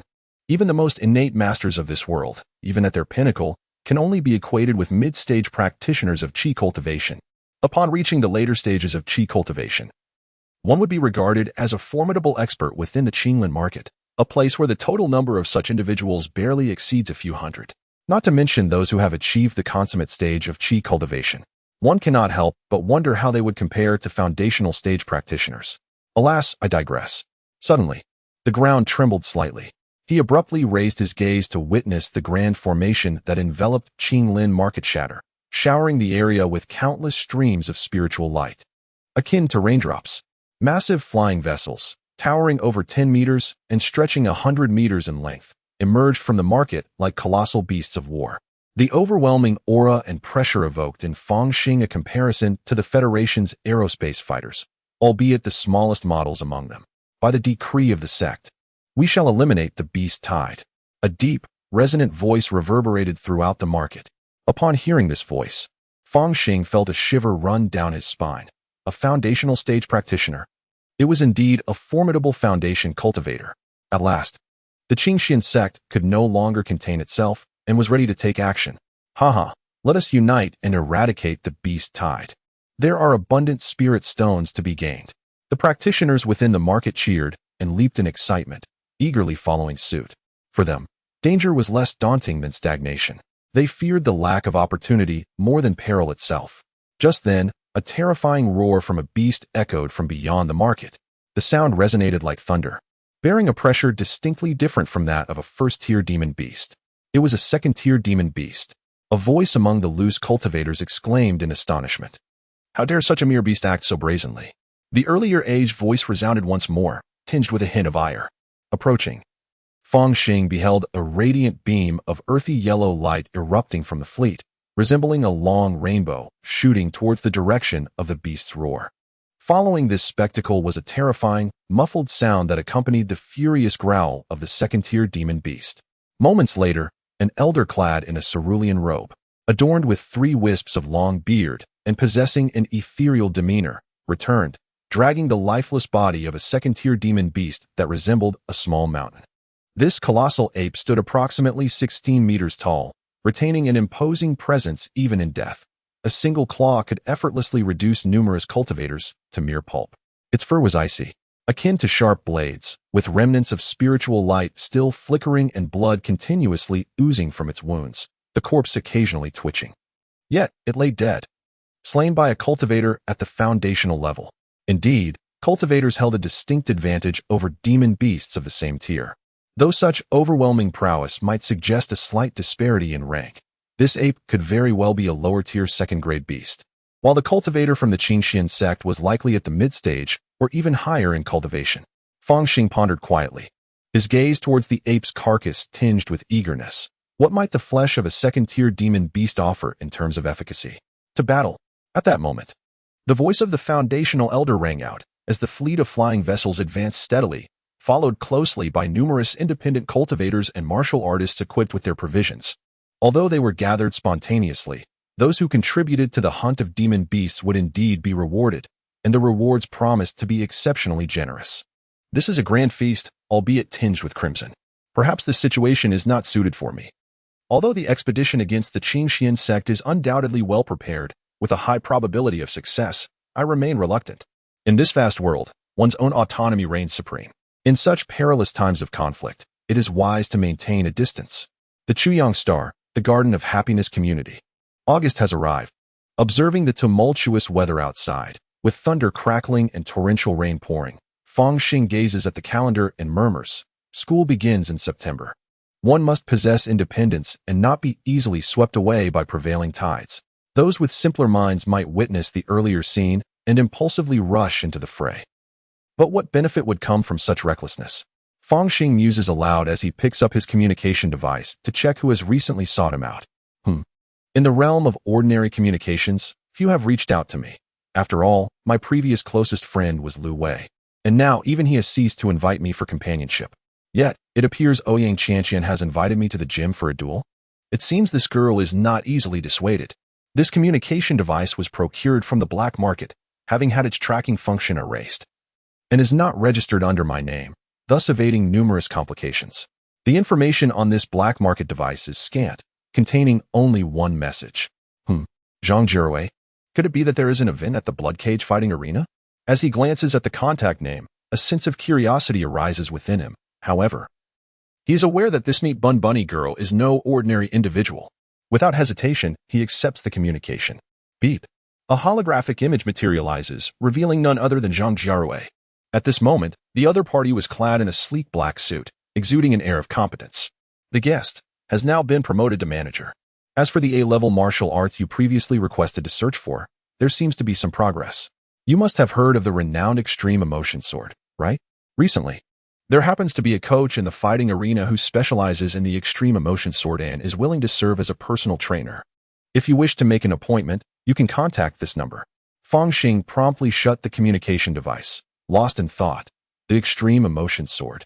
It feels a bit late. I have already grasped the ghostly blade, and now you bring this up? He recalled having mentioned something similar to Zhang Jirui in the past. However, he never anticipated that she would genuinely remember and find it. The extreme emotion sword. With this thought, Fang Xing immediately went online to search for information related to the extreme emotion sword. The extreme emotion sword, an A-level martial art, was created by the martial arts master Yuan Lang, renowned for its exquisite sword techniques and astonishing power. Practicing it requires simulating extreme emotional states, which can encompass friendship, love, or even hatred. Due to its extreme nature, it is not included in high school curricula. How absurd. To be deemed as having emotions that are more extreme than other A-level martial arts. Isn't that a bit perilous? Yet, I genuinely have a fondness for swordsmanship, and it is indeed rare to find a private tutor channel through Zhang Jiawei. After some contemplation, Fang Xing decided to conceal his true identity and promptly contacted the black market communicator to express his gratitude and inquire about the price. In the visual feed, Zhang Jiawei remained in her suit, seated in her office, resembling an ordinary urban white-collar worker. Fang Xing felt a pang of discomfort. Oh, and the client's previous commission has been fulfilled. A man with slanted eyes, Caucasian, adept at communicating with small animals in the black market. The only match is the scavenger lance. This is a complimentary piece of information. However, should you desire more detailed intelligence, the price is a flat 200,000. Zhang Jiawei continued with a cheerful demeanor. Is that so? Thank you. I will proceed with the transaction shortly. Fang Xing hung up the communication with an expressionless face. The scavenger lance? A flicker of coldness flashed in his eyes. Chapter 41. No matter the skill, indeed, the blood cage fighting arena is replete with energy. I must seek vengeance. That 200,000 will secure detailed information about my adversary, and I cannot afford to skimp. Additionally, I could also partake in private lessons. Fang Xing closed his eyes and began to ponder. Financially, it poses no significant issue, amounting to merely 300,000. He had previously ventured into the black market to sell gold, which had drawn Lance's attention, so he certainly possesses the funds. As for the reason it is 300,000, the information on the Extreme Passion Sword is readily available online, and moreover, I merely need to comprehend the essence of the Extreme Passion Sword once to grasp the fundamentals. After that, I can fully rely on my attributes to cultivate. Strictly speaking, it is akin to enjoying a free ride. Furthermore, acquiring another sword technique would primarily serve to disguise my identity, and wielding both sword and blade is quite impressive. Nightfall. After donning a mask, Fang Xing returned to the blood cage fighting arena. Since the last attack, he had determined that the arena's shuttle bus was the safest means of transportation. Welcome. Zhang Jiawei donned a tailored blazer, with a vibrant red bow tie adorning her collar, her hands gently resting on her abdomen as she offered a slight bow. Greetings. I am here to negotiate. Fang Xing spoke in a low, steady tone. Very well, please follow me. Zhang Jiawei guided Fang Xing to an office, which upon entry revealed a surprisingly spacious interior, albeit furnished solely with a solitary desk. The funds have already been transferred to the combat arena's account, Fang Xing stated solemnly. At the top of the display, a holographic projection materialized, vividly presenting a profile. Lance Knott, 37 years old, a bioengineered individual from Sandleaf City, a graduate of Sandleaf High School, who subsequently served in the military, awakening his powers on the battlefield. Retired at the age of 34. A practitioner of the Jade Realm, with abilities seemingly linked to communicating with small animals, limited to controlling only minor creatures. As larger canines remained beyond his command. Preferred activity zones, the black market of Maple Leaf City, Blood Dance Bar. Fang Xing scanned the information, noting the remarkable level of detail. Such knowledge was invaluable, as it unveiled an individual's vulnerabilities. Even in his current state, he felt confident in crafting traps to ensnare Lance. However, he acknowledged the inherent risks and resolved to act only after meticulous preparation. Thank you, he expressed sincerely to Zhang Jiawei, recognizing that such intelligence was not readily available to ordinary organizations. After all, you are my guest. So, would you like a personal trainer? Zhang Jiawei inquired with a smile. Fang Xing nodded in agreement, watching her as she exited. Shortly thereafter, the office door swung open once more, and a female warrior stepped inside. She possessed a robust physique and a deeply tanned complexion, appearing unremarkable at first glance. Yet, upon closer inspection, one could discern an underlying, formidable danger, reminiscent of a female leopard lurking in the grass, poised to pounce on its prey. My surname is Ping. You may call me Coach Ping. Do you wish to learn the Extreme Emotion Sword? How familiar are you with this A-class martial art? Coach Ping inquired. Fang Xing expressed his understanding, contemplating the madness of spending such a sum. Yet, the crux lay in grasping the essence of the Extreme Emotion Sword. Indeed, the essence of this art resides in the profundity of emotions, sincerity of intent, the harmony of heart and will, and the unity of emotion and body. Considering your situation, Coach Ping gazed at Fang Xing, a hint of derision flickering within, before continuing her discourse. This A-class martial art is equally vast and profound. Without the guidance of a master, Fang Xing felt that even comprehension eluded him. Having attended this private lesson, he experienced a moment of clarity, reflecting inwardly on the adage that one gets what one pays for. Very well. I shall now demonstrate the essence of the extreme emotion sword. The practice of this art requires you to delve into the depths of your heart, unearthing the most profound and cherished emotions. The more intense the feelings, the stronger the simulated essence. Coach Ping swept her hand to her waist. With a roar, a flash of white light erupted, accompanied by a sound akin to a dragon's roar. A soft sword was coiled around her waist, its blade shimmering, seemingly infused with a potent emotional resonance. Fang Xing felt a moment of disorientation, and before she realized it, a glimmer of brilliance flickered at the corner of her eye. The concept of affection was indeed perplexing. Coach Ping had already sheathed his sword, declaring that the day's lesson had concluded and advising her to ensure the tuition was paid in full next time.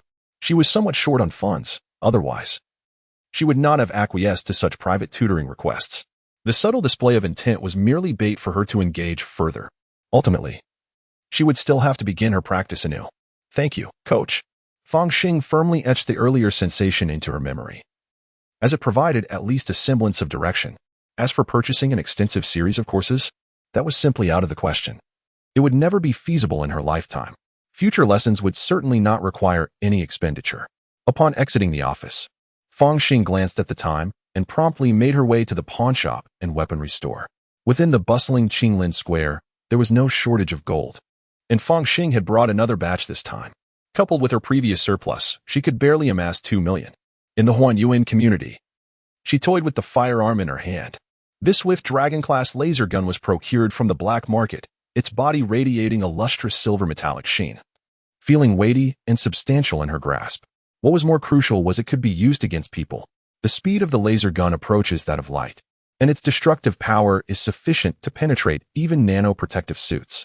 Fang Xing demonstrated several standard gun-holding stances. For the purpose of vengeance, they should suffice. For surely that Rands cannot withstand them. Presently, I find little to occupy my time over there. I shall leave this gun here for now and take it with me after I have avenged myself. Although the proprietor of the weapon shop vehemently assured me that this firearm harbors no hidden mechanisms, Fang Xing harbors not a shred of belief in such claims. With the manufacturer's clandestine hand absent, one cannot rule out the possibility of a shadowy market influence. Thus, Fang Xing resolved to allow it to serve its purpose first, and after exacting revenge, he would dispose of it in another realm. By then, while he may not be entirely at ease in the Qinglinfang city, he would certainly not be overly fearful. At the very least, apart from foundation-building cultivators, he could stealthily eliminate those at the pinnacle of the Qi training stage. As for whether foundation-building cultivators could withstand such an assault, Fang Xing was uncertain and had no desire to test that theory. After all, reaching such a juncture would likely render his situation perilously precarious. Days later, in the black market, at the blood dance bar, the corpse feeder Rand stumbled out, a liquor bottle clutched in hand. Since his retirement from the interstellar battlefield, he had relied on strong spirits and even psychotropic substances to soothe his troubled soul. He turned into an abandoned alleyway, adeptly lifting a manhole cover, and slipped inside. The sewer was narrow, confined, and dark, permeated by a foul stench. Strangely, within this dismal environment, Rands felt an overwhelming sense of solace. Squeak, squeak. At that moment, 2 rats scurried forth, emitting their characteristic squeaks. Gulyulu. Lance lifted the bottle and took another hearty swig, his steps unsteady, resembling a drunken soul utterly inebriated. Ugh! In the next moment, he clutched his mouth, as if on the verge of vomiting, leaning against the nearby wall. Suddenly, Lance's legs surged with power, propelling him like a cheetah towards a shadowy corner. His hands transformed into claws, slicing through the air with a fierce wind, imbued with a terrifying intent to kill, embodying the mad eagle style from the A-class martial arts technique. The crazy 18 strikes. Humph. If I were merely a drunkard, I would have been eliminated in the black market long ago. A glimmer of pride flickered in Lance's eyes. Ever since 2 rats had alerted him to the presence of a hidden threat, he had feigned drunkenness and retched deliberately to lower the vigilance of his would-be assailants. At this moment, he launched a sudden attack. Even as he lunged, his body was enveloped in a nanoprotective suit, rendering his defenses impenetrable. In the next instant, he caught sight of the ambusher lurking in the shadows. Although the individual wore a mask, their physique and gaze sparked a sense of familiarity within him, allowing him to immediately lock onto his target. The plump prey who had escaped that day dared to attempt an assassination against him. Today, he would teach them the true meaning of surviving as a battle-hardened elite. The opponent was merely at the bone refinement stage. How could they possibly stand against him? A practitioner of the Jade stage wielding A-class martial arts abilities? Lance could already envision the aftermath of his opponent's demise. Yet, mid-flight, he suddenly noticed the ambusher's right hand concealed within their clothing, their eyes filled with mockery. In that moment, the battle-hardened warrior suddenly recalled something. A trace of astonishment flickering across his face. You lack honor in combat. Farewell. Fang Xing squeezed the trigger, and a beam of white light surged forth. The laser swiftly struck Lance, disintegrating the defenses of his nanotechnology armor, rendering the area where his head once resided into a void. Bang! The headless corpse collapsed onto the ground, prompting nearby rodents to scurry away in terror. Regardless of one's martial prowess, a single shot suffices. Fang Xing exhaled gently upon the muzzle of his laser gun, somewhat reflective. Vengeance has been served. It is time to depart. Chapter 42. Old friends in the bustling marketplace of Qinglin Square. Fang Xing could hardly believe how unexpectedly smooth this quest for revenge had unfolded. It must be noted that although the talismans from the realm of cultivation may not possess the sheer destructive power of ordinary weapons from the Interstellar era, they proved remarkably effective in other respects.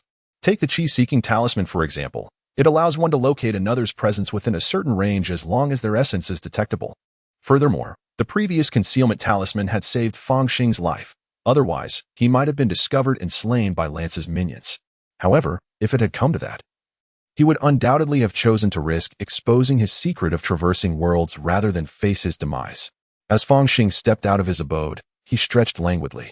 At that moment, the door of the residence that once belonged to the widow Shin swung open, revealing a burly man clad in black. Upon seeing Fang Xing, he paused in surprise before clasping his hands in greeting. Greetings, fellow cultivator. I am Xia, known as the Demon Hunter. I have just moved in, and henceforth we shall be neighbors. It turns out to be you, fellow Taoist. Fang Xing returned a salute and smiled, saying, I was in seclusion previously, only aware that the sect was dispatching personnel to suppress the beast tide, unaware of the battle situation. Indeed, you have been in seclusion these past few days.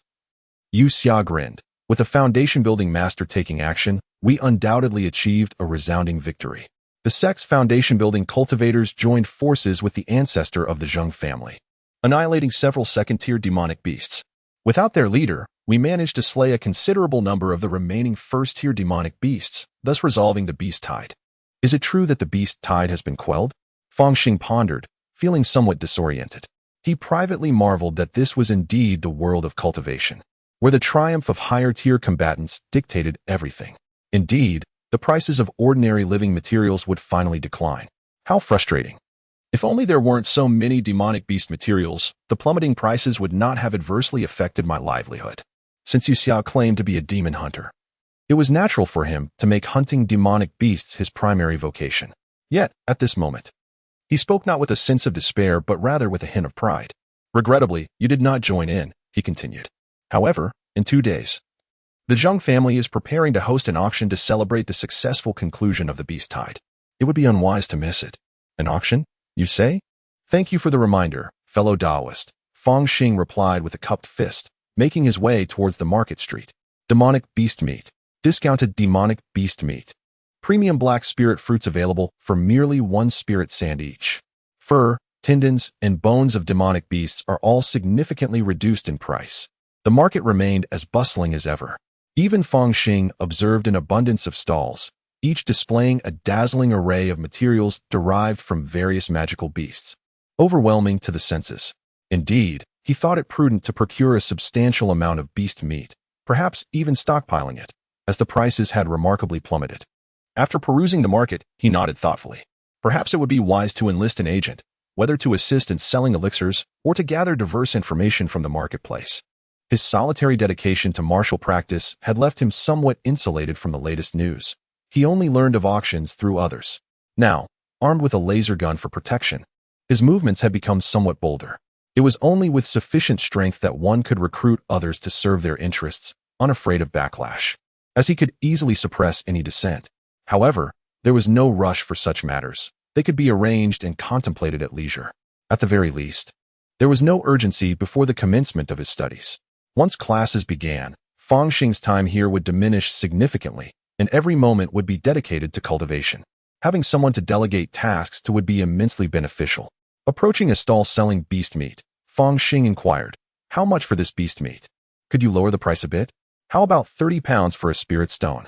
He began to haggle, having grown accustomed to the local customs of Qinglin market, where failing to negotiate would surely lead to being overcharged. "Are you jesting? At most, 18 pounds. The meat vendor retorted, his eyes widening with a fierce intensity. Judging by his cultivation level, he might very well be a late-stage qi practitioner.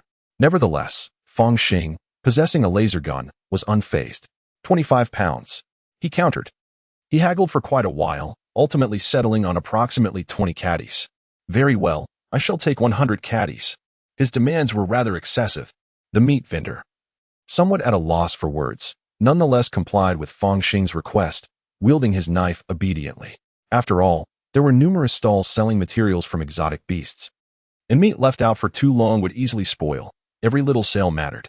As he journeyed, he passed through the Y-shaped area of the shantytown.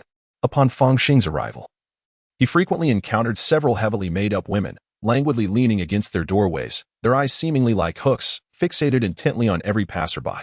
Occasionally, one or two martial artists would approach, negotiate a price, and then step through the doorway, firmly shutting it behind them. What a brazen display of debauchery. Fang Xing spat, instinctively patting his coin pouch. Here, a single spirit sand was indeed cheaper than a low-grade spirit stone from the Listening Rain Pavilion. However, it struck him as odd. The Listening Rain Pavilion was home to genuine celestial maidens who practiced alluring techniques, while these were merely martial artists. Opportunities for martial artists to dominate cultivators were indeed scarce. As he continued on his way, a sudden uproar erupted ahead.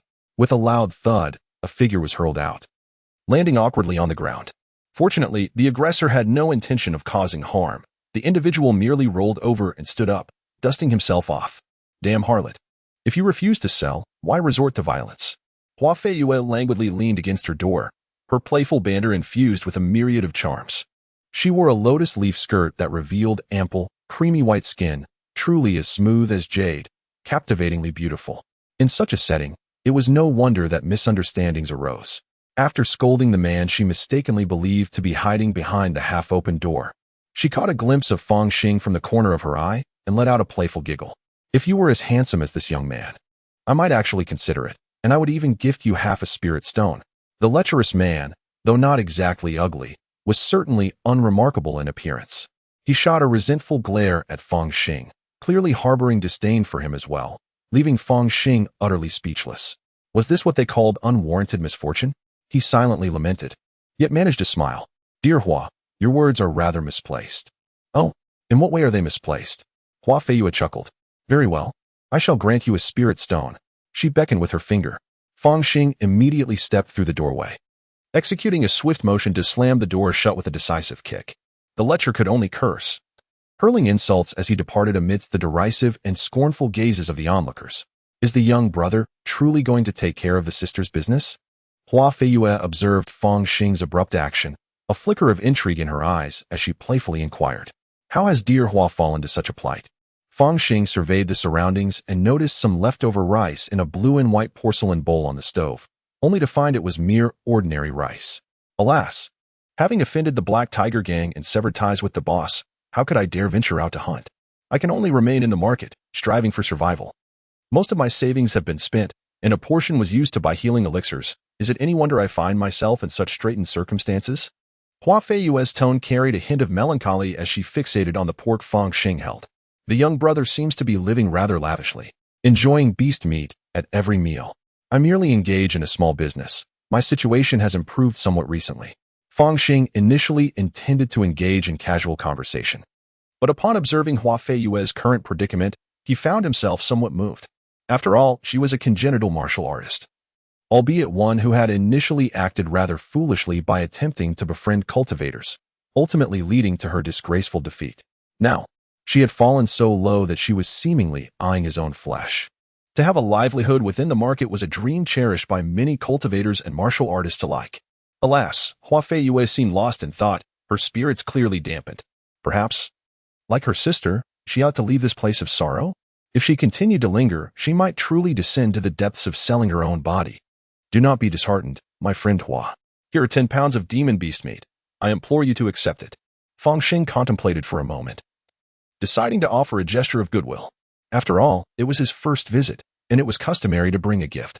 Given that this elder sister was now without support and possessed considerable talent, she might prove to be an excellent candidate for a managerial role in the future. Even if their business venture did not materialize later, presenting her with some demon beast meat was a trivial matter, as it held little value. Young brother Hua Feiyue was genuinely touched, her beautiful eyes shimmering with emotion as she laughed softly. Could it be that you have taken a liking to your elder sister? Alas, I have no spirit stones, haha. My dear friend Hua. You jest, Fang Xing replied, shaking his head. In truth, I have some inquiries regarding martial arts that I wish to discuss, recalling the invaluable advice given to him by Meng Yi.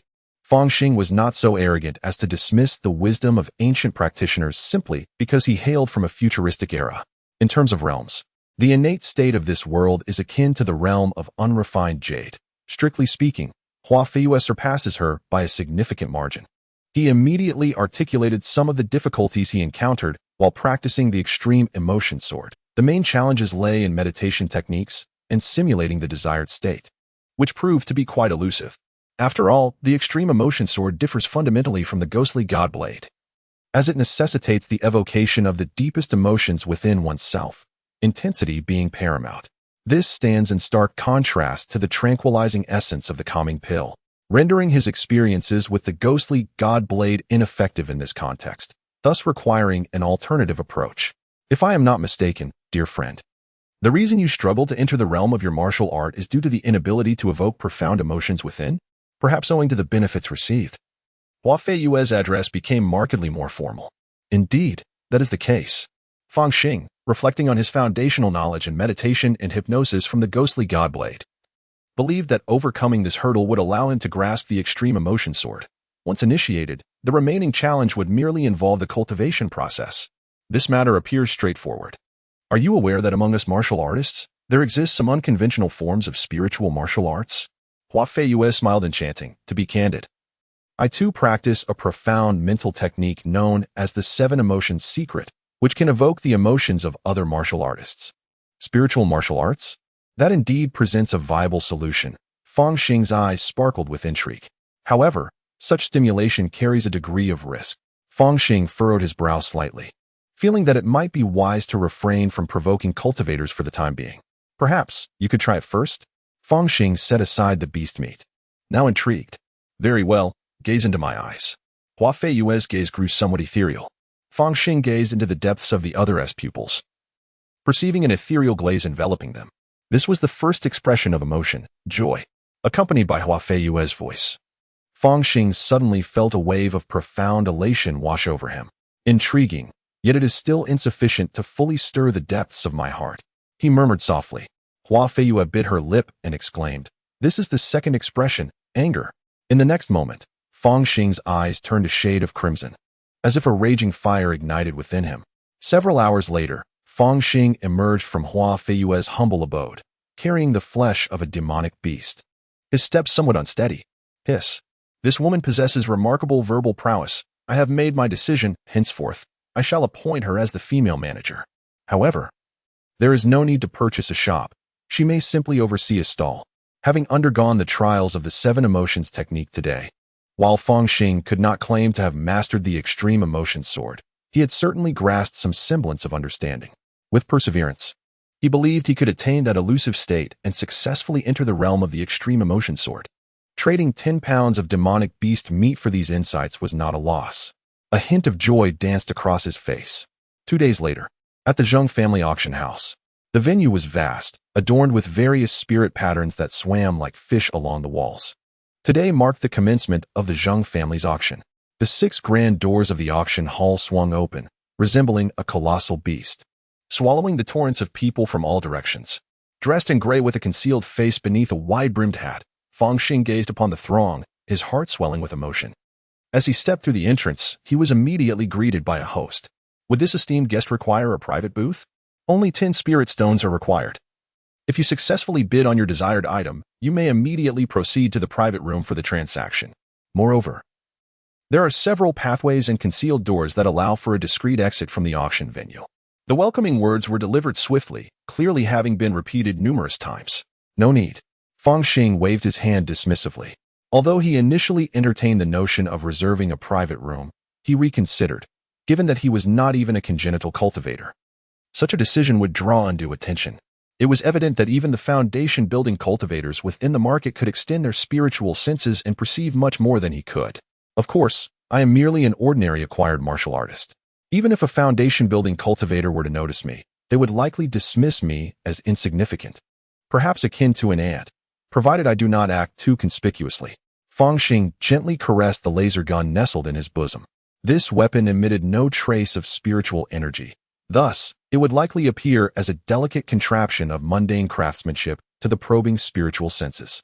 One must acknowledge that, due to the absence of magical fluctuations, I might indeed have a chance to ambush a foundation-building cultivator, yet I have no desire to pursue such a course.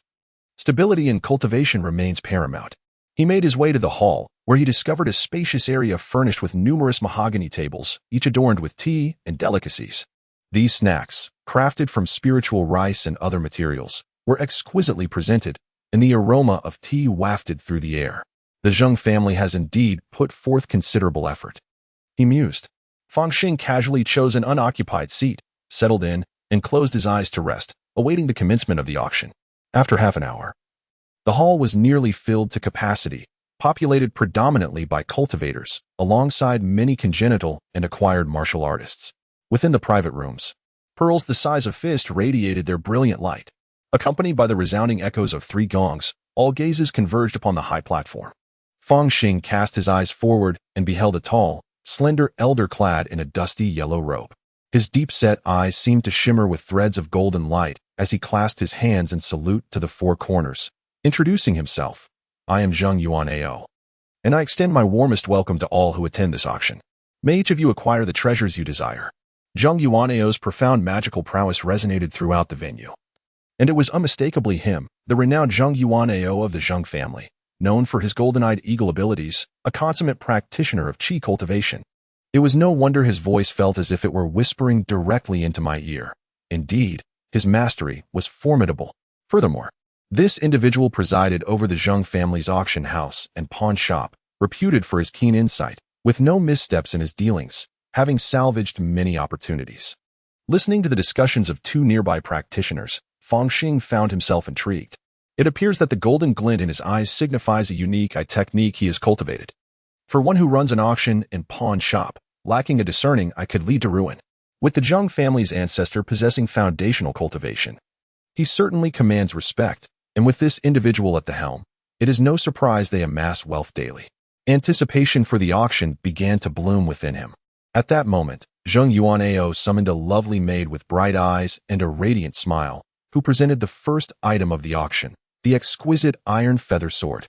This remarkable artifact was a rare complete set, crafted from the most precious feather of the 7-headed iron feather eagle, blended with iron essence and gold essence. Comprising a total of 7 flying swords, each razor-sharp and indomitable, capable of forming a sword array. Fang Xing observed as 7 palm-sized black flying swords hovered in the air, buoyed by magical energy, their sword aura slicing through the atmosphere. However, he was not a cultivator, and thus held no interest in such magical artifacts. Conversely, those experts who had reached the later stages of qi refinement, and even those who had perfected it, displayed a keen fascination for the complete set of flying swords. After all, a set of 7 swords, when arranged into a sword formation, could unleash formidable power. The iron feather sword had a starting bid of 2,100 spirit stones, with each subsequent bid requiring a minimum increase of 10 spirit stones. As Zheng Yuanao concluded his words, an eager voice rang out, 2,200 spirit stones, 2,300 spirit stones. The price of the spirit stones ascended rapidly, ultimately culminating in a final bid of 3,100 spirit stones, claimed by a cultivator from a private booth. Following the successful auction of the first item, Zheng Yuanao's complexion brightened considerably. He clapped his hands, instructing a maid to present the second item for auction, a first-tier mid-grade formation known as the Little Wind and Fire Formation, which included 49 formation flags, a formation plate, tokens, and more, with a deployment range of 3 to 5 acres. It could unleash spirit fire technique, signal smoke technique, and possessed abilities to ensnare enemies and obscure visibility. The starting bid was set at 1,500 spirit stones. This set of formations was equally useless to Fang Xing, as he was not a cultivator. Even if he were, he would not possess such a wealth of spirit stones, and could only watch helplessly as the formation was secured at a price exceeding 2,000 spirit stones by the leader of a chi refinement faction. Following this, there were various techniques, robes, elixirs, spirit pets, and more, all exquisite items. Notably, the robes crafted from various beast leathers and items such as spirit beast eggs were in greater supply and relatively more affordable, prompting cultivators to eagerly place their bids. Some innate warriors occasionally placed bids to acquire items of use. The blood-refined artifact, Danqing's sword. After several auction items, Zheng Yuan proudly revealed a long sword in his hand. This sword measures over 3 feet in length and about an inch in width, emanating a shimmering azure light, exuding a chilling aura. Along the blade are crimson patterns that seem to pulse with a fierce energy, causing one to feel an imminent sharpness merely by gazing upon it. The materials utilized are indeed substantial, confirming its status as a blood-refined artifact, a lavish indulgence meant for martial artists. One cultivator beside Fang Xing remarked disparagingly, "Generally, cultivators' artifacts tend to be quite diminutive, particularly flying swords, which are often palm-sized or around a foot long. This not only conserves materials but, in Fang Xing's view, also minimizes air resistance, facilitating effortless manipulation. Of course, when special circumstances arise, artifacts can be activated to adjust their size accordingly, yet Fang Xing found this notion rather unscientific. However, with cultivators, it seems one need not adhere to the principles of science. Nevertheless, it must be acknowledged that the materials for this daunting sword could suffice to forge 4 or 5 inferior-grade flying swords, which does appear somewhat wasteful. Alas, such is the nature of martial artists. Even innate warriors, endowed with innate true energy, are restricted to employing only low-tier talismans or infusing energy into formation flags. The prospect of wielding inferior-grade artifacts remains practically unattainable. Thus, artisans have devised a type of blood-refined artifact specifically tailored for innate warriors. This blood-refined artifact possesses power comparable to that of inferior-grade artifacts, yet can be activated using innate true energy or even vital essence, proving to be exceedingly convenient for martial artists. Even Fang Xing found himself somewhat envious at the sight. Such sharpness, wielding it to strike, would surely feel exquisite. Furthermore, it could be refined, if the cost is not exorbitant. Chapter 44. Foundation Establishment. The starting bid for the Danqing sword is 100 inferior spiritual stones. Upon hearing Zheng Yuan's bid, Fang Xing's heart immediately turned cold. Even though he had a knack for making money, he only possessed a handful of spiritual stones at most. For a postnatal martial artist, that was already quite conspicuous. Should he attempt to seize the Danqing sword, it would likely invite unnecessary troubles. Moreover, it appears that remaining outside the marketplace, I have little use for such a fine sword at present. Just as Fang Xing was contemplating this, he noticed an innate martial artist rising with excitement. 100 spiritual stones. 101. The other martial artists began to join in the fray. Blood-refined artifacts. For an innate martial artist, reaching the pinnacle of the innate realm and obtaining a blood-refined artifact would elevate their status to that of a mid-stage chi-refining practitioner. This, too, represents the utmost limit for secular martial artists. Unfortunately, these martial practitioners are all impoverished souls, and the price of the Danqing sword escalated rather sluggishly. 120 spiritual stones. A voice rang out, causing a slight stir in Fang Xing's heart as he turned his gaze to the square. The speaker, clad in black and masked, emanated a composed demeanor, yet lacked the virility typical of innate martial artists. It was a cultivator. What business does a cultivator have competing with us for a blood-refined artifact? Most likely, it is for their descendants or servants.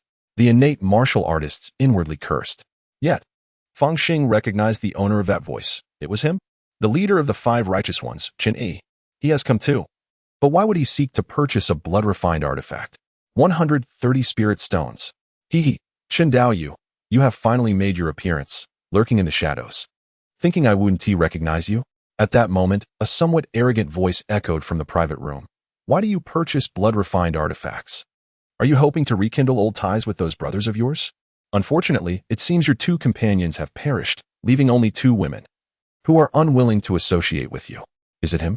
Fu Qing. Fang Xing's heart stirred. He too was puzzled as to why Chun Yi initially sought Fu Qing as a partner to ambush Wan Fenglin, only to later turn against him. The only thing that can turn cultivators against each other is profit. Could it be that there lies some secret within that nameless desolate valley?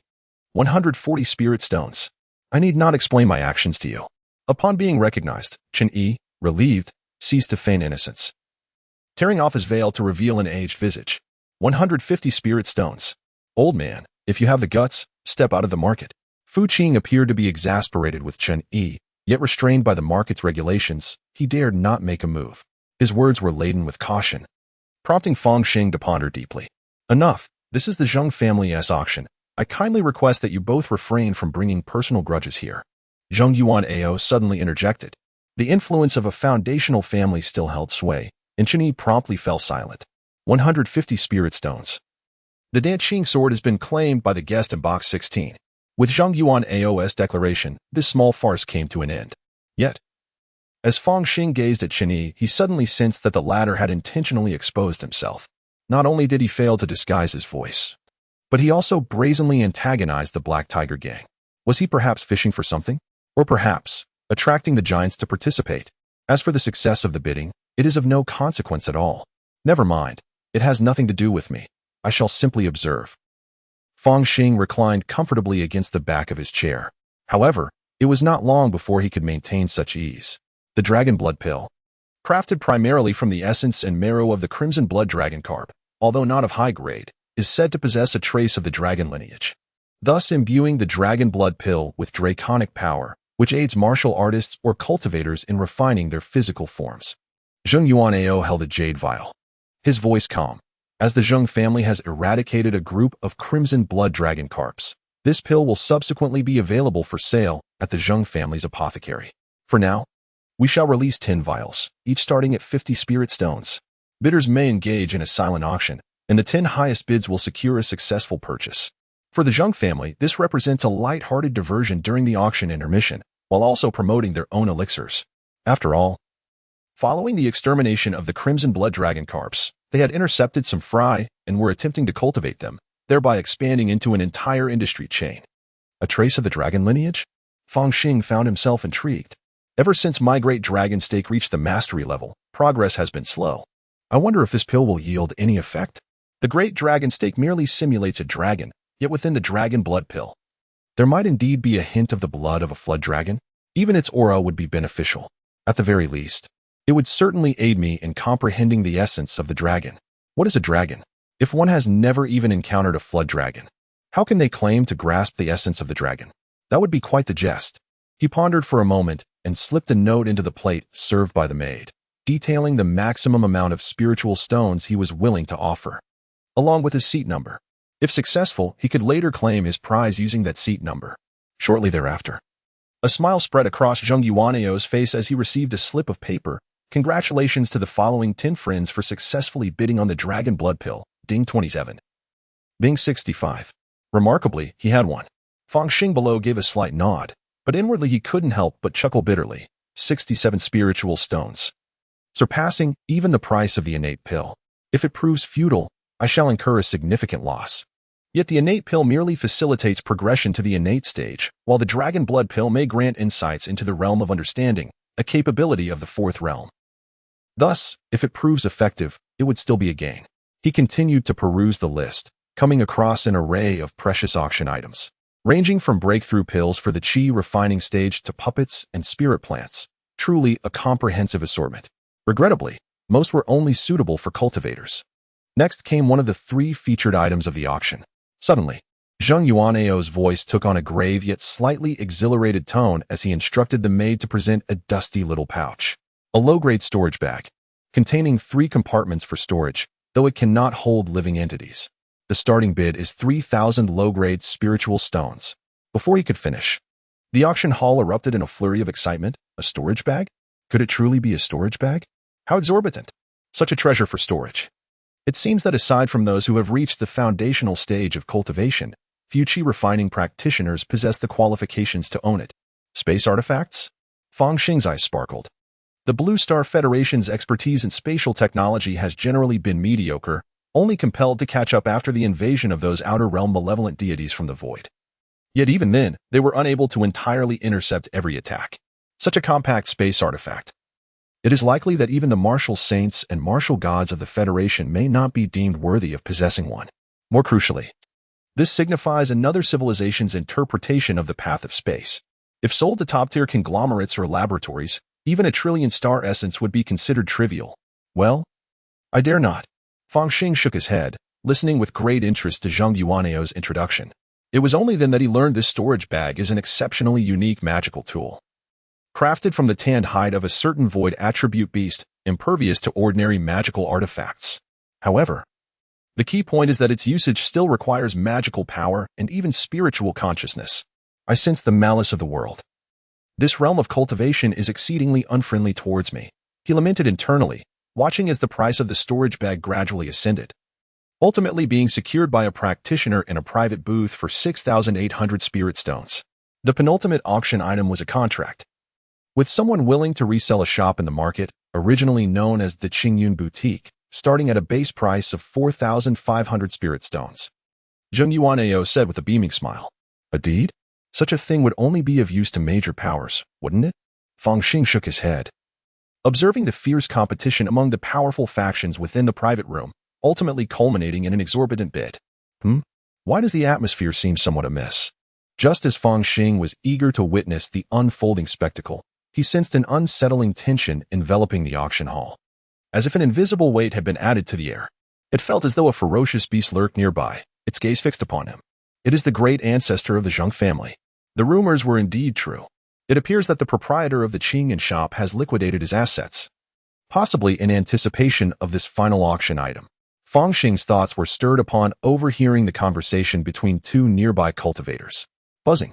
On the auction stage, intricate formations materialized, coalescing into a silvery, translucent bowl that descended, meticulously safeguarding the entire podium. Subsequently, Zheng Yuaneo's expression turned grave as he personally approached with a tray, the final auction item, a vial of the foundational spirit object, Qianyuan Huasha. Upon the tray rested a solitary jade vial, within which swirled a viscous, fiery red essence, its crimson brilliance radiating outward and suffusing the air with waves of searing heat. It is indeed a foundational spirit object. This auction truly presents an opportunity for foundational cultivation. The cultivators present seem to have lost their composure, particularly those at the late stages of qi cultivation or those who had achieved perfection in qi cultivation, their eyes aflame with desire, fixed intently upon Zheng Yuaneo, or rather, upon the jade vial in his hands. Were it not for the deliberate display of the great ancestor of the Zheng family's aura and the presence of protective formations, it is likely that someone would have rushed forth to seize it. Foundational cultivation. This is the lifelong pursuit of all qi refinement stage cultivators. Once successful, they may live beyond 200 years, attain the ability to fly with their physical forms, establish their own sects, and wield power. However, breaking through to the foundation establishment stage is exceedingly arduous. Without the fortuitous opportunities for foundation establishment, the chances of success are nearly 1 in 100, with failure likely resulting in death. The most coveted opportunity for foundation establishment is undoubtedly the foundation establishment pill, which is said to enhance the success rate by 20 to 30%. Following that, there are various spiritual items beneficial for overcoming the 3 barriers of foundation establishment.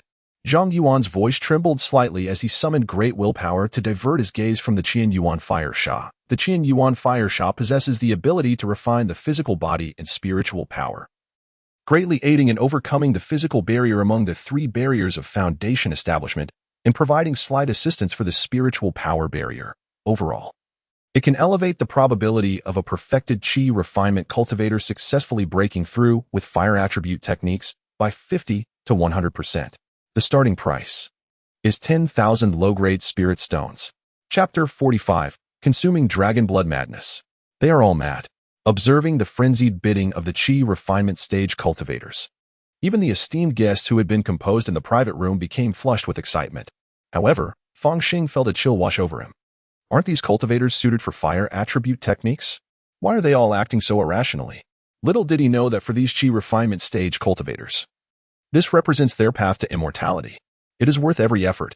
Moreover, while the Qian Yuan Fire Sha is most suitable for cultivators of fire attribute techniques, it does not imply that those of other attributes cannot utilize it.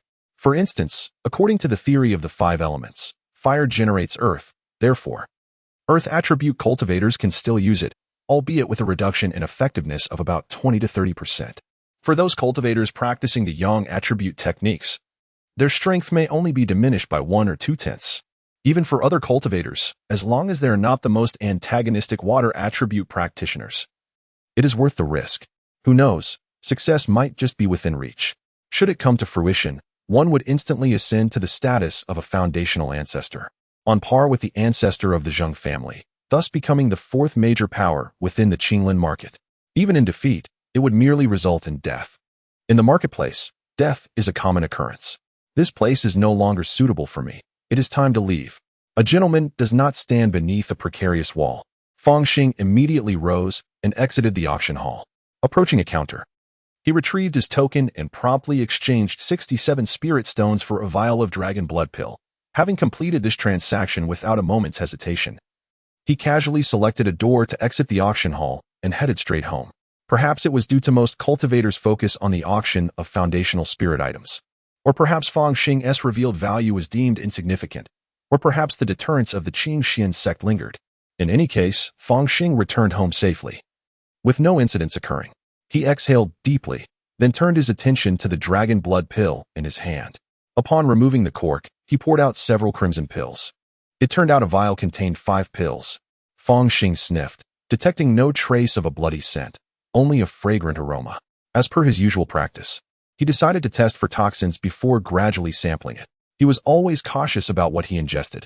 First, he would rest in the Chuyang Star, then proceed to further assess the potency of the foundational stage cultivator's aura, which was indeed stimulating. Several days later, in the shantytown, in a state of exhaustion, Hua Fei Yue, drenched in fragrant sweat, lamented, "Young master, I can no longer endure."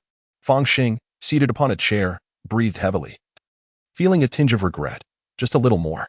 Your 7 emotions technique is insufficient. It has failed to fully evoke the emotions within my heart. Indeed, he had once again employed spirit stones to hire Hua Fei Yue to assist him in his cultivation. At this juncture, Fang Xing had gleaned significant insights into the essence of the extreme emotion sword, mere moments away from mastery. In your current state, I would recommend acquiring a Chaos Spirit Talisman, a relic of the cultivators, whose efficacy surpasses that of my 7 emotions technique. Hua Fei Yue suggested, wiping away her fragrant perspiration. Ah, that is indeed a viable option. Fang Xing nodded. However, the marketplace has been rather tumultuous of late. After all, it is a foundational spiritual item. Had I not been a martial artist but a cultivator instead, I might have been compelled to fight for it. Hua Fei Yue stifled a laugh, her expression betraying a hint of schadenfreude. Despite the suppression by foundational cultivators, the auction concluded without incident. Yet, following the event, the security within the marketplace deteriorated drastically, with reports of cultivators engaging in fierce altercations in the stalls, ultimately quelled by the enforcement squad of the Qingxian sect. Rumor has it that the battles outside the marketplace were even more intense. Fang Xing stroked his chin. The Qian Yuan fire liquid fetched an exorbitant price at auction. The Zheng family profited immensely. If given a choice, how could the Zheng family possibly wish to part with foundational spiritual items? It is likely due to pressure from the Qingxian sect. Should there be a victor in this scenario, it would solely be the Qingxian sect. Hua Fei Yue, however, harbored a different understanding. In this light, there seems to be some truth to it. Fang Xing nodded and suddenly inquired, "Has Qin Yi sought you out?" It was evident that Hua Fei Yue had severed all ties with Qin Yi. Moreover, this woman was exceptionally astute. Aware that entangling herself with Qin Yi would yield no favorable outcomes, and thus, she had no desire to provoke him. Traditionally, cultivators have looked down upon practitioners like us. Qin Yi's prior vow of brotherhood with you all appears to have been rather calculated. Setting up a stall to sell spiritual herbs naturally allows for a higher price than what shops would offer, resulting in greater income, albeit at the cost of time. Hence, Fang Xing opted to employ Hua Fei Yue to manage the stall, providing her with a modest commission. "I understand, rest assured, my lord." Hua Fei Yue gazed at the spiritual herbs presented by Fang Xing, her beautiful eyes shimmering with intrigue. She realized that this young master was no ordinary individual. He likely had a cadre of herbal gatherers behind him, or at the very least, possessed a channel for procuring herbs at a lower cost. However, such matters were not hers to inquire about. To do so would be tantamount to prying into her employer's secrets, risking betrayal and dire consequences. Having endured previous hardships, she now understood the value of employment and had no desire to lose it. Although this woman had certain entanglements, she remained useful. After all, she was quite attractive, possessed innate talent, excelled in spiritual martial arts, and had a way with words, making her suitable for managing a stall. Watching Hua Feiyu depart, Fang Xing nodded thoughtfully. Residing within the market, bound by the regulations of Qing Xian's sect, and armed with a laser gun, he found himself undaunted by ordinary risks. Ultimately, cultivation remained paramount. At this moment, Fang Xing cast a glance at his attribute panel. Dragon Stake, 15-200, Mastery. Demon Godblade, 2-100, Beginner. The Dragon Stake moved with sluggishness, while the Demon Godblade was astonishingly slow. It seemed that he ought to venture out and engage more with people or monstrous beasts to hasten his progress. Fang Xing pondered deeply. In the next instant, he slightly raised his hand, and a finely forged steel blade fell into his grasp, its edge emanating a blade light several inches long. At present, my strength is comparable to that of innate martial artists. Even without a nanoprotective suit or laser gun, I could contend against early-stage Qi practitioners. With the addition of protective gear, even mid-stage Qi practitioners would not be beyond my reach. And wielding an electric baton, perhaps I could pose a threat to late-stage Qi practitioners? If I were to encounter an opponent of greater prowess, there would be no hesitation. I'd resort to the laser gun. Whoosh! The blade light surged forth, and a figure danced like a swimming dragon, moving in tandem with the blade, each strike seemingly imbued with a terrifying killing intent. The surrounding earth churned, as if plowed anew, countless weeds severed in an instant. After completing a sequence of demon god blade maneuvers, Fang Xing gazed at his attribute panel, which showed no signs of change, and felt a twinge of frustration. Subsequently, he retrieved a dragon blood pill. The toxicity tests and trials on lab mice had been conducted. There should be no issues. The Zheng family intended to make a name for themselves. Hence the pills released should be of superior quality. With this thought, Fang Xing hesitated no longer. He tilted his head back and swallowed the dragon blood pill. Roar. In a fleeting moment, he felt as though he heard the distant roar of a dragon from ancient times. A torrent of terrifying heat surged through his limbs, causing even his well-honed physique to exude beads of sweat. Among the perspiration mingled strands of crimson blood. Truly, the efficacy of the dragon blood pill is extraordinary. Fang Xing marveled and promptly assumed the great dragon stance. Roar. His entire skeletal structure resonated, emitting sounds reminiscent of a dragon's roar. Whether it was mere illusion or not, he felt that these roars were drawing ever closer to the singular dragon roar he had previously perceived in a daze. Fang Xing's spine undulated like that of a coiling dragon, his limbs transforming into dragon claws, his head raised high, and his tail swaying gracefully. What is a dragon? To be self-reliant is to embody the dragon. To dominate the world is also to embody the dragon. The great dragon stance of the Federation draws upon the ancient essence of the dragon, primarily representing a profound spiritual transformation. It is said that after the era of the Great Interstellar Age, similar dragon-like beings have been discovered on other planets, though they can only be referred to as dragon beasts. The serpentine dragon of the cultivation realm bears an even closer resemblance. After completing the great dragon stance, Fang Xing instinctively glanced at his attributes and was taken aback. Great dragon stance. 2200, proficient. Did I just gain 5 points in proficiency from a single stance? Is this the effect of the dragon blood pill? I used one from my vial for experimentation, just consumed another, and there are still 3 left. Does this imply I could enhance my proficiency by another 15 points? Of course, Fang Xing understood that any medicinal pill yields its best effects upon the first ingestion, with subsequent effects inevitably diminishing. Yet, this prospect still filled him with great optimism. The martial arts of the Blue Star Federation are said to truly flourish after reaching the 4th realm, where combat prowess experiences an exponential surge. Although I lack spiritual roots and cannot cultivate immortality through the practice of martial arts, it is entirely possible that I may one day rival those in the late stages of Qi training, those who have achieved perfection in Qi training, or even foundation building and nascent soul cultivators. Fang Xing clenched his right fist, as if grasping the future, seizing hope. Chapter 46. The dual mastery of swords and sabers. Time swiftly slips away, and in the blink of an eye, we find ourselves at the end of August. Outside the Qinglan marketplace, on the fringes of the wilderness, The density of wild beasts has significantly decreased with the end of the beast tide. Many warriors now dare to venture in groups, hunting demonic creatures and foraging for spiritual herbs. With a terrifying snort, a 3-meter-long wild boar, entirely crimson and adorned with tusks, charged out from the dense forest. It resembled a heavy tank, toppling trees and upheaving the earth in its wake. Opposing it stood a young warrior, burdened with swords and sabers. With one blade in hand, he was ready to unleash a relentless onslaught. Fang Xing, akin to a deity or demon, brandished his finely forged steel blade, which erupted with resplendent light. He moved in tandem with the blade, his form seemingly transforming into a straight line as he collided fiercely with the first-tier inferior demonic beast. At the moment of impending collision with the wild boar, he twisted his waist, executing a sudden and improbable maneuver that defied the laws of biomechanics, akin to a paper figure. With a swift movement, he evaded the boar's charge, his steel blade flashing as it struck mercilessly at the beast's neck. The creature was protected by a thick layer of grease and mud, augmented by its innate abilities, rendering its defense even more formidable than iron armor. Yet at this moment, beneath the gleam of the blade, it was as if the object was cleaved as effortlessly as tofu. The edge sliced through a thick layer of outer shell, followed by flesh and bone. Nothing was spared. In that singular strike, Fang Xing seemed to gain a deeper understanding of the characteristics of the ghostly divine blade, an unwavering advance, cleaving through all. With a splatter, a massive pig's head soared into the air, blood gushing like a fountain. After being decapitated in a single stroke, the headless carcass of the wild boar beast surged forth for several dozen meters, only coming to a halt after crashing into a colossal tree, causing it to topple. Ghostly Divine Blade, 7-100 entry level. The proficiency of the Ghostly Divine Blade has indeed increased yet again. It is evident that martial arts require practical experience. Fang Xing felt a surge of excitement.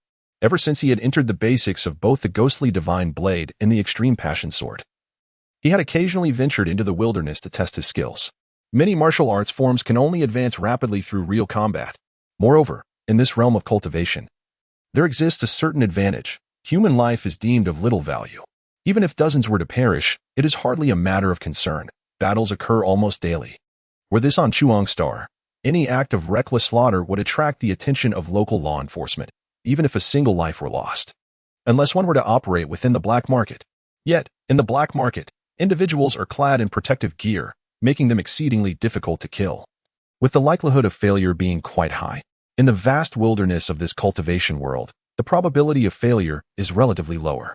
The path of martial arts demands swift advancement, each step propelling one forward. Furthermore, consider the implications for the college entrance examination. Having begun with A-level martial arts in the first year of high school, his rate of progress far surpasses those in their second or third years who are only now encountering A-level martial arts. By virtue of this alone, he stands to surpass many, paving the way for admission into a superior university in the future. Tomorrow marks the commencement of the new academic year.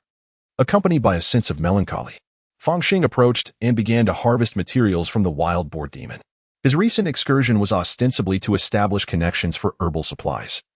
Thus, he needed to retrieve a batch of herbs from the temporary camp. From now on, I shall entrust most matters here to Hua Feiyue. She appears to be reliable for the time being. The Black Tiger Gang and Chen Yi seem to have inexplicably quieted down recently, resulting in no significant troubles. While Fang Xing was in the midst of slicing a boar's thigh, he abruptly stood up, scanning the dense forest. Who goes there? This young man possesses remarkable hearing. Suddenly, a figure darted forth, a young man clad in black, tall and slender, with a striking countenance. He perched atop the treetops, his form rising and falling with the branches, showcasing a masterful agility. As he gazed upon the fallen boar carcass, a glimmer of greed sparkled in his eyes. According to marketplace customs, we shall share the spoils. Young man, you.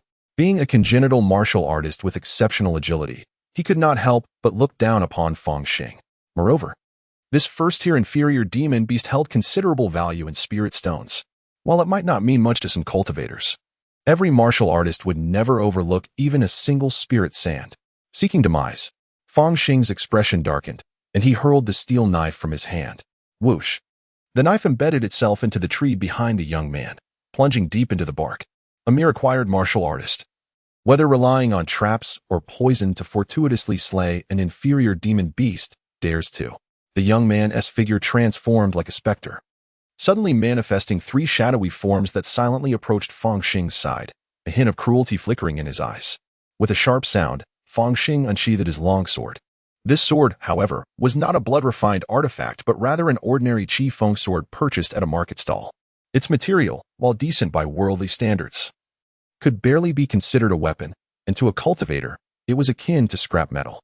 In an instant, the sword glimmered. The young man suddenly froze, his mind momentarily drifting as if he beheld the willow tree of his childhood home, the moonlit lotus pond, and beneath the willow, her. I'm sorry. Linger, I ultimately. A tear slipped from the corner of his eye. With a swift motion, he clutched his throat, rendered speechless. The tip of the sword, wielded by Fang Xing, pierced precisely, neither more nor less. With a thud, the young man's lifeless body crumpled to the ground. The extreme emotion sword seemed to possess power surpassing even the ghostly blade, yet its mastery remained dauntingly difficult. Since acquiring the Chaos Divination Talisman, he had devoted himself to relentless practice, finally achieving the threshold of this A-class martial art. Even at the entry level, the sword wielded astonishing might. Under simulated conditions, even innate masters would find their minds momentarily dazed. In the realm of dueling experts, a fleeting lapse in concentration could grant Fang Xing the opportunity to strike 10 times. Yet, he pondered whether it would have any effect on cultivators. Those in the Qi refinement stage possess spiritual awareness, potentially offering stronger mental defenses than ordinary fighters. However, my extreme emotion sword is still merely at the entry level, with further enhancements possible. At the very least, true mastery will undoubtedly impact cultivators. As Fang Xing mused, he donned a layer of nano-gloves and began to examine the corpse. I scoff. Indeed, he is a miser, possessing but a few grains of spiritual sand. Where are the martial arts manuals? I observed his impressive lightness of foot. Yet it is astonishing that he does not carry the martial arts manuals on his person. What a disappointment. The practitioners of the market are undeniably less affluent than those of the black market, lacking even a single piece of high-tech equipment, such as protective gear or laser guns. Recently, the absence of manuals has left him utterly speechless. In the makeshift shelter, the young gentleman has once again ventured forth alone to hunt demonic beasts. Hua Fei Yue finds herself increasingly perplexed by this young noble. Despite knowing he possesses blood-refined magical artifacts, why would one who understands the source of herbs risk such peril? Starting tomorrow, the spiritual stones will be settled every 3 days. Fang Xing said little more, handing over a carefully organized collection of herbs and materials from the demonic beasts to Hua Fei Yue. At this juncture, he could tentatively place his trust in her, thus allowing for a slight extension of the payment date. After all, losing 3 days' worth of income means little to him. It is merely the price of discerning a person's true nature. Moreover, once school begins, he cannot afford to linger here day and night. He must relinquish control. Rest assured, young master. Hua Fei Yue smiled brightly as she accepted the materials, casting a flirtatious glance at Fang Xing.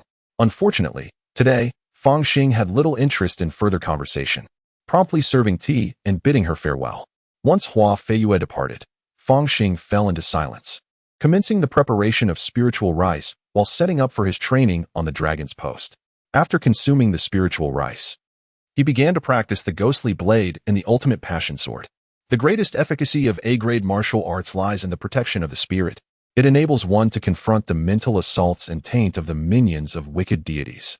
In the midst of countless glimmers of blades and shadows of swords, Fang Xing's figure danced gracefully, prompting a multitude of contemplations. During my cultivation, I discerned that when confronted with the 7 emotions technique, should I embody the essence of the ghostly divine blade, the spiritual martial arts of Hua Fei Yue would hold no sway over me whatsoever. Once the extreme emotion sword is perfected, even the chaos spirit talisman wielded by cultivators would be rendered ineffective, provided I consciously resist it. Thus, it seems that in the future, when facing those adept in mental assaults, such as practitioners of seductive techniques, I too may remain unperturbed. Yet, such esoteric methods of mental attack are indeed of paramount significance. Nevertheless, why do I find myself perpetually pondering the art of combat against cultivators?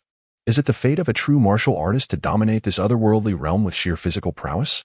With a sigh of introspection, Fang Xing descended to the basement, surveying his assets. Laser guns, nano-protective suits, electric batons, various surveillance devices, and a reserve of spiritual herbs, collectively valued at approximately 50 low-grade spirit stones. In addition, I possess 37 spirit stones along with 8 spirit sands, alongside an array of elixirs, martial manuals, poison powders, concealed weapons, and other sundries. Moreover, in Huafei's possession, there remained the payment for 3 days, estimated to be worth around 15 to 16 low-grade spirit stones. Lastly, there lay a vial of innate pill. Fang Xing grasped a jade bottle, within which resided a milky white pill, sealed at the opening with a spirit seal talisman. From the maid Xiao Rui at King Danfang, it was learned that this innate pill, once refined, is to be placed within a specially crafted jade vial, accompanied by a spirit sealing talisman, capable of preserving its efficacy for approximately 5 years. Fang Xing promptly expended 50 spirit stones to procure one innate pill. After all, he anticipated that within a year, he would surely attain the consummation of the second realm. By then, the innate pill would prove invaluable, propelling him directly into the realm of pure jade. A glimmer of expectation flickered in Fang Xing's eyes. Chapter 47. The Golden Pill of Martial Arts. On September 1st, on the Chuying Star, the sky was a vivid blue, as if washed clean. Fang Xing stretched lazily and leisurely strolled along the Riverside Avenue towards Yucai High School. As a sophomore newcomer, it was only fitting that he report for the first day of school. Name: Fang Xing. Age: 17. Occupation: martial artist. Second realm: bones and muscles, muscle refinement. 55-100. Military body fist 12 forms. 1-200. Proficient: Great Dragon Stance. 167-200. Proficient: Ghostly Blade. 7-100. Beginner: Extreme Emotion Sword. 5-100. Beginner: Gateway to the Heavens. Charging. After 2 months of arduous training during the summer vacation, I can now effortlessly defeat 10 versions of myself from 2 months prior with my eyes closed. Fang Xing clenched his fist, feeling the formidable power surging from within his bones and muscles, nodding slightly in acknowledgement. The muscle refinement was already more than halfway complete, and it seemed likely that the innate pill would find its purpose before the end of the semester.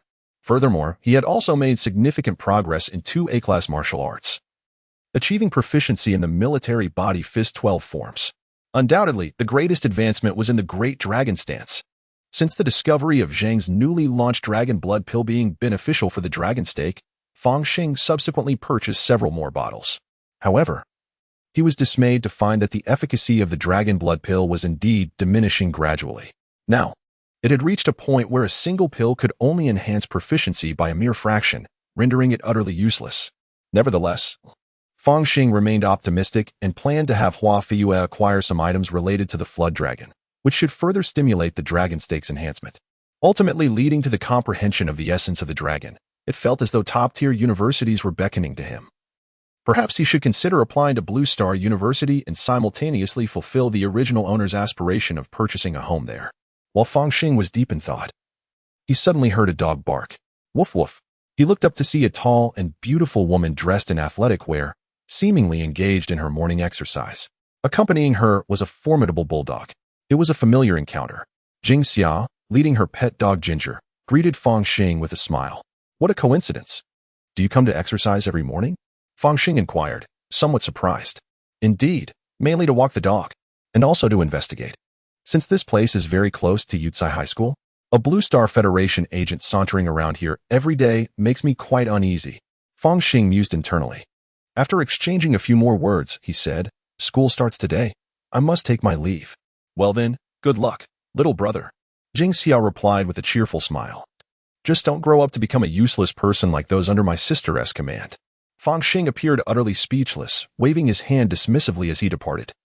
Feeling a sense of relief wash over him, it seems there won't be any significant discoveries. Sigh, I yearn for a tranquil life. Patiently awaiting the college entrance examination. Why must there always be such trouble surrounding me? At Yucai High School, in the classroom of Class 2, Grade 2. Fang Xing entered to find many classmates already present. Ouyang Chanqian, Bai Lang, Qianchuan, Indian were all there, and of course, Cole was not absent. However, at that moment, Cole sat in a corner, exuding an air of despondency, seemingly devastated, as if he had yet to recover from a summer of hardship. Fang Xing. Ouyang Chanqian greeted him as she approached. Did you enjoy your summer vacation? We, the bioengineered humans, still have to work and train, unlike you natural humans. Fang Xing shook his head, tilting his chin towards Cole's direction. Ouyang Chanqian immediately understood. Lowering her voice, I've heard that his family invested too much in his martial arts training, and as a result, his grades suffered. His parents are now arguing about divorce. Understanding dawned upon Fang Xing, but before he could respond, Bai Liani and Lu Wei walked in. Bai Liani still radiated a pure and serene aura, effortlessly evoking a protective instinct within others.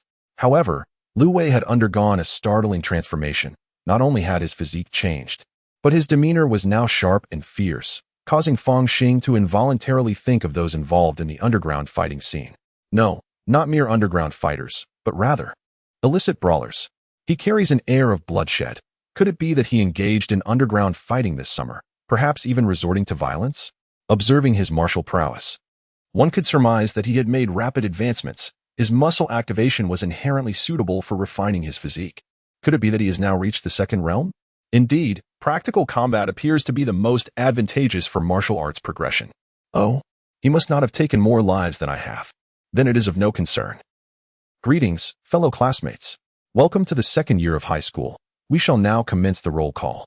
Lan Fei, clad in a black suit, appeared unchanged, as if time itself could not leave a mark upon her. To be selected as a unified textbook, this teacher, Lan Fei, is undoubtedly extraordinary. Not merely an exceptional educator, but perhaps also a true professional. With her life having undergone evolution, she might very well live for several centuries. Following the cultural studies, it was time for martial arts class, as customary. Xiao Long strode into the classroom, his hawk-like gaze sweeping across the room. Today, we shall conduct a preliminary assessment. You will enter the training room one by one according to your student numbers. I wish to ascertain whether you have wasted your summer break. Fang Xing observed each individual, and when his turn arrived, he walked calmly into the training room. Boom. Upon entering, he was immediately met with a fist hurtling towards him. The force of the punch created an overwhelming sensation, as if the very heavens were compressing around him. The terror of death ignited a surge within his body. His muscles expanded, fingers converging to form a fist. With a bow stance, he countered with a cannon fist. A thunderous boom resonated through the air as two fists collided. In the realm of martial arts, the transformation of tendons has reached an impressive stage, akin to a powerful bowstring being drawn taut, signifying that the tendons have been refined more than halfway. Moreover, the prowess displayed in the bow stance and cannon fist suggests mastery has been attained. My dear fellow, after a summer's absence, how have you become so formidable? What elixir have you consumed? Xiao Long retracted his fist and stood, gazing at Fang Xing with a look of astonishment, his lips curling into a subtle smile of delight. Teacher, throughout the summer, I dedicated myself to rigorous training and fortuitously won a lottery, which allowed me to purchase nutritional supplements to aid my cultivation. He had ventured into the black market to launder money specifically for this purpose, even with the assistance of these nutritional supplements. Your rapid progress suggests that you have reached an extraordinarily advanced stage in the dragon stance. Xiao Long expressed with a hint of nostalgia at your current pace. If you maintain your diligence, advancing to the jade stage in your senior year and gaining admission to university will not pose a challenge. Several seeds of academic excellence have emerged in my class, and the principal would surely envy me upon learning this. It is quite amusing, really. Our principal deemed the school's college admission rate unsatisfactory and, in a bid to improve it, invested heavily to recruit a new freshman, hoping to enhance our university prospects. Little did he know that my class also harbored academic prodigies. Recruiting academic prodigies? A freshman, I presume, bears the surname Gu? Fang Xing's expression shifted. Indeed. Do you know that little girl, Guyan? Her father is regarded as a martyr, and numerous schools have extended olive branches to her. Our principal went to great lengths to secure her enrollment, offering a full scholarship, personal training resources, and countless promises of support, only to find that nurturing our own talent yielded even greater results. Xiao Long chuckled heartily. Rest assured, with your remarkable advancement, this year's scholarship is as good as yours. It is not merely an ordinary scholarship. One can even apply for the prestigious special scholarship. I owe my present circumstances to the guidance of my teachers. Fang Xing, however, remains exceedingly humble, for after all, Xiao Long had previously supported him, and one must never forget a kindness, however small. Now, as we reach the second year of high school, each individual's progress in martial arts has diverged, making it impossible to teach everyone individually. After your martial arts class each day, you shall come here, and I will provide you with 10 minutes of personal instruction. Xiao Long has arranged the teaching schedule. Those in the class who are still lingering at the first level can certainly be taught collectively. However, Lu Wei by Liani and Fang Xing, having already broken through to the second level of martial arts, will be afforded special attention. After all, they would gain little from attending the classes for the first-level students. You have now reached the second level and may study an A-level martial art. In addition, you must practice the Fuhu stance. This stance, akin to the Dalong stance, is particularly suited for strengthening the muscles and bones. Who can fathom the limitless potential? Fang Xing expressed his curiosity. Very well, today I shall elaborate further. In the realm of federal martial arts, the first level pertains to the physical body, the second to muscles and bones, the third to the raw essence. The raw essence, in truth, remains foundational, requiring refinement. It is only upon reaching the fourth level of courage that one truly becomes a professional. This marks the entrance into the world of martial arts. Xiaolong smiled faintly. Having diminished many innate talents from other worlds to mere dust, the fifth level of martial arts, known as external scene, represents the culmination of one's inner intent, forming the embryonic shape of a domain, allowing the manifestation of elemental forces such as wind, fire, and thunder, along with various extraordinary abilities. Only upon reaching this stage in martial arts can one truly transcend limitations and enter an entirely new realm. The realm of martial arts intent, after all, is ethereal and elusive, dwelling solely within the psyche of adversaries. However, those martial artists of the external realm can indeed summon the elements of wind, fire, thunder, and lightning at will. For instance, a practitioner embodying the essence of flames can unleash genuine fire, serving as a quintessential example of the mind's influence over matter. Next is the sixth realm of martial arts, the Golden Core. To cultivate the Golden Core, one must harmonize the dualities of the dragon and tiger. And the most orthodox and promising path lies in the mastery of both the great dragon and the crouching tiger stances, merging them into the essence of dragon and tiger, ultimately condensing a dragon-tiger golden core. Fang Xing felt the mysteries of the Federation's martial arts unfolding before him for the first time. The omniscient mind is indeed formidable, as it seems to lay the foundation for the golden core even amidst the flesh and bones. In the Blue Star Federation, martial arts, though regarded as a secondary path, holds a remarkably bright future. It is also a route of human evolution. If one can attain the golden core, they become a figure of prominence on the fledgling Eagle Star. Xiaolong seemingly remarked casually, a golden core martial artist, even without undergoing any genetic surgery, can live for 4 to 5 centuries. As for those at higher echelons, our Blue Star Federation has only witnessed the deaths of martial saints and divine warriors in battle. None have perished of old age. 4 to 5 centuries for a golden core? Fang Xing was taken aback. Having spent years in the Qinglan market, he had heard of ancestors beyond the foundational stage, existing in the golden core stage. There is said to be one such presence within the Qingxian sect, who reportedly lived for over 4 centuries. It appears there are distinctions within the golden core stage as well, such as false cores, true cores, and golden cores. The golden core of the celestial path must surely differ from that of martial arts, right? However, it indeed sounds somewhat similar. A series of perplexities emerged in Fang Xing's mind. What would be the scenario if a formidable martial arts golden elixir practitioner were to confront a venerable ancestor of the cultivation realm? Xiaolong's tone was exceedingly grave. Although achieving the dragon-tiger intent is merely the fundamental condition for aspiring to the dragon-tiger golden elixir, there remain numerous formidable challenges ahead.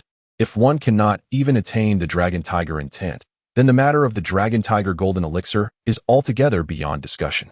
Thus, even if Fang Xing currently harbors but a glimmer of hope, he would still offer solemn advice. Thank you, esteemed teacher. May I inquire about your realm? Fang Xing asked, curiosity piqued. Me? Xiaolong responded with a subtle smile. And suddenly, arcs of silver lightning surged around him. In an instant, bolts of electricity danced about, rendering the surroundings akin to a purgatory of thunder and lightning. Fang Xing felt a tingling sensation coursing through his body, causing his hair to stand on end. In order to facilitate movement in ancient times, he had intentionally begun to grow his hair, resulting in a rather amusing appearance reminiscent of a hedgehog, the embryonic form of a field. External scenery. Fang Xing realized, understanding at last, no wonder. Professionals hold a certain status within the Federation, and attaining the 4th realm of martial arts qualifies one as a professional. Xiaolong, being a master of the 5th realm, explains his habitual arrogance. He even vacationed on extraterrestrial planets during the summer. The inner realm manifests outwardly, and the spirit influences the material. This is what can be termed external scenery. Xiaolong smiled faintly and glanced at his watch. You have yet to mention which A-class martial art you intend to cultivate. The school curriculum offers only 3 options: the Ghostly Blade, the Mad 18 Strikes, and the Frenzied Staff Technique. Given your proficiency in the 12 forms of military body fist, I would recommend opting for the Mad 18 Strikes. As these 2 martial arts are intricately linked, both belonging to the military path Killing Fist series. In your future military career, there will be even more profound martial arts available, allowing for seamless integration. I choose the Ghostly Blade, Fang Xing declared firmly. Did you not hear what I said? Xiaolong's brow furrowed, an oppressive aura emanating from him. In the presence of the nascent domain, even warriors of the courageous realm would feel the weight of suppression. Despite Xiaolong's restraint, Fang Xing found himself struggling to breathe, an instinctual urge to submit to his authority rising within him. Is this the essence of a nascent domain? Truly domineering, he thought to himself. Yet he persisted in voicing his choice. I choose the Ghostly Blade. Reason? A hint of confusion flickered across Xiaolong's face. Because I have already made an entry into the Ghostly Blade, Fang Xing replied, feeling the pressure dissipate, and he exhaled deeply. What? Xiaolong's eyes widened in disbelief. Due to my previous part-time job, I became acquainted with Gu Yun and received some guidance. Then I attended underground boxing matches in the black market, where I contemplated the essence of the Ghostly Blade multiple times. Perhaps I possess a certain aptitude for this martial art. I quickly grasped meditation techniques and hypnosis, thus successfully entering its realm. If you don't believe me, I can demonstrate a few moves for you, Fang Xing explained, ensuring that even if it were discovered he had visited the black market, he could justify it as a legitimate endeavor to study the Ghostly Blade. Show me. Xiaolong's expression was exceedingly grave. His body remained motionless as a formidable ghost-headed saber inexplicably descended from the wall, landing in Fang Xing's grasp. With the blade in hand, Fang Xing's demeanor transformed instantly, a radiant gleam erupting from the sword's edge. Very well, no need for theatrics, you rascal. You rascal. Xiaolong pointed at Fang Xing, a smile spreading across his lips, which ultimately escalated into uproarious laughter. Ha ha ha. You have truly bestowed upon me, old Xia, a tremendous surprise. During the upcoming 100 Stars joint examination of the second year, ensure that you put on a splendid display for the students of Sanny High and Phoenix High, and secure a commendable position for our Chuying Star. Yes, teacher. Fang Xing solemnly affirmed, the better his rank, the more benefits Xiaolong would presumably reap. In this way, it could be considered a repayment for previous investments. Since you have already grasped the fundamentals of the Ghostly Blade, today we shall primarily focus on the tiger-lying stance. Xiaolong seemed to re-evaluate Fang Xing, subsequently adjusting his teaching plan. At that moment, as he pressed a certain button, a colossal 3D projection of a black tiger materialized within the classroom. Despite the knowledge that it was merely a projection, the tiger's demeanor, gait, even its aura appeared to emanate, naturally exuding the ferocity of a tiger, inducing an eerie chill. The tiger-lying stance requires the observation of the tiger's form to achieve a spiritual connection. Originally, the tiger-lying stance was merely a conventional technique of vital energy and blood on blue star, but with the advent of the interstellar age, we discovered numerous tiger-like creatures on other planets. Among them, the black nightmare tiger was deemed the most suitable interstellar creature for visualization. Those ancient warriors, leaving behind just a couple of meditation diagrams, is already remarkable. How could it possibly compare to such an immersive experience? Furthermore, it is imperative to remember that this specialized projection is only available in the most reputable schools. The videos circulating on the internet may not only be inaccurate, but could also be detrimental. Thus, if one wishes to observe, it must be done here. With this, Xiaolong immediately transformed his hands into claws and lunged forward. A roar erupted, and Fang Xing instantaneously felt as if a ferocious tiger was lunging at him. Xiaolong seemed less like a human and more like a tiger demon in transformation. I attempted to mimic him, positioning myself on all fours. I began to imitate Xiaolong's movements, closely studying the demeanor of the black nightmare tiger, etching its expression deep into my memory. The tiger suppression stance is akin to the great dragon stance, merely a C-grade martial art, and the entry into it is not particularly challenging. Therefore, by the time school ended, Fang Xing glanced at his attribute panel, and it subtly illuminated the health bar. Tiger suppression stance, 1/100 entry level. With a foundation in the great dragon stance, my progress in the tiger suppression stance should be swift. Moreover, I possess other resources. Not to mention, there are numerous tiger demons surrounding the Qinglin Square Market, and I have even tasted tiger demon meat. My family still has the tiger bones gifted by that rascal Meng Yi. The bones of the demon tiger, when used to brew liquor, should yield impressive effects. Additionally, I could visit Qingdan Square to check for any tiger bone pills or similar refining elixirs. When it comes to tiger beasts, it seems that Blue Star cannot compare to the other world. If only I could find a descendant containing a trace of the bloodline of a third-tier tiger demon, similar to the dragon blood pill, and refine it into a special elixir, it would undoubtedly be beneficial for comprehending the essence of the tiger. In the realm of dragons and tigers, I am destined to acquire the coveted golden elixir seed, which may even grant me additional points for university admission. Indeed, my martial path in the Blue Star is to shatter the celestial pathways of otherworldly immortals. Fang Xing has always firmly believed in the principle that one's interests align with one's actions. Now that he lacks a spiritual root and cannot cultivate immortality, he resolutely embraces the martial way. As for the future, that can be addressed later. If the benefits are substantial, a little boldness and expression won't cost him anything. A shift in direction signifies adaptability. As he stepped beyond the school gates, along the path by the riverbank, Fang Xing gazed at his reflection in the water and couldn't help but silently commend himself. At that moment, Lu Wei emerged as well. The two exchanged a serene nod before parting ways. As the sun dipped below the horizon, their shadows were elongated infinitely. In the Hu community, it is a rare occasion to commence school, so a night of rest is warranted. Fang Xing ordered takeout for himself and donned his holographic glasses, immersing himself in the realm of gaming. When the time came to enjoy his meal, he remembered to send a congratulatory message to Gu Yun. A call is incoming? Let us connect. As Fang Xing put on his holographic glasses, a tea room materialized before him. Gu Yun, dressed in her school uniform and sporting two bun hairstyles, was delicately brewing tea. Upon noticing Fang Xing's entrance, her expression remained neutral as she nodded. Thank you, senior. Now that you are a freshman, feel free to ask me anything you don't understand. I am quite familiar with Yucai High School, even down to which cafeteria lady serves the best nutritious meals, though frankly, they are all rather mediocre. Fang Xing took a seat and sipped the tea. The tea conjured in this virtual realm surprisingly emanates a refreshing fragrance. Today, I learned that several exceptional students emerged from the second year of high school, capable of gaining admission to prestigious universities.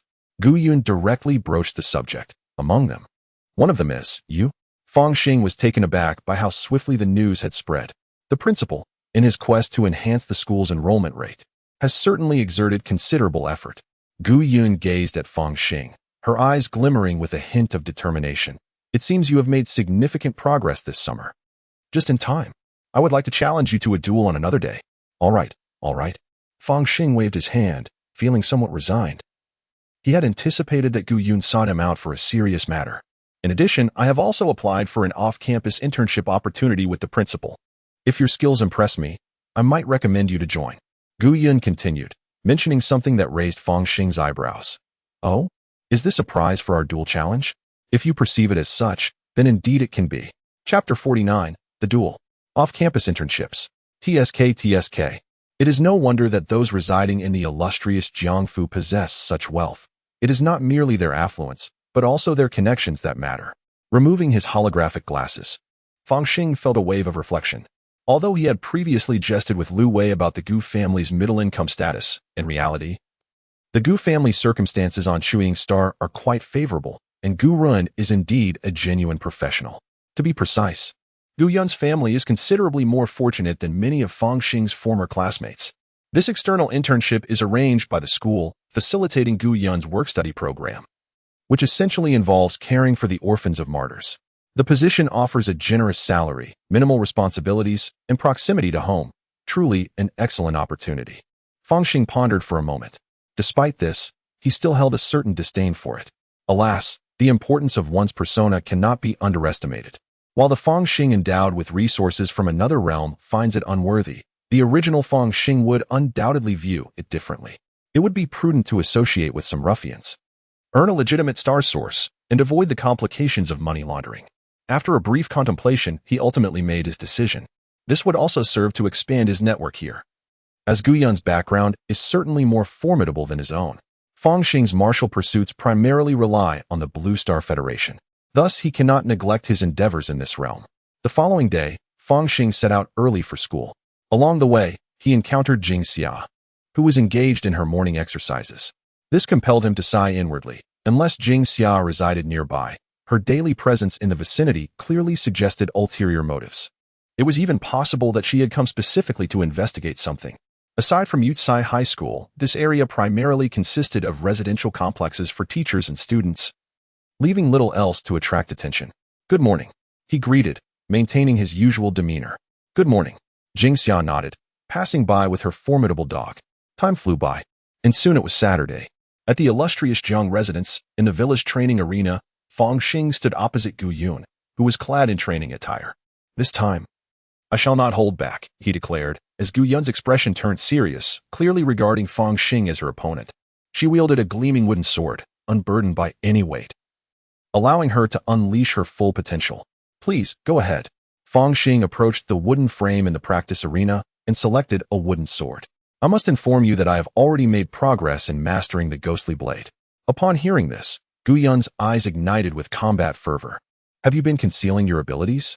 You have not yet learned the demon blade. Even without studying the demon blade, I can still make strides in the ghostly blade.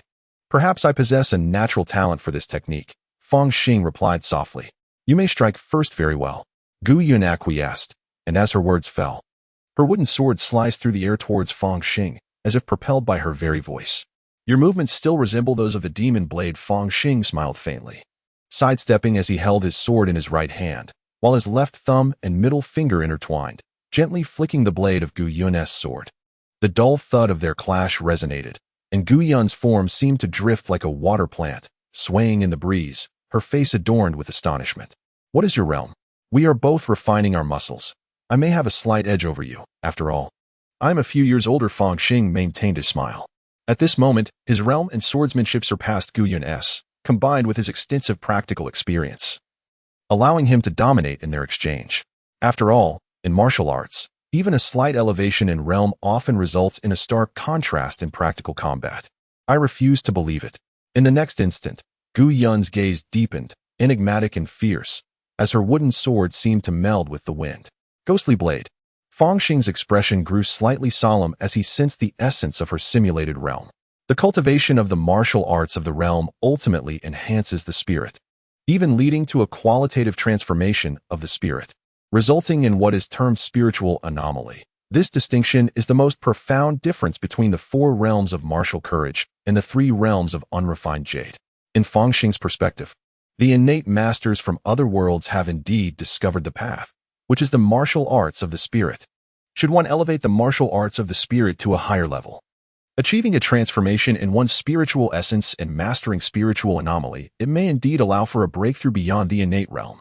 A-level martial arts can initiate a slight qualitative change in the spirit of a second-realm warrior, laying an exceptional foundation for future advancements to the 4th realm. The Federation's martial arts are intricately interconnected, forming a comprehensive and remarkably mature system. Is this the great power of time and collective effort? If an individual, no matter how extraordinarily talented, ventures to forge a path alone, they will inevitably exhibit a certain crudeness, revealing flaws in many aspects. This holds true for martial arts as well as for the path of immortality. Fang Xing mused internally, yet his movements remained swift, with a wooden sword held horizontally. A blade of light emerged forth. Whoosh! The 2 wooden swords intertwined, their blades clashing, resulting in a terrifying explosive sound. It seemed as though they wielded not mere wooden swords, but rather divine weapons of extraordinary might. Unbelievable! In contrast to Fang Xing, Gu Yun was even more astonished. Not only had Fang Xing mastered the ghostly blade during a single summer, but the blade of light emanating from his wooden sword was, astonishingly, half an inch longer than hers. This indicated that his training in the ghostly blade had surpassed her own. Yet, it was evident that Fang Xing had obtained the ghostly blade information from her. How could he now surpass her in skill? A resolute expression emerged on Gu Yun's face as she raised her wooden sword high, proclaiming, "Slay the demons."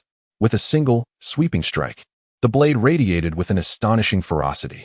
Fang Xing, too, unleashed a powerful blow, embodying an indomitable spirit that seemed capable of cleaving through anything.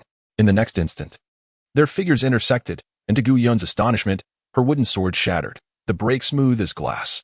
I have been defeated, Guyan murmured softly. Victory and defeat are commonplace in battle. I have lost to you several times before, Fang Xing replied with a smile as he set down his sword. Indeed, attending high school was a prudent choice, offering me numerous aspirations to pursue. Guyan exhaled deeply. Since I have lost, I shall honor our agreement and take you along for the off-campus internship. Wait, I refuse to engage in any perilous endeavors, Fang Xing interjected hastily, realizing the implications.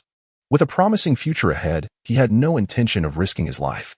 Fear not, should danger arise, my uncles and relatives would never allow me to take such risks.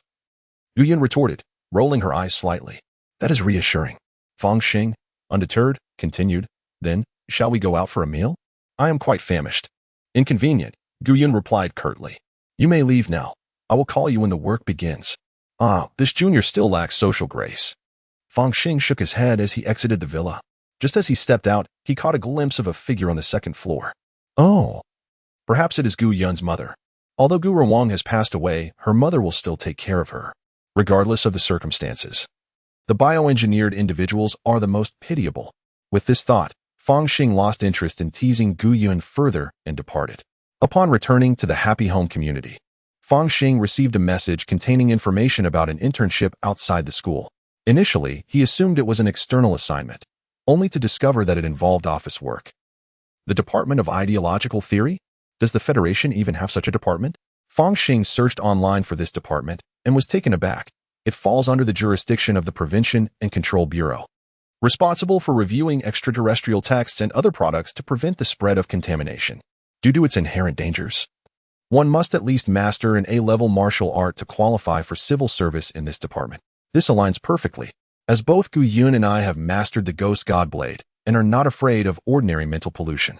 However, this position seems to bear immense significance. Does it not? It is well known that the plans of the outer evil gods to descend have never succeeded.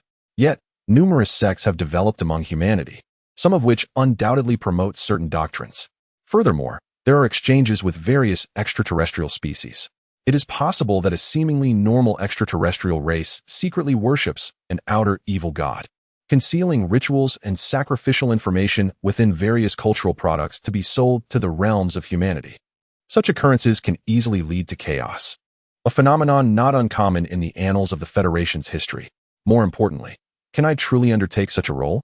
Is there no qualification review? Fang Xing contemplated for a moment before directly dialing Gu Yun's contact number to voice his perplexity.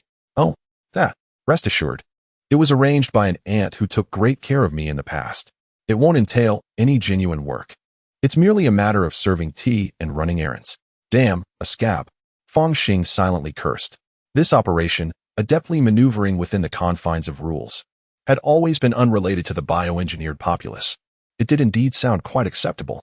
Fang Xing nodded slightly, as it aligned perfectly with his principles of earning ample money with minimal effort while remaining close to home.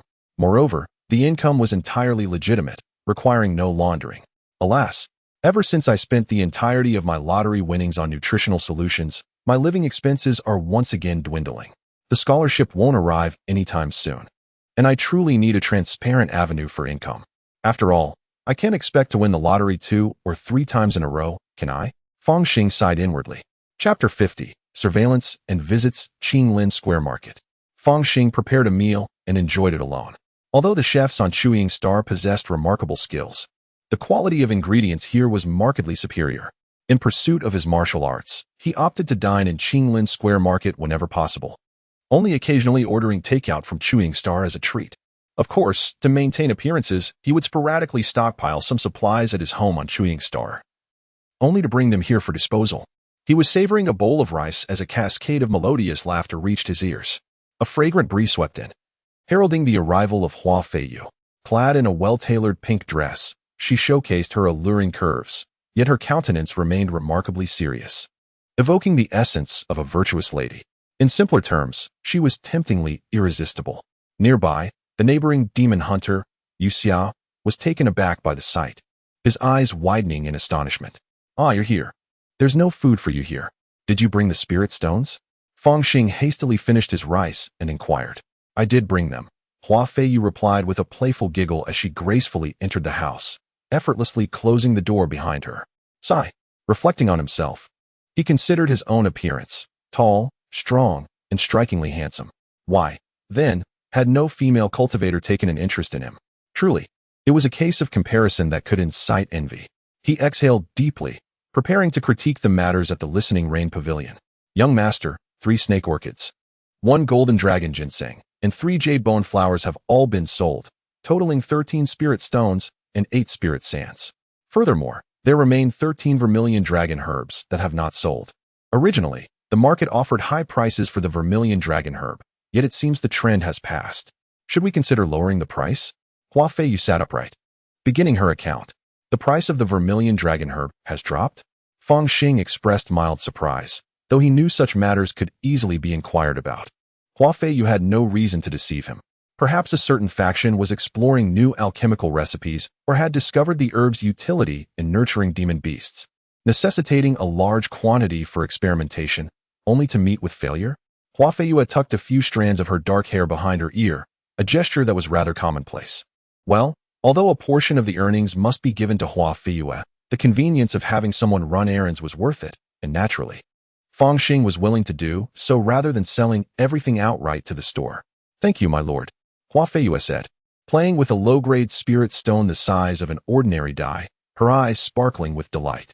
For martial artists, earning spirit stones in the market was quite challenging, especially in her particular situation. The opportunity to make a living like this would surely elicit envy from many innate masters. The more she thought about it, the less she minded giving Fang Xing a slight advantage, as she wished to firmly grasp this business opportunity. I appreciate fair trade. As long as you conduct your dealings with sincerity, there is no need for concern here. Hua Feiyue's eyes brightened as she opened the wooden box and began to meticulously count the items one by one. Fang Xing admired this quality in her, her awareness and propriety, coupled with her professionalism. If one thought that merely offering him some favors or benefits could allow them to act frivolously or neglect their duties, they would be gravely mistaken. After a moment, Hua Feiyue completed her assessment with utmost seriousness. These herbs should fetch around 16 low-grade spirit stones. A sense of curiosity filled her. What kind of channels did this gentleman possess? Did he have a silent team of herbal gatherers supporting him behind the scenes?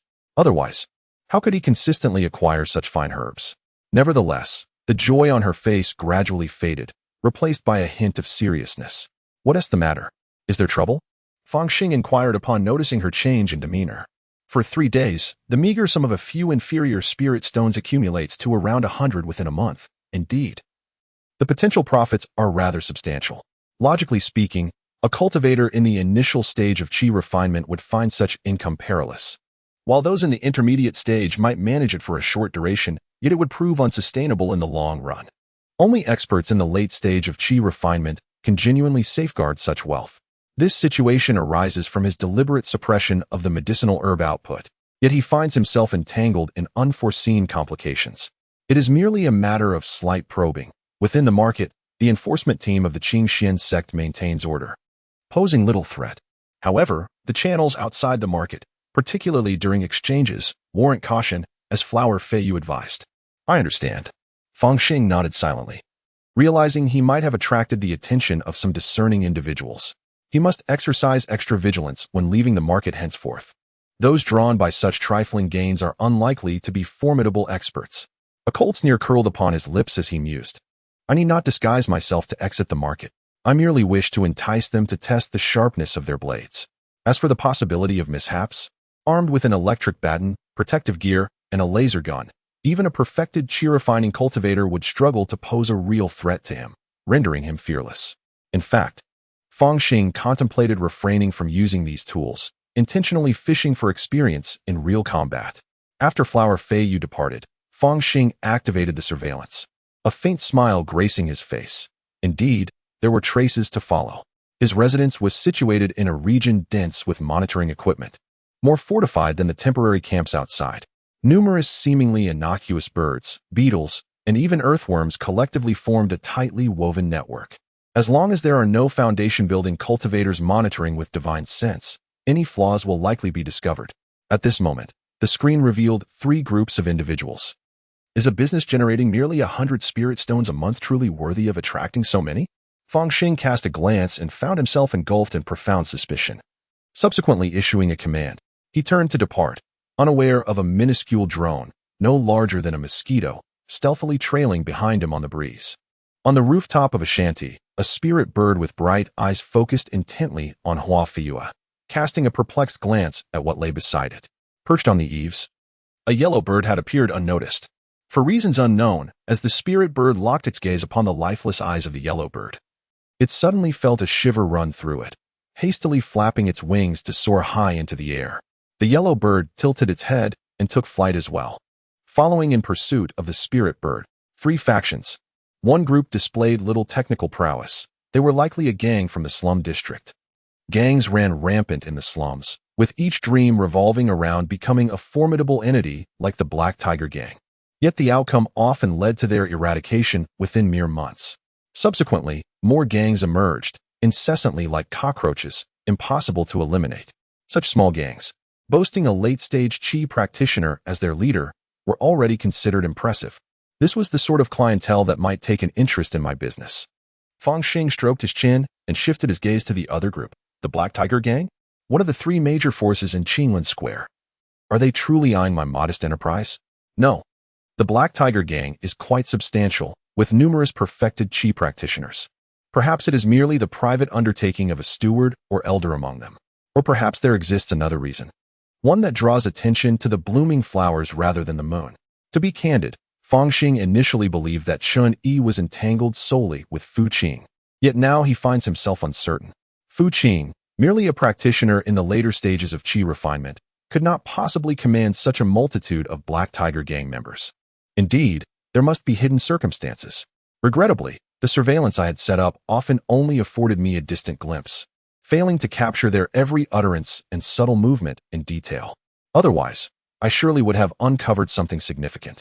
With a tinge of regret, he observed the yellow sparrow following the spirit bird as it gradually alighted upon a shed.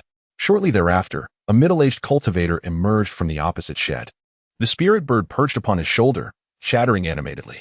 This middle-aged man retrieved several medicinal pills from his robe, feeding them to his spiritual pet, his face betraying a contemplative expression.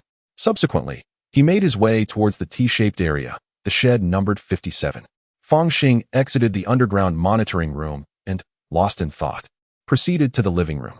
Almost as soon as he arrived, a knock resounded at the door. Knock, knock. The sound was neither hurried nor slow, suggesting that the visitor possessed considerable confidence. Who is it? Fang Xing inquired deliberately. An old acquaintance has come. I hope for a moment of your time, fellow Taoist.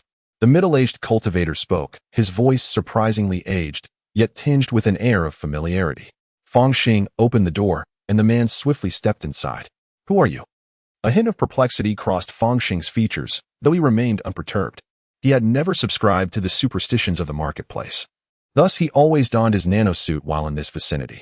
Moreover, when a cultivator encounters a martial artist in close quarters, the latter has never been the source of concern. The middle-aged cultivator smiled faintly upon hearing this and brushed his hand across his face. A layer of azure light flickered, and in an instant, his visage transformed, settling into that of an aged countenance. It is you, Chun-Yi, Fang Xing exclaimed, astonishment etched across his features. I have only met fellow Taoist once. What brings you to seek me? Sighing, Chun-Yi replied, in the past, at 5 Scorpion Valley, a moment's folly led me to sever ties with my sworn brothers.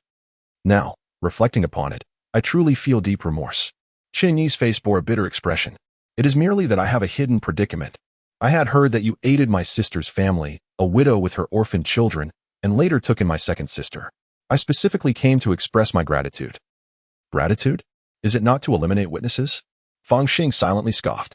Yet, he keenly sensed that Chun-Yi seemed more perilous than before. He was not a cultivator and lacked the ability to clearly perceive the levels of another's cultivation. His instincts as a martial artist were all he had. Nonetheless, he trusted his intuition. Isn't Chun-Yi merely a mid-stage Qi refinement cultivator? Even if he has reached the 6th level, he should not evoke a sense of danger. Unless he has recently broken through to the late stage of Qi refinement? A flicker of realization sparked in Fang Xing's mind. This was indeed an astonishing revelation. After all, most cultivators in the marketplace possessed inferior spiritual roots, and some remained ensnared at their bottlenecks for a lifetime. Chun-Yi, having languished for half his life, could only associate with innate martial artists.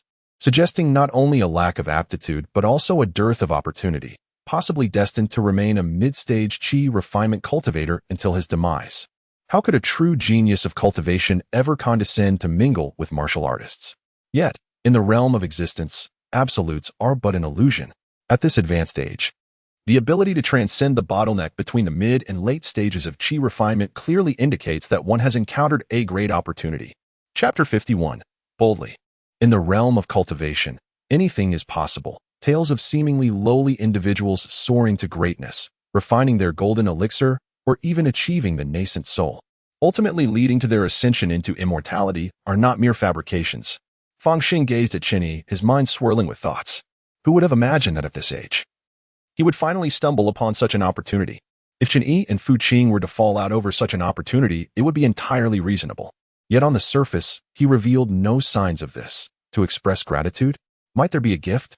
Chen was taken aback, clearly caught off guard by Fang Xing's forthrightness. Fortunately, he was no ordinary individual. Upon hearing this, he paused briefly before breaking into a gentle smile. Of course there is. Whoosh. A flash of light. Fang Xing watched as Chen patted his waist, and a radiant long sword materialized in the living room. This sword measured 3 feet and 3 inches in length, its entire body a deep black, the blade slightly wider than the previous Danqing sword, with dual edges sharpened. Just gazing at it, Fang Xing felt a slight sting in his eyes. A storage bag? You possess a storage bag? Furthermore, could this possibly be a blood-refined artifact?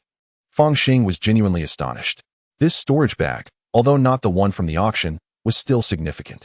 Even the most inferior storage bag would likely be valued at several thousand spirit stones.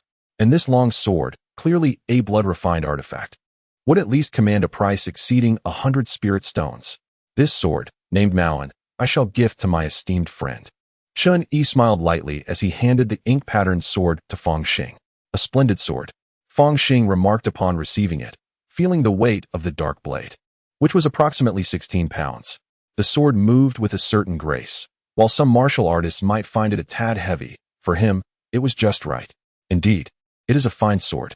Since ancient times, precious swords have been gifted to heroes. I implore you, my friend, to accept it. In the days to come, do take good care of Feiyue. Chen sighed, and in that moment, Fang Xing sensed a hint of sincerity from him. In the martial world, one is often not in control of their own destiny.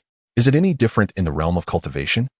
Ultimately, is it not the allure of immortality that binds us? Wait, he deliberately came here to speak with me.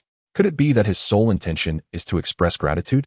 Fang Xing maintained a neutral expression, yet doubt lingered in his heart. Truthfully, had he not been concerned about the potential repercussions of using his laser gun, which might attract the attention of the Qingxian sect's law enforcement and foundational cultivators, he would have been tempted to fire a shot at Chen, demonstrating that the era where late-stage qi practitioners could dismiss martial artists had long since passed.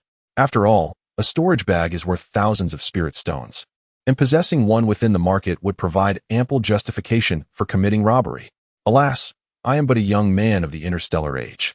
It is not in my nature to resort to violence over greed. The crux of the matter remains, I am gold and jade, whereas he is mere rubble. Why should I lower myself to engage?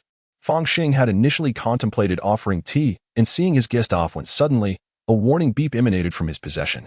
This caused Chen to display a puzzled expression as he observed Fang Xing don a pair of glasses.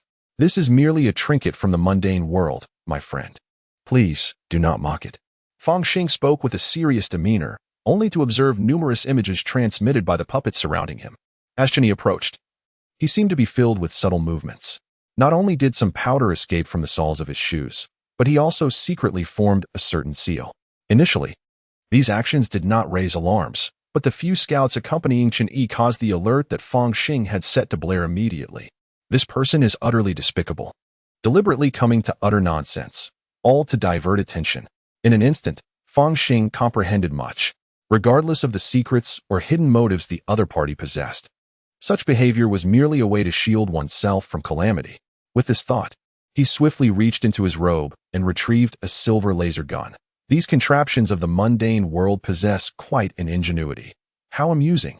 Chen however, appeared somewhat disdainful, a slight smirk playing at the corners of his mouth. Even if this martial artist had discovered something, what of it? He had already ascended to the late stage of qi refinement. In this realm, Even a peak innate martial artist would only be comparable to a mid-stage chi refinement practitioner. Thus, a late-stage practitioner was invincible among martial artists. This young man seemed to possess a certain background, and his strength was not to be underestimated. He could conveniently draw some fire away from Chun-Yi, shielding him from those pursuing. Yet, what he did not anticipate was that this youth appeared to have perceived the flaw. When had he been exposed? Or had the other party never trusted him from the outset? Nevertheless, regardless of this youth's struggles, the outcome would remain unchanged. These mundane contraptions lacked even the slightest fluctuation of magical energy, clearly crafted by mortals. Could mere mortal devices aspire to slay an immortal? It was likely that even the Qing Yuan shield that came with his superior magical robe would struggle to breach. In the next instant, a brilliant flash of light appeared, striking Chun-Yi in the blink of an eye. The radiance of his robe shimmered as the innate protective spell, the Qing Yuan shield, was activated, but alas, it was a moment too late. Bang! Chun-Yi's headless corpse fell to the ground, his robe glimmering with ethereal light, enveloping the lifeless body within a blue shield. Regrettably, it proved utterly ineffective. The robe, having lost its master's magical support, caused the Qing Yuan shield to dissipate instantaneously. Humph! No matter your intricate schemes, I shall overturn the chessboard with a single strike. Whatever your intentions may be, I shall simply end your life. After all, I am but a brash warrior. As for secrets and treasures, Fang Xing was utterly unmoved. He possessed a mountain of riches and had no desire for trifles. Typically, a cultivator's robe is standard attire, especially for those in the mid-stages of Qi training, akin to the protective gear of the Blue Star Federation. Such robes are generally equipped with a protective spell that can be passively activated, greatly enhancing safety. Had I wielded a sword to strike him, even if Chun-Yi had failed to react in time, he would undoubtedly have been shielded by this barrier. It is no wonder that mid-stage cultivators often look down upon warriors. Once a warrior loses the advantage of a sudden close-quarter attack, they indeed struggle to pose any threat to a cultivator. Yet, how swift is the speed of a laser beam? It penetrated Chun-Yi's head before the protective spell of the robe could even activate. Consequently, the robe remained entirely intact, without a single blemish. While Fang Xing contemplated this, his hands moved with remarkable speed. After donning the gloves, he swiftly stripped Chun-Yi of his robe and expertly began to search the corpse. From the waist, he produced a dusty, inconspicuous storage pouch. In addition, there was a pair of ethereal boots, crafted from the hide of an unknown beast. Their surface adorned with shimmering runes, unmistakably not of mundane origin. Having scoured these items, Fang Xing's expression turned grave as he gazed at a large hole in the ceiling. The aftermath of the earlier laser gun's devastation. This old fool continues to trouble me, even in death. He hastened to the basement, commanding the majority of the puppets to relocate to the temporary camp, while tearing apart several fireball talismans, reducing all items from the Interstellar era to ashes. Above, a few yellow birds surged in speed, chasing a spirit bird, akin to hawks pursuing their prey, and swiftly tore it apart. After completing all this, Fang Xing, with his bundle slung over his back, calmly exited his abode. In his hand, he held the ink-patterned sword recently gifted by Chun-Yi. Although he had yet to refine this blood-refined artifact, its inherent sharpness marked it as a rare and formidable weapon. Following the guidance of the surveillance, Fang Xing directly approached a middle-aged man leaning against the wall, who appeared to be a rogue. "What do you want?" The man's expression shifted, and he reached into his bosom. In the next moment, clang, a flash of ink light erupted, and the sword sang forth. The middle-aged man's demeanor faltered. His motion to cast a talisman suddenly slowed, and an unexpected softness flickered in his eyes. He then lowered his gaze, only to find the sword's tip embedded in his neck. The ink-patterned sword is exceedingly sharp, yet the blade tip that has pierced his neck remains perfectly poised, neither excessive nor lacking, indicating an extraordinary mastery over force. After dispatching a scout, Fang Xing swiftly moved toward another location. There, a cultivator, seemingly a peddler with a shoulder pole, visibly paled. A glimmer of light flashed beneath his coarse robe, and a vast expanse of earthy yellow brilliance surged forth, manifesting as a spherical shield to protect his entire being. Indeed, my response was too slow. It pales in comparison to the swiftness of a laser. Fang Xing sighed, and with a series of rapid thrusts, he struck the earthy yellow shield thrice. The fabric of the cultivator's robe, evidently of inferior quality, offered less protection than Chun-Yi's azure shield. Upon being pierced by the ink-patterned sword, the earthy yellow radiance rippled like water. How could the cultivator, accustomed to mundane defenses, withstand such exquisite yet ruthlessly ferocious swordsmanship? Trembling, he fumbled for his magical artifact. In the next moment, Fang Xing flicked the sword with his fingers. As the blade sang, the cultivator's expression turned dazed, a tear trickled down his cheek, and the flying knife he held fell to the ground. In his final moments, he caught a glimpse of a figure retrieving his artifact and departing without a backward glance. After eliminating the observer, Fang Xing continued onward to shed number 66 in the E district. What brings you here, young master? Hua Feiyue opened the door, and upon seeing Fang Xing, her eyes sparkled with amusement as she chuckled. Could it be that you still wish for me to accompany you in practicing that 7 emotions technique? Ahem. There are pressing matters at hand. Fang Xing cleared his throat and swiftly entered the dwelling. He glanced around the interior and nodded in satisfaction. With surveillance in place, this woman has yet to betray herself, rendering her somewhat trustworthy. What could be the matter? Hua Feiyue's expression grew serious as she sensed an air of menace emanating from the young gentleman. Chun Yi had just approached me, requesting that I look after you. Yet, in truth, he seeks to divert blame. Fang Xing scoffed coldly, stating, I have already dispatched this individual and will soon depart from the market. You should find a place to hide and spread a particular message. What message? Hua Feiyue inquired, her face a mask of shock and confusion, unable to comprehend the sudden turn of events. Within the confines of Wuxia Valley, a significant opportunity has emerged, Fang Xing continued, revealing that Chun Yi had clashed with the Black Tiger Gang, leading to a deadly feud. With a sardonic laugh, Fang Xing prepared to escalate matters. The situation in Wuxia Valley remained shrouded in mystery even for Hua Feiyue and her companions. He was merely speculating that a major opportunity for cultivators had arisen, with only a 40 to 50% chance of truth. However, it mattered little to him. Since Chun Yi sought to frame him, he would simply spread rumors. He aimed to transform what was once known only to Chun Yi and the Black Tiger Gang into common knowledge, hoping to escalate the matter to the Qingxian sect. Do you have any reliable cultivators at your disposal? Fang Xing inquired once more. Hua Feiyue hesitated before resolutely responding. There is a rogue cultivator named Han Qingyun, at the 2nd level of Qi refinement. Observing the prosperous trade here, he wishes to collaborate with me. I have had dealings with him before and find him generally trustworthy. Although she was uncertain of Chun Yi's true intentions, it was evident that he had aimed to attract the attention of powerful factions during the auction. Fang Xing gave a gentle push, adding fuel to the fire. After all, he was well aware of the temperament of the cultivators in the market, greedy hyenas. Once they caught a whiff of opportunity, they would undoubtedly swarm like a mob. At that moment, chaos would ensue in the market. For many insignificant figures, it is amidst chaos that opportunities arise. Chapter 52, Bureau of Prevention and Control, Chuying Star. Happy Home Community. With a flash of silver light, Fang Xing appeared, bearing a long sword on his back, the end of the sheath still clutching a package. Only then did he exhale deeply, his mind turning to the spoils of his conquest. Spirit stones and miscellaneous items aside, he possessed a storage bag, a blood-refined magical artifact, a low-grade flying knife, and a superior-grade robe. That cursed Chun Yi. Even the gold coins he dropped were far from satisfying. Fortunately, you are dead, yet even in death, I shall not let you off the hook. If Hua Feiyue and her companions fail to perform adequately, I shall deploy drones to post notices.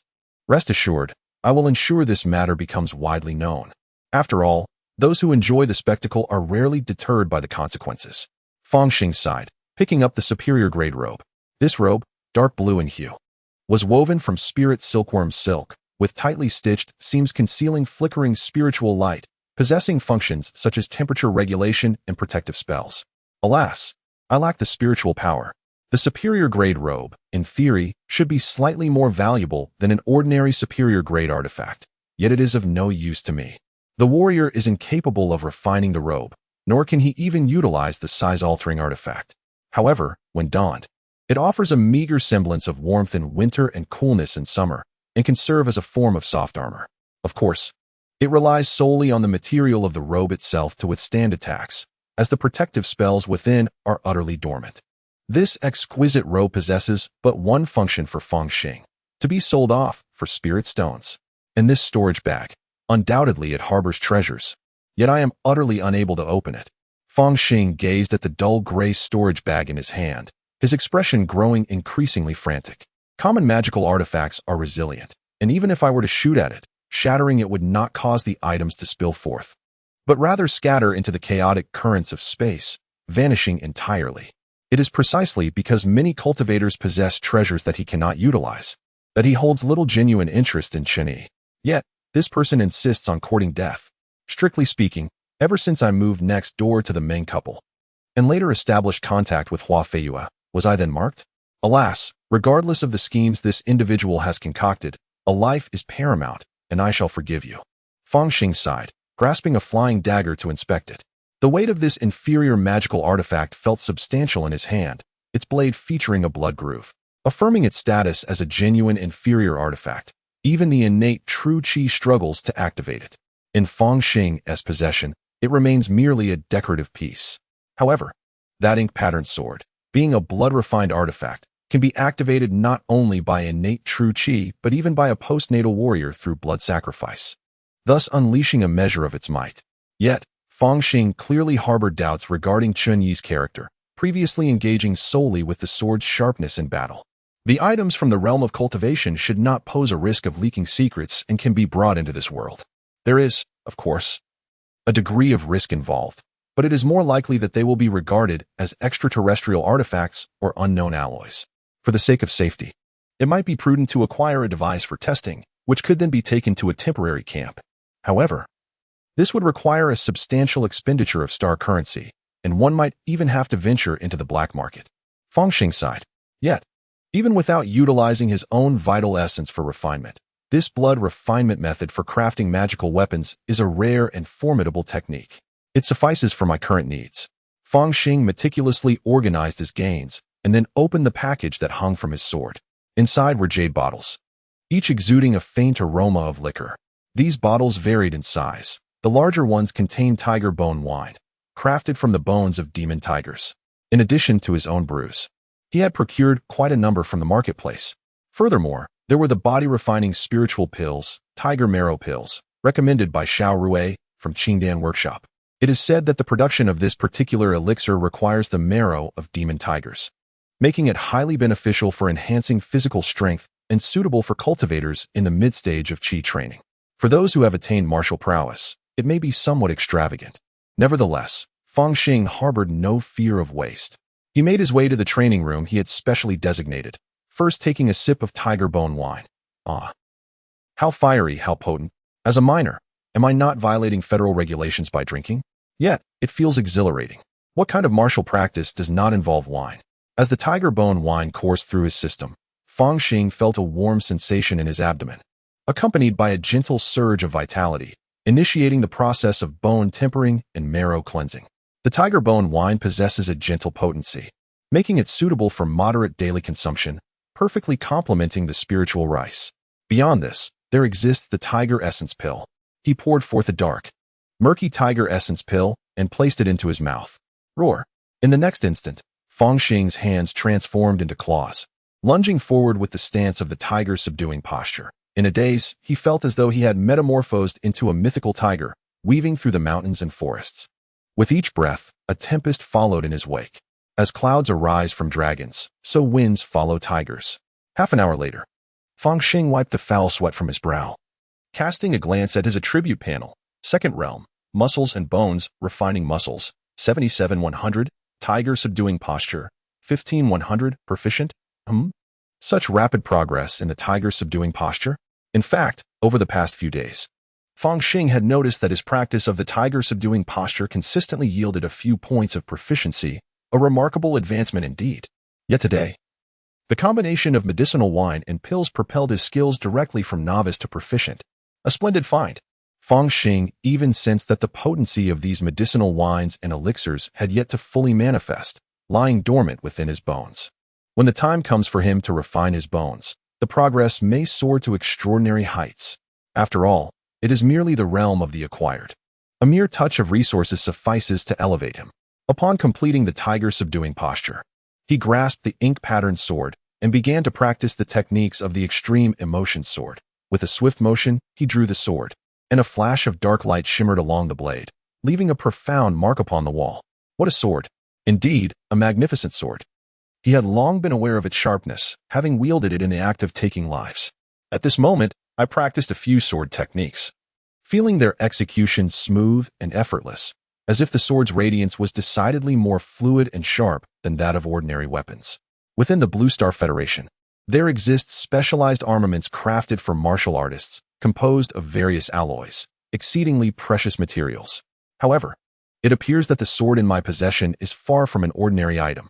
Should its true nature be revealed, it would likely be mistaken for contraband from another planet. After all, even in the interstellar era, not everyone is preoccupied with notions of time travel. When faced with situations, individuals tend to make judgments based on their own experiences and knowledge. The material of the sword remains ambiguous. It would probably be classified as a unique metal from another world, and its forging techniques could be attributed to some alien technology. In the vast expanse of the universe, with its myriad of bizarre races, such misunderstandings are quite plausible. Nevertheless, I must refrain from drawing too much attention. After all, the origins of this sword are quite difficult to explain. Fang Xing caressed the sword, letting out a slight sigh. Friend Chun, how ungracious of you. Why not bestow upon me a blade of blood-refined artifact grade? Occasionally, he would visit the illustrious Jiang residence to spar with Gu Yun. I must admit, martial prowess necessitates practical experience for advancement. Gu Yun, who bears some similarities to him, is nevertheless somewhat inferior in every aspect, making for an excellent target. On this particular day, Fang Xing stood side by side with Gu Yun before a towering, silver-white edifice that seemed entirely composed of metal, devoid of any seams or door frames or windows. Is this the Bureau of Prevention and Control? Fang Xing cast a glance at the silvery white edifice, feeling a sense of solemnity within. The Bureau of Prevention and Control is a formidable entity within the Blue Star Federation, with branches established on every planet and within every city. It can be said that any encounters ordinary individuals may have with extraterrestrial malevolence fall under their jurisdiction. Today marks the inaugural day of our off-campus internship, and Aunt Bai will be here to pick us up. Gu Yun dialed a contact, and before long, Fang Xing noticed that the silvery metallic wall ahead seemed to melt away, revealing a circular doorway. Through this portal, an array of further arched entrances appeared, resembling a layered pastry stacked upon one another. From within the overlapping doorways, a professional woman emerged with a measured grace. She appeared to be in her 30s, adorned with gold-rimmed spectacles, and her delicate features bore a serious expression. Only when she spotted Gu Yun did a hint of a smile grace her face. Xiao Yun, you've arrived? Aunt Bai, hello. This is my classmate Fang Xing. Gu Yun and Fang Xing promptly greeted her. Out of the corner of his eye, Fang Xing caught sight of the nameplate on Aunt Bai's chest. Department of Faith Theory, by Xiling. Very well, please follow me, Bai Xiling said, adjusting her glasses as she strode forward in her high heels. Fang Xing followed Gu Yun, stepping into the silvery building. Each door here corresponds to a known extraterrestrial malevolence. Should you possess any items related to such entities or carry any form of contamination, an alarm will sound immediately. Bai Xiling's voice resonated through the space. A flicker of thought crossed Fang Xing's mind. In a bid for caution, he had dispatched all talismans and inked swords to another realm prior to his arrival today. He could not help but wonder whether their presence might have incited some unforeseen reaction. After traversing through a series of silver-white metallic arches, Fang Xing and Gu Yun arrived at a grand hall. Above them, a high-tech projection depicted a serene sky adorned with fluffy clouds, while a multitude of staff bustled about, exuding an air of remarkable diligence. Is this the Bureau of Prevention and Control? Gu Yun murmured, just as a hand unexpectedly rested upon her shoulder. Little sister, are you the daughter of Gurun Wang? Chapter 53, Dream. Jing Xia? Is that really her? Fang Xing was taken aback by Jing Xia's sudden appearance. Her hand placed on Gu Yun's shoulder, yet he felt as though a heavy burden had finally been lifted from his heart. Indeed, this woman is affiliated with the Bureau of Prevention and Control, and she never forgets to bring her canine companion along. He couldn't help but internally scoff at the sight of the bully dog perched beside Jing Xia. Gu Yun is an intern from our Department of Theoretical Beliefs. She has no ties to your operations department.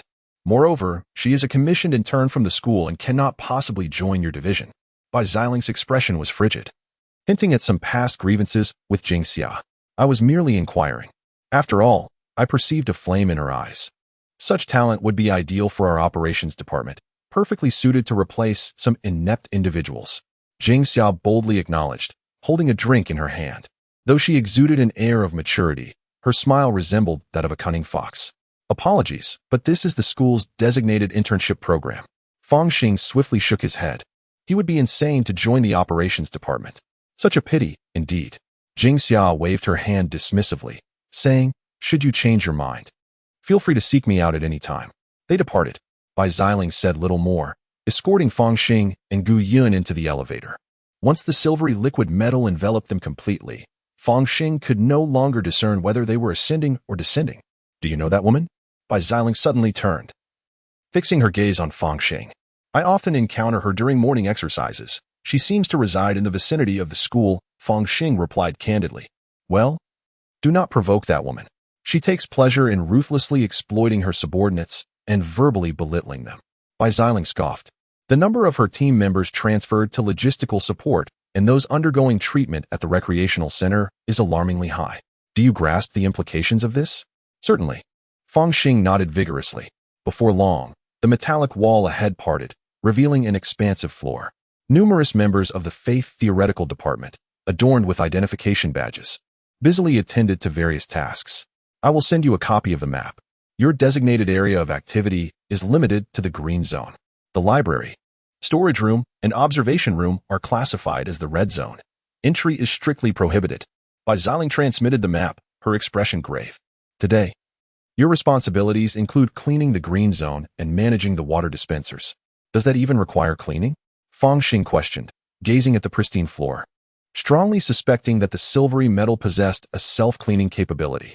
Indeed, the entire edifice seemed to embody a metallic life form. Indeed, have we come here so brazenly to indulge in idleness? What other issues are there? Sensing Fang Xing's gaze, Bai Ling adjusted her glasses. What is our daily wage? Fang Xing inquired. Then I have no further issues. Fang Xing nodded and made her way to the water cooler, plopping down on a nearby chair. Very well. A faint smile graced Bai Xiling's face. Xiao Yun, you can come to me for anything while you're here. After Bai Xiling departed, Gu Yun's expression darkened as she watched her retreating figure. She had hoped that, despite the arrangements, she would at least be allowed to engage with something meaningful. Sitting beside Fang Xing, Gu Yun's eyes lost their focus. Fang Xing understood that her willingness to accept this internship stemmed largely from her desire to immerse herself in her father's work environment, to gain insight, and then seek vengeance. If given the freedom to choose, she would undoubtedly join Jing Xia's operations department. Alas, such a possibility was utterly unattainable. Here, have a glass of water. Fang Xing, lacking any intention to offer comfort, poured a glass of water for Gu Yun, then filled one for himself. After taking a sip, he felt something amiss. It seemed that the water contained some form of psychoactive substance. It is indeed a different sort of influence, one that can bring tranquility to the mind. For the members of the Faith Theory Department, personal mental stability is the paramount criterion, necessitating daily assessments. Gu Yun, however, seems to possess greater knowledge, downing the water from her cup in one gulp. For us, who cultivate A-level martial arts, this pure water holds a certain efficacy, serving as a form of workplace benefit. Yet it pales in comparison to the tranquil mind pill. Fang Xing muses silently, arriving at a conclusion. As the sun sets in the west, he bids farewell. The Internal Prevention Bureau is under absolute vigilance. Attempting to engage in any clandestine activities is nothing but a fool's errand, destined to reveal oneself. As for seeking personal gain within the Faith Theory Department, Fang Xing scoffs at the notion after observing for a day the materials he wishes to examine regarding the malevolent deities and even suspected tomes of these dark entities are securely housed in designated rooms, awaiting scrutiny and review by department members. Moreover, for certain highly classified dark texts, multiple researchers must apply and secure authorization from both the minister and the vice minister before any reading or study can commence. All research must be conducted within specially fortified chambers, with not a single page permitted to be removed. After so many years of operation, the Faith Theory Department is rife with surveillance. Even our own personnel must undergo mental state and contamination checks when departing. How could there be any loopholes for me to exploit? If there were, it would surely be a trap. Fang Xing reflects on his experiences, having gained insight into the identity of Jing Xia, noting her considerable salary. He suddenly raises his head, his gaze fixed upon the expanse of the orange-red sky. An inexplicable sensation of being watched washes over him. As he contemplated this, he quickened his pace, vanishing at the end of the street.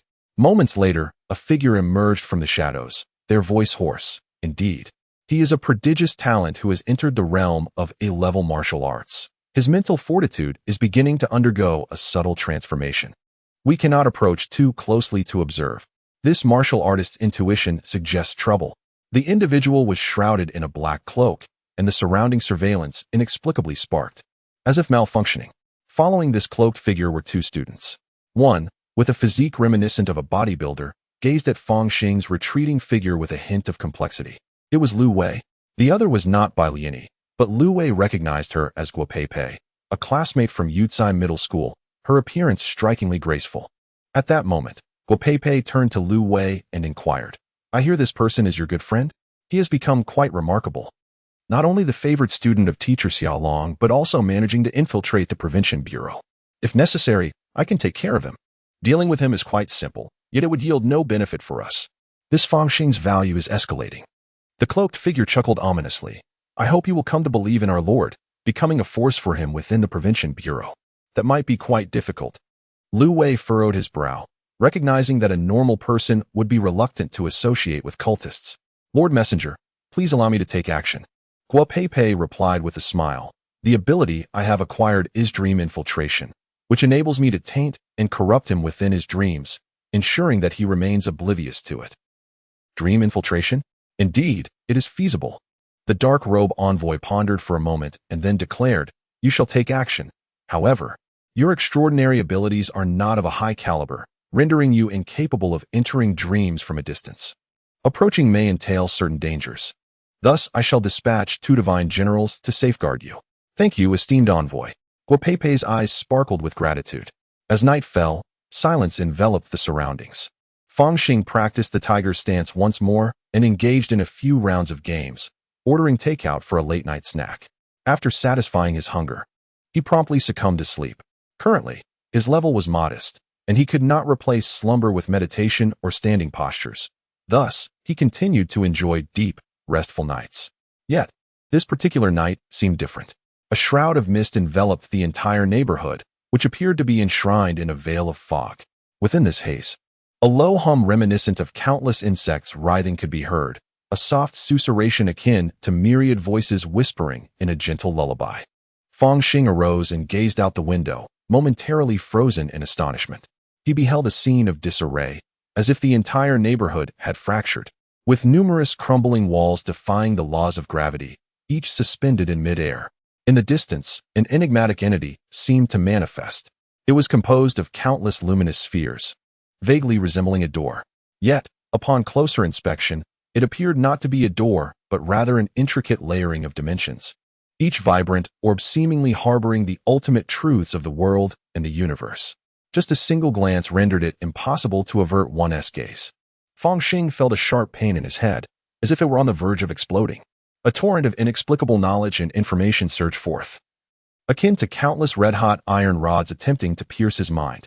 Could this be an outer realm malevolent deity? No, that is incorrect. If it were genuine, I would have perished long ago, unable even to contemplate. This is a fade, a mere imitation. In the next moment, veins bulged upon Fang Xing's forehead, his expression resembling that of a vengeful spirit. "Even if it were a specter, I shall cleave it in twain." He fashioned his hand into a blade and struck fiercely at the peculiar luminous portal. "The blade of the specter shall sever the spirit." An astonishing flash of light surged skyward, traversing a distance of several miles, and shattered the extraordinary door with a single blow. Countless wisps of mist dispersed, seemingly accompanied by the faint echo of a woman's anguished cry. Within the confines of the bedroom, Fang Xing sprang to his feet, his right hand grasping the ink-patterned sword.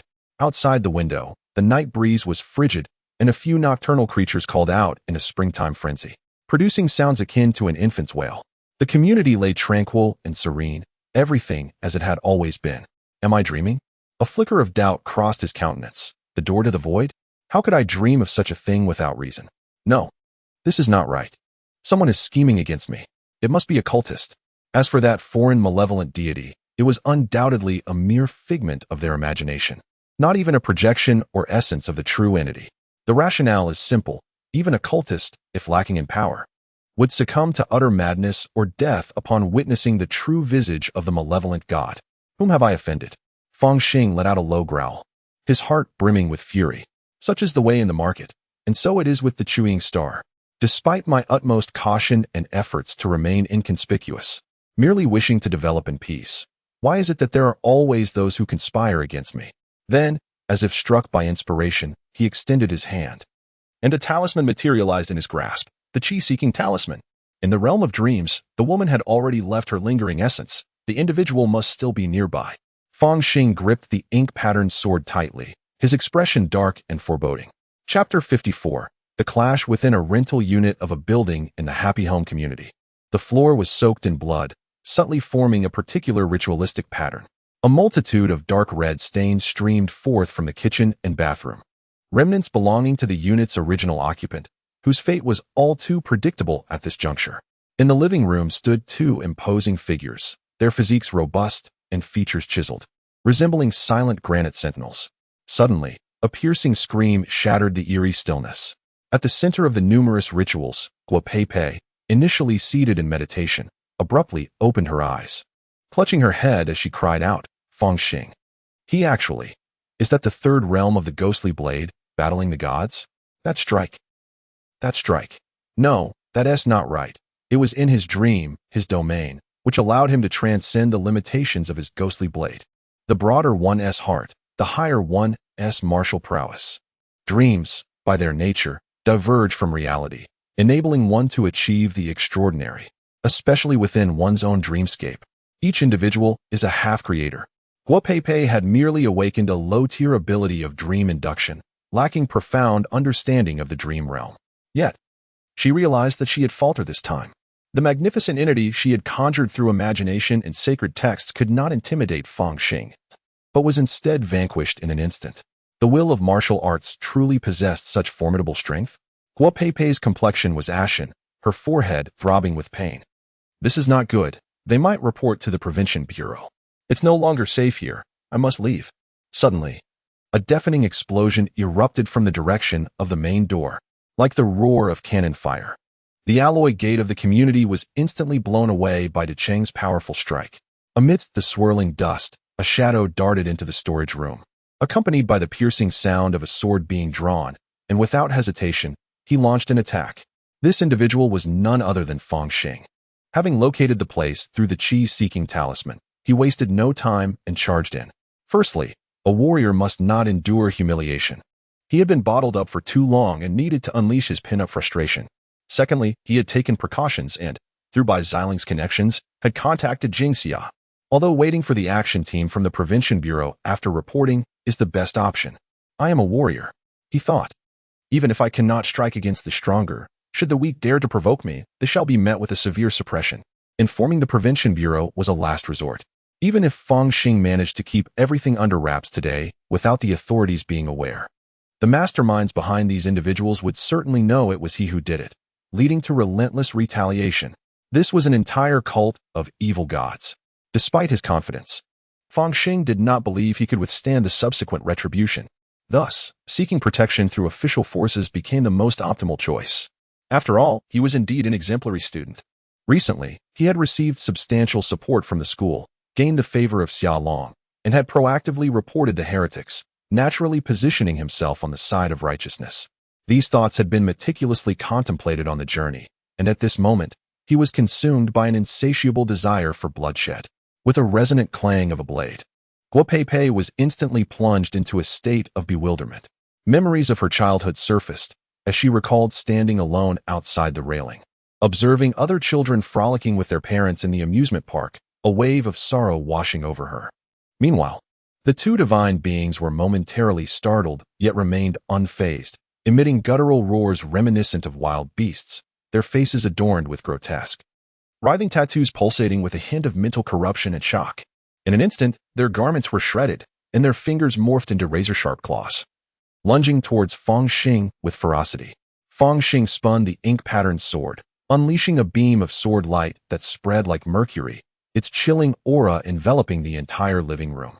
With a swift thrust, the two beast-like cultists, brimming with confidence in their physical prowess, extended their claws to seize the sword's edge. Fang Xing, however, showed no mercy. The radiant blade cleaved through their claws as if they were mere tofu. The momentum of the ink-patterned sword did not wane as it swept across the neck of one divine being. With a sickening thud, a head was severed and fell to the ground with a heavy thump. Witnessing this, the other divine being was overtaken by fear, letting out a piercing howl as it dashed towards the window. Yet, in the blink of an eye, Fang Xing was upon it, driving his sword through its heart. With a resounding kick, Fang Xing sent the lifeless body crashing against the wall, where it slowly slumped down. No, please don't kill me. Guo Peipei's voice quivered as she beheld the scene unfold before her. She could never have imagined that Fang Xing would be so formidable. Rest assured, I shall not take your life, Fang Xing said with a gentle smile, gazing out the window. Suddenly, a loud bark pierced the air as a hulking demon dog with monstrous wings burst through the window, brazenly invading the space. Upon spotting the two divine generals sprawled on the ground, a distinctly bewildered expression appeared on the dog's face. In the next moment, a shadow glided in on a hovering skateboard through the shattered window. Jing Xia, clad in a sleek black uniform that accentuated her alluring figure, cast a glance at the blood ritual on the floor, her face instantly contorted in disgust. Indeed, followers of the dark deity. And two divine generals? You dealt with them? Yes, they attacked me with dream-based powers. Upon regaining consciousness, I followed an instinctual pull to find this place. Oh, it seems you possess mental attributes. You might one day transition into a profession akin to a mentalist. Jing Xia nodded and swiftly unleashed a bolt of electricity. In an instant, Guo Peipei's eyes rolled back as she collapsed to the ground, frothing at the mouth. Such followers of the dark deity could cause significant chaos if they remained conscious. Thus, rendering them unconscious upon capture was the most prudent course of action. Jing Xia explained, then disdainfully kicked at the corpses on the ground. Divine generals? It appears they are from the Disciple Society. To have subdued them, you must possess considerable strength, little brother. You ought to join the action department. Divine generals? Fang Xing expressed his confusion. The disciples of the sect often find themselves as mere pawns, primarily due to their consumption of the so-called divine blood, which is, in truth, the mutated blood of the malevolent deities. These individuals exhibit characteristics akin to half-servants, already tainted by a slight degree of mental corruption. Even if one has mastered an A-grade martial art, it would be prudent to undergo an examination. After inspecting his wound, Jiang Xia contemplatively regarded the longsword in Fang Xing's hand. Young brother, you possess a fine sword. Indeed. Fang Xing had prepared for the eventual revelation of the Mo1 sword, planning to assert that it was acquired from slaying a black market warrior. The Federation's imagination is not so boundless. They would likely assume it to be an extraterrestrial artifact. Once it is determined that there is no contamination from the dark deities, interest in the matter would swiftly wane. As for the technology associated with the artifact, there is a plethora of knowledge that the Federation does not comprehend. After all, numerous technological pathways of extraterrestrial origin diverge significantly from those of the Federation.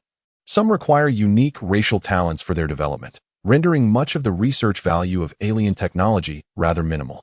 A single sword is hardly of consequence. Even if the Bureau of Prevention and Control insists on confiscation, let them do so. It matters little to me. Moreover, this serves as a test. If the Bureau of Prevention and Control exhibits such a demeanor, then this Federation is hardly worthy of trust. Henceforth, I shall prepare to treat another world as my primary base of operations. However, based on the memories and insights of my predecessor, the likelihood of such occurrences is rather slim. Indeed, this sword is. Just as Fang Xing was about to speak, Jing Xia impatiently waved her hand, stating, Our bureau only concerns itself with matters related to the malevolent deities. Your sword is of no consequence to me. Please refrain from bothering me with trivialities.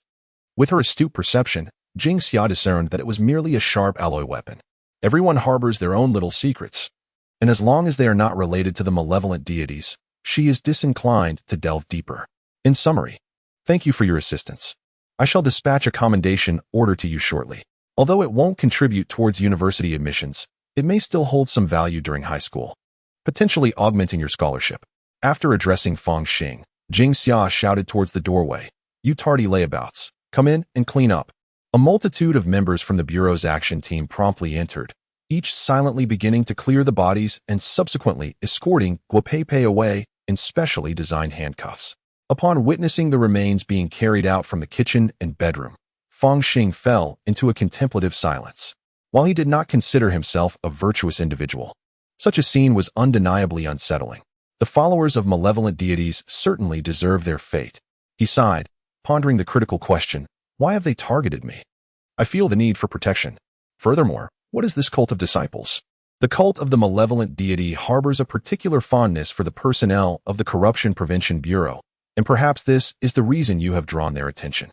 Of course, it may also be due to your exceptional talents. Jingxia confidently patted Fang Xing's shoulder, urging him to relax, young man. Once our official forces take action, the disciples will have no time to trouble you, as they will be preoccupied with their own affairs. As for the information regarding the disciples, I shall send you a copy shortly. Although it is not classified at a high level, do remember to keep it confidential. Chapter 55. The Golden Core Principle. What a lengthy night it has been. Standing by the window of his home, Fang Xing gazed out at the bustling community awakening to the dawn's light and sighed. He truly wished to focus on his own growth. Yet he continually found himself entangled in various predicaments. Ding! At that moment, a message from Jingxia arrived, containing a document marked Read and Destroy. It was evident that this was a one-time document, designed to be obliterated upon perusal. Is there such a level of confidentiality, even for the most superficial information? Fang Xing pondered, nodding as he prepared to read. Just then, Jingxia's second message came through. Guopei had been silenced during transport. Silenced. Fang Xing's pupils constricted slightly, unconsciously mimicking Jingxia's catchphrase. Is the Corruption Prevention Bureau truly a gathering of incompetents? How could they allow such a thing to happen? Or perhaps they have already succumbed to corruption. He fell silent for a moment, finally beginning to peruse the materials provided by Jingxia, the Astrological Society, which venerates the otherworldly malevolent deity Star Devourer, Kegyatrum. How bizarre, even the deceased overlords have their adherents. Fang Xing felt a sense of incredulity as he continued reading. They hold the belief that the great Kegyatrum has not perished, but rather lies in a peculiar slumber, hoping to awaken him through various means.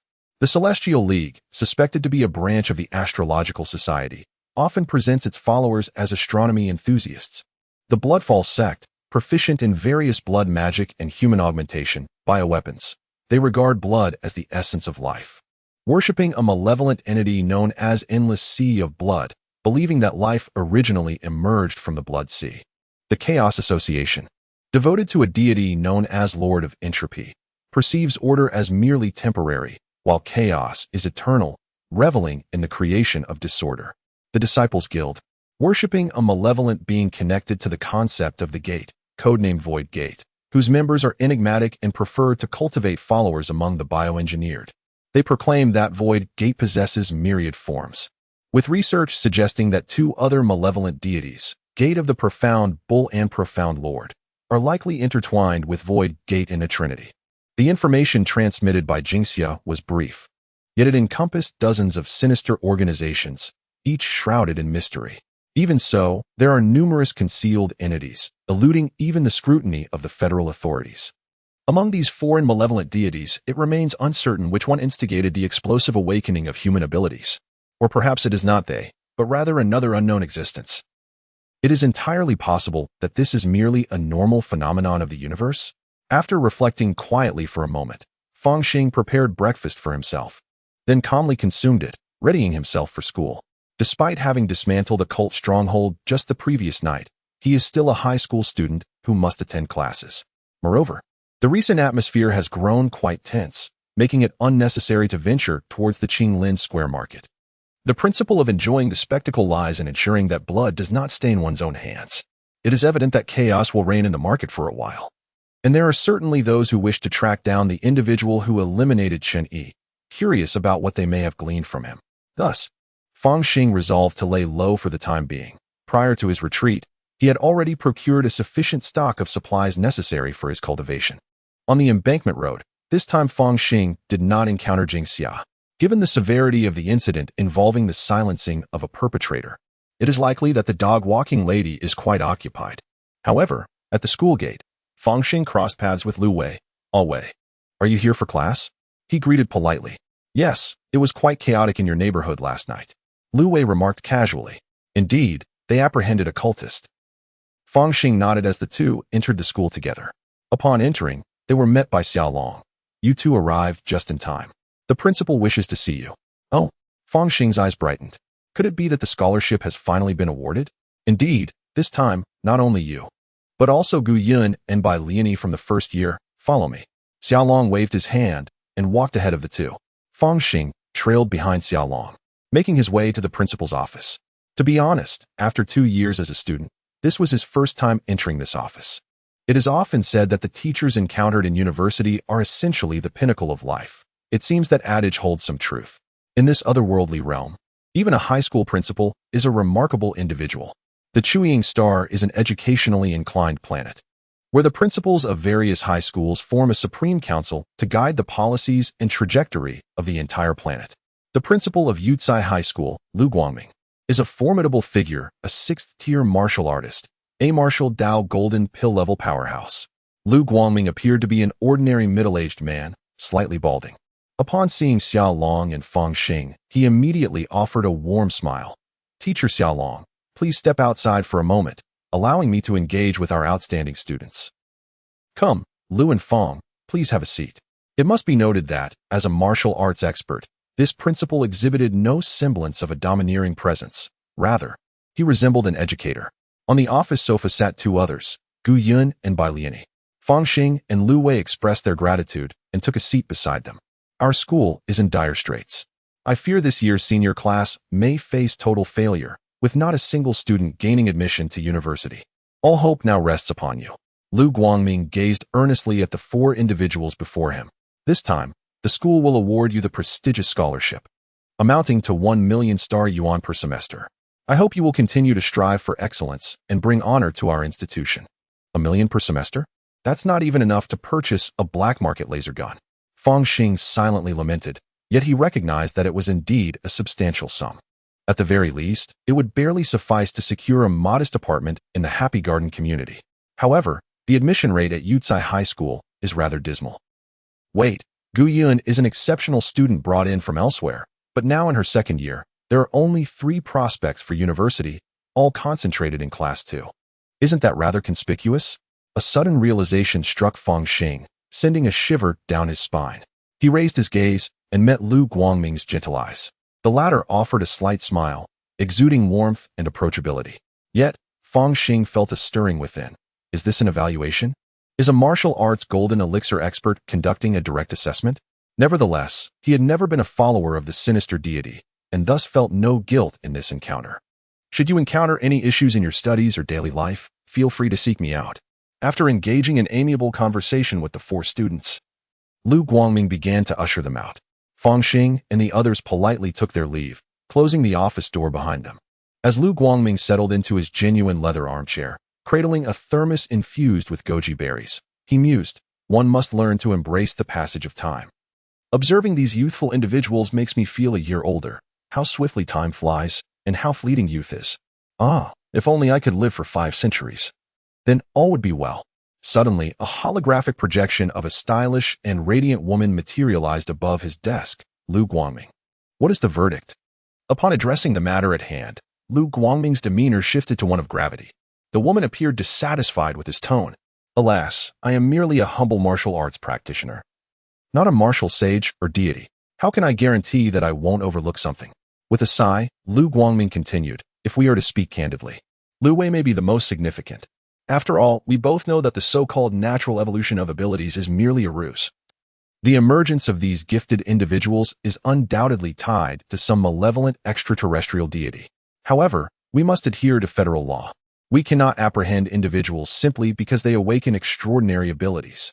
That would only dishearten our own, the woman replied. Therefore, I shall keep a watchful eye on them. Besides, isn't your bureau also monitoring this situation? Lu Guangming took another sip from his thermos, adopting a leisurely and comfortable posture. With your presence, I, old Lu, can afford to be a tad indulgent. Who would have thought that this time it would be a special scholarship? Bai Liani remarked as they exited the office. Indeed.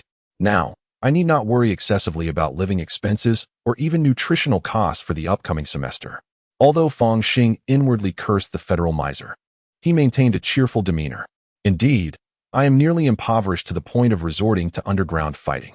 Lu Wei chimed in, noting that the breakthrough of martial artists is naturally swifter than that of cultivators, even for cultivators in the qi refining stage. It is commonplace to endure years of arduous training to elevate their foundational techniques by a single tier. Some may find themselves ensnared in the bottleneck between the early and mid stages, or even from mid to late stages, for decades on end. In contrast, martial artists experience breakthroughs at a much quicker pace. At Yutsai High School, at least half of the students are able to ascend to the second realm of martial arts by the time they graduate. Furthermore, those who gain admission to university have an almost guaranteed success rate of becoming certified professionals upon graduation. Provided the resources are adequate, one can progress at an astonishing rate, rendering the journey hardly a challenge. Upon hearing Lu Wei's lament about his financial struggles, Fang Xing could not help but cast a sidelong glance at his former playmate. If he truly lacked funds, he might as well come and be my sparring partner. Gu Yun gazed at Lu Wei, her eyes alight with a hint of competitive spirit. She had not anticipated that the two random targets she had chosen years ago would turn out to be such exceptionally talented students.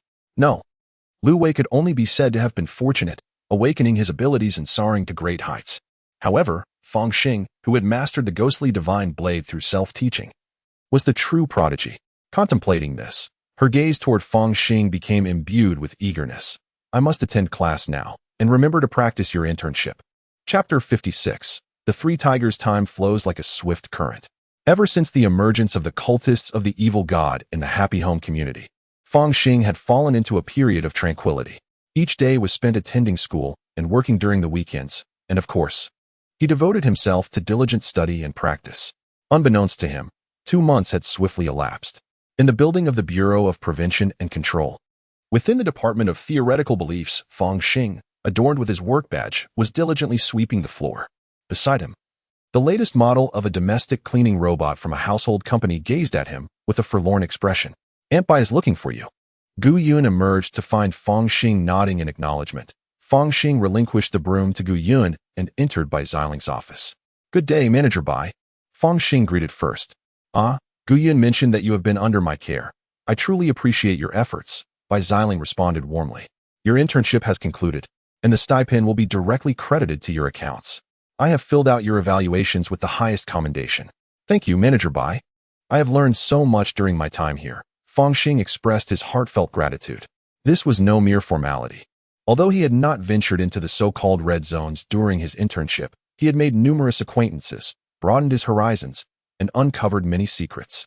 For instance, he learned how to evade surveillance in Maple Leaf City, how to respond to inspections conducted by the Bureau of Prevention and Control, and how to disguise and mask the presence of forbidden artifacts. In truth, the actions taken by Xia during the last incident had instilled in him a modicum of trust towards the Federation. He even contemplated whether to bring some otherworldly items for appraisal. After all, the identification of various peculiar objects was fundamentally part of the Department of Theoretical Beliefs' responsibilities. Nevertheless, Fang Xing ultimately resolved to exercise patience for the time being. After all, it is prudent to be prepared for any eventuality. Although the items related to cultivation are likely to be classified as extraterrestrial artifacts, they require a special energy for activation, rendering them essentially worthless. But what if there are cultivators in this vicinity as well? To err on the side of caution, it would be wise to have Gu Yun or another member of the Theoretical Faith Department accidentally procure a talisman in the black market, which can then be submitted for examination. This was Fang Xing's subtle probe into the Federation, to ascertain whether they could recognize the uniqueness of cultivation artifacts, or even discern the existence of cultivators. In the Happy Home community, it appears that the protective personnel from the Bureau of Prevention and Control have also departed. Fang Xing rubbed his forehead, then retrieved his keys and entered his room. According to Federation law and the customary practices of the Bureau, even in the name of protection, they would not intrude upon the privacy of those they safeguard. After shutting the door, he glanced at the home guardian talisman affixed to the back of the door. This is a simple yet popular talisman in the cultivation realm, typically employed during seclusion. As long as it is affixed to a wall, it can establish a rudimentary barrier. This barrier is quite fragile. Any external intrusion, even the divine sense of a foundational cultivator, would instantly trigger the talisman's reaction, reducing it to ashes in an instant. Indeed, the home guardian talisman possesses no offensive capabilities, only serving as a warning. Nevertheless, it remains immensely useful to Fang Xing. A single talisman can remain effective for a maximum of 10 days. This one is nearly depleted. Fang Xing replaced it with a new talisman. then proceeded to his bedroom, lay down on the bed, covered himself with the blanket, and concealed his head. Within the sanctuary of his bedroom, a myriad of protective measures naturally abound. It has been quite some time since I visited the temporary camp. In a fleeting thought, Fang Xing has already arrived at the underground cavern of the camp. He first glanced at the system's monitoring logs. The Qinglin market is indeed in turmoil. But this is, according to the surveillance, on the day following Fang Xing's command to spread rumors over 2 months ago. The Qinxian sect's flying vessel set sail once more towards the direction of the 5 Scorpion Valley. Given the swift response of these ancient sects, their actions seem rather hasty. Do they not? Unless, of course, the foundational cultivator stationed at the Qingxian sect harbored pre-existing doubts and suspicions, prompting immediate action upon receiving intelligence. Then, on the 6th day, the chaos in the market intensified, seemingly involving the intervention of foundational cultivators. Gazing down upon the Qinglin market from above, and observing the grand formation fully activated with shadowy figures engaged in combat within the monitoring footage, Fang Xing fell into silence. As for concrete intelligence, it seems I must seek someone to inquire further. With a gentle flick, the ink-patterned sword materialized in his hand. This blood-refined artifact, even without ritualistic crafting, possesses a resilience and sharpness that surpasses anything he has ever encountered. Moreover, the greatest treasure from Chun-Yi, the storage bag, remains in the temporary camp, still unsolvable. Fully equipped, I should face even the most accomplished Qi refinement cultivators without trepidation, should I not? After donning the nano-protective suit, Fang Xing glanced at his attribute panel. Feeling a surge of formidable confidence. Name, Fang Xing. Age, 17. Occupation, warrior. Second realm. Bones and muscles, bone refinement. 51-100. Military body boxing 12 forms. 2200 proficient. Great dragon stance. 198-200 proficient. Tiger subduing stance. 9-200 proficient. Ghostly blade. 2-100 skilled. Extreme emotion sword. 95-100 entry level. Gates of the heavens, charging. 2 months of dedicated training had propelled his progress at an astonishing pace. Moreover, under the guidance of Xia Long, the ghostly blade had advanced more rapidly than the extreme emotion sword. Conversely, the military body boxing 12 forms had stagnated due to minimal practice. The tiger subduing stance had similarly reached a proficient level, thanks to the efficacy of tiger's essence pill and tiger bone wine. Had it not been for the depletion of resources during the later stages of his cultivation, his advancement would have been even swifter. Most crucially, his realm had already broken through to the latter stage of the second realm, initiating the bone refinement process. With an exceptionally solid foundation, he experienced a significant leap immediately upon breaking through, and with a bit more training, his progress would be exponential. Clenching his fist, Fang Xing felt the terrifying strength coursing through his limbs and bones, nodding in satisfaction. I must hasten my breakthrough. A mere postnatal warrior is insignificant in Qinglin market. Just then, he noticed on the surveillance that another group of cultivators had arrived nearby, stirring his interest. Grandfather. Ding Hongxiu's small face appeared disheveled, still marked with traces of blood, as she anxiously gazed at her grandfather. Ding Bushan, clad in a somewhat worn Taoist robe and with a nose reddened by drink, was intently forming hand seals, commanding a low-grade magical artifact, a yellow gourd. Upon receiving the incantation, the gourd swelled several times in size, transforming into a vessel akin to a water tank, encircling the two with a protective barrier. From its spout, numerous water orbs emerged, not only heavy but also imbued with a fragrant aroma of liquor, creating a slightly intoxicating atmosphere upon proximity. Old man, the Black Absolute 3 Tigers, have been watching you for quite some time. Today, you shall not escape. One of the assailants, a burly man in black, sneered. Be wise and accept your fate. Perhaps we might spare your granddaughter's life. Haha, brother, his granddaughter is indeed quite lovely. Why not let me have a taste first? The second tiger leered at Ding Hongxiu, his face betraying his lascivious intent. The grandfather and granddaughter had long profited from the trade of spirit rice, undoubtedly amassing a considerable fortune in spirit stones, which they were determined to extract from them. With this treasure, we could venture into the secret realm. Who knows, perhaps all 3 of us could establish our foundations. The third tiger, tall and slender with an effeminate appearance, displayed little interest in women but was exceedingly avaricious. He wielded a fan-shaped magical artifact, summoning gusts of azure wind to disperse the numerous water orbs, even sweeping away the enticing scent of liquor. Curse it, I should not have been so greedy. Recklessly venturing out of the market.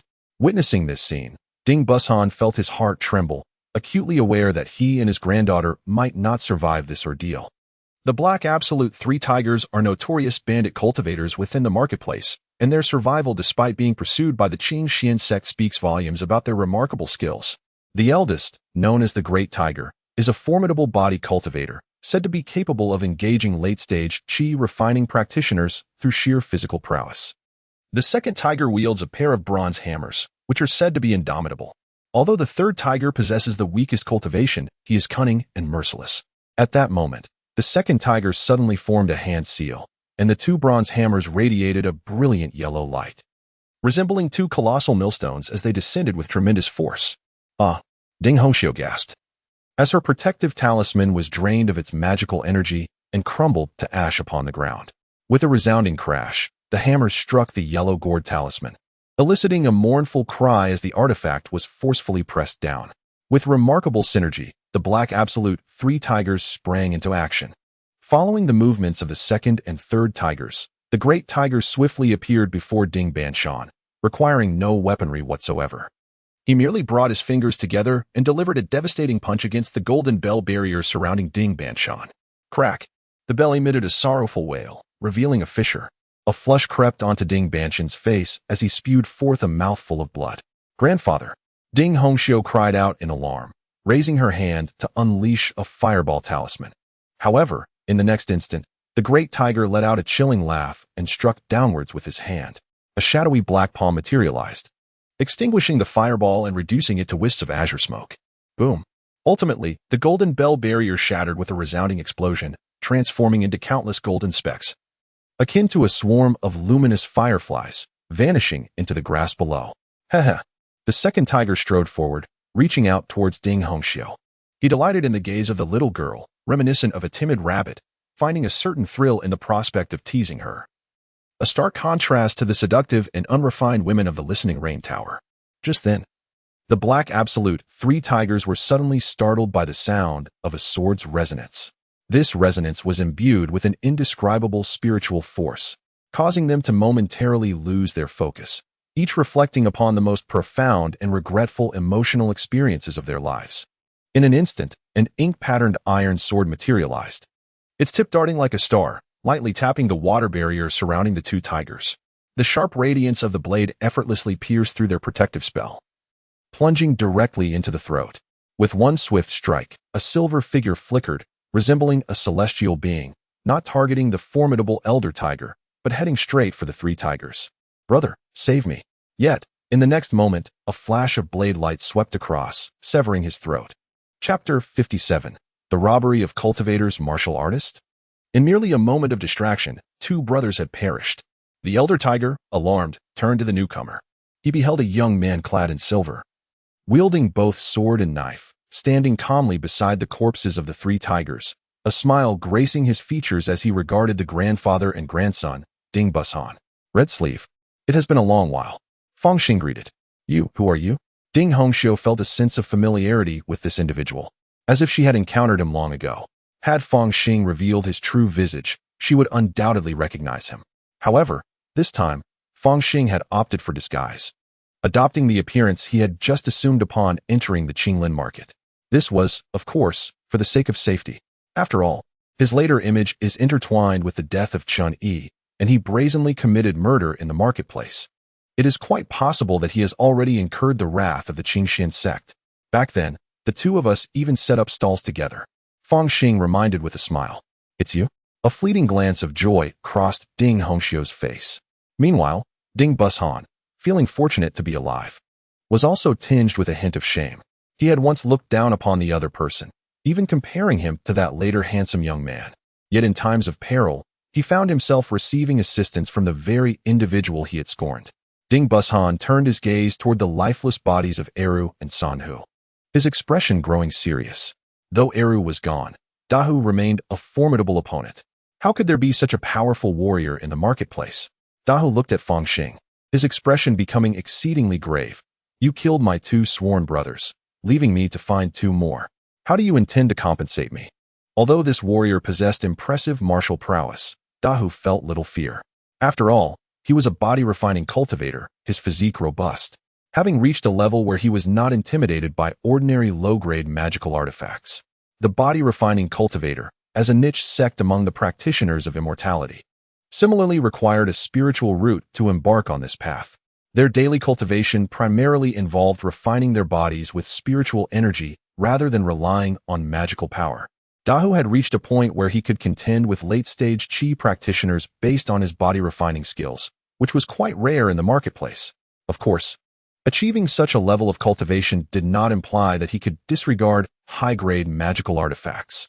If one could ignore high-grade artifacts and withstand them with bare hands, it would nearly equate to being invincible at the Qi stage. In reality, being able to bare-handedly withstand low-grade magical artifacts was already quite commendable. To forge one's physique to the point of being unafraid of magical artifacts, one must at least possess the prowess comparable to a second-tier body refinement cultivator in the foundation establishment stage. Even so, when confronted with attacks from a foundation establishment cultivator's spiritual weapon, a second-tier body refinement practitioner must still exercise caution. Given Dahu's current strength, he can essentially disregard low-grade magical artifacts. However, he must be wary of mid-grade artifacts wielded by practitioners in the mid-Qi refinement stage, ensuring he avoids critical strikes. Should he encounter a formidable opponent from the late Qi refinement stage controlling a high-grade artifact, he would not dare to confront it head-on. Naturally, an ordinary practitioner in the late Qi refinement stage would not survive an assault from a high-grade artifact without adequate defense, yet he would still endure a few blows. Now, faced with a mere martial artist, despite the adversary's apparent prowess, Dahu remains confident in his abilities. In a confrontation against martial artists, he is invincible.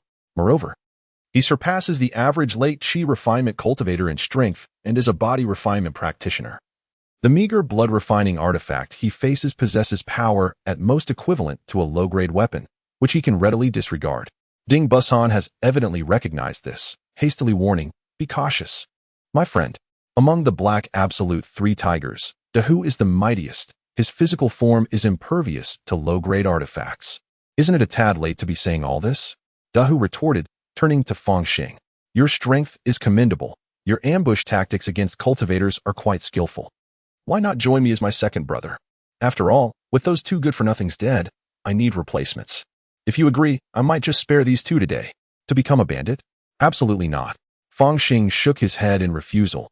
He had come to gain practical combat experience, not to engage in thievery. Toasting without accepting the toast, one invites punishment instead. Believing that mere martial artists, possessing a few esoteric techniques, can challenge cultivators is a grave misjudgment.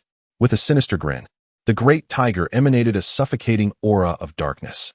This was a manifestation of his body-refining technique, the five-tiger body refinement method, which required the hunting of demon tigers to extract their essence and souls, incorporating them into his own being. When this technique was pushed to its utmost limit, it could even conjure a tiger spirit to guard him, purging malevolent forces and providing protection against mental assaults. Roaring, the swirling dark energy coalesced, subtly morphing into a black tiger that clung to him, augmenting his physique and revealing a pitch-black king character upon his brow. Not only that, the great tiger also produced a calmness talisman and affixed it to himself. As a body cultivator, he possessed magical prowess, allowing him to utilize any item wielded by cultivators without hindrance. After fully activating his technique, he employed a talisman to safeguard his mental state. At this juncture, he was confident that even a fully realized Qi practitioner using specialized artifacts to assault his consciousness would pose no threat to him. "Are you prepared?" The flowing silver robe of Fang Xing danced as his blade and sword suddenly resonated with a thunderous roar. In the blink of an eye, Ding Busan and Ding Hongxiu found themselves entrapped in a state of bewilderment. Yet, astonishingly, the great tiger, merely experiencing a fleeting moment of distraction, quickly regained his focus. With a ferocious roar, the tiger-shaped dark energy encircling him surged forth, launching an assault. Two colossal, shadowy hands of magical energy advanced from both the front and rear, encasing Fang Xing. Had the spiritual influence of the ultimate emotion sword and the ghostly blade diminished against him? Nevertheless, Fang Xing remained composed, his sword and blade weaving in an intricate dance, seamlessly merging the relentless cutting power of no object unslain with the precision of one sword breaking the law. Cleaving through the two gigantic hands of magical energy, and reducing them to mere fragments. Indeed, the essence of A-class martial arts primarily lies in safeguarding one's spirit. And coupled with my lack of proficiency, it is hardly surprising that I cannot influence cultivators of such a caliber.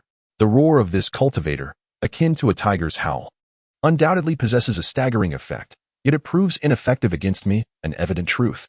After shattering 2 colossal hands of magical energy, he moved with a flash, akin to a dragon twisting through the clouds, encroaching upon the great tiger's 7-foot domain. In the realm of martial artists, within 3 paces, one can topple nations. For Fang Xing, 7 feet is virtually a thought away. In the next moment, the clash of blades resonated. The brilliance of sword and knife intertwined, culminating in a dual assault reminiscent of a dragon and tiger, slicing through the tiger-shaped black mist. The spectral essence of the tiger in the void emitted a mournful cry before dissipating entirely.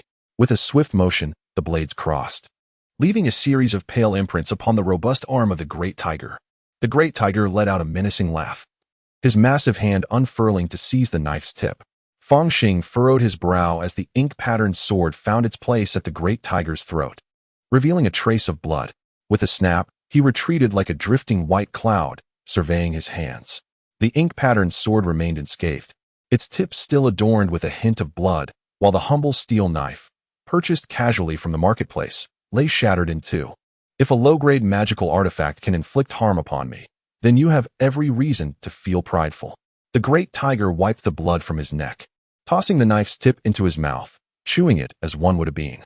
To witness such an act would leave the practitioners of the mundane martial world questioning their very eyes, believing they had encountered a mythic figure of the martial realm. After experiencing Fang Xing's swordplay, the great tiger's grin widened.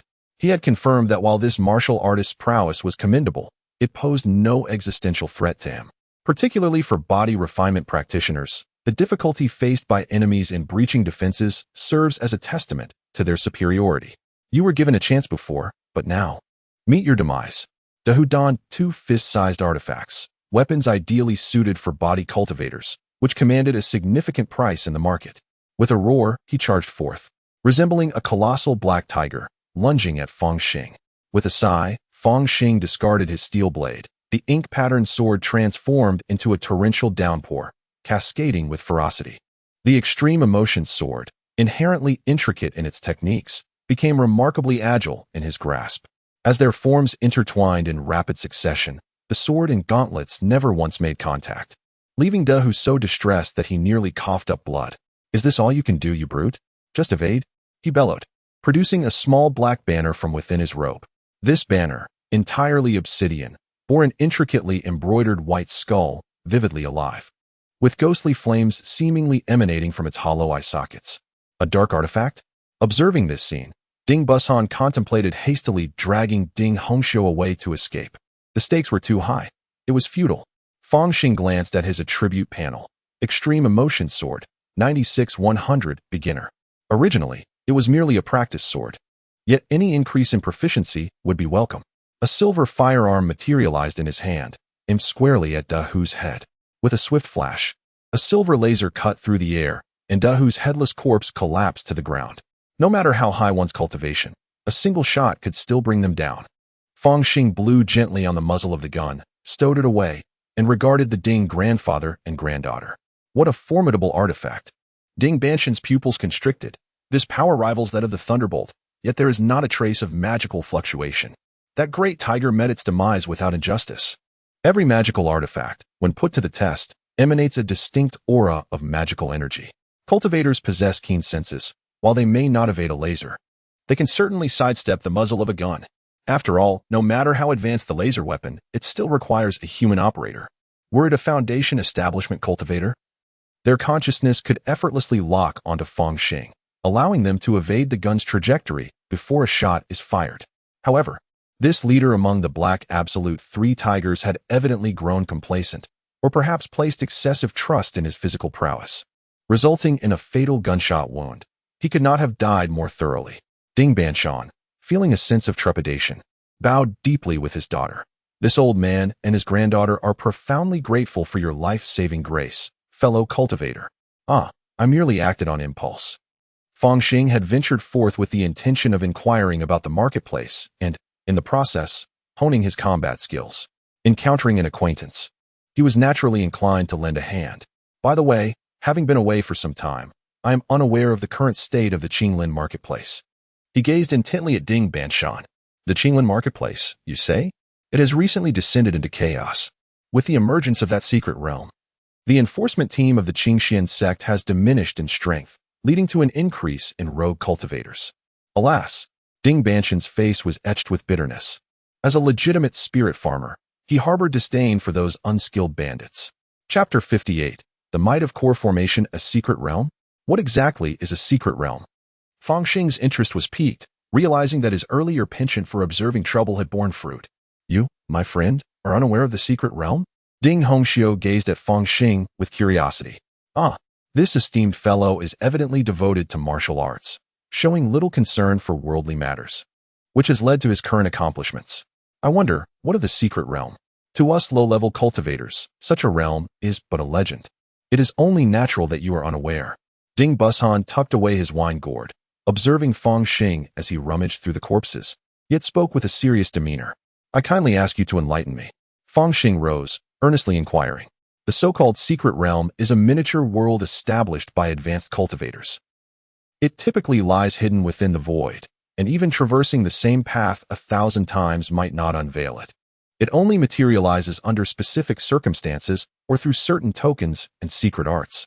Ding Bushan lamented.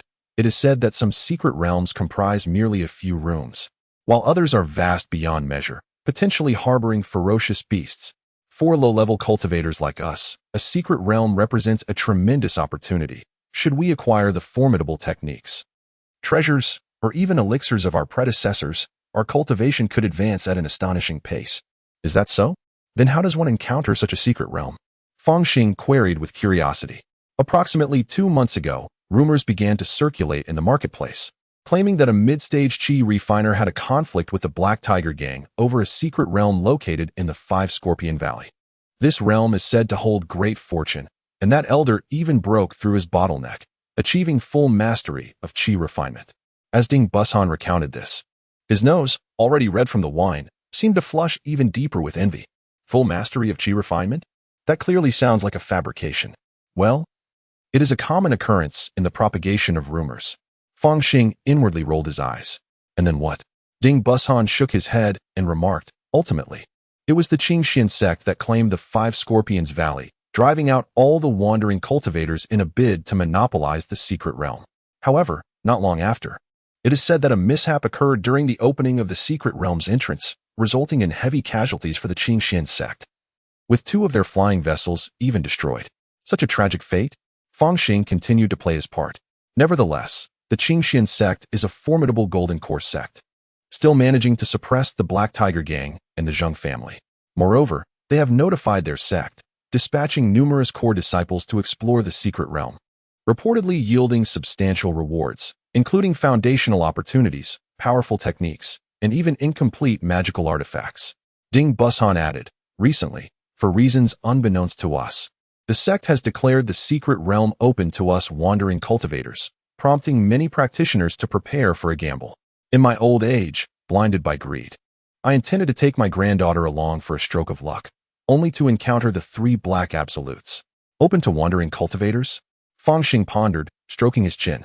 If there are benefits to be gained, why would they open it to us? This is clearly an attempt to find cannon fodder and scapegoats. It seems the secret realm is indeed fraught with peril. Indeed, Ding Bushan had already considered this point. However, the allure of profit was compelling, and wandering cultivators are, by nature, those who seize opportunities with reckless abandon. Thus, this danger could be deemed self-inflicted. Fang Xing began to tally the spoils, gathering everything from the copper hammer artifacts of the 2 tigers to the fins of the 3 tigers, all of which he stowed away. The Qingfeng fan belonging to Sanhu is merely a low-grade magical artifact, possessing little value in spirit stones. In contrast, Eru's pair of bronze hammers constitutes a complete set of medium-grade magical artifacts, and indeed, they are exquisite among their kind. Ding Hongxiu gently spoke. Assessing Fang Xing's possessions, the most valuable among them is undoubtedly the pair of gauntlets worn by Dao, which are certainly of superior quality, alas. They are exclusively suited for body cultivators. As for that white bone banner, it is a demonic artifact. Although its power is immense, it is best kept concealed from view. Regrettably, Dahu lacks the body refinement techniques to utilize it effectively. Fang Xing sighed, reflecting on the rarity of storage bags, which are cumbersome for cultivators to carry in abundance. Fortunately, these three individuals are rogue cultivators, often without a fixed residence, and their coffers remain relatively full. Besides the magical artifacts, they generously contributed several hundred low-grade spirit stones in one go. As for cultivation techniques, naturally, they cannot be carried on one person. Even body cultivation techniques require spiritual roots to begin with. Ding Hongxiu timidly added, but, Hongxiu. Ding Busan shot a fierce glare at his granddaughter. His aged face adorned with a forced smile. Hongxiu is still young and naive. Please do not take offense, my friend. No offense taken. Fang Xing waved his hand, hesitating momentarily. Indeed, he is not a cultivator. He lacks the magical power and spiritual awareness to accomplish many things. Yet, the pair before him, a grandfather and granddaughter duo, could certainly be entrusted with his most valuable spoils contained within his storage bag, allowing them to extract treasures from it. However, this endeavor presents numerous challenges, the foremost being the concealment of treasures. It would be prudent to allow several lower-tier cultivators to inspect the contents, thereby preventing any hidden mishaps. More critically, the storage bag itself is exceedingly precious and could serve as a motive for murder and silencing. Fang Xing felt that even if he were to be completely honest, Ding Busan would not believe a single word. He would only seek to preserve his own life by any means necessary. Moreover, he ultimately lacked spiritual insight and could not ascertain what lay within the storage bag. If Chun-Yi possessed high-level talismans or powerful treasures within his storage bag, and if Ding Busan were to retrieve them to contrive against him, it would spell trouble indeed. Such a scenario was not without its possibilities. After all, Chun-Yi was among the first few discoverers of that secret realm and likely reaped significant benefits, thereby stockpiling life-saving items. Contemplating this, a sense of melancholy washed over him. Oh well, even if there are treasures within that storage bag, they are most likely intended for cultivators, and I would have no use for them. Fang Xing waved his hand. In that case, let us part ways here. And may we meet again in the future. As his words faded, he vanished like a wisp of white cloud, swiftly drifting away. Alas, such is the demeanor of a true master. Witnessing this scene, Ding Busan could not help but sigh. Grandfather, you previously remarked about him. It was not until they entered the shanty town that Ding Busan finally breathed a sigh of relief. He still does not know whether he has gone far or not. Girl, must you speak so recklessly? Are you trying to bring ruin upon your grandfather? It was you who looked down upon him and constantly compared him to others. Ding Hongxiu huffed in response. She had longed to voice her thoughts to her somewhat snobbish grandfather. Ahem, that is all in the past. Your grandfather did not realize how formidable he truly was. Ding Busan sighed deeply. In these tumultuous times, compared to that dashing young master who often comes to purchase spirit rice, it is these formidable individuals who are far more suitable for you. Ding Hongxiu simply rolled her eyes. The grandfather and grandson were bickering as they entered the marketplace. The place remained as lively as ever, bustling with activity, showing no signs of desolation despite the opening of the secret realm. In fact, it seemed to have attracted even more new faces. Many rogue cultivators had perished within the secret realm, yet even more from the outside brought their provisions and paid exorbitant passage fees, eager to try their luck here. Occasionally, among the throngs of wanderers, a few young men and women clad in azure robes could be seen passing by.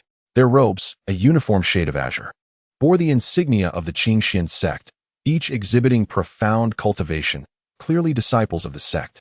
This wretched place is unbearable, Elder Ding Busan thought, feeling a twinge of discomfort as he observed the scene. Just then, a formation in the heavens suddenly activated, and a streak of light surged into the marketplace at an astonishing speed. Accompanying this radiant light was an overwhelming aura of authority. Within the marketplace, the legs of numerous qi refinement cultivators turned to jelly, nearly collapsing to the ground. What on earth is happening? Ding Hongxiu clutched her grandfather's arm, on the verge of tears. It is a golden core true cultivator. Ding Bushan's voice was tinged with bitterness as he gazed at an elderly woman with flowing silver hair suspended in the air. This golden core true cultivator from the Qingxian sect was a woman, her hair like spun silver, her face radiant as a peach blossom, and her spiritual power profound, akin to the vast ocean. Greetings, esteemed elder. The numerous disciples of the Qingxian sect bowed in reverence. From the peak of Qinglin Mountain and the Zheng family ancestral home, several beams of light shot forth, transforming into spirited Foundation establishment cultivators who also paid their respects in midair. The Black Tiger Gang has violated our significant taboos and has been vanquished along with their leader. You would do well to heed this warning. The silver-haired old woman, whose face resembled a peach blossom, spoke in a hoarse voice as she retrieved a corpse from her storage bag, suspending it above the market archway. To everyone's shock, it was none other than the master of the Black Tiger Gang, who lay there with wide, furious eyes, a picture of unyielding death. Indeed, was this truly the master of the Black Tiger Gang? Such a pity. This was a formidable cultivator at the Foundation establishment stage. But what of that? When a golden core cultivator's wrath is provoked, it can lead to a massacre of 100,000 and rivers flowing with blood. Alas, how lamentable it is that Jiang Heihu, who had just established his foundation and was brimming with ambition, met such a tragic end. The numerous Qi refining practitioners present were struck with terror upon witnessing this scene. The elder of the Qingxian sect had personally intervened to eradicate the Black Tiger Gang, serving as a stark warning to all in attendance. This was not merely a case of killing the chicken to scare the monkey, rather. It was a demonstration of power to subdue all. Once the golden core cultivator departed, an oddly fervent atmosphere enveloped the market once more. Oh no, Ding Banshan's face turned pale. What kind of opportunity lay within that secret realm that even a golden core cultivator would deign to come here? The depths of this situation were beyond their comprehension. The thought of previously wanting to sign up for the exploration made Ding Banshan wish he could slap himself in the face. Chapter 59, Like a Dragon, Young Eagle Star. A golden core cultivator's intervention. A Foundation establishment master's corpse hanging in plain sight. Truly, this other world is fraught with peril. I suppose it is wiser for me to remain here and diligently practice martial arts. Fang Xing sighed, casting a glance at his attributes. His foremost task now was undoubtedly to break through to the Great Dragon Post. By cultivating this technique to its fourth realm, he would immediately attain the dragon's intent. This would signify a qualitative leap in his strength. Currently, the dragon blood pill has nearly lost its efficacy for me. Yet, there remains a sliver of progress that can be achieved through my own efforts. The environment of the Chewing Star is remarkably tranquil and stable, being a remote educational planet in the Heishan system. In the absence of interference from extraterrestrial malevolent deities, there exists little danger. For Fang Xing, as long as he refrains from causing trouble, he will encounter no issues at the school, especially with the dedicated guidance of teacher Xiaolong. As a master of the fifth realm of martial arts, Xiaolong possesses considerable knowledge of the Dragon Tiger realm. Fang Xing even harbors doubts that Xiaolong has already attained the Dragon Tiger state, merely lacking the means to manifest the Dragon Tiger Golden Pill. After all, if we liken the martial arts golden pill to towering skyscrapers, then the Dragon Tiger realm serves merely as the foundation, though establishing a solid foundation is essential for erecting magnificent edifices. Much remains to be accomplished before true completion. In summary, as he settles into a state of tranquility and diligently practices his martial arts, it becomes quite easy for him to enter a focused mindset, unperturbed by external distractions. Until this day, when the winds howl fiercely in the Happy Garden community, leaves wither and turn yellow, and gentle snowflakes drift from the sky, the training room remains warm as spring, subtly imbued with a hint of heat. Akin to an active furnace, Fang Xing stands in the Great Dragon Stance, having reached a proficiency level of Great Dragon Stance, 199-200 mastery, demonstrating exquisite skill. At this moment, an instinctive premonition stirs within him. It is now. This time, a breakthrough is imminent. Roar. Fang Xing feels a surge of energy coursing through him, as if he can once again hear the echoes of an ancient dragon's roar in his ears. He appeared to behold a magnificent creature, resembling a serpent with the body of a fish, adorned with 4 claws and crowned with horns. It was a dragon, like a dragon, the essence of the dragon. In that fleeting moment, Fang Xing sensed a profound transformation within his spirit, as tendrils of ethereal energy coalesced at his brow, penetrating deep into his mind, as if to awaken a third eye. This is the stirring of the Nirvana Palace. For a practitioner of the third realm, the Jade Warrior, to transcend into the fourth realm of courage, one must unlock the Nirvana Palace. Despite feeling the stirrings of the Nirvana Palace, Fang Xing remained expressionless, aware that he could not activate it this time. For I am not a jade warrior, lacking the internal energy cultivated from the 5 viscera and 6 bowels. My body simply cannot support the awakening of the Nirvana Palace. Nevertheless, this moment of comprehending the essence of the dragon, refining the Nirvana Palace with ethereal energy, lays a solid foundation for future breakthroughs. If I were to also grasp the essence of the tiger, the accumulation after achieving the realm of courage would be even more profound. The martial path is thus, step by step, with every drop of sweat shed today contributing to the strength that will emerge after breaking through in the future. Fang Xing opened his eyes and touched his brow. Is this the essence of the dragon?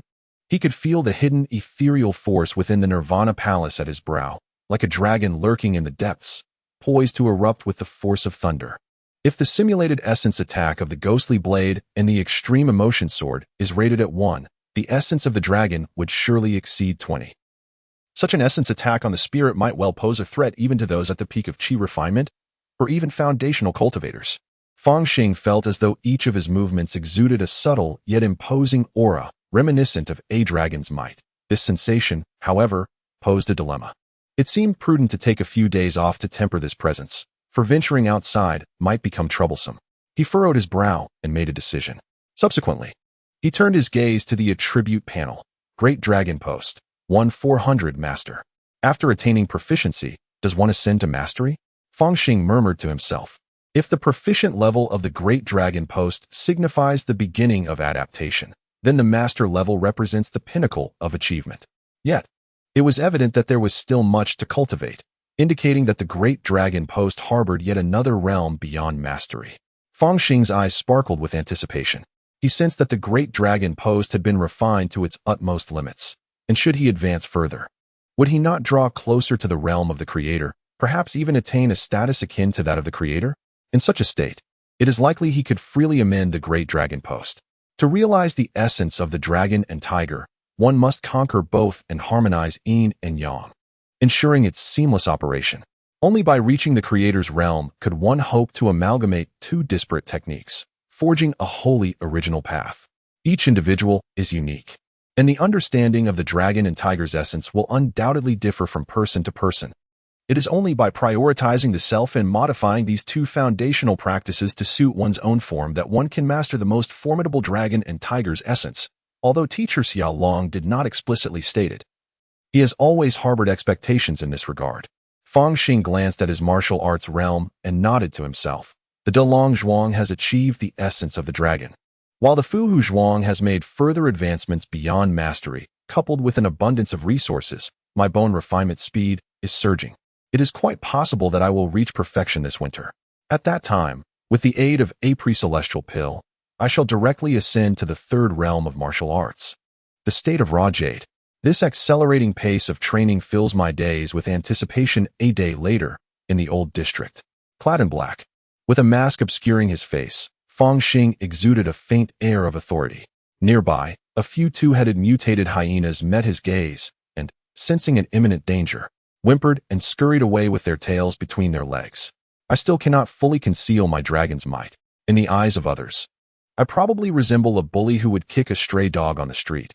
He mused as he approached the entrance of a convenience store in the black market.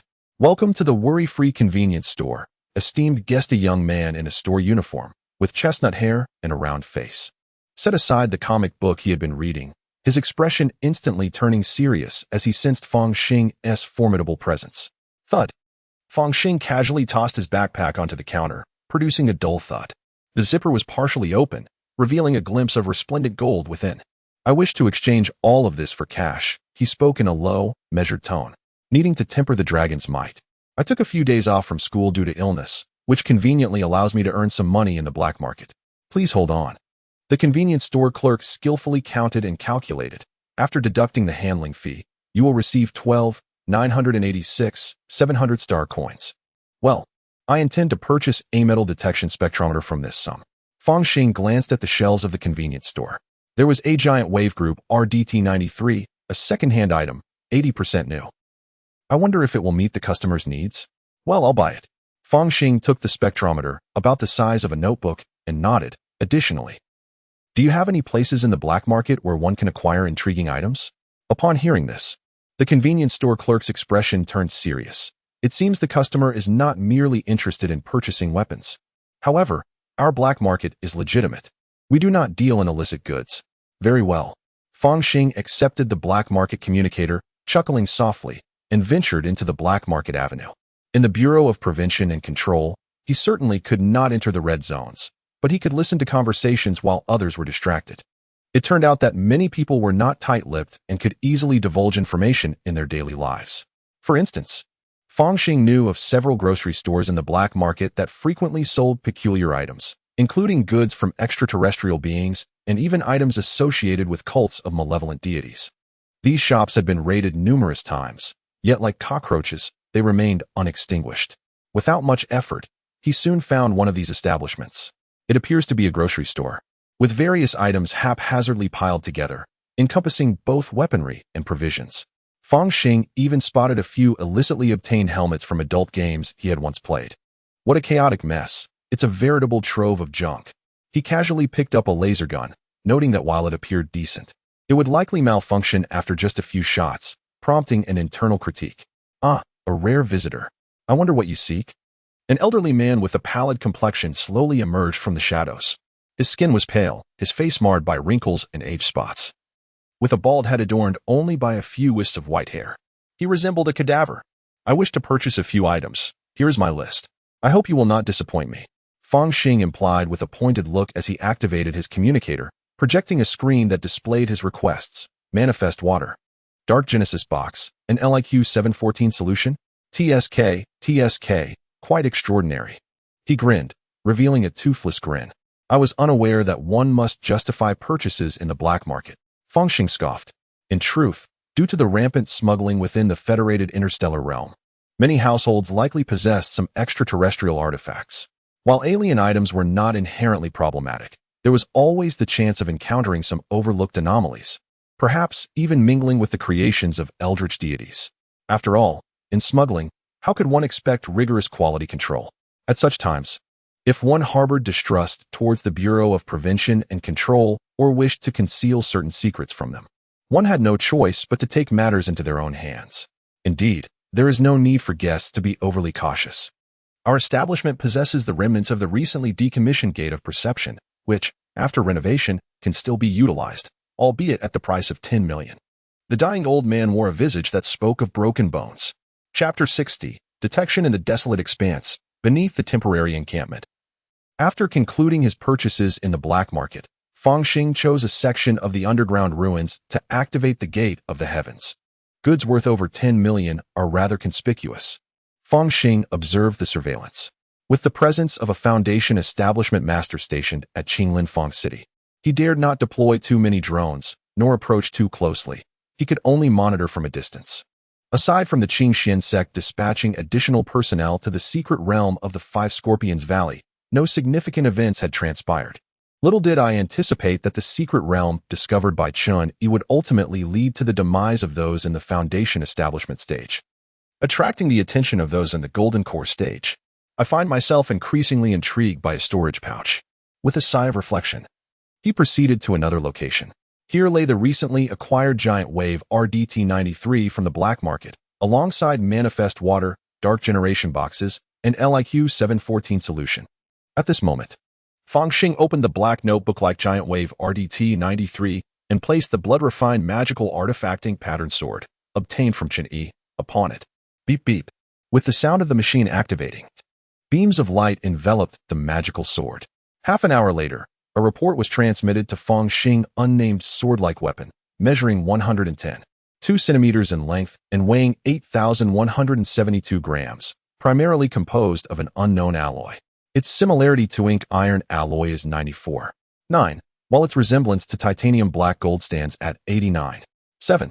It possesses enigmatic patterns and requires a special energy to unlock.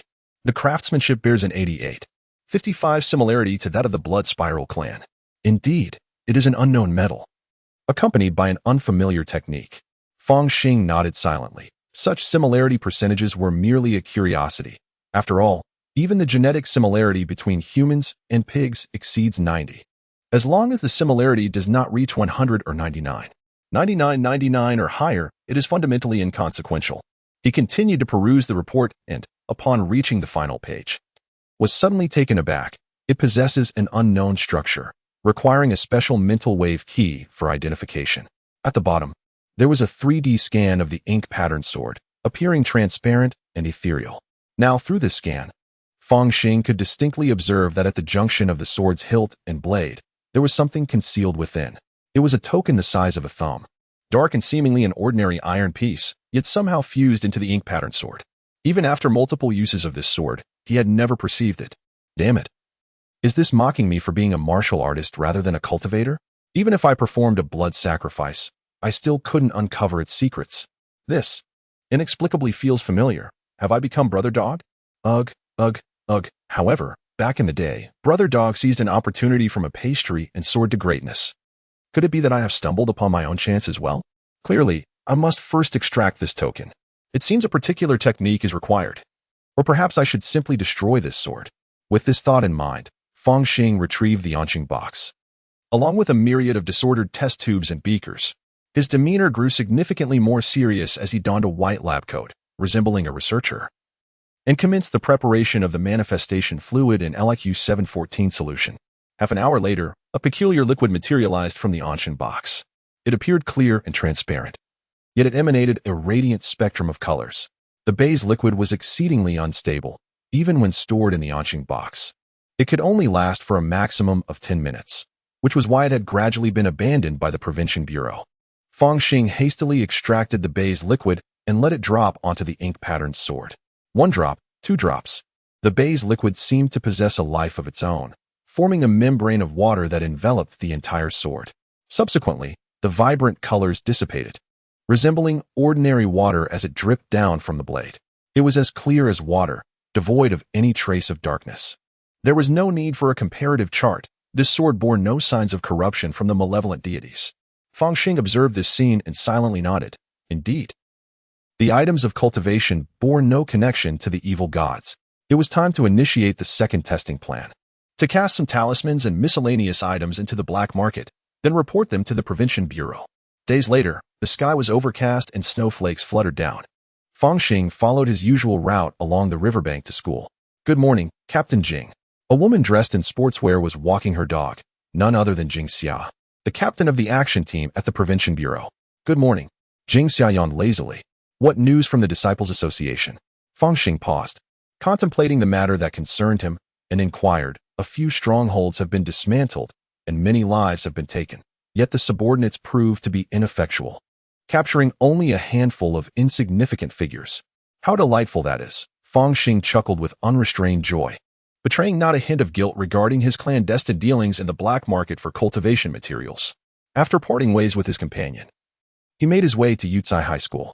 I have now attained a profound state of cultivation, and after several days of exploration, I am capable of harnessing this spiritual energy within me, such that even Xia Long cannot discern any anomaly. In truth, exposure bears little consequence. Martial prowess can be amassed through resources, yet the will of the martial path is far more elusive.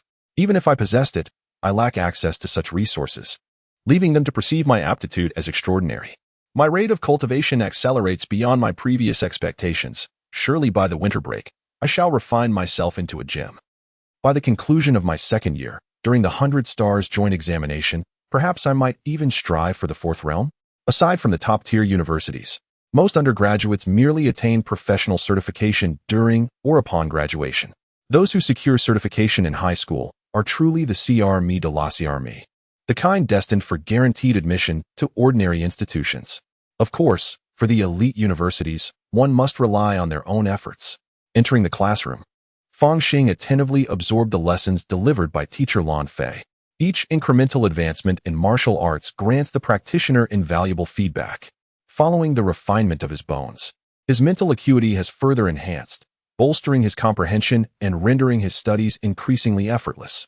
This is nothing when one reaches the realm of the unpolished gem.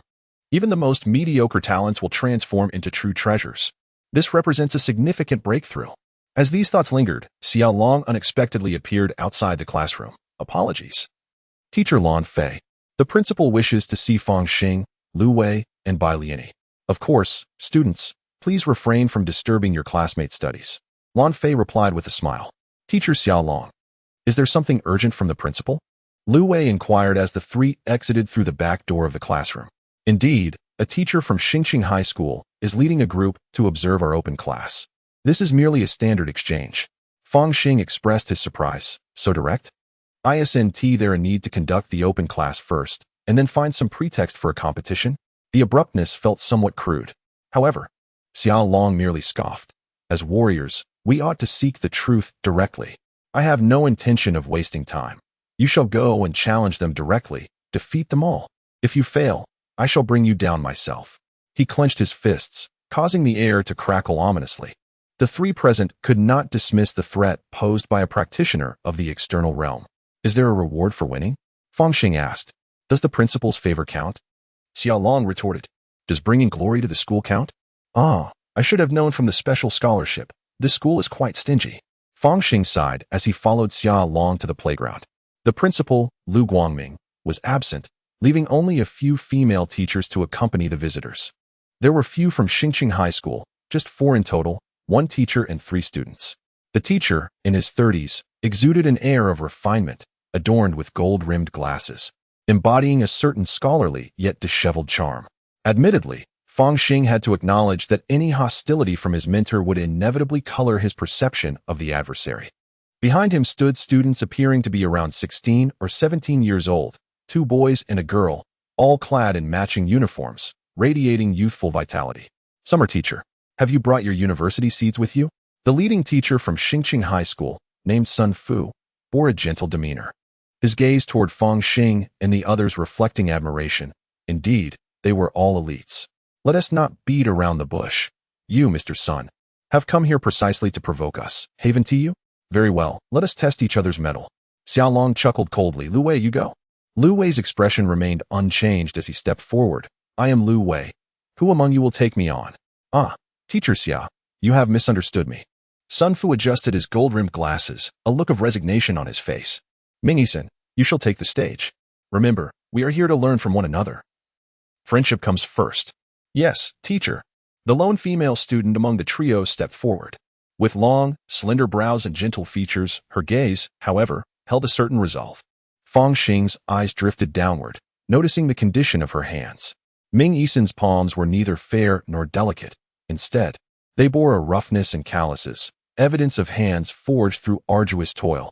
This girl possesses remarkable skill, Fang Xing mused silently. Just as Lu Wei had already engaged Ming-Yisan in combat. Ha! Lu Wei exclaimed, his muscles flowing like water, transforming him into a veritable giant in an instant. Boom!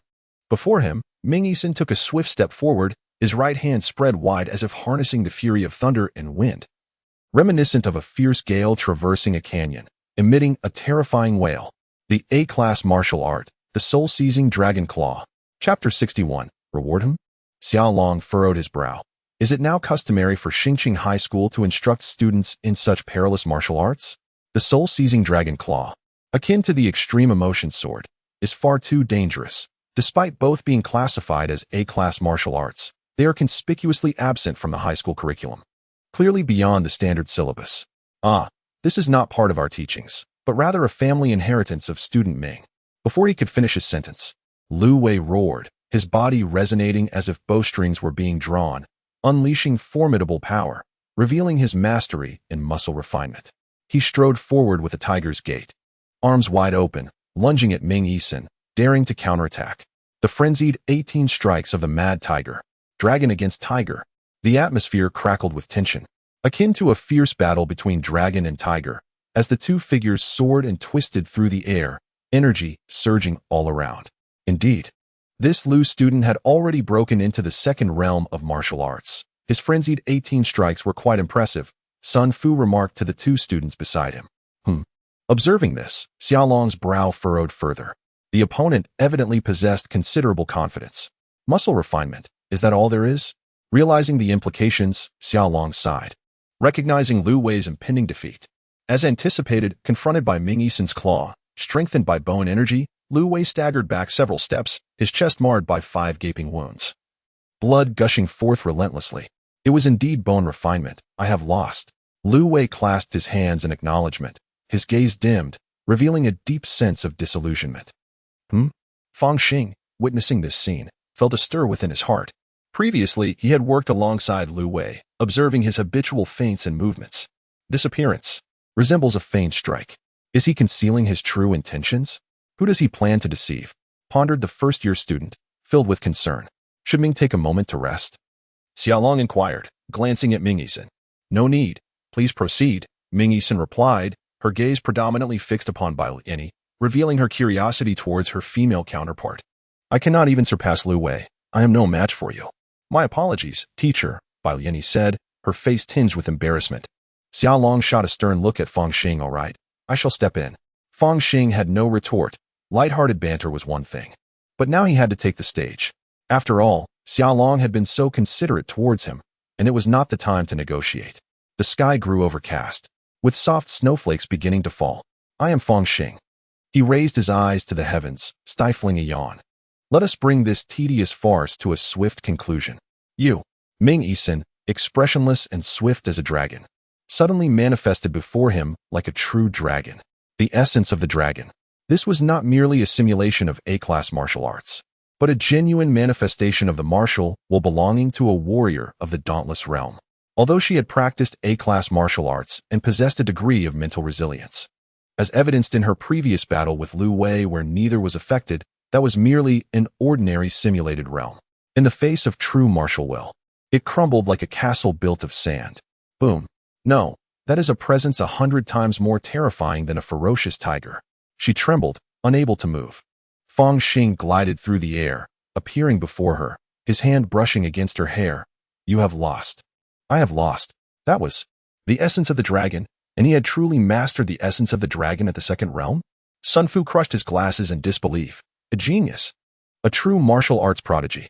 His gaze towards Fang Xing resembled that of a connoisseur beholding a rare treasure. He turned to the two students beside him and said, You need not take the stage. It is certain you would be defeated. Indeed. Lu Wei clenched his fists at this sight. No wonder he was the top of the grade. He is formidable. Beside him, Bai Liani's eyes sparkled with admiration. The cultivation of martial will signifies what? It indicates that the path of a martial artist is devoid of bottlenecks. Such an individual, once they survive their military service, will undoubtedly attain a status akin to that of Gu Yun's father, achieving a true leap in social class. You young man, Xiaolong said little, merely patting Fang Xing on the shoulder. The realm of martial arts can still be augmented through resources, but the cultivation of martial will is something that, on Chewing Star, there are no resources to awaken in students. This only serves to illustrate that this student is becoming increasingly outstanding. Reflecting on Fang Xing's performance during his first year, Xiaolong could not help but marvel. Initially, he merely perceived continuous progress, each step taken with great steadiness. Now, not only was it steady, but more importantly, the strides were substantial. You follow me.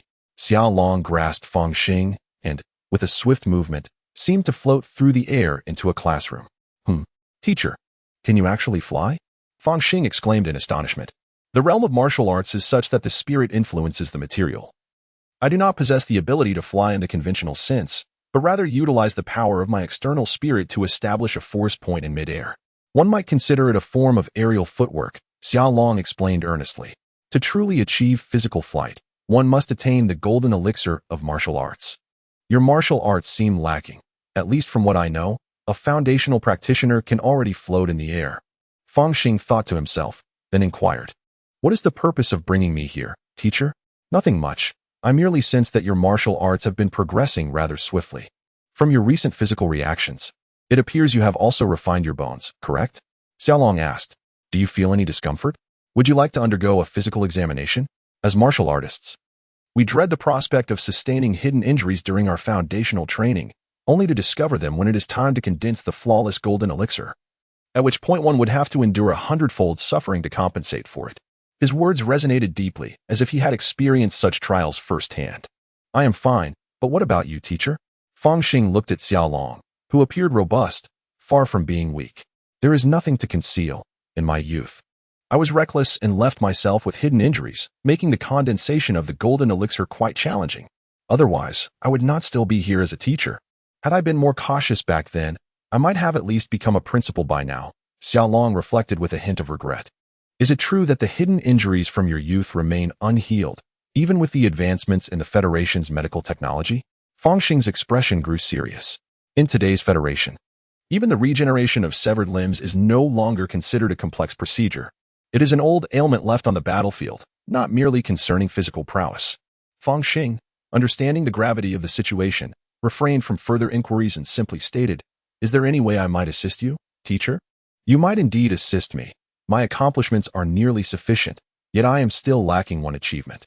If you could gain admission to a top-tier university, I would be almost qualified to apply for the UN High-Level Rehabilitation Chamber for full-body restoration." Xiaolong seemed to jest. In his eyes, Fang Xing's admission to university was a certainty, while entry into a first-rate institution would still require effort. As for a top-tier university, that remains somewhat precarious. After all, the Federation is vast, with countless star systems and educational planets numbering in the millions, yet there are only a handful of top-tier universities, with annual competition being a contest of the elite. Ordinary geniuses lack even the qualification to compete. A top-tier university, you say? I understand.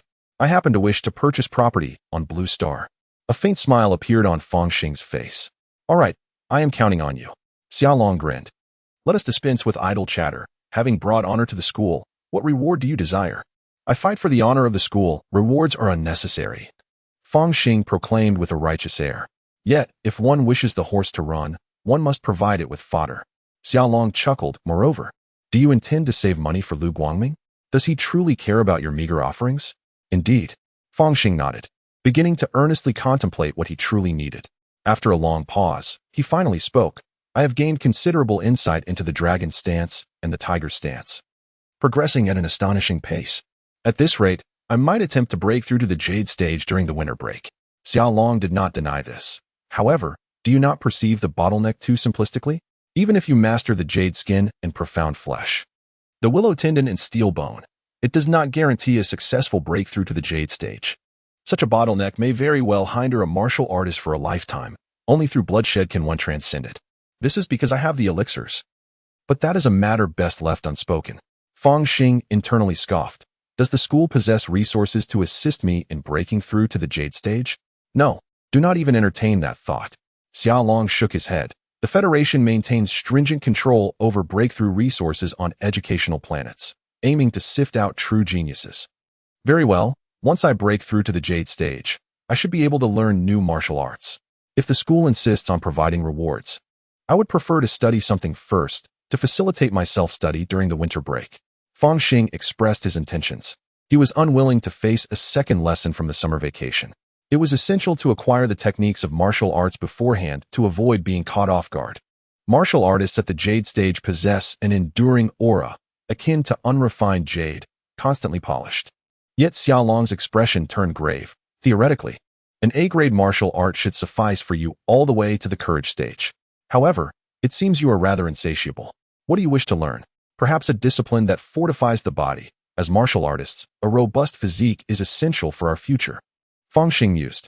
Only those who stand firm can deliver a decisive output. This is an undeniable truth. Chapter 62, Dragon Elephant Skill, Body Refinement Martial Arts. Xiaolong gazed at Fang Xing with a hint of astonishment. You, my friend, seem rather audacious. Audacious?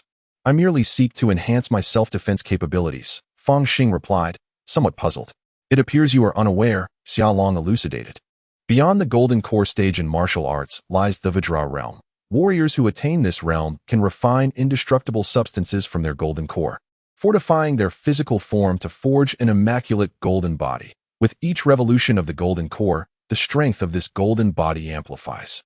Upon completing 9 revolutions of the golden core, one achieves a perfected golden body, known as the Great Vajra Realm, becoming invincible beneath the martial saint level.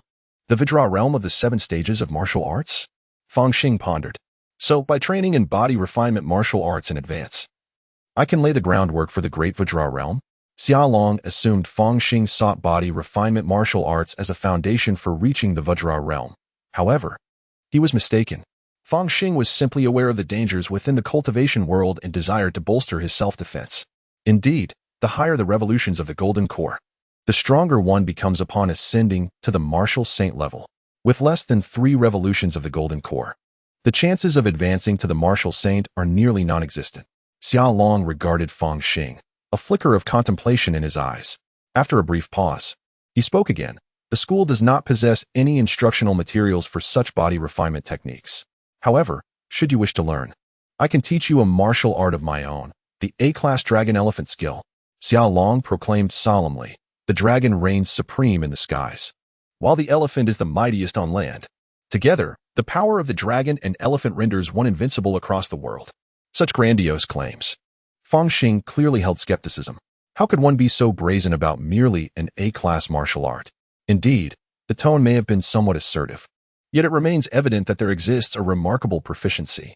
This technique enables one to refine one's vital energy, transforming it into dragon-scale elephant armor, which boasts an exceptionally high level of defense, while simultaneously augmenting strength significantly. It undoubtedly ranks among the elite within A-class body refinement martial arts. Xiao Long, with a hint of implication, remarked, what is more crucial is its structured inheritance. The dragon elephant technique of A-class martial arts serves merely as a foundation. Once you transcend to the pure jade realm, you shall be able to cultivate the S-class martial art great diamond prajna divine power, should you possess supreme wisdom to amalgamate these two formidable arts into one.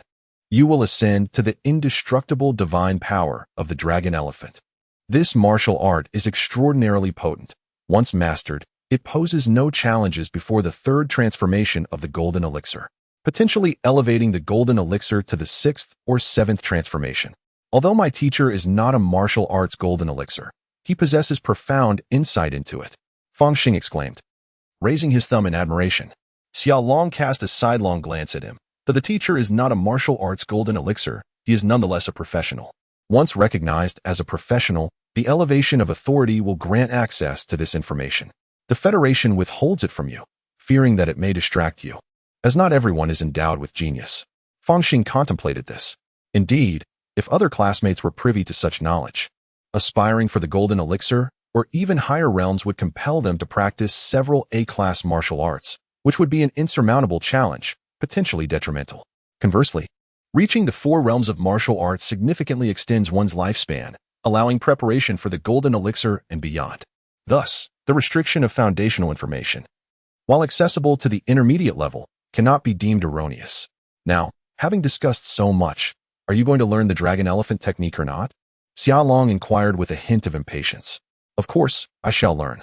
Fang Xing nodded swiftly, convinced that it was essential to lay a solid foundation, especially since he believed he could not even condense a martial arts golden core. Moreover, this particular technique evidently enhanced one's defenses, a fundamental requisite for survival. Behold this image. Xiao Long activated his personal communicator, projecting an image into the air. It depicted a golden statue of the Vajra Bodhisattva with a dragon's head, human body, adorned with a five-colored lotus crown and clad in the robes of the eightfold heavenly dragons. The figure possessed 3 faces and 6 arms, each hand grasping a lotus. A pure vessel, a demon-slaying pestle, a golden bowl, a meditation staff, and a string of prayer beads, all while seated upon a 6-tusked white elephant, its body resplendent with lotus patterns and adorned with delicate jewels. At first glance, Fang Xing felt an overwhelming sense of completeness emanating from the figure, as if a subtle scent of sandalwood lingered at the tip of his nose. Still not awake. Suddenly, an explosive sound reverberated in his ear.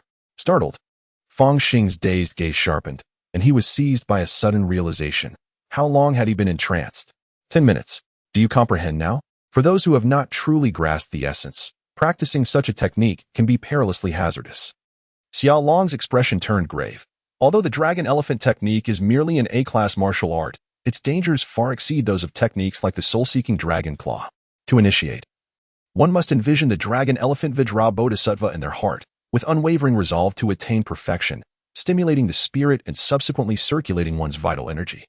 Had you not begun to cultivate the Naiwan Palace, this initial step could have sealed your fate. He proceeded to elucidate the fundamentals of this martial art, concluding with a caution.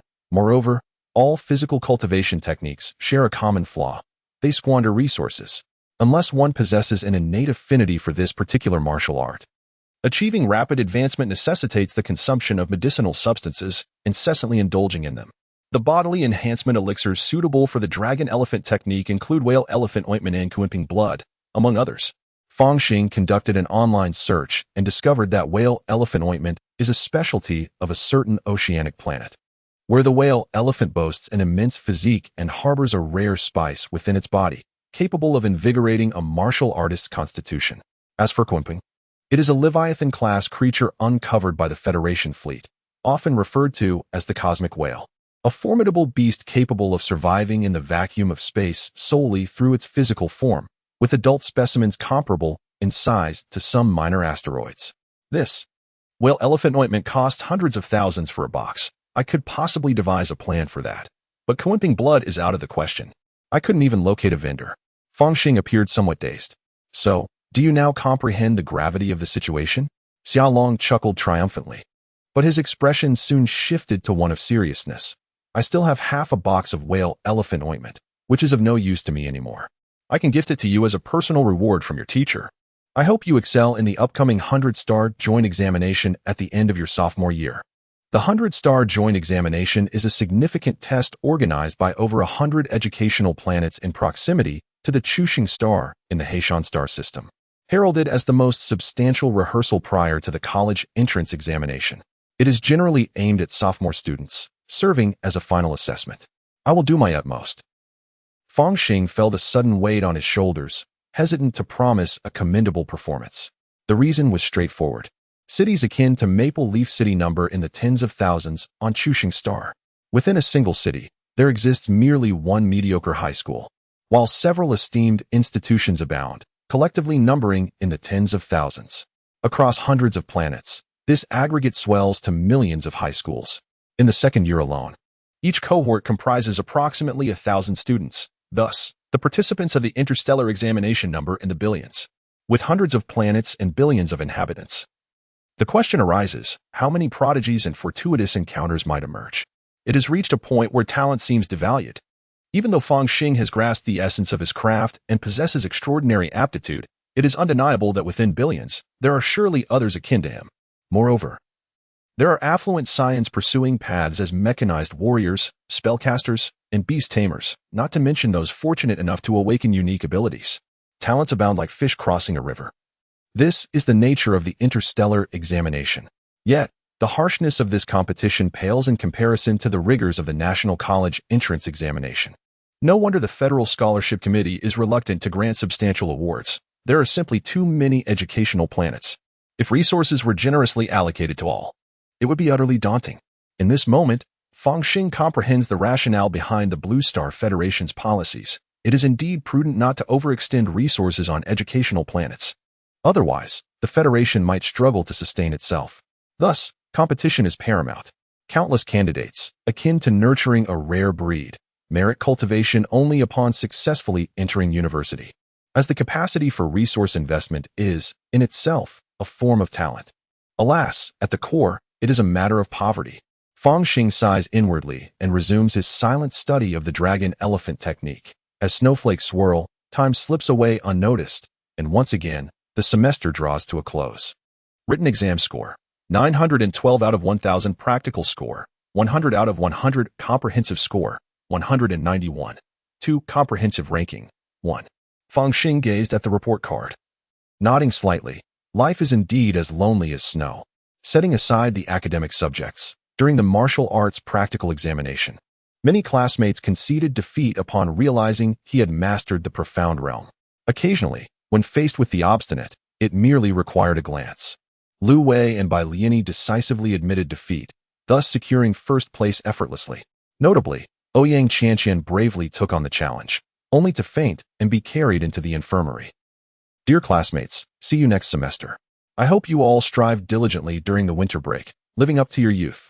After Principal Lu Guangming's address, Fang Xing exited the school, casting a glance at his attribute panel. Second realm, bone and muscle, bone refinement, 99-100, excellent. The bone refinement is nearing its limit. Next, it's time to break through. For him, transcending into the Jade stage had never posed a challenge. Even beyond the Jade stage, he could continue to make remarkable progress. Perfect. I shall break through in the other world. I shall also see what the Qinglin Fang city has become.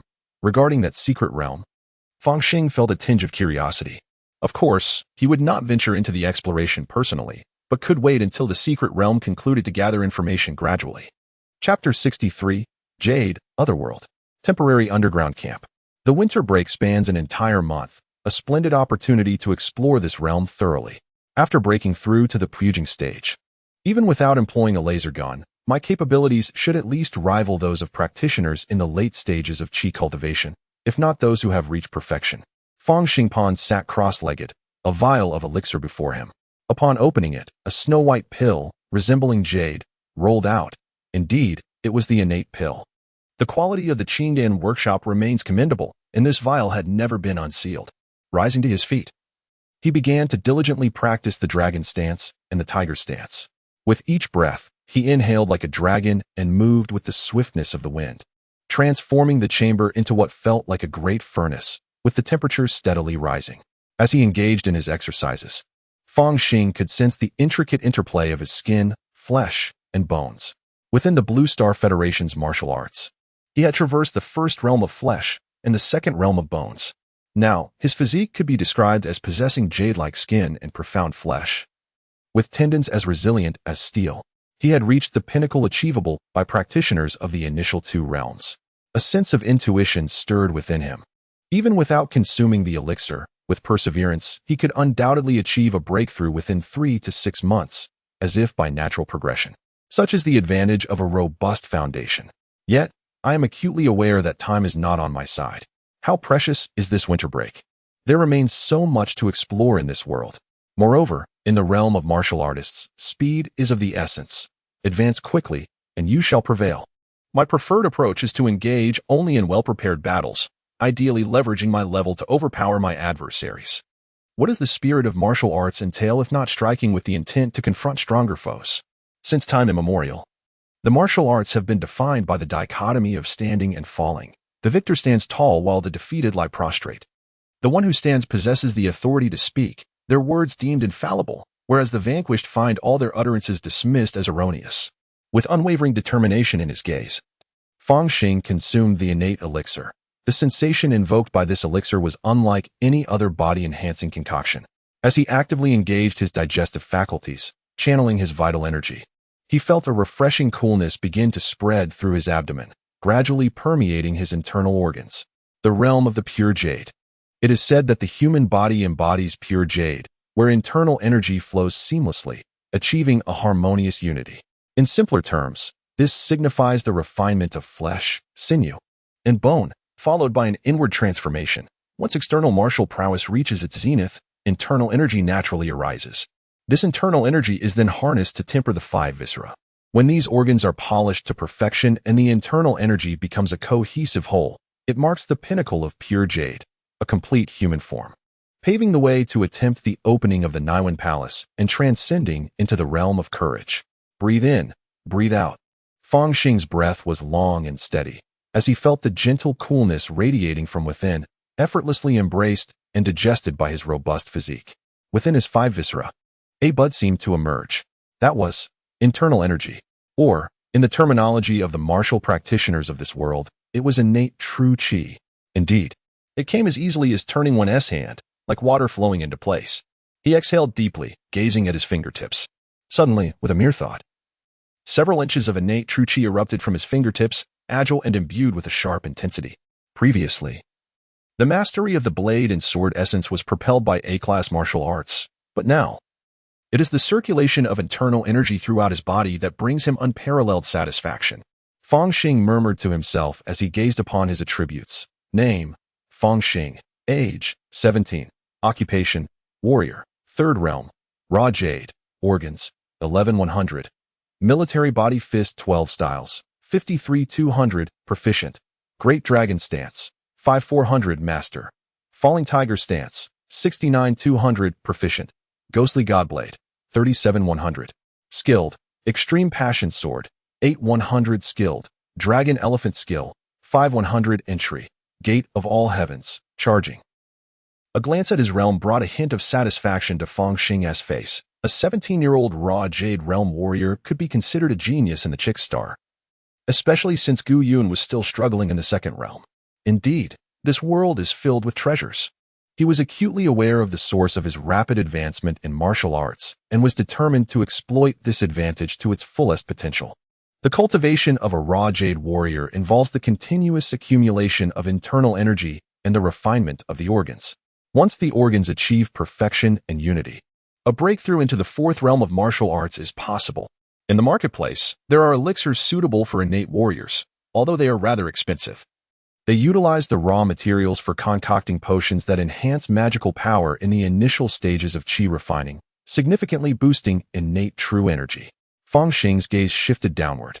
He had abandoned the military body fist, yet due to various breakthroughs in martial arts and realms, its proficiency had still increased somewhat.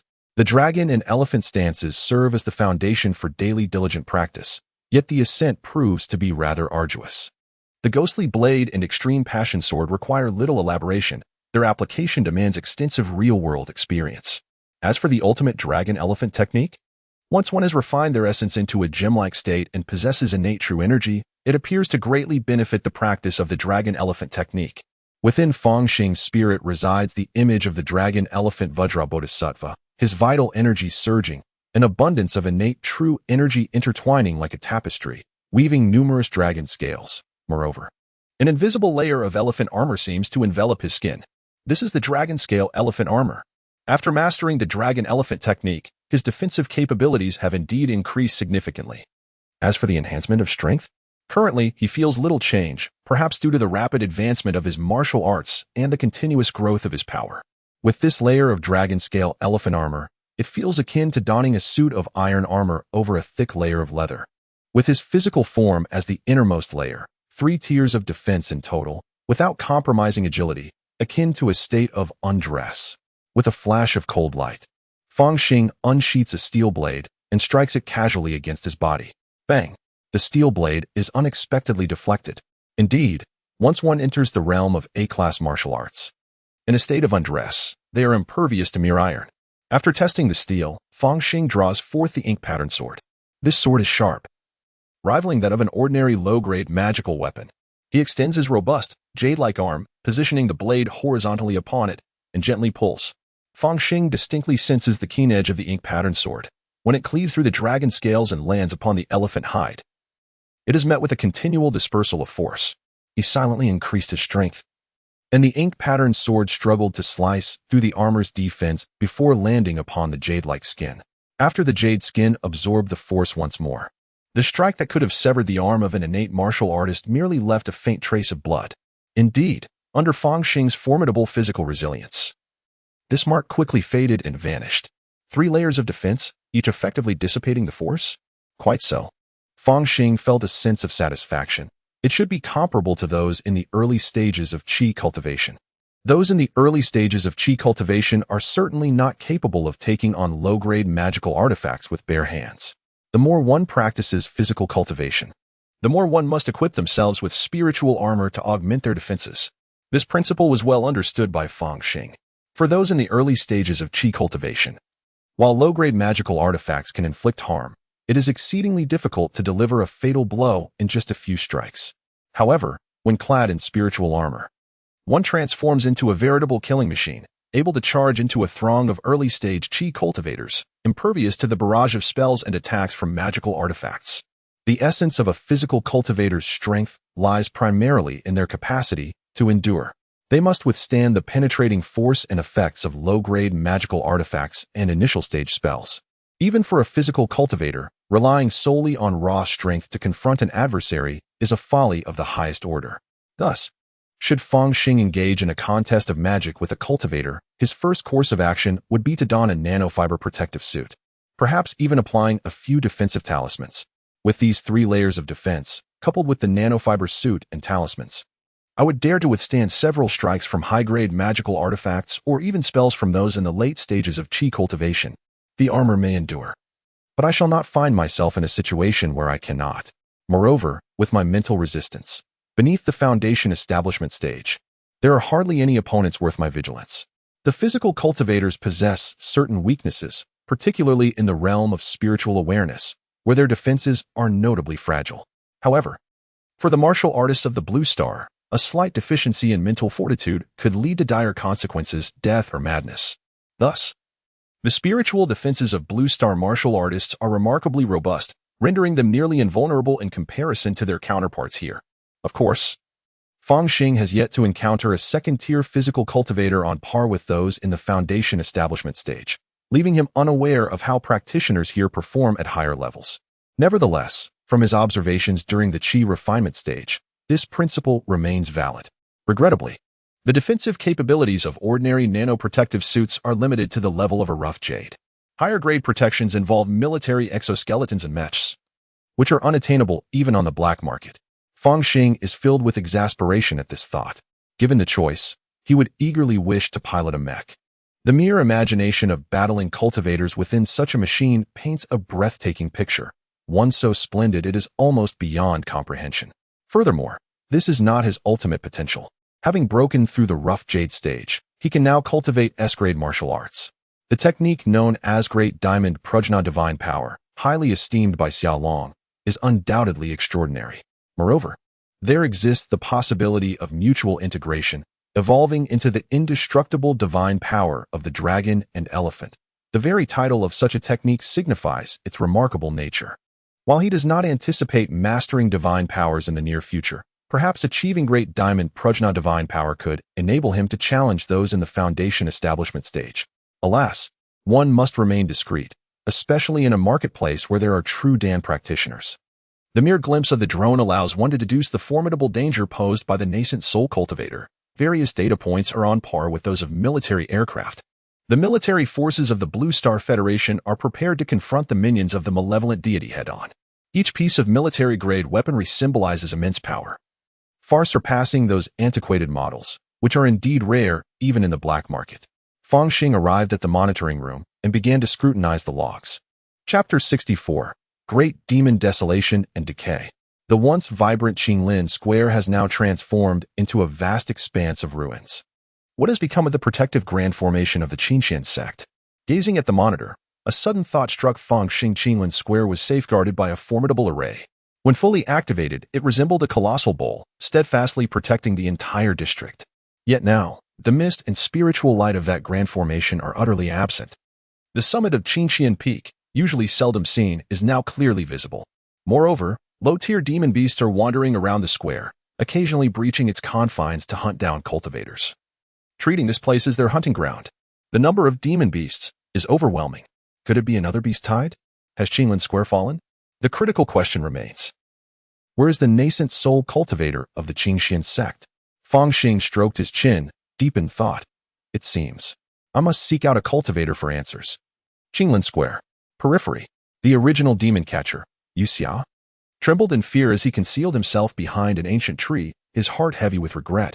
I must be truly foolish to venture out at such a time. Yet, with his stock of spiritual rice and fasting pills nearly depleted, he felt he had no choice but to risk starvation. Just then, accompanied by the howls of wolves, a pack of Qingfeng wolves surged past him. The scent masking powder, a secret concoction passed down through his lineage of demon catchers, was designed to obscure his presence from the keen noses of most beasts. Those demon catchers brave enough to hunt at such a time typically possessed formidable skills. Just as Yu Xia prepared to retreat, a sudden surge of spiritual energy rippled through the grass, and several azure wind blades darted toward him. This was dire. Yu Xia hastily activated his golden shield talisman, a layer of radiant light enveloping him as he struggled to deflect one of the blades. However, the second and third blades followed relentlessly, accompanied by the chilling howls of wolves. From the shadowy depths of the thicket emerged a dozen pairs of eyes, some blue, others green, all glinting with a savage hunger. Damn it, the wolf pack had not yet departed. These wolves were truly cunning. Yu Xia's mind raced with a singular thought, and then, with a sudden burst, the golden light surrounding him shattered into fragments. A fierce gust of wind bore down upon him, and he rolled desperately to the ground, narrowly avoiding most of the wind blades. Yet he was left bloodied, with one arm severed. Little did he know that his journey through life would meet its end here. Yu Xia, his face etched with despair, resigned himself to the grim reality of meeting his demise at the jaws of the wolves. The scattered cultivators in the market are akin to the weeds by the roadside, uncertain of when they might be swept away by the winds of fate. Suddenly, the howls of wolves in the dense forest transformed from excitement in their hunt to sheer terror. Has another formidable beast arrived? I pondered where my demise might occur. hoping it would not be at the hands of the mountain boar, for that scent is utterly repugnant. My consciousness began to wane. Moments later, a figure materialized before me, followed by the tearing of a talisman, from which a verdant light burst forth, showering down like gentle rain. The rainfall talisman. I am deeply grateful for your timely rescue, fellow cultivator. I sensed my wounds gradually ceasing to bleed as I, pale-faced, rose to express my thanks. Yet a sliver of vigilance lingered in my heart. The greatest fear of a scattered cultivator is not the beasts, but rather other scattered cultivators. Even though this individual saved me, his intentions remain uncertain. However, upon seeing him, my expression froze. He was a burly figure, with a face marked by coarse features, exuding a menacing aura that suggested he was not to be trifled with. Instinctively, I felt a wave of danger, prompting my smile to grow even more genial. "Enough with the pleasantries," exclaimed Fang Xing, dragging the corpse of the Wolf King, his impatience palpable.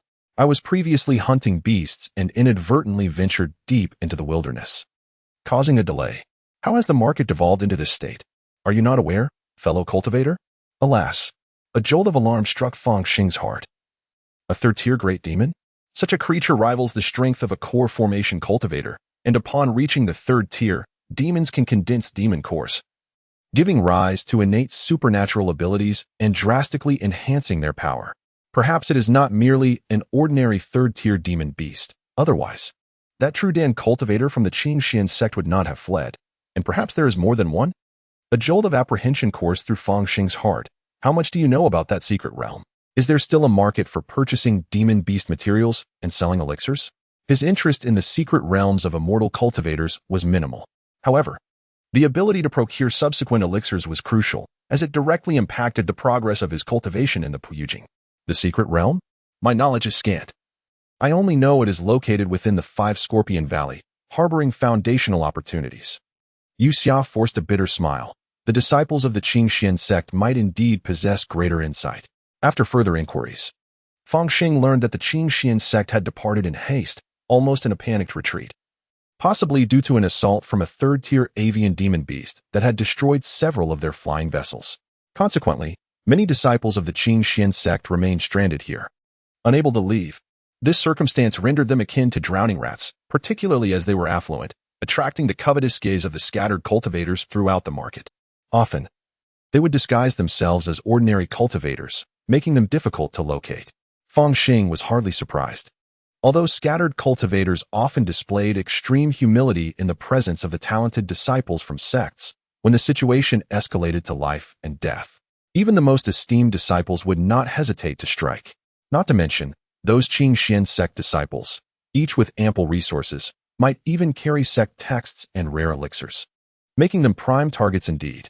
Although the disciples of the sect possess considerable cultivation, those who have not experienced actual combat may indeed struggle against scattered cultivators of lower realms. When it comes to acts of robbery, they undoubtedly rely on sheer numbers, employing traps and poison, resorting to all manner of unscrupulous tactics. Fang Xing silently mourned for the disciples of the Qingxian sect before inquiring about the location of trade. The original marketplace had long since transformed into a desolate ruin. Only at the break of dawn, when the mist rises, could one occasionally find scattered cultivators setting up stalls, referred to as the ghost market. Yu Xiao replied, in addition, every 3 days, within a subterranean cavern to the southeast of the marketplace, a black market convenes. The goods sold there are often of superior quality compared to the ghost market, yet also much more perilous. I see. Fang Xing nodded and continued on his way. Yu Xia gazed at Fang Xing's departing figure, licked his lips, and immediately plunged into the dense forest. In the Qinglan marketplace, as Fang Xing wandered through the ruins, he was filled with sentiment. What was once a thriving marketplace had fallen to such a state. This marketplace has truly faced numerous calamities. Oh, it seems the secret realm's unveiling is somehow connected to me? Well, never mind, it's of no concern. However, upon reflection, it was indeed the wisest choice for those like Shen Yusin and Meng Ji to leave early this morning. Hua Fei Yue ultimately lacked a bit of resolve. I wonder if that woman is alive or dead. He had no intention of seeking her out. He could only say that if he happened upon her, he would lend a hand. If not encountered, then it could only be deemed unfortunate for her. Meow? Amid the ruins, a sudden cat's cry echoed from atop a beam. Fang Xing gazed into the distance and beheld a two-tailed cat demon beast, resembling a small leopard. Its emerald eyes fixed upon him, claws glistening with a dark sheen. Humph, he scoffed, a terrifying aura emanating from him. The two-tailed cat leapt as if its tail had been stepped on, its fur bristling in alarm, and in the blink of an eye, it vanished into the depths of the ruins. This market's spiritual vein ought to be of low rank, thus failing to attract third-tier demon beasts. Consequently, many cultivators continued to linger in the ruins, as the outside wilderness posed even greater perils.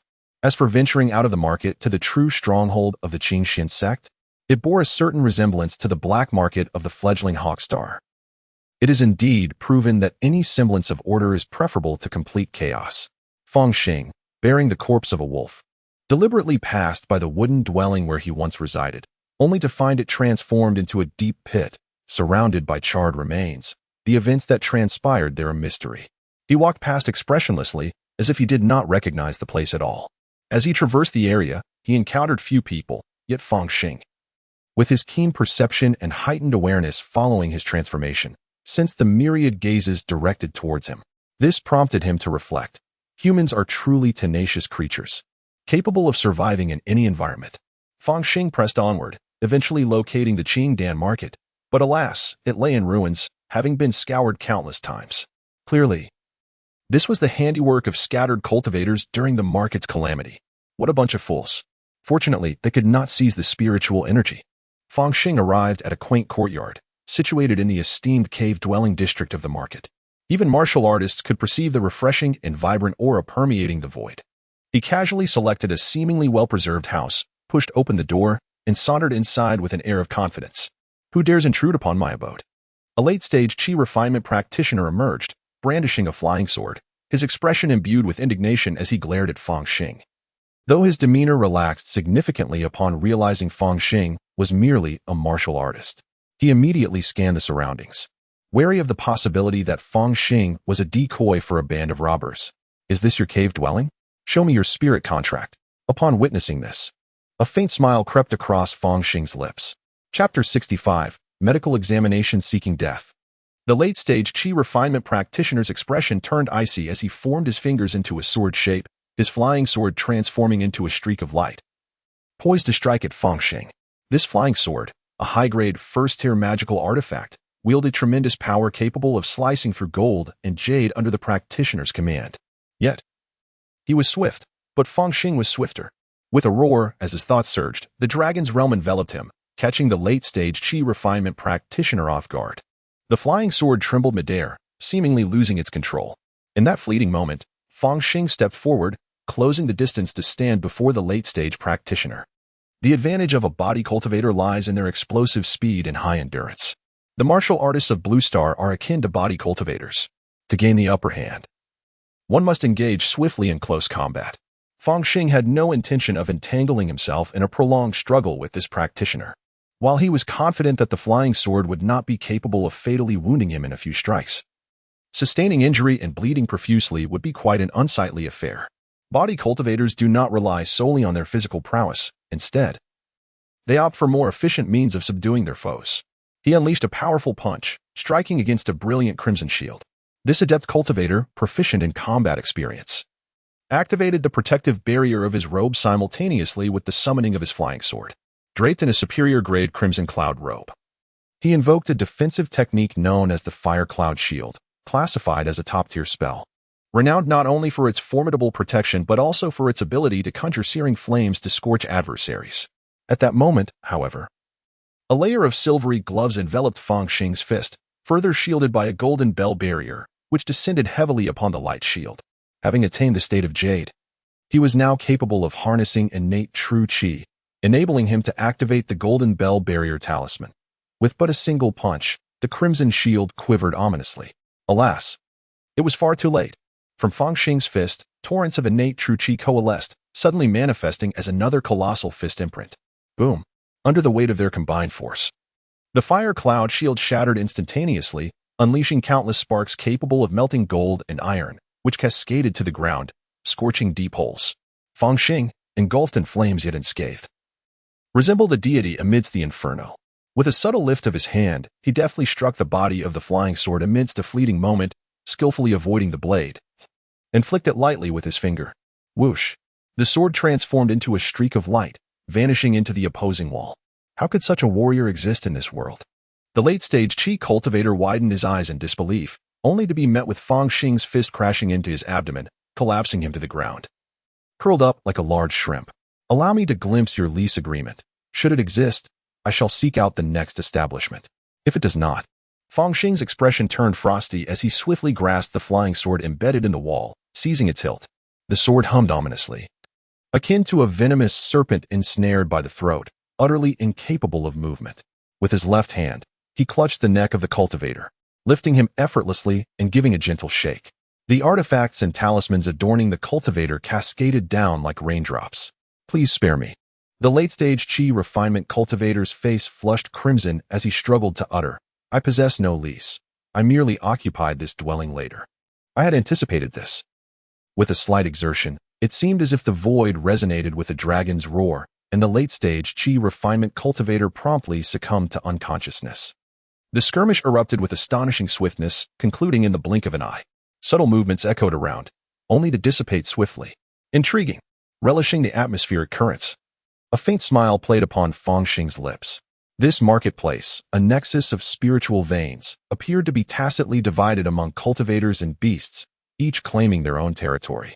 The cycle of predator and prey unfolded incessantly, adhering to the primal law of the survival of the fittest. Just moments prior, his neighbors had sensed the challenge posed to their territory's lord, and upon the conflict's resolution, they fell silent, tacitly acknowledging Fang Xing's dominion over the area. Humanity, too, is a fragment of nature. Yet I distinctly recall attending lectures on Chui Star, and now I find myself amidst a thrilling game of survival. How exhilarating. The residence of the superior cave was quite expansive, featuring numerous houses, gardens, herbal plots, alchemy rooms, beast enclosures, and basements, among other amenities. The concentration of spiritual energy here was indeed far superior to that of other caves. As Fang Xing stood still for a moment, he felt his vital energy surge vigorously, and the rate at which he transformed his inner breath was nearly doubled compared to that at the temporary camp. What a remarkable place. Just the density of spiritual energy here is equivalent to consuming an extra half bowl of spiritual rice each day. He mused silently as he made his way to the basement. The basement had been transformed into a prison, temporarily restraining an unconscious late-stage Qi refinement cultivator. Fang Xing quietly picked up a flying sword, the most valuable trophy from this venture, a first-tier superior flying sword, especially since his robe had been severely damaged in battle. The sword measured about 1 foot in length, approximately 33 centimeters, with a bronze hue and adorned with ancient cloud patterns. Its double-edged blade bore an inscription on the hilt, Qingke, the Qingke sword. Alas, I lack the magical power to wield it, rendering it no more than a dagger for me, he quipped, then seized one of the late-stage cultivator's hands, piercing a finger to draw a drop of blood, which he placed into a white portable medical box nearby. This was a home portable medical kit acquired from the black market. The kit absorbed the blood and began to operate swiftly. In less than 10 minutes, a detailed medical report was delivered before Fang Xing truly, as a cultivator. Though appearing aged, his bodily functions were still quite robust. Could it be that this longevity is related to his late-stage Qi refinement cultivation? However, upon reaching the conclusion, Fang Xing's countenance revealed a hint of disappointment. There was no abnormal physical structure. It seems that the so-called spiritual root is not composed of flesh and blood, rendering it impossible to transplant. His imagination regarding the path of cultivation was naturally still present. Yet, this recent examination of a living cultivator had mercilessly shattered that fleeting fantasy. Nevertheless, this portable medical kit could only address minor ailments, and the examination might not be sufficiently meticulous. Fang Xing fell into contemplation. Ideally, it would be prudent to send this precious specimen to the foremost medical laboratory of the Blue Star Federation, but it was painfully evident that I would never do so. He raised his hand, and a strand of innate true Qi, sharp as a sword, pierced directly into the cultivator's forehead. The cultivator immediately grunted and regained consciousness.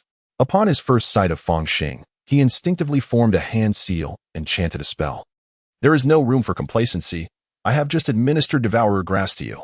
Although this Devourer Grass can be refined into a potion that enhances magical power, it is inherently toxic and will hinder a cultivator's ability to consolidate their power.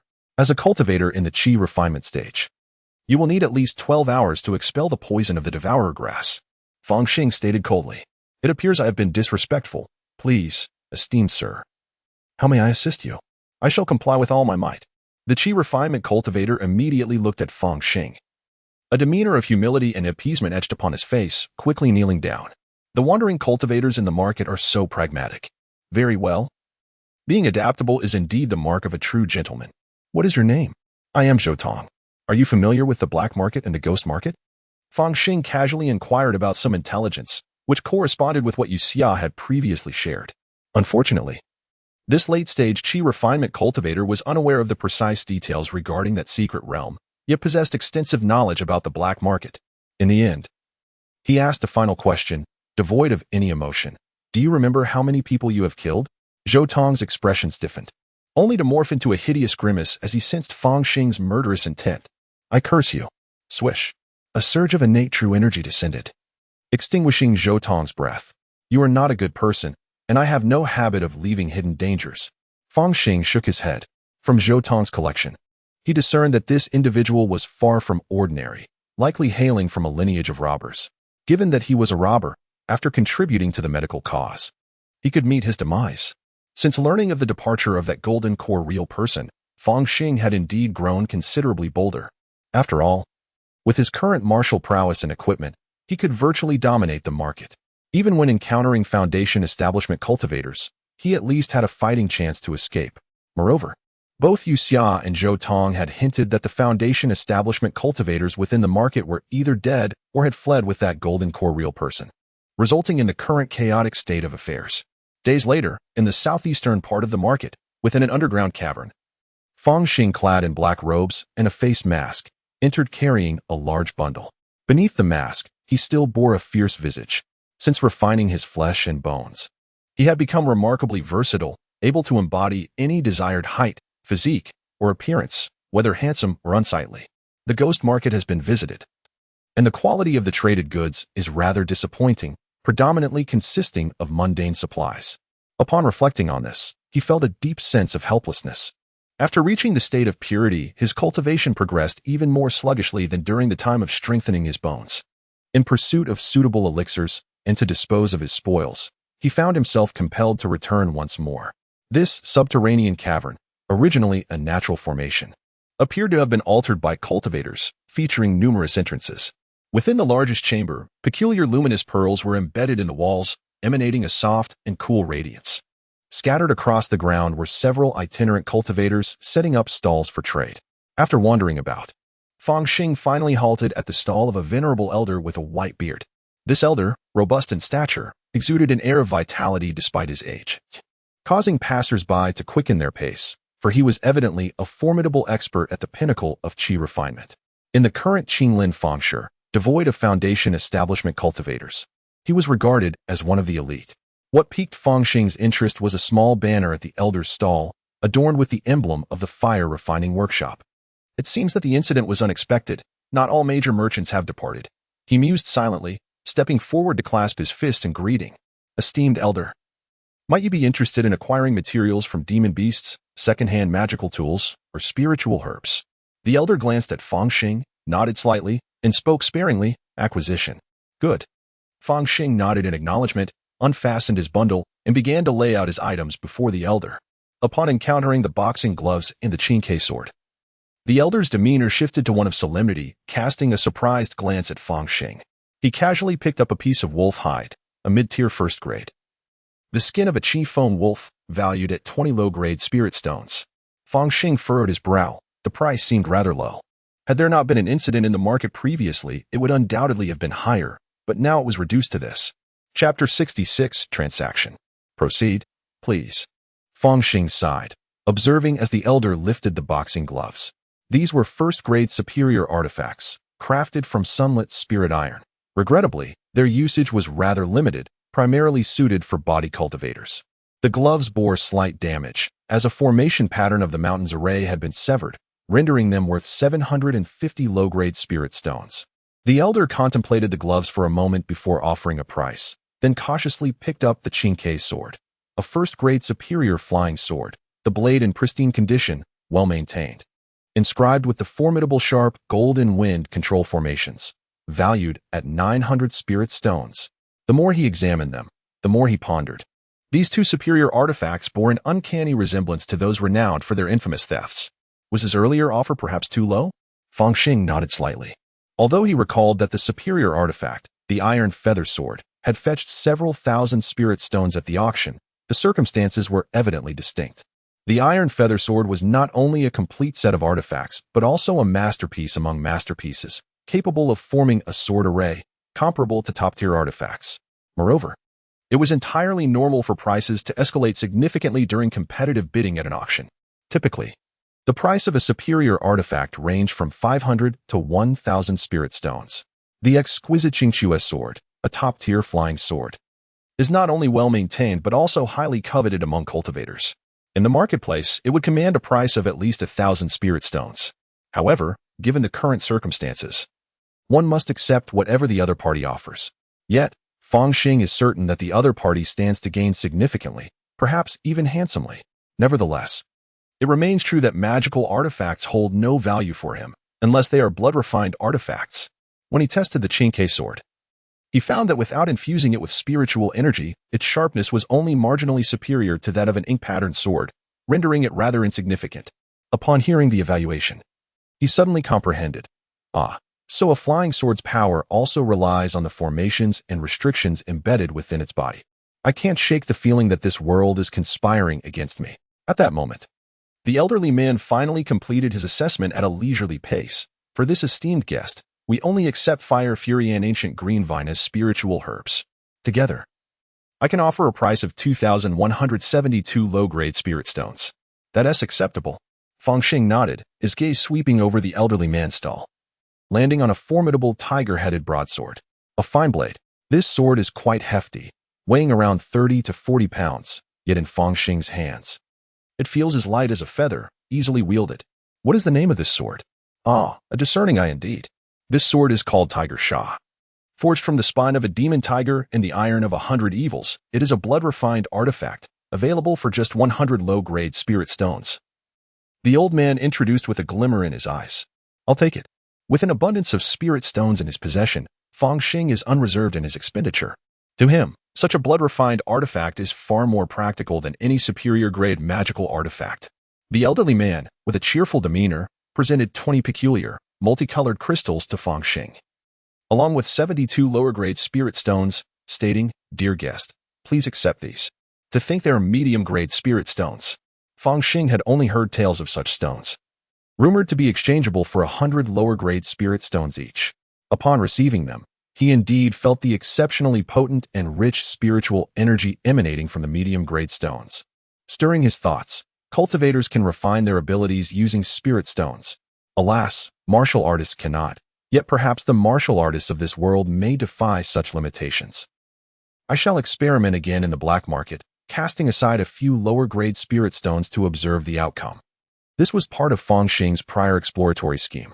Moreover, by a fortuitous coincidence, he had led Gu Yun to discover the peculiar sale of talismans in the black market, seemingly linked to the malevolent deities. Due to her father's influence, Gu Yun harbored a deep-seated aversion towards anything associated with those deities. Upon hearing this intel, she promptly pursued an investigation in the black market, acquiring a lower-grade golden light talisman, which she sent to the Department of Faith Theory for examination. Fang Xing planned to casually inquire about the results after the winter break. As the informant and insider, Manager Bai Xiling of the Department of Faith Theory would undoubtedly relay the information to Gu Yun, just as he would to Fang Xing. Although it may seem a tad exploitative towards a friend, I am certain these cultivation items pose no real danger. I shall compensate her generously in due course. At this moment, he discreetly stowed away the spirit stones, perceiving the malicious gazes surrounding him, a cold smile curling within his heart. Another delivery of spirit stones has arrived.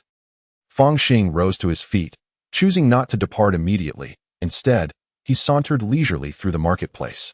After all, the vendors here were not a constant presence. They came and went. In the brief span of time, several new stalls had appeared within the cavern. Fang Xing approached one stall, captivated by the puppets that resembled dolls.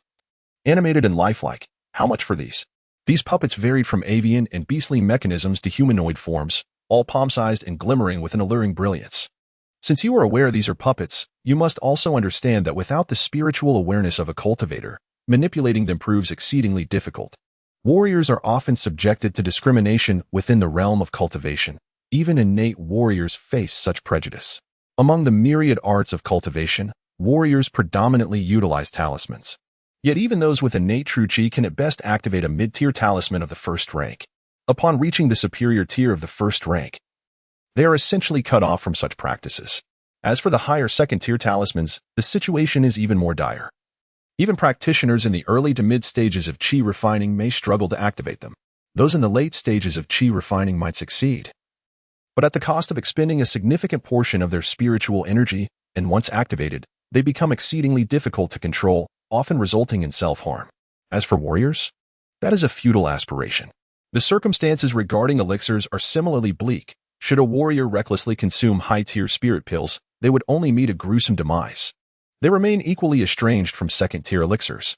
The situation with magical artifacts is even more dismal. Aside from blood-refined artifacts, any other options are beyond consideration.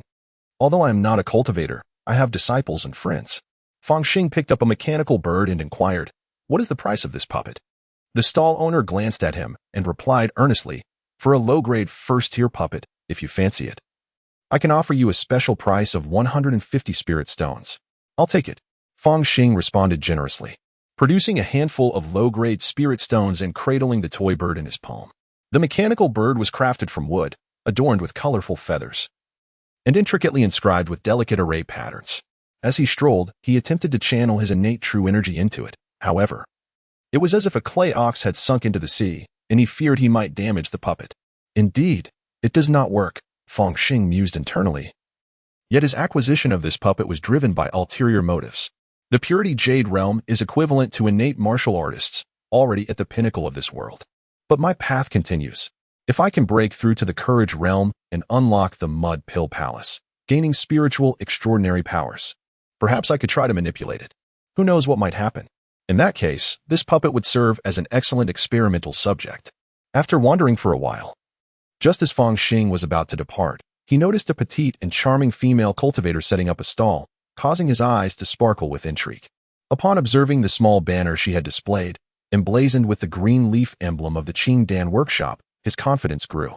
He quickly approached her. "Miss Xiaorui, may I inquire who you are?" Xiaorui looked up, clearly not recognizing the disguised Fang Xing. "Oh, I had purchased a few bottles of elixirs from Miss Xiaorui back in the day. It is only natural you do not remember me. Are the items you have for sale genuine products from the Qing Dan workshop?" Fang Xing inquired, casting his gaze over the various jars and bottles. "Certainly. The jade vial seal and the talisman are both intact. My friend may inspect them at will." Xiaorui gestured for permission. "Not at all. I have complete trust in you." Fang Xing's gaze flickered as he absorbed the sight of the elixirs, and he inquired earnestly, "Might I ask if you possess any spiritual herbs here?" "Naturally, we do. Alas, ever since the beast tide, the herbalists of our Qing Dan workshop have dispersed, making it quite challenging to reignite our alchemical endeavors." Xiaorui sighed, only to notice a shift in Fang Xing's expression. It seemed that Qing Dan workshop had encountered a stroke of misfortune, even losing their precious alchemist in the process. He composed himself, searching for the elixirs he required: Tiger Essence Pill, and the Chi Supplement Pill suitable for innate martial practitioners. "Please provide me with 10 vials of each." Upon hearing this, Xiaorui's face lit up with joy. This was indeed a significant patron. Not only were the spirit stones plentiful, but such a vast array of spiritual herbs indicated that he was an exceptionally formidable herbalist, perhaps even backed by a faction of herbalists. Could it be the Medicine King gang? Xiaorui pondered silently as she picked up a spiritual herb brought by Fang Xing and offered in evaluation, the Sienna Erosion herb. Originally 3 spirit stones per stalk, is now in short supply, so I can offer you 5 spirit sands more. In the end, Fang Xing ended up giving most of his spiritual herbs to Xiaorui, with a considerable amount of spirit stones as well, leading him to inwardly lament the exorbitant profits of alchemists. After traversing this circle, one can almost sense the palpable greed permeating the air. Fang Xing found a secluded corner in the market, settled into a meditative posture, and placed the recently acquired Tiger Slayer knife upon his knees, a sardonic smile gracing his lips. At this moment, he pressed his hand against the blade, gradually channeling strands of primordial energy, also known as innate true chi, into the weapon. As the true chi infused the blade, he meticulously refined this bloodforged artifact, comprehending its capabilities. The Tiger Slayer knife, once filled with innate true chi, can soar through the air, though the master cannot exceed a distance of 100 steps. Its power is comparable to that of an ordinary low-grade artifact. Moreover, inscribed within the blade is a formation for the wind blade technique. When imbued with innate true chi, it can unleash a wind blade with power akin to that of the wind edge technique. Is this all? After truly refining a blood-forged artifact, Fang Xing suddenly realized that his prior decision to forego refining the ink pattern sword with his essence blood had been a wise one. An innate master wielding a blood-forged artifact is akin to an early-stage chi practitioner using a low-grade artifact. Such a trinket, I could slay 10 with a single stroke. At present, if Fang Xing were to wield the Tiger Slayer knife and employ the ghostly blade technique, his speed and strength would far surpass that of a blood-forged artifact. Unless the power of the blood-forged artifact could rival that of a first-tier upper-grade artifact or possessed some extraordinary function, it would hardly warrant a second glance. Indeed, am I truly suited for charging forth and wielding my blade against others? A wave of melancholy washed over Fang Xing. Just then, he noticed a group of individuals approaching, their intentions unmistakably directed at him. Chapter 67, The Kill. The Underground Cavern. A group of cultivators surrounded a burly man as they approached Fang Xing. Most of these cultivators were in the early to mid stages of chi refinement. Although they wore different robes and attire, some even patched, they bore identical insignias on their chests and backs, clearly indicating their allegiance to a single force. The robust figure in their midst had a square face, a long purple beard, and moved with the grace of a dragon and the might of a tiger, exuding an air of dominance. Greetings, my friend. I am Luo Hong, the leader of the Tianxia gang, and I wish to befriend you. May I inquire about the esteemed individual behind you? Luo Hong's voice boomed, vibrant with spiritual energy, suggesting he was a late-stage chi refiner. In this Qinglan market, a late-stage chi refiner was undoubtedly a formidable expert. For instance, the leader of the Black Absolute Three Tigers, who had previously fallen to Fang Xing and Zhou Tong. Truly, when the tiger is away, the monkeys dance as kings. And there lies a common flaw among cultivators, the disdain for martial artists. Believing I have someone backing me? Fang Xing chuckled inwardly, observing this motley crew, who he perceived to be a nascent power arising from the collapse of order. He responded with a low voice, "Leave." What did you say? Luo Hong's smile faltered, and the cultivators behind him seethed with indignation. When had a mere martial artist dared to oppress them? Moreover, since aligning with Luo Hong and establishing the Tianxia gang, they had never endured such humiliation. I am merely expressing goodwill. Fang Xing sighed. This group of cultivators was clearly envious of his wealth. Engaging in cordial discourse would only embolden them, risking an unspoken calamity. With a deliberate utterance of the word roll, one conveys an air of confidence. And should the adversary choose to retreat, it would indeed yield a mutually beneficial outcome. However, there exists another scenario, aptly termed good advice is wasted on the damned.